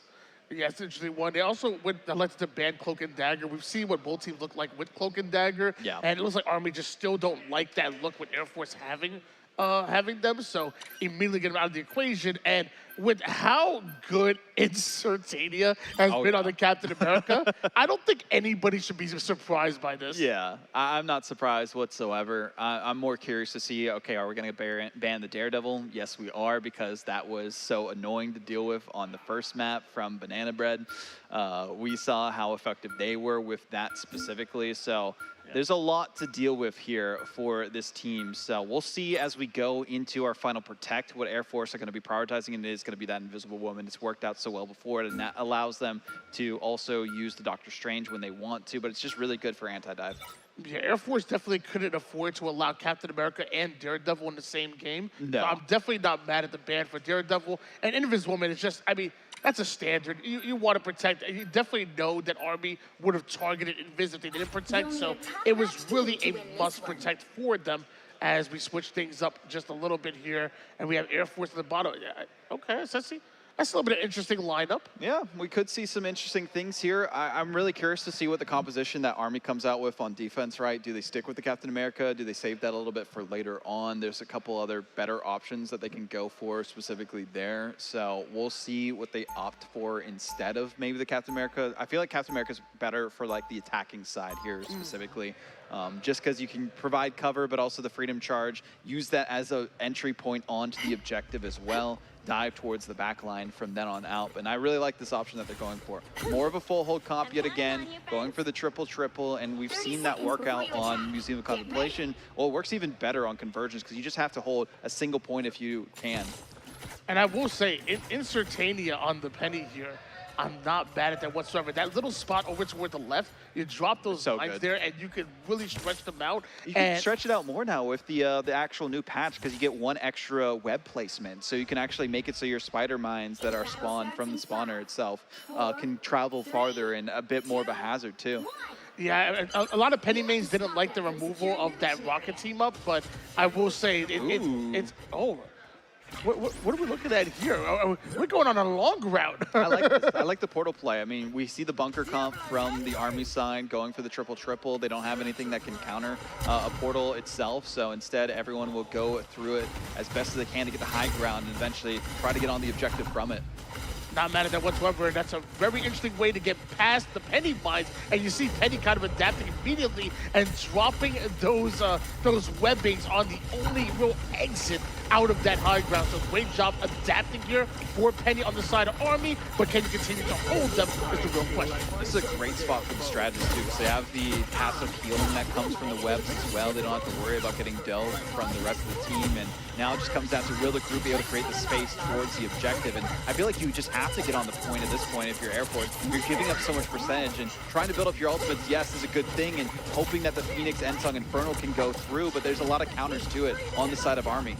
Deadpool do have their ult available before anybody else on the map, and we see that early pull, but do we see that turn into an elimination? As I see max damage, I see play going down to one shot, but where are the final hits? Somehow the heals are playing immaculate on both sides, but Air Force the first one to go down. Oh, they finally got the Invisible Woman down using the Ensong Inferno Meteor Emdo, seeing if they can take out a strategist. They are actually going to be shooting a Phoenix out of the sky, and they will not be reborn this go around. There's a great assembly line coming through from the Spider themselves as they will sweep around the competition, but it's not the best ultimate for keeping yourselves alive, and it will be Air Force at least taking some good percentage, trying to stop them out before the portal, and they get pushed away.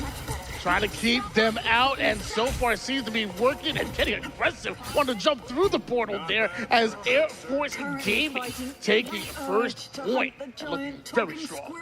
That's a great look there from Baijian as well. I mean, Baijian positioning themselves, using the force physics to keep them off the objective just so that they can guarantee the capture. That's a 200 IQ play from Air Force Gaming. And yes, the ultimates that they used before that didn't quite work, but they baited out the invisible boundary from Army, and they wasted that on that team play. See Ice Lovely once again on the Invis. We've seen their Invis and their Luna has been so strong, and a large reason why you can't ultimately find the easy elimination because of how much heals we see them provide. Venom on the dive, and everybody from Air Force getting a lick in, trying to get some damage and force them out of the equation somehow. Venom ends up escaping on Army, but Air Force trying to do as much damage as possible while consistently holding forward. Army are constantly playing defensive right now, constantly reacting. It's Air Force that are really initiating these fights. I say that, and then Ultron starts exterminating. The rage of Ultron is unleashed. They baited out the ults from Air Force, and they will read it and weave double play here from Franklin, and they're ready to vanquish the rest of the backline of Air Force Gaming with a triple. My gosh, Franklin coming in, dropping the triple, and just when you thought Air Force had the advantage, just when you thought they were on their offense, it was great offense, but even better defense. I believe we did see the magnetic curtain, like the shield there from the Monty specifically, absorb the ultimate from the Groot, so it didn't go anywhere, unfortunately, and then they couldn't even counter it with the Ensong Inferno afterwards. So they tried to combo it as best as possible, but it didn't work as well as they wanted. I love this positioning in the portal, though, using it as extra cover as they try to recapture this objective.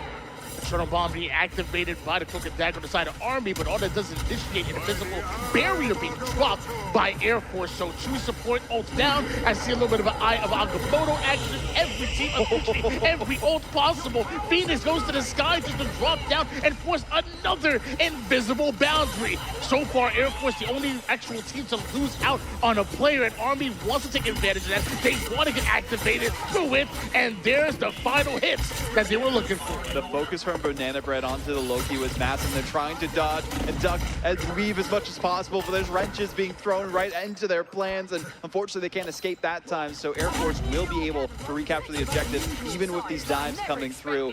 Currently marching towards that second checkpoint, but a lot of time has been wasted by Army. So far, Air Force trying to take a little bit of space there. We see as soon as they do that, though, somehow the damage coming right back from Army forces them out of the equation, out of that line of sight.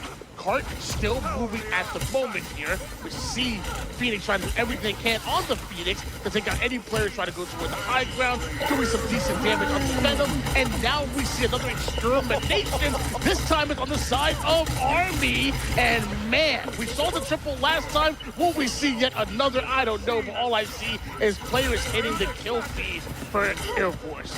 Groot's not able to do enough against this competition, so they're swapping things off to go inside dive with the thing, and I think that's a better option for Air Force at this point. the Groot ults have not gone anywhere, and they've been getting dove by this Venom time and time again. We've seen Banana Bread on the flanks as well. The Jeff keeping them alive, using that symbiotic shenanigans for the bonus health and just constant healing afterwards. Even with the nerfs, it's still enough just to win out a team fight in the 1v1s. But I like this Hella swap too from Phoenix. We see Venom waiting for the right moment, and just when Air Force forget, you just cannonball into the back line. Does Venom. Does the initial damage, but not enough to really soften up Air Force all that much. You see Thing just holding forward while throwing haymakers, which is ultimately going right through the shield of our Doctor Strange on Army. We see the Jeff Stream just going in, doing constant damage, constant heals, and the neutral game is where this is being taught. And I see the Eye of Agamotto, I see the invisible boundary, I see a whole lot of players still, but I don't see anybody on the kill feed yet. Yeah, nobody getting really taken out from that fight, and we do have the God of Mischief used for another invisible boundary for Air Force, but it is going to be countered in kind by the Army side. They do drop the Ultron. Banana Bread has to pop off, give their own dance of the butterfly. They're going to be using it at a moment's notice, see if they can take out the rest of Air Force. One drops down. There could be more following, but it does zone them away from the objective. Overtime has been reached, and Air Force need a fight win to guarantee themselves at least a second checkpoint and some extra time, and at least the best chance against Army that they've had today. But so far, not as good as they would like. Final hour stops that are coming out here from Army, trying desperately to stop it before that second checkpoint, but it will be activated. Checkpoint has been hit, and Air Force, a little bit of aura farming on their way to moving that cart as fast as possible. Army on full retreat and trying to ultimately get a nice little restart here as they try to fight over towards the stairs. But let me tell you, this is a tough fight, trying to play up the stairs for Air Force. It might be a good option, honestly, for Rava. I hate to say it, to swap from the Elsa onto a Namor, just so you have the team up, you have the squids to keep your backline a little bit more protected. I feel like that's where they've been struggling the most, instead of just necessarily getting the eliminations in these long team fights. But we'll see what they opt for instead as we go into another one. Pushing them off the map, though. The Magneto can't survive. It's a huge force physics. My gosh, making the plays as Infiz and a little bit of clobber in time, and that's gonna make some things, just make some things shake a little bit. Both Venom and Thing hit the kill feed. Card still moving just a bit. Subly doing everything they can to try to keep teammates fully healthy, but as I say that, Air Force Gaming continue to drive forward.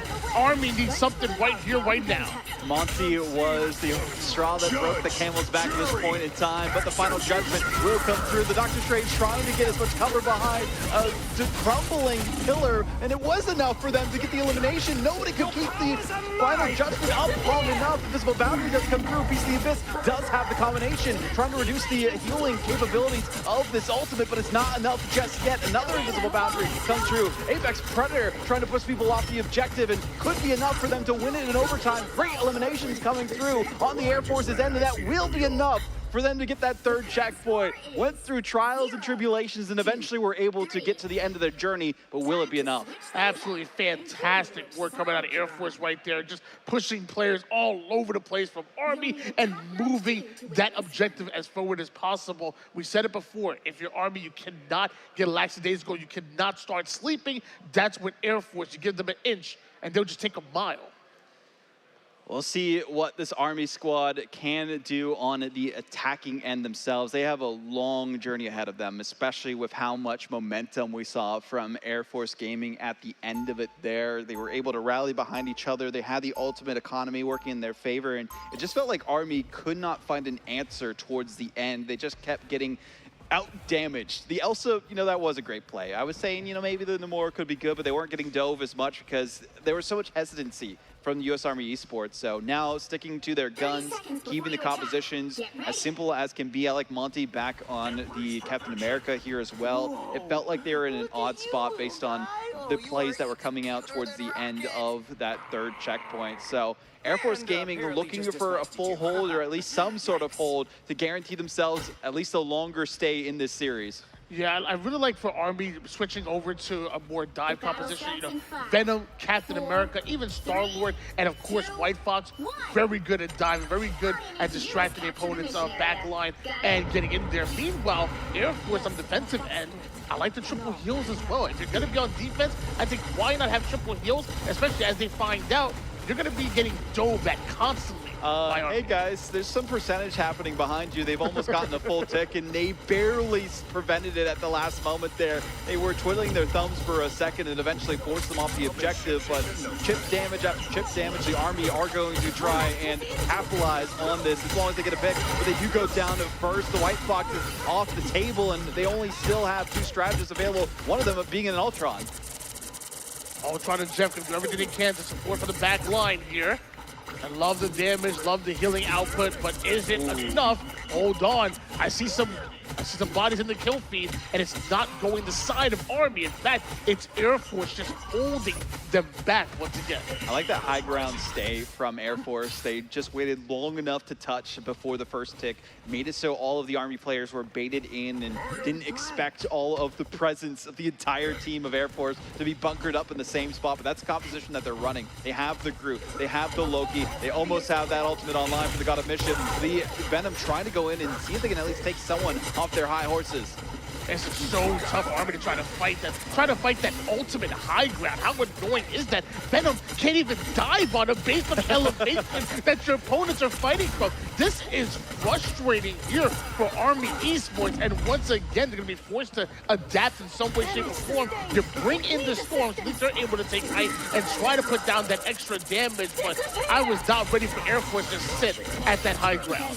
Sitting on top of the castle and not letting one through the gates, that's the plan for them. They have the invisible boundary. Ensong Inferno, though, tries to see if it'll be enough to get some damage going in their favor. They are able to ignite the sparks against their opponents, but there will be a strangling prison suffocating the rest of the players of Air Force. And unfortunately for them, they only got a single tick for all of their efforts. Have to reset at least a little bit here for the Army side, but there is a clobbering Monty trying desperately to get some eliminations with their haymakers. 1, 2, 3 punches. The Groot still stays alive, though, and they need at least something. Omega Hurricane, Kumiho Unleashed, trying to keep them up with the extra damage.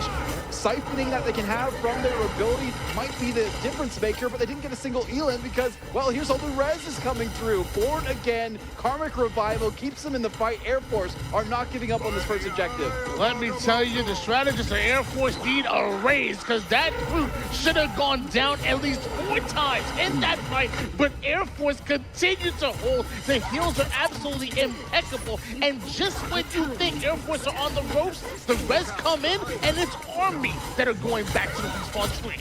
All of the audience in the arena right now at the local hosts are watching this matchup with bated breath. They were expecting big things from this one, and Army are putting on a show, but Air Force doing just a little bit better on their counter pick. They are not giving them the time of day, and only 50 seconds remain for Army to try and make landfall onto this first checkpoint.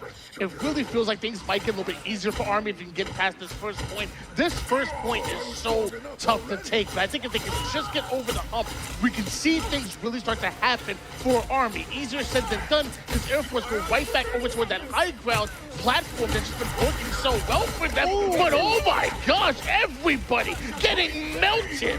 The AoE damage a bit too much, and this is more of a stall suggestion from the Invisible Woman. All strategists have been eliminated. There's still a group to deal with. KO does come out. They'll try to see if they can get someone from the back line while the rest of their forces look for the teleport, but it seems the first checkpoint will go in favor of Army as they are now back on their pain path to victory against Air Force Gaming. And that was a great hold. They wasted a lot of time, but will it be enough? It seems like Air Force strategy to have all your players kind of hunked up together over towards that high ground backfired on them. That burst damage came in from the Phoenix and hit everybody that was on that platform, and I think that was largely the reason why Air Force just got shredded.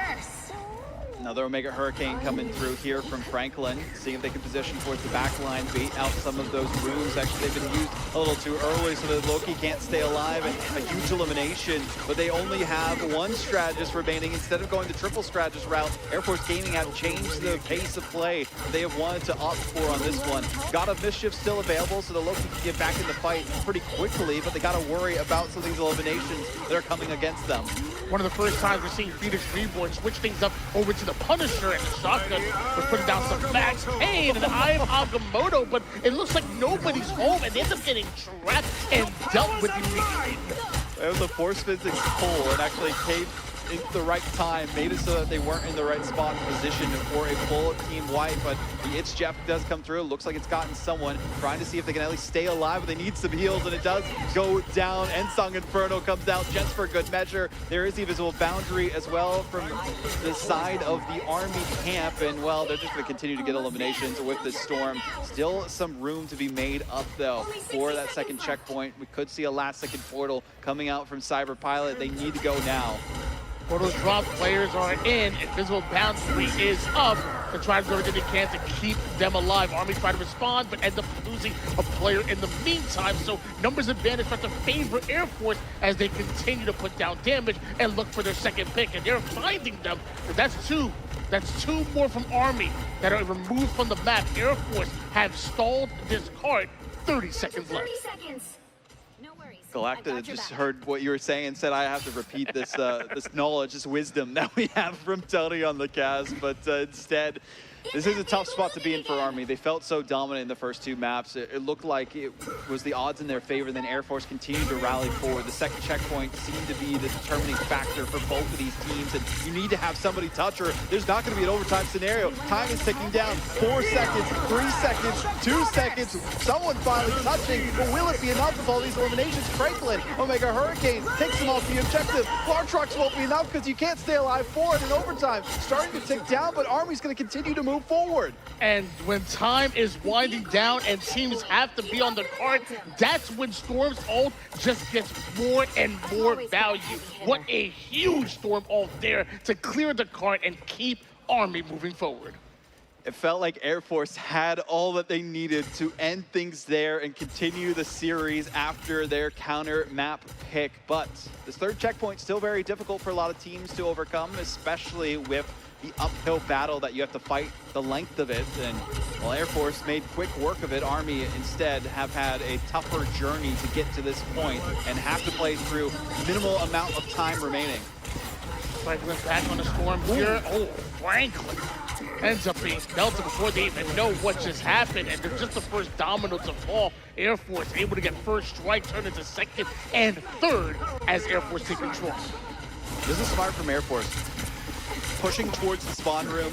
Yes, they are giving up some percentage, but they're also making it that much more difficult for them to go for a portal play and forcing them to burn it as quickly as possible.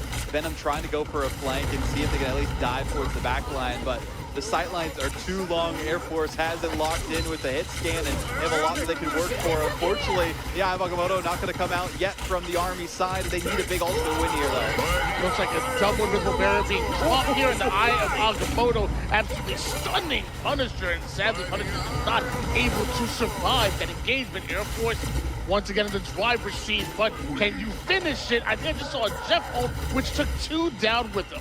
Both the strategists on the back line, but they are playing triple, and there everyone goes down from the Air Force side, but there's still so much time to be made up. Are they going for the full block? We might be able to see some huge portal tech come out so that there's no chance for them to escape the spawn room and force the overtime scenario. They're going to have to find some way and hope that there's enough after the portal expires. That's a massive brain play from the side of Army. Air Force looking for it. They could have the Invisible Woman touch at the last second. The Loki clone instead does get through the stalwart hold that we saw from them, but overtime is activated. They need to stay on the objective. They cannot allow this to tick down, and Air Force Gaming dropping like flies.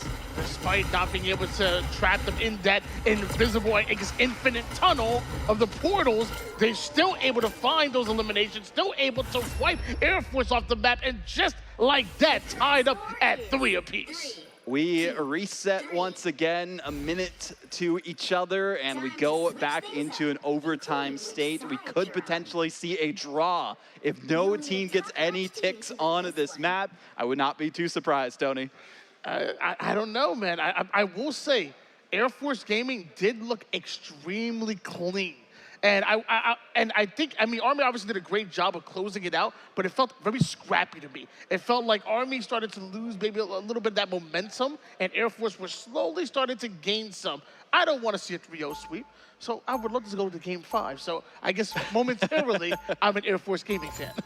We'll see what happens here, though. Looking at some of the compositions, some Vanguard, Deadpool potential. We didn't see any of that, really, at the start. So that could be the difference maker here for Army. On the other side of things, for Air Force, Force. I mean, they're trying to spawn break is the big thing. If they can at least get some percentage, that could be enough for their victory and to prolong the series even more. And Army, they want to close things out. They need to get a full stop here against their opponents. I don't know if this composition is going to be the one to do it. Yeah, I'll be honest with you. I like Army on offense a little bit better than I like them on defense here, especially with the way they like to be aggressive with the dives.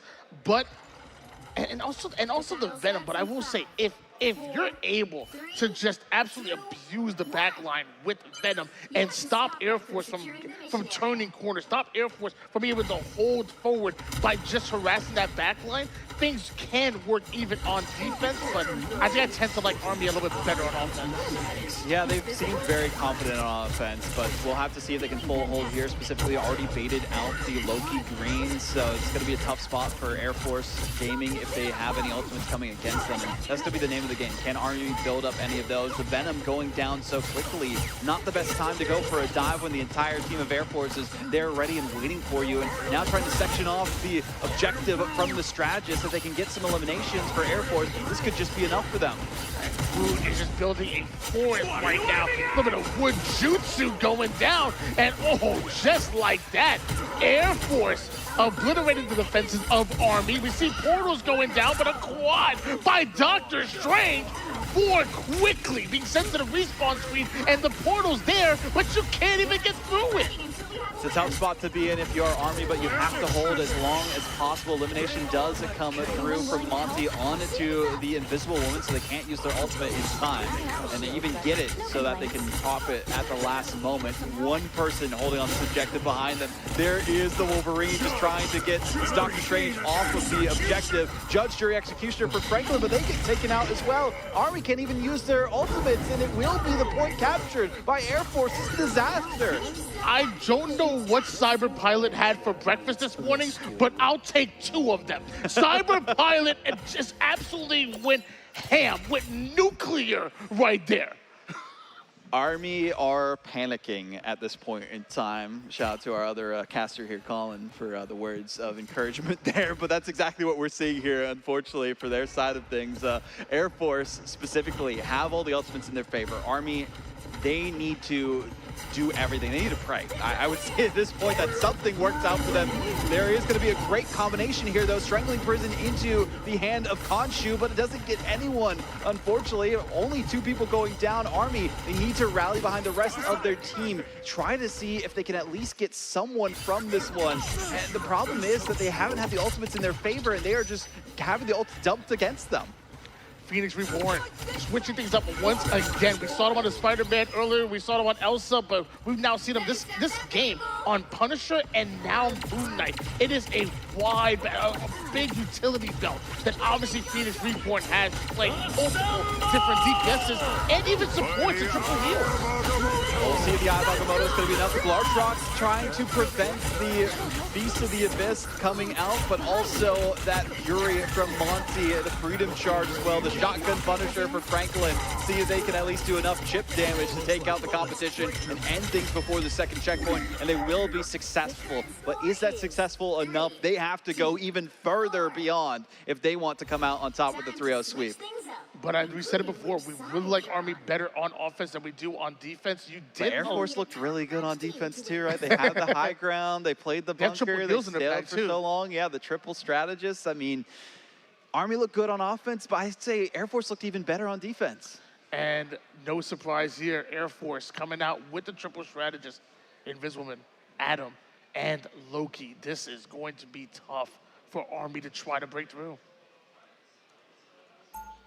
All eyes on the Army team. Can they pull it off? Can they sweep a team that a lot of people are saying we're going to be the undisputed #1 seed going into tomorrow? And well, Air Force, this is just the start of their reverse sweep journey if they can pull it off. They want to go all night long and see how much it can take for them to get this victory and prove that they are the better squad, at least in the group stage, get the highest seed and the best chance of making the grand finals for that lovely trophy tomorrow. I mean, you've seen it on stage during the interviews. There's a lot to fight for between these teams, and they're giving it their all, going tooth and nail. Back when I used to compete, my coach used to always say, every reverse sweep starts with a Game 3 win. And for some reason, that was always enough to just lock me in for that Game 3 and make it impossible. And it's so obvious, but for some reason, those words, like, you know what? Take it one step at a time. And that's really what Air Force Gaming has to do right now. One step at a time. Do not even worry about the reverse sweep. Worry about the right here and right now. I like the split push that we're seeing from them. Destroying the bridge, though, is a big brain play from Air Force, so they can't even have that front push from the side of Army. I do like that they're trying to section them off from each other, but the problem is that they can't get on the objective as quickly as they would like. They need to get some early pick, to dive in from the Venom, forcing the Loki Greens, and already using their ability to keep themselves up as long as possible, but the regeneration is only going to be doing so much. They need some more heals, and the Groot walls are blocking them off. Army have seen the strategy from Air Force Gaming already before. You've seen them try to hunker together. You've seen them try to utilize that high ground. You have to be able to counter it. The last time you did it with Phoenix, I think you need a Phoenix or a Moon Knight, something that punishes them for hunkering together. The problem is this Venom's about to go down. They're just barely staying alive, cycling their cooldowns, and unfortunately the heals were not there. They were distracted because they were getting dulled, so overtime is already activated. No one has gone down from Air Force, and they already have their ultimates available. Cosmic Guard Amplifier will give them the damage and bonus health that they need. You even see the Rocket doing damage this time, getting an elimination, making sure that everyone tags in and is going to be able to stop them in their tracks before they get this overtime completed. It will be Air Force holding it down, and they will force the map 3 to go their way. Not quite the no damage rocket, but the some damage rocket that we saw there from Air Force. And every reverse sweep starts with a Game 3 win. And we finally got one on the side of Air Force. Army, they only had a minute to try to work with. I guess we say the same for Air Force, but you said it before. Air Force's defense looked very good, and a minute just was not long enough.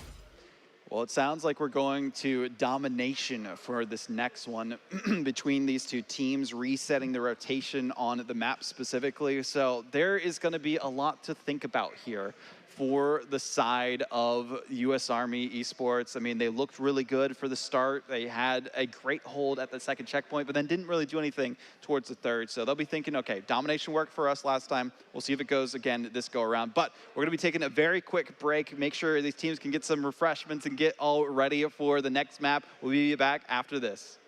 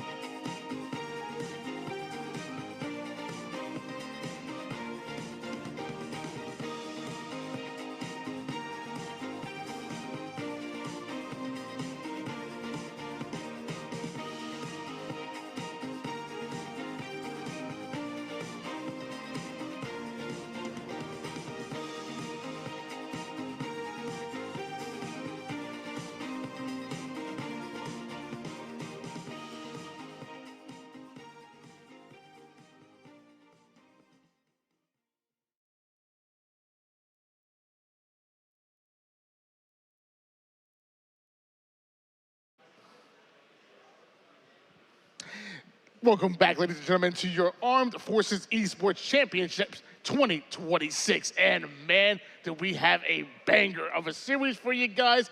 It's not done just yet, but we do have somebody on the series board now, and we said reverse sweeps are possible. They didn't say they were probable, but they are possible. It can happen. We haven't seen one yet today, so this would be the first one on the broadcast, and I think in the bracket itself, we have seen some Game 5s, but the ones at least on stream, 1-1-1-1 until the end, right? That we did see I think it was the Marines that came out on top from that one against the Coast Guard. But here and now, Air Force Gaming, they want to prove that they are the strongest team, and also want to prove that Tony has the caster curse. Because, you were rooting for the Army there, and then what happened here? Well, we ended up on this map here, but we're going back to Domination. Celestial Husk will be the map here. We've seen this one work out pretty well for Air Force Gaming, or not Air Force Gaming, excuse me, U.S. Army Esports in the past. They played it against the Marine squad specifically. It looked really good. That's where they started. Their turnaround from the 2-1 lead that their opponents had, and were able to get a victory there. So we'll see maybe a similar strategy this go around. Yeah, I mean, I'm taking the stats right now, and we actually saw some incredible work from multiple different characters. I see Cyber Pilot was doing great on the Strange. V-Hill had MVP on the Loki, and with double gambits being banned as to be expected, Elsa being protected. I also see Loki getting banned, so they don't want V-Hill on that Loki anymore. He just dropped MVP. Yeah, Celestial, I think Hand is the really good maps, or sub-map specifically, that's perfect for using Loki. You can bunker down very well, and not having to face off against that is a huge boon, and having it one-sided if you can is also another thing. But I wouldn't be surprised if Air Force Gaming target that instead of the Cloak and Dagger, personally. We have the Mantis as well. They don't want to have double damage boost on one side, so that's not too surprising that they would opt for a ban on that either, though. Yeah, present on Ultron, and as to be expected, the Mantis is already being highlighted right now. It's just too much. It's too much to deal with. It's tough because you don't see that in lower level or I guess lower rank gameplay. Yeah. But at the higher level, it's tourney above. You definitely respect Ultron and Mantis at all times. Yeah, I mean, especially with like the buffs that they had recently. Like, I didn't even talk about that at the start of the day. The ultimate is so much better than it used to be. It can get so many kills off of just the damage from it specifically. It's got more of an AoE around it, so it's better at healing and has more damage that it does just innately. So now we see the Ultron Daredevil play that we've seen before from the Army, specifically on Domination. That makes me worry a little bit for Air Force here.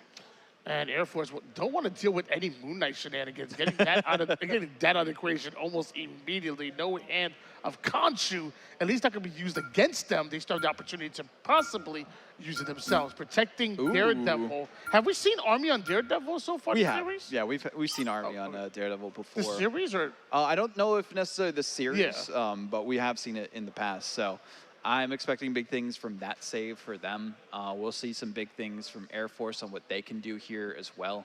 I'm expecting, the Cloak and Dagger. I mean, they've been looking really good on that in the past, and those Terror Capes are just too good to pass up. Yeah, when you're able to make your opponent purple and just to have them take extra damage, like you're one call out away from having your teammates focus and obliterate anybody, even tanks. If you get hit with that Terror Cape and you have your whole team focus that player, you can absolutely melt them. Cloak and Dagger gets a lot of value there. Banana Bread was the player on the Daredevil in map 1. That was it was map 1. Sorry. Yeah, for Army. Yeah. So we'll probably see them on it again. In Sertania, they've been doing really good on like the Venom. Monty, they have the Captain America available to them. So there's a lot of good options here. Yeah, and Army kind of going back to their old tricks, especially on Domination here, where they want to just dive. They want to send Venom at you. They want to send Captain America at you. They want, White Fox to just be able to teleport. Daredevil. They want to dive and make you uncomfortable, especially on Domination. So going back to their old tricks from game number 1 is going to be really good for them. And is that heal pool? That's heal pool, right? Yeah, with the strategist death pool that we've seen, heal pool, like a lot of people like to call them as well. Yeah, so they'll be doing a good job for their team playing that dive composition. We've seen it a couple times from this Army roster today, and because you can go into the fray, you can make sure that you keep your team sustained, and using the jackpot and also the extra heals from your Deadpool in your air, there's a lot of good options there. Army, can we lock it in? It's a whole lot of twerking going on between Deadpool and Venom, but finally we hit the map. No time for dancing anymore. Now it's time for shooting. Yeah, we'll likely see the final exam. That's the sword ultimate that's available to the Deadpool that gives them so much just AoE heals for their team, but already diving into the Venom, trying to see if they can get a pick, but they immediately get picked themselves from the Army. Yeah, definitely don't want to get caught out like that, but that's exactly what ends up happening. And with Venom going down, are they going to switch immediately? No, they're going to stay on it, but Air Force Gaming are going to stay on the pressure here as you've already taken down one. You're looking for a 4 with that Franklin on the Ultron, and it's just not skipping a beat whatsoever. Extra damage, a little bit of extra DPS from your teammate with the drone. Things looking very good for Franklin and Ultron. It has to look good here for the Air Force is the big thing, no. They don't have a strength portal available to them if they get into an overtime scenario, so they have to make sure that they dominantly get these KOs against their opponents. The big thing, though, they have the damage boosted Elsa. That could be the difference maker here. Also using the Terror Cape, so there's a vulnerability, plus the damage boost is a wombo combo you don't want to deal with, and being Groot walled off from your heals in the meantime. Air Force Gaming have all the recipes for success, but they just need to activate them.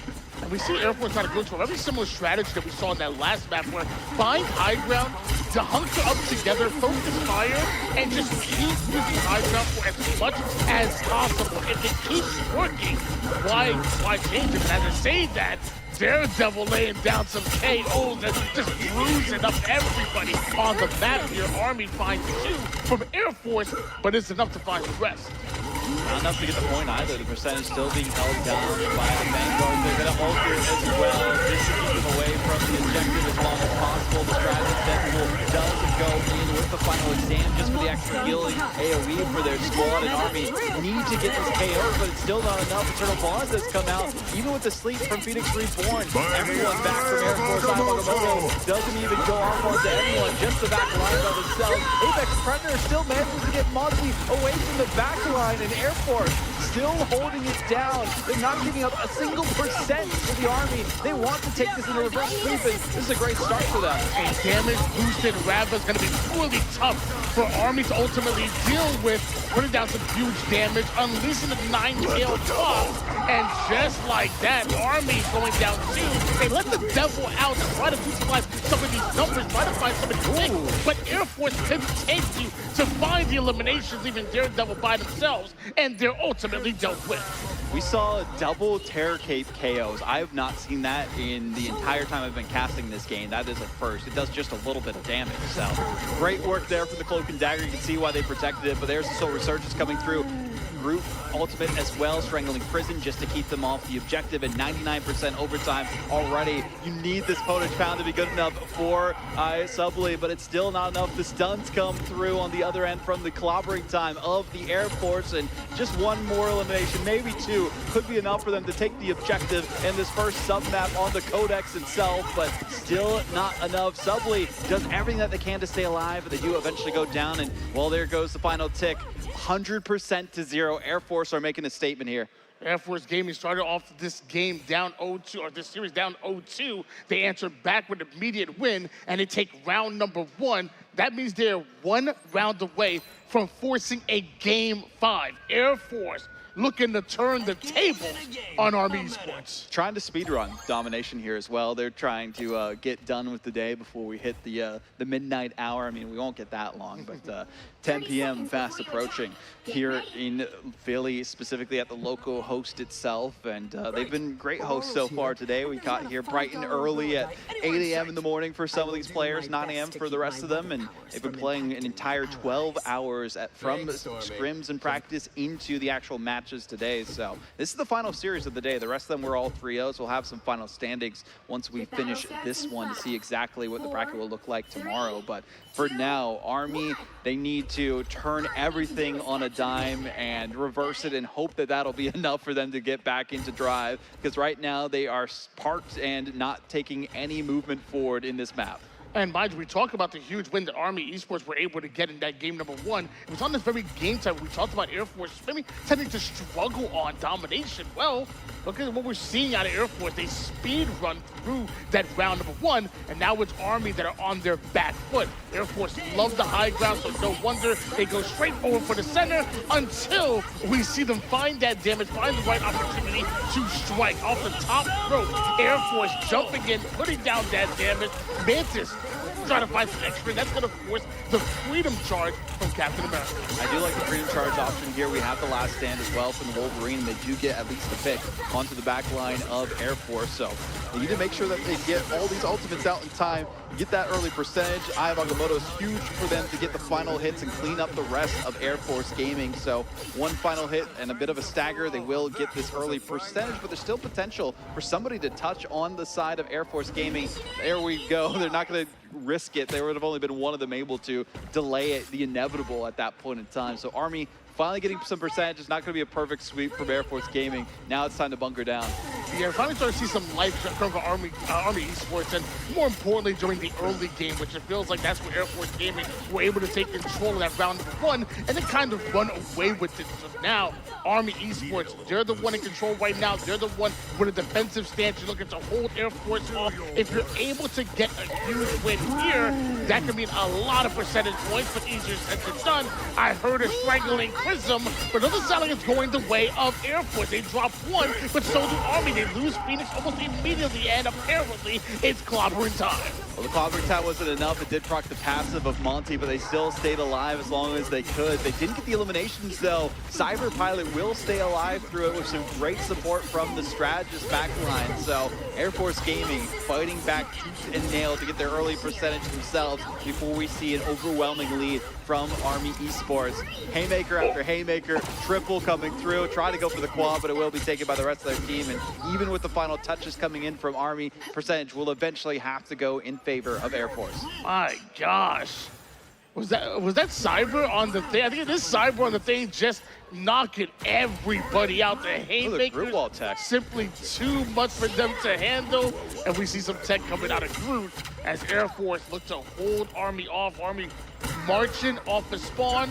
They put themselves within striking distance, and how will they choose to attack Air Force Gaming? Well, the Freedom Charge is going to help a lot. The Arctrox coming out, but there's the Ensong Inferno. Does get one. We did see Monty also get a pick themselves, so Army have the advantage in this team fight. Last stand available. They don't need to use it. Instead, they'll just slice and dice the Groot in the backline here as well. Cloak and Dagger tries to stay alive. The charm comes through from the Foxy. There's the last stand. Eventually, the combo will come through. A quad, a penta from Monty. They're not looking to stop now, and it will be Army turning things around. My gosh, Army scoring once again here. I definitely think the answer for Army was to go with the Phoenix, because the last time we see Air Force play this hunker type of strategy, play up together, it was the Phoenix and that burst damage that was able to counter them. Now Air Force are the ones coming off the spawn, having to make something happen. Army now on a full defensive stand and a full setup. Invisible Boundary ends up going up to try to provide some kind of defense, try to keep some players alive from Army, but easier said than done. I think that's a support player that goes down for Dagger. From our analysts on the field, we have heard from Colin that Air Force specifically have lost the last 4 domination maps in a row. So this would be a huge win for them if they can turn things around. But Army is still looking to hold things down for now, force the overtime. They got the 99% that they wanted. Now it's to see if they can take the objective away from Air Force. But look at the ultimates in the favor of Air Force. They have the Strangling Prison, they have the clobbering time, but they only have the Soul Resurgence eventually going to be coming online from the Mantis. The big thing here, though, for Army is they have a while away, aside from that Eternal Bond, to build up their ultimates. Can you break just one more time? And you already start getting a huge disadvantage. Not just one player going down for Army Esports, but actually 2. Haymakers just going at everybody from Army. Air Force making a statement. They will not back down. They need to play this forward position. They can't afford to let anyone buy them, because one touch, one percentage given up to Army, that could even things up and make it that much closer for them to lose 3-1. And they want to pull off at least a map 5 against their opponents here. Eternal Bond just to create space with the Groot wall, the Ironwood wall, to make it so that's hard for them to go forward. Eye of Agamotto, though, is massive. It only gets 1 elimination, though. Speaking of that, we see 2 more come through. Everyone getting ripped to pieces by Air Force Gaming, and they need the portal at some point, but there's only 1 member remaining. Army may have done enough. I don't know if Air Force can make it here in time. Time is simply winding down, and it looks like Army don't have a portal because Strange was banned. Oh my gosh, I forgot about the Strange ban. Oh my gosh. Five-headed play for the ban on Strange. Thinking 7 steps ahead in the chess game.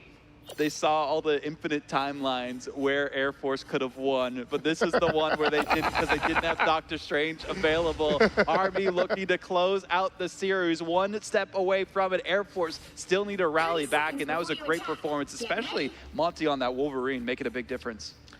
Definitely, and I think Armies need to stick with Phoenix. Air Force have shown so many times that they want to hunker up, they want to really play close together, and I feel like the best way to counter that is burst damage. And when I think of burst damage, I think of a Phoenix, I think of a Moon Knight. Do as much damage as possible, make them pay for playing close together. I think the Phoenix is the right play for Army. We'll see Franklin on that Phoenix. Also gives the extra regeneration of health to Monty as they kind of have their own life steal as they're going in for their regular attacks as a passive ability to them for that team up. They're going for a portal kidnap play here. We'll see if they go for a position or just the kidnap itself, and the freedom charge immediately out the gate. Freedom charge is popped here, and I think I even heard I have Agamotto as well. But a neutral game being fought over, an Apex Predator, everybody unleashing as many ults as possible because both teams know how valuable getting first percentage points is. Now we see 2 slays go the way of Army, making a third. Half the members of Air Force on the respawn screen, the other half trying to figure out how did Army come up at such an advantage so fast.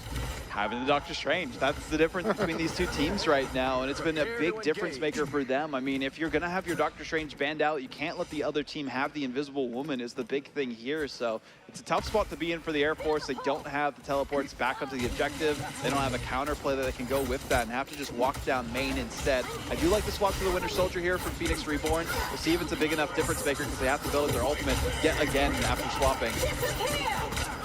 Invisible boundary is dropped here, and Air Force electing once again to go to high ground, Eternal Bond, in order to counter the invisible boundary as Phoenix finds the KO over on the low ground. We switch over towards Monty, normally the tank player, but the Wolverine that gets shredded. Just like that, Air Force right back in control. He's looking for the final players. Air Force do a great job holding.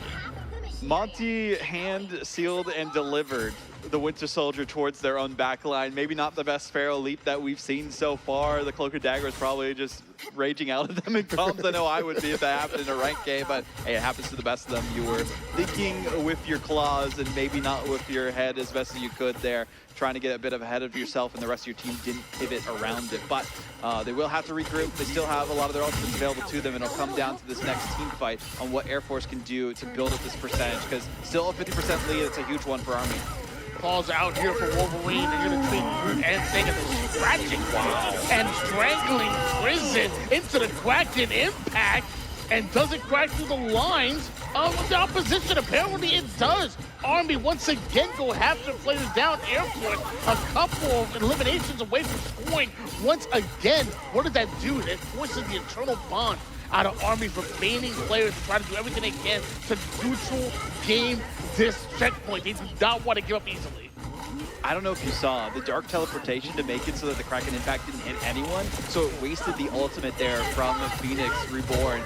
200 IQ play that we saw from Hazard, specifically on the Army side, but it wasn't enough for them to get the win in that team fight. Groot actually sniping the Wolverine from downtown with their cluster, so huge movements being made by Air Force Gaming to try and prolong this even more, force that map 5 and the dark teleportation just to get them faster back to the objective and build up that percentage as quickly as they can. Over 80% done on Air Force.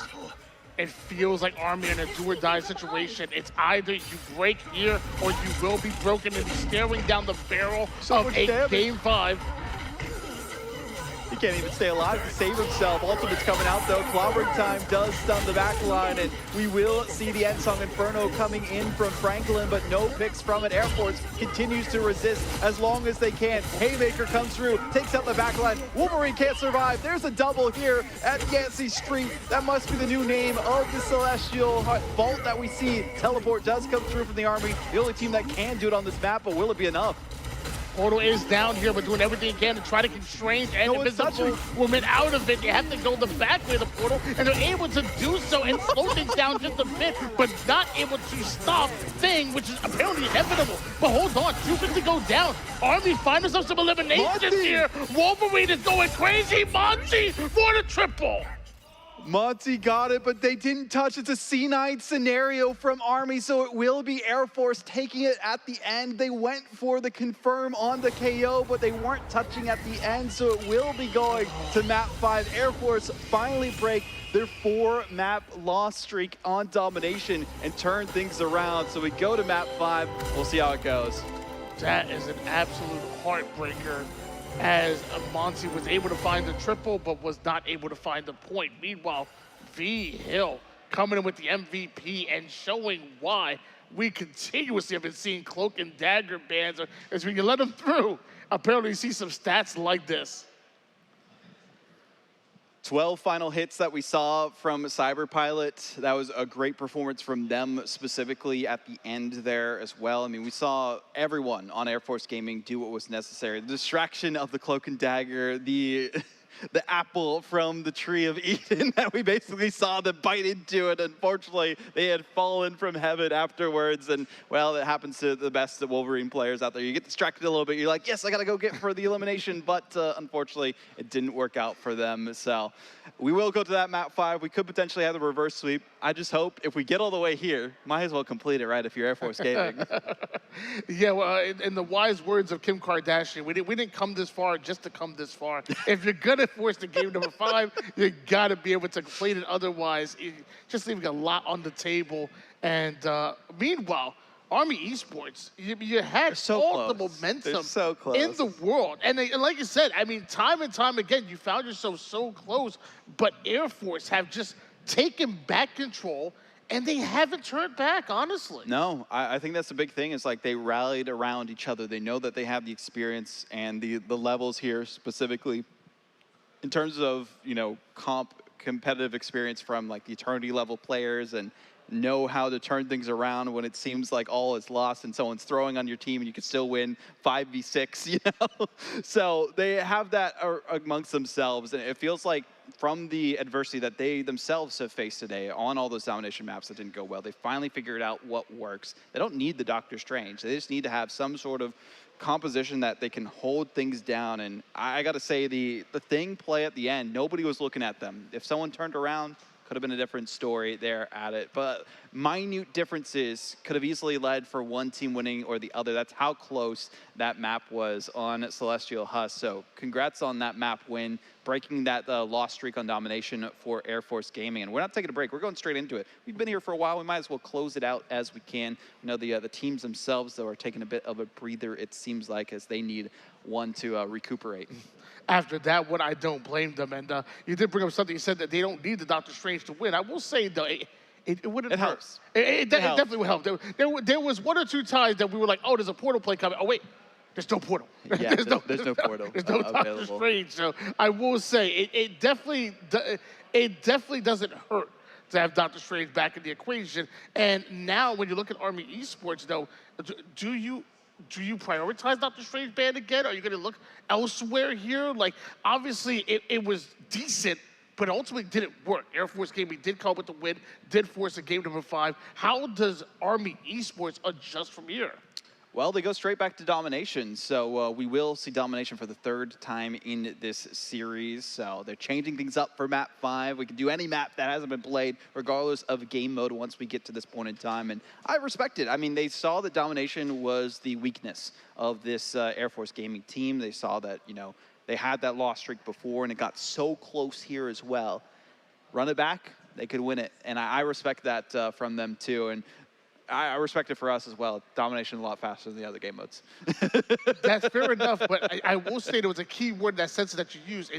was the weakness of Air Force Gaming. And the question is, now, is that in the past? Have they found the winning formula against what could be either the best or second best team in this entire tournament? Could we see finally things start to change, start to turn around here for Air Force Gaming in domination going forward? I don't think it was, excuse my language, dominant enough of a victory for domination for them. I see what you did there. Yeah, for them to say that, you know, they have turned things around completely. I think it was a great victory for them. We don't want to understate that, but it still came down to one fight, one mistake, one like mix-up here, or a couple of them that snowballed towards the end specifically on the side of Army Esports. So it's like flipping a coin.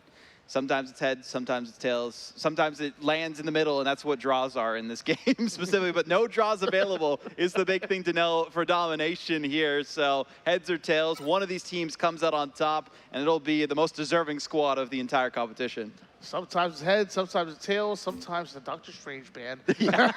What will we go with first? Well, something tells me double Gambit ban. I'd be shocked. I would be so shocked. You'd be shocked at double Gambit ban? You know, I'd be shocked if we didn't get double Gambit ban at this rate in the You would day. not be shocked then, sir. Yeah, so maybe we see the Ultron, we see the Elsa, so probably an Ultron ban in some capacity. We've seen that be pretty constant from these teams specifically. Mantis was a good focus as well on that end. You don't want to have the double damage boost to worry about that specifically. We've seen some Loki focuses. We've seen Cloak and Dagger. I mean, Cloak and Dagger, I think it was V-Hill that was playing it. Amazing. I mean, the way that they were able to get, yeah, now we see the actual ban on that specifically. You talked about it. Great performance from them. MVP. They got a triple elimination streak as well and had the most healing for anyone in the lobby. So getting rid of that Cloak and Dagger frame one, I get it.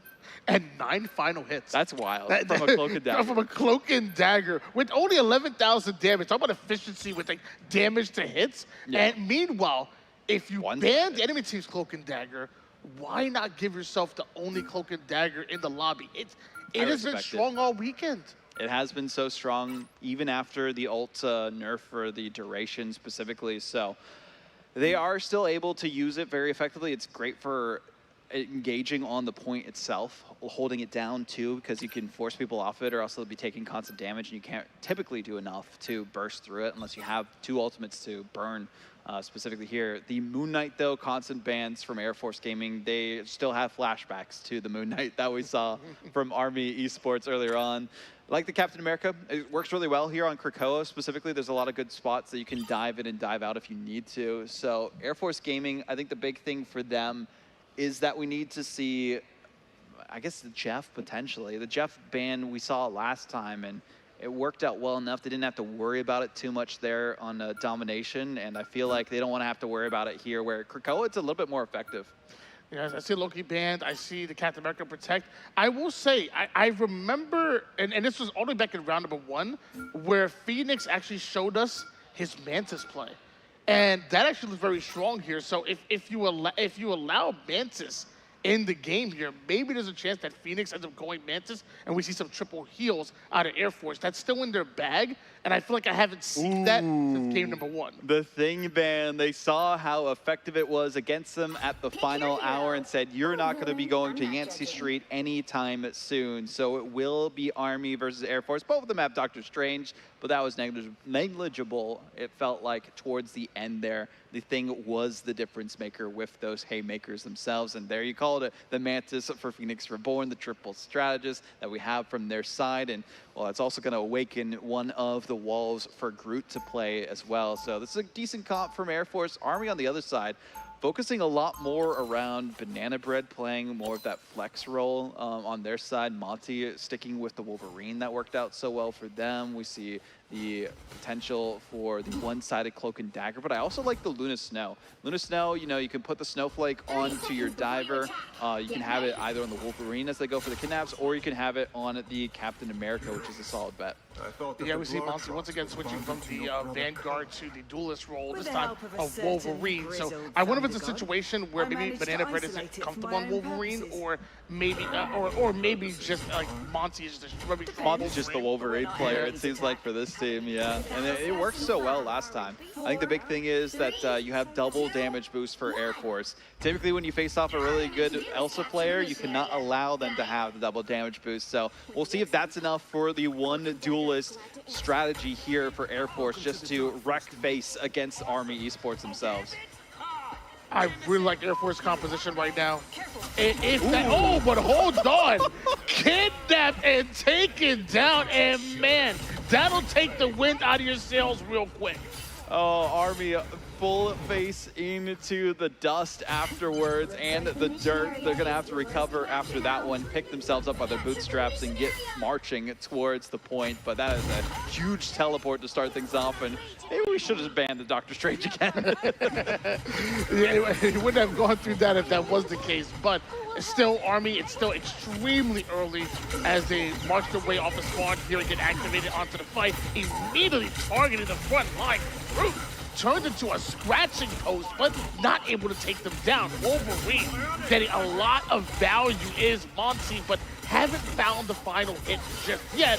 Why not go back in and continue to punish Groot? This cannot be comfortable. Great group play, though. Using the Ironwood wall beneath you, it makes it really difficult after you've also used your right click on the Wolverine to even try and go towards them. So stay sustained. They get their health back completely. Yes, they get kidnapped to their own side. The freeze, though, is the difference maker this time. I will say, I mean, Groot's just getting dragged around. And I will say, played extremely well to stay alive, but eventually, Monty was able to find the final hit. Not switching off, but Groot's still going to come off the spawn with the same composition here. And as I say that, Monty, although you were able to find Groot, you end up going down and Cap America just doing what he does best, harassing and distracting, while Ultron eliminating. Yeah, the Rage of Ultron just too powerful to contest against an Air Force looking for a repeat performance of their first objective from the last map. And, well, they're almost there. Stalled out hazards on the Cloak and Dagger. Unfortunately, they did not want to use any of their cooldowns or just rather reset with the rest of their team, but so much percentage given to their opponents. A lot of ultimates available, but you got to be thinking too about your contingency plans. You don't want to use all of them and lose the fight ultimately. You got to make sure you use them wisely. Using that wall to try to get some height is Groot, and now having a bird's eye view of where are pushing. Army have to go in, have to touch. You have the ult, you have everything ready, and it looks like you're able to dive right on in, and you pop the dance floor almost immediately.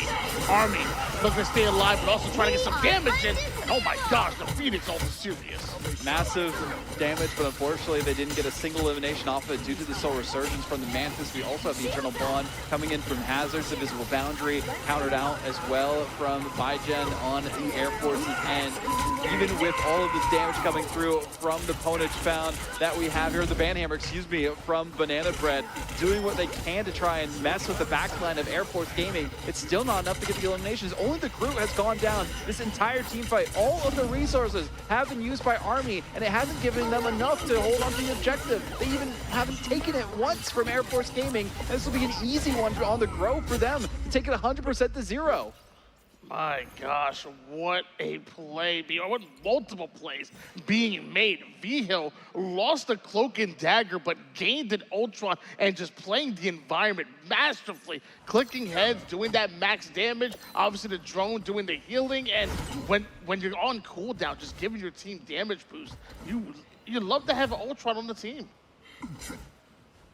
Well, Army would love to have a hero at some point for their team. Unfortunately, they have not been able to find the right combination of them to take down Air Force Gaming in their windfall that they have found in their mojo that is back on domination. But that's only point one. Could turn around here for the last two.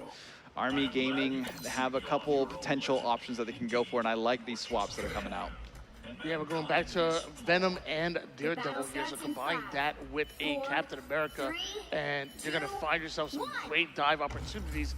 I will say, though, a lot of times dive, you know, if you don't play it just right, you can struggle against triple heals. I mean, triple heal just gets you right back in, keeping everybody alive. If you don't play it right, you could end up struggling on the dive. I think the big thing, though, is are we going to see another portal play coming out from Air Force? They're taking their time towards the objective, so I'm expecting it to come in mere moments, but they might just be taking a long flank. The portal does come through right behind them, and they aren't able to get an elimination just yet, but they do position themselves with the high ground and bunker up together.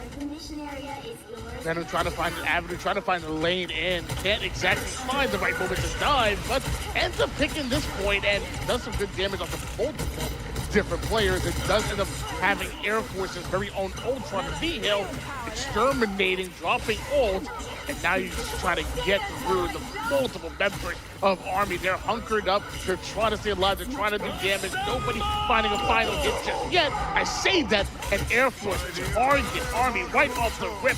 1 KO turns to 2. Good elimination, though, on the Phoenix Reborn with the Freedom Charge from Army only using 2 of their ultimates in this team fight. East of the Abyss, they want to make sure that they get the early percentage and turn things around, and eventually the Daredevil will be able to chase down the Ultron into the skies. Somebody nerf this hero. I didn't know Daredevil could fly. My gosh.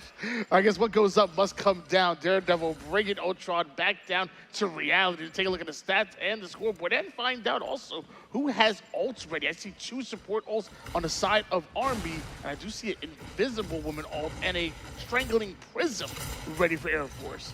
Yeah, Air Force, I mean, it really comes down to how well they use the Strangling Prison. The Rage of Ultron, though, is going to be massive. They also take out the backline as quickly as they can. Air Force cannot survive, and the percentage continues to snowball. Unfortunately for Air Force, 1 Rage of Ultron is all it's going to take for them to be vanquished from the contesting the objective at all. Over 30%, actually almost 40% here for Army. They're looking to tie up these rounds. Air Force being tested and now coming off a spawn in what feels like a must-win situation. You just allowed too much momentum on the side of Army Esports. Air Force, you need a win here, and a Strangling Prism immediately goes after the Luna. Might be a bit of a targeting, but I think it's worth it, especially because of how effective Army have been on locking things down with their backline. They only have the double strategist here. Agamotto does come through. They need the elimination. 1 does go down. It's Hazard. So 2 of the main strategists for Army are already taken off the table. 2 strategist ultimates are used by Air Force. Another Fate of Both Worlds will be here for the side of Army Gaming, and they need at least a Freedom Charge to assemble them back to the objective. They need to at least get 99% to have the best chances of taking down Air Force to that point 3 and forcing the issue against them. But the eliminations continue to come out in a great freeze, but not the point that they wanted to take against Air Force Gaming. Eventually there will be more damage coming through, more members dropping like fries on the Air Force Gaming, and unfortunately the fries are being put in the bag here. Army doing a great job surviving that. I mean, you had the Strangling Prism that immediately went after your Luna. What do you do in response to that? Ooh. You pop your Eternal Bond for Cloak and Dagger to buy you time, and it ends up working out for them. I mean, they stay alive long enough, even missing out your Luna. Ultron and Cloak and Dagger clearly were enough, and eventually steal a round. Now with a round number 3 and a game number 5. Yep. Talk about no more chances. Down to the final hour and the final swaps coming out from both sides. We'll see if any change-ups happen for the Army end, but Air Force have a secret weapon. We'll see if that'll be enough to change their fate. They had 100% to 0, and then they got 100% to 0 again, and I feel like the portal play started them off on the wrong foot. They used the Rage of Ultron, didn't get a single elimination out the gate, and then just wasted a couple of their ultimates afterwards, so they couldn't repossess the point from that point on. Their strategists just kept going down time and time again. They weren't able to keep them up because they were playing more of a dive composition. So it's a tough spot to be in for Air Force Gaming. I feel like if they can change things up here with the White Fox that they're playing this go around, might be able to keep them alive and protect them more from that dive that's coming out from Army. This is it. No more chances, no more opportunities. Everything is on the line right here, right now. Army Esports, Air Force Gaming, game number 5, round number 3, and Air Force are back to their old tricks. It takes so much damage just to burst down a Venom player. The Glartrox also comes through. Everyone getting wiped off the face of Krakoa. The Cradle is going to be the death place for the Army so far. And there's the first objective and the first team fight won by Air Force Gaming. Air Force Gaming obviously understanding the situation. They want to be the first ones to score, and they were willing to use ults in order to do so to control the early game and start scoring. Now it's Army's turn. come off a spawn, make something happen. You do have an Ultron ult and a Daredevil also. You have utility in order to try to force some action or maybe steal away some early eliminations. Extermination by Ultron to open things up, put down that damage, but also provide some massive healing that Army Esports desperately needs.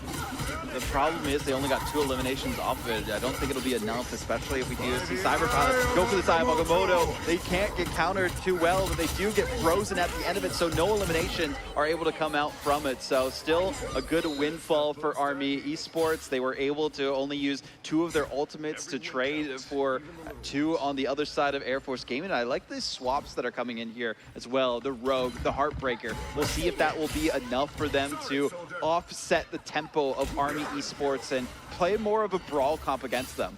Yeah, it feels like you definitely need to find something. Captain America, Venom, and Daredevil. You're just getting way too much value, time, and time again as Monty looking to find the right time to strike, playing a little more of a skill tank here as he tries to provide some cover for his teammates. And once Rogue strikes with a little bit of a little bit of peeling from Captain America. Nine-Tails Fox has been unleashed here for Air Force Gaming. That immediately goes at Ultron. That immediately goes at Cloak and Dagger, leaving Luna as your only strategist alive for Army Esports. Air Force Gaming come off the spawn and make their presence known almost immediately. Monty just trying to be a nuisance to this backline of Air Force Esports to force them off the objectives, but the problem is the rest of the team is fighting pretty well, and these are 2 of the best strategists in the game to play against you, but they do finally get a pick against one of them and do go down in a trade. Phoenix just turning around and getting the sniper shot of a Rotterdam pistol against them, and well, they will get the percentage here for Air Force. Back and forth we go, 57% to 50 and climbing for Air Force Gaming. 2 ultimates available, and they're 2 of the best ones in the game, the Invisible Boundary, and we also have that Glartrox available, but there will be the Eternal Bond already being procced here from Army just to initiate on the objective. That'll give plenty of time for the Invisible Boundary to come out from Air Force. They'll be happy to use it second as the Glartrox comes through. Does get 1 member on the other side, but does get bursted down, so will not be able to get the confirm that they were hoping for. Instead, it will be Elsa herself dealing the damage against the Daredevil. Dropping Apex Predator to really distract both Army Esports and continuously attacking them from mobility to damage. Elsa just simply does it all, and apparently so does Incertania. They're trying to, as teammates are falling left and right. They're trying to stay alive, but it's just way too much damage coming out of Air Force Gaming. That's the biggest answer against a Venom player. If you can burst them down fast enough, they can't do anything about it. Final portal play does come through here from Army, and they go out the back side of it and see if it'll be enough to protect them on the objective. But the problem is they have to worry about the Kubio being unleashed. I have Agamotto as well. There won't be the Kraken impact though, because the Bucky does go down. Rage of Ultron, too much damage bursting out from it, and extra heals as they get sniped out of the sky. Air Force Gaming looking to close things out for the reverse sweep here. Instead, Banana Bread holds it down at least for 1 final moment, but it's not enough for now. 1 last member with Monty on the objective. The Captain America falls down, and Air Force Gaming will close things out with the reverse sweep and the #1 seed. Air Force Gaming, for the first time this tournament, pulls off the reverse sweep, down 0-2. Army Esports had all the momentum, had everything in their favor, but Air Force Gaming just coming out of nowhere. Big plays across the board. They were that team, but Baijian was that White Fox. The swap that I talked about going into the cradle here, the final submap for Krakoa, that was the difference maker. You have so much health to absorb damage against your opponents. You can also give the self-sustain with just the heals that you can generate from the damage that you are doing and the CC cleanse from it as well. And it's just the whole team effort that we saw from this side of Air Force Gaming cannot be understated. They did not give up without a fight the entire time. They did what they could on domination the first time, didn't really work out too well for them. They tried their best on a convoy for Museum of Contemplation, got so close to taking it back at the end, but unfortunately couldn't stop them at the last second, as we saw that full hold coming through. And then eventually it was too much for US Army Esports to hold on throughout the reverse sweep, but they kept it close through every single map. Yeah, I mean, you had a 2-0 series lead, you had momentum on your side, it felt like you had everything, but Air Force Gaming had a Baijian. And yeah, that's true. That was enough, man. The combination of the heals, but also the damage and the final eliminations that they were able to find was serious and enough to get them an MVP in a oh-so-important game #5. And I think more importantly for Air Force Gaming, it shows that they were able to grow throughout this tournament. We talked about their woes and domination seemingly being the Achilles heel of the squad. Well, you had to win 2 against what could be, if not the best, at least the second best team in this tournament, and you were able to face adversity, and you did it well.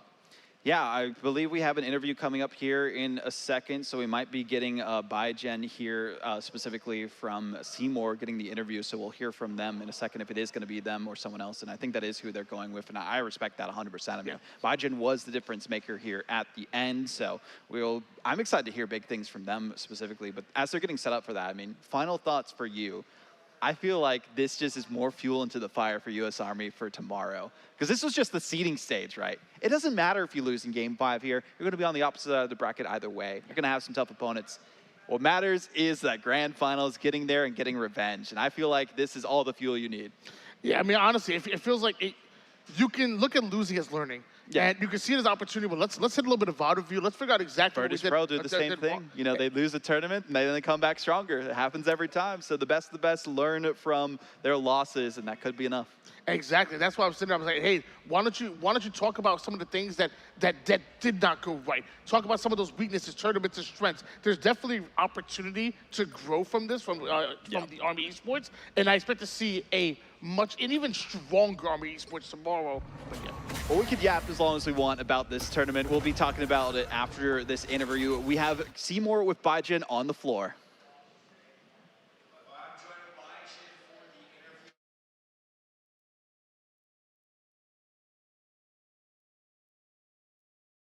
Day's been good. It's been long, mentally sore, physically sore, but it was a long, arduous battle, but no, it was good. It was good. Don't say esports isn't physically tiring, man. Esports can be physically tiring at some point. But talk to me a little bit about this match, because it came out a little bit flat for those first 2 maps. What went wrong? I don't know. I think we were just expecting one thing, and then something else happened, and we kind of got into our heads, but we kind of just locked in and just worked together. I heard the casters earlier say that one of the other support players was probably the best here, and that lit a fire under me, so I just had to prove them wrong. And then I took that personally. At that point, no. But the turnaround was great. I mean, you guys come back in those past couple maps. I mean, the Central Park was just ridiculously close for both sides. But you get the double cap. I mean, you guys finish that off. That kickstarts that reverse sweep. And you go into the domination, which today, the domination has been a little bit rocky for your team. So have you guys been talking about that, working through some comps? We've talked about it. I don't want to give too many things away, but we've talked about it and we've realized it, so we're working on it. We have things in the back of our pocket as well, so we're not done. We didn't show everything out today because we still got tomorrow. So I was just about to say, I mean, for tomorrow, do you guys even have some more tricks up your sleeve? Yeah, we still got it. We went into the game plan. We were gonna not show everything, and then some of the teams were a lot harder than we anticipated, so we started showing a little bit more, but we still got a lot more to go. Well, you guys clutch up for the first seed to close out the night with a reverse sweep. I mean, that was an exciting way to kind of finish off the night and get ready for our Saturday matches. I mean, for you yourself, how you guys feeling about the entire tournament after today? It's not over yet. We feel good. We're happy we won, but the tournament's still tomorrow. So we're not holding our breath, but we're still going to give it our all like we did today. Awesome. And for anybody tuning into the stream and kind of watching for you, do you got anybody to shout out? Yeah, I want to shout out all my friends, all my coworkers, my wife, and just everyone watching, even the folks that I don't know. Just really appreciate everyone. Oh, I love that. Thank you very much for joining me. And I'm going to throw it back to the desk for the post show, guys. Kick it off. Man, love the attitude there. We're not done yet. Tournament has been fun and whatnot, but we're not done yet. That's the attitude. That's a winning attitude right there. That's what you need. Exactly. Every team needs it. You got to win. You got to reverse sweep, but you want to make a statement next time you face off against U.S. Army Esports. So we'll see if they can do that tomorrow specifically. I mean, talking about the standings that we had throughout the day today, there was so much action that went on that we have to recap here. There's been some great series on stream as well. And looking at these final standings, of course, Air Force Gaming on top, U.S. Army right below them. The Marines, they were the team that's in 3rd place, and then Space Force right below them. Coast Guard got their win, and And unfortunately for U.S. Navy, still looking for their first map victories. But hey, they've had a fun time. They're still in the competition tomorrow. Maybe they're just trying to catch people off guard and getting ready for the performance of a lifetime in those playoffs.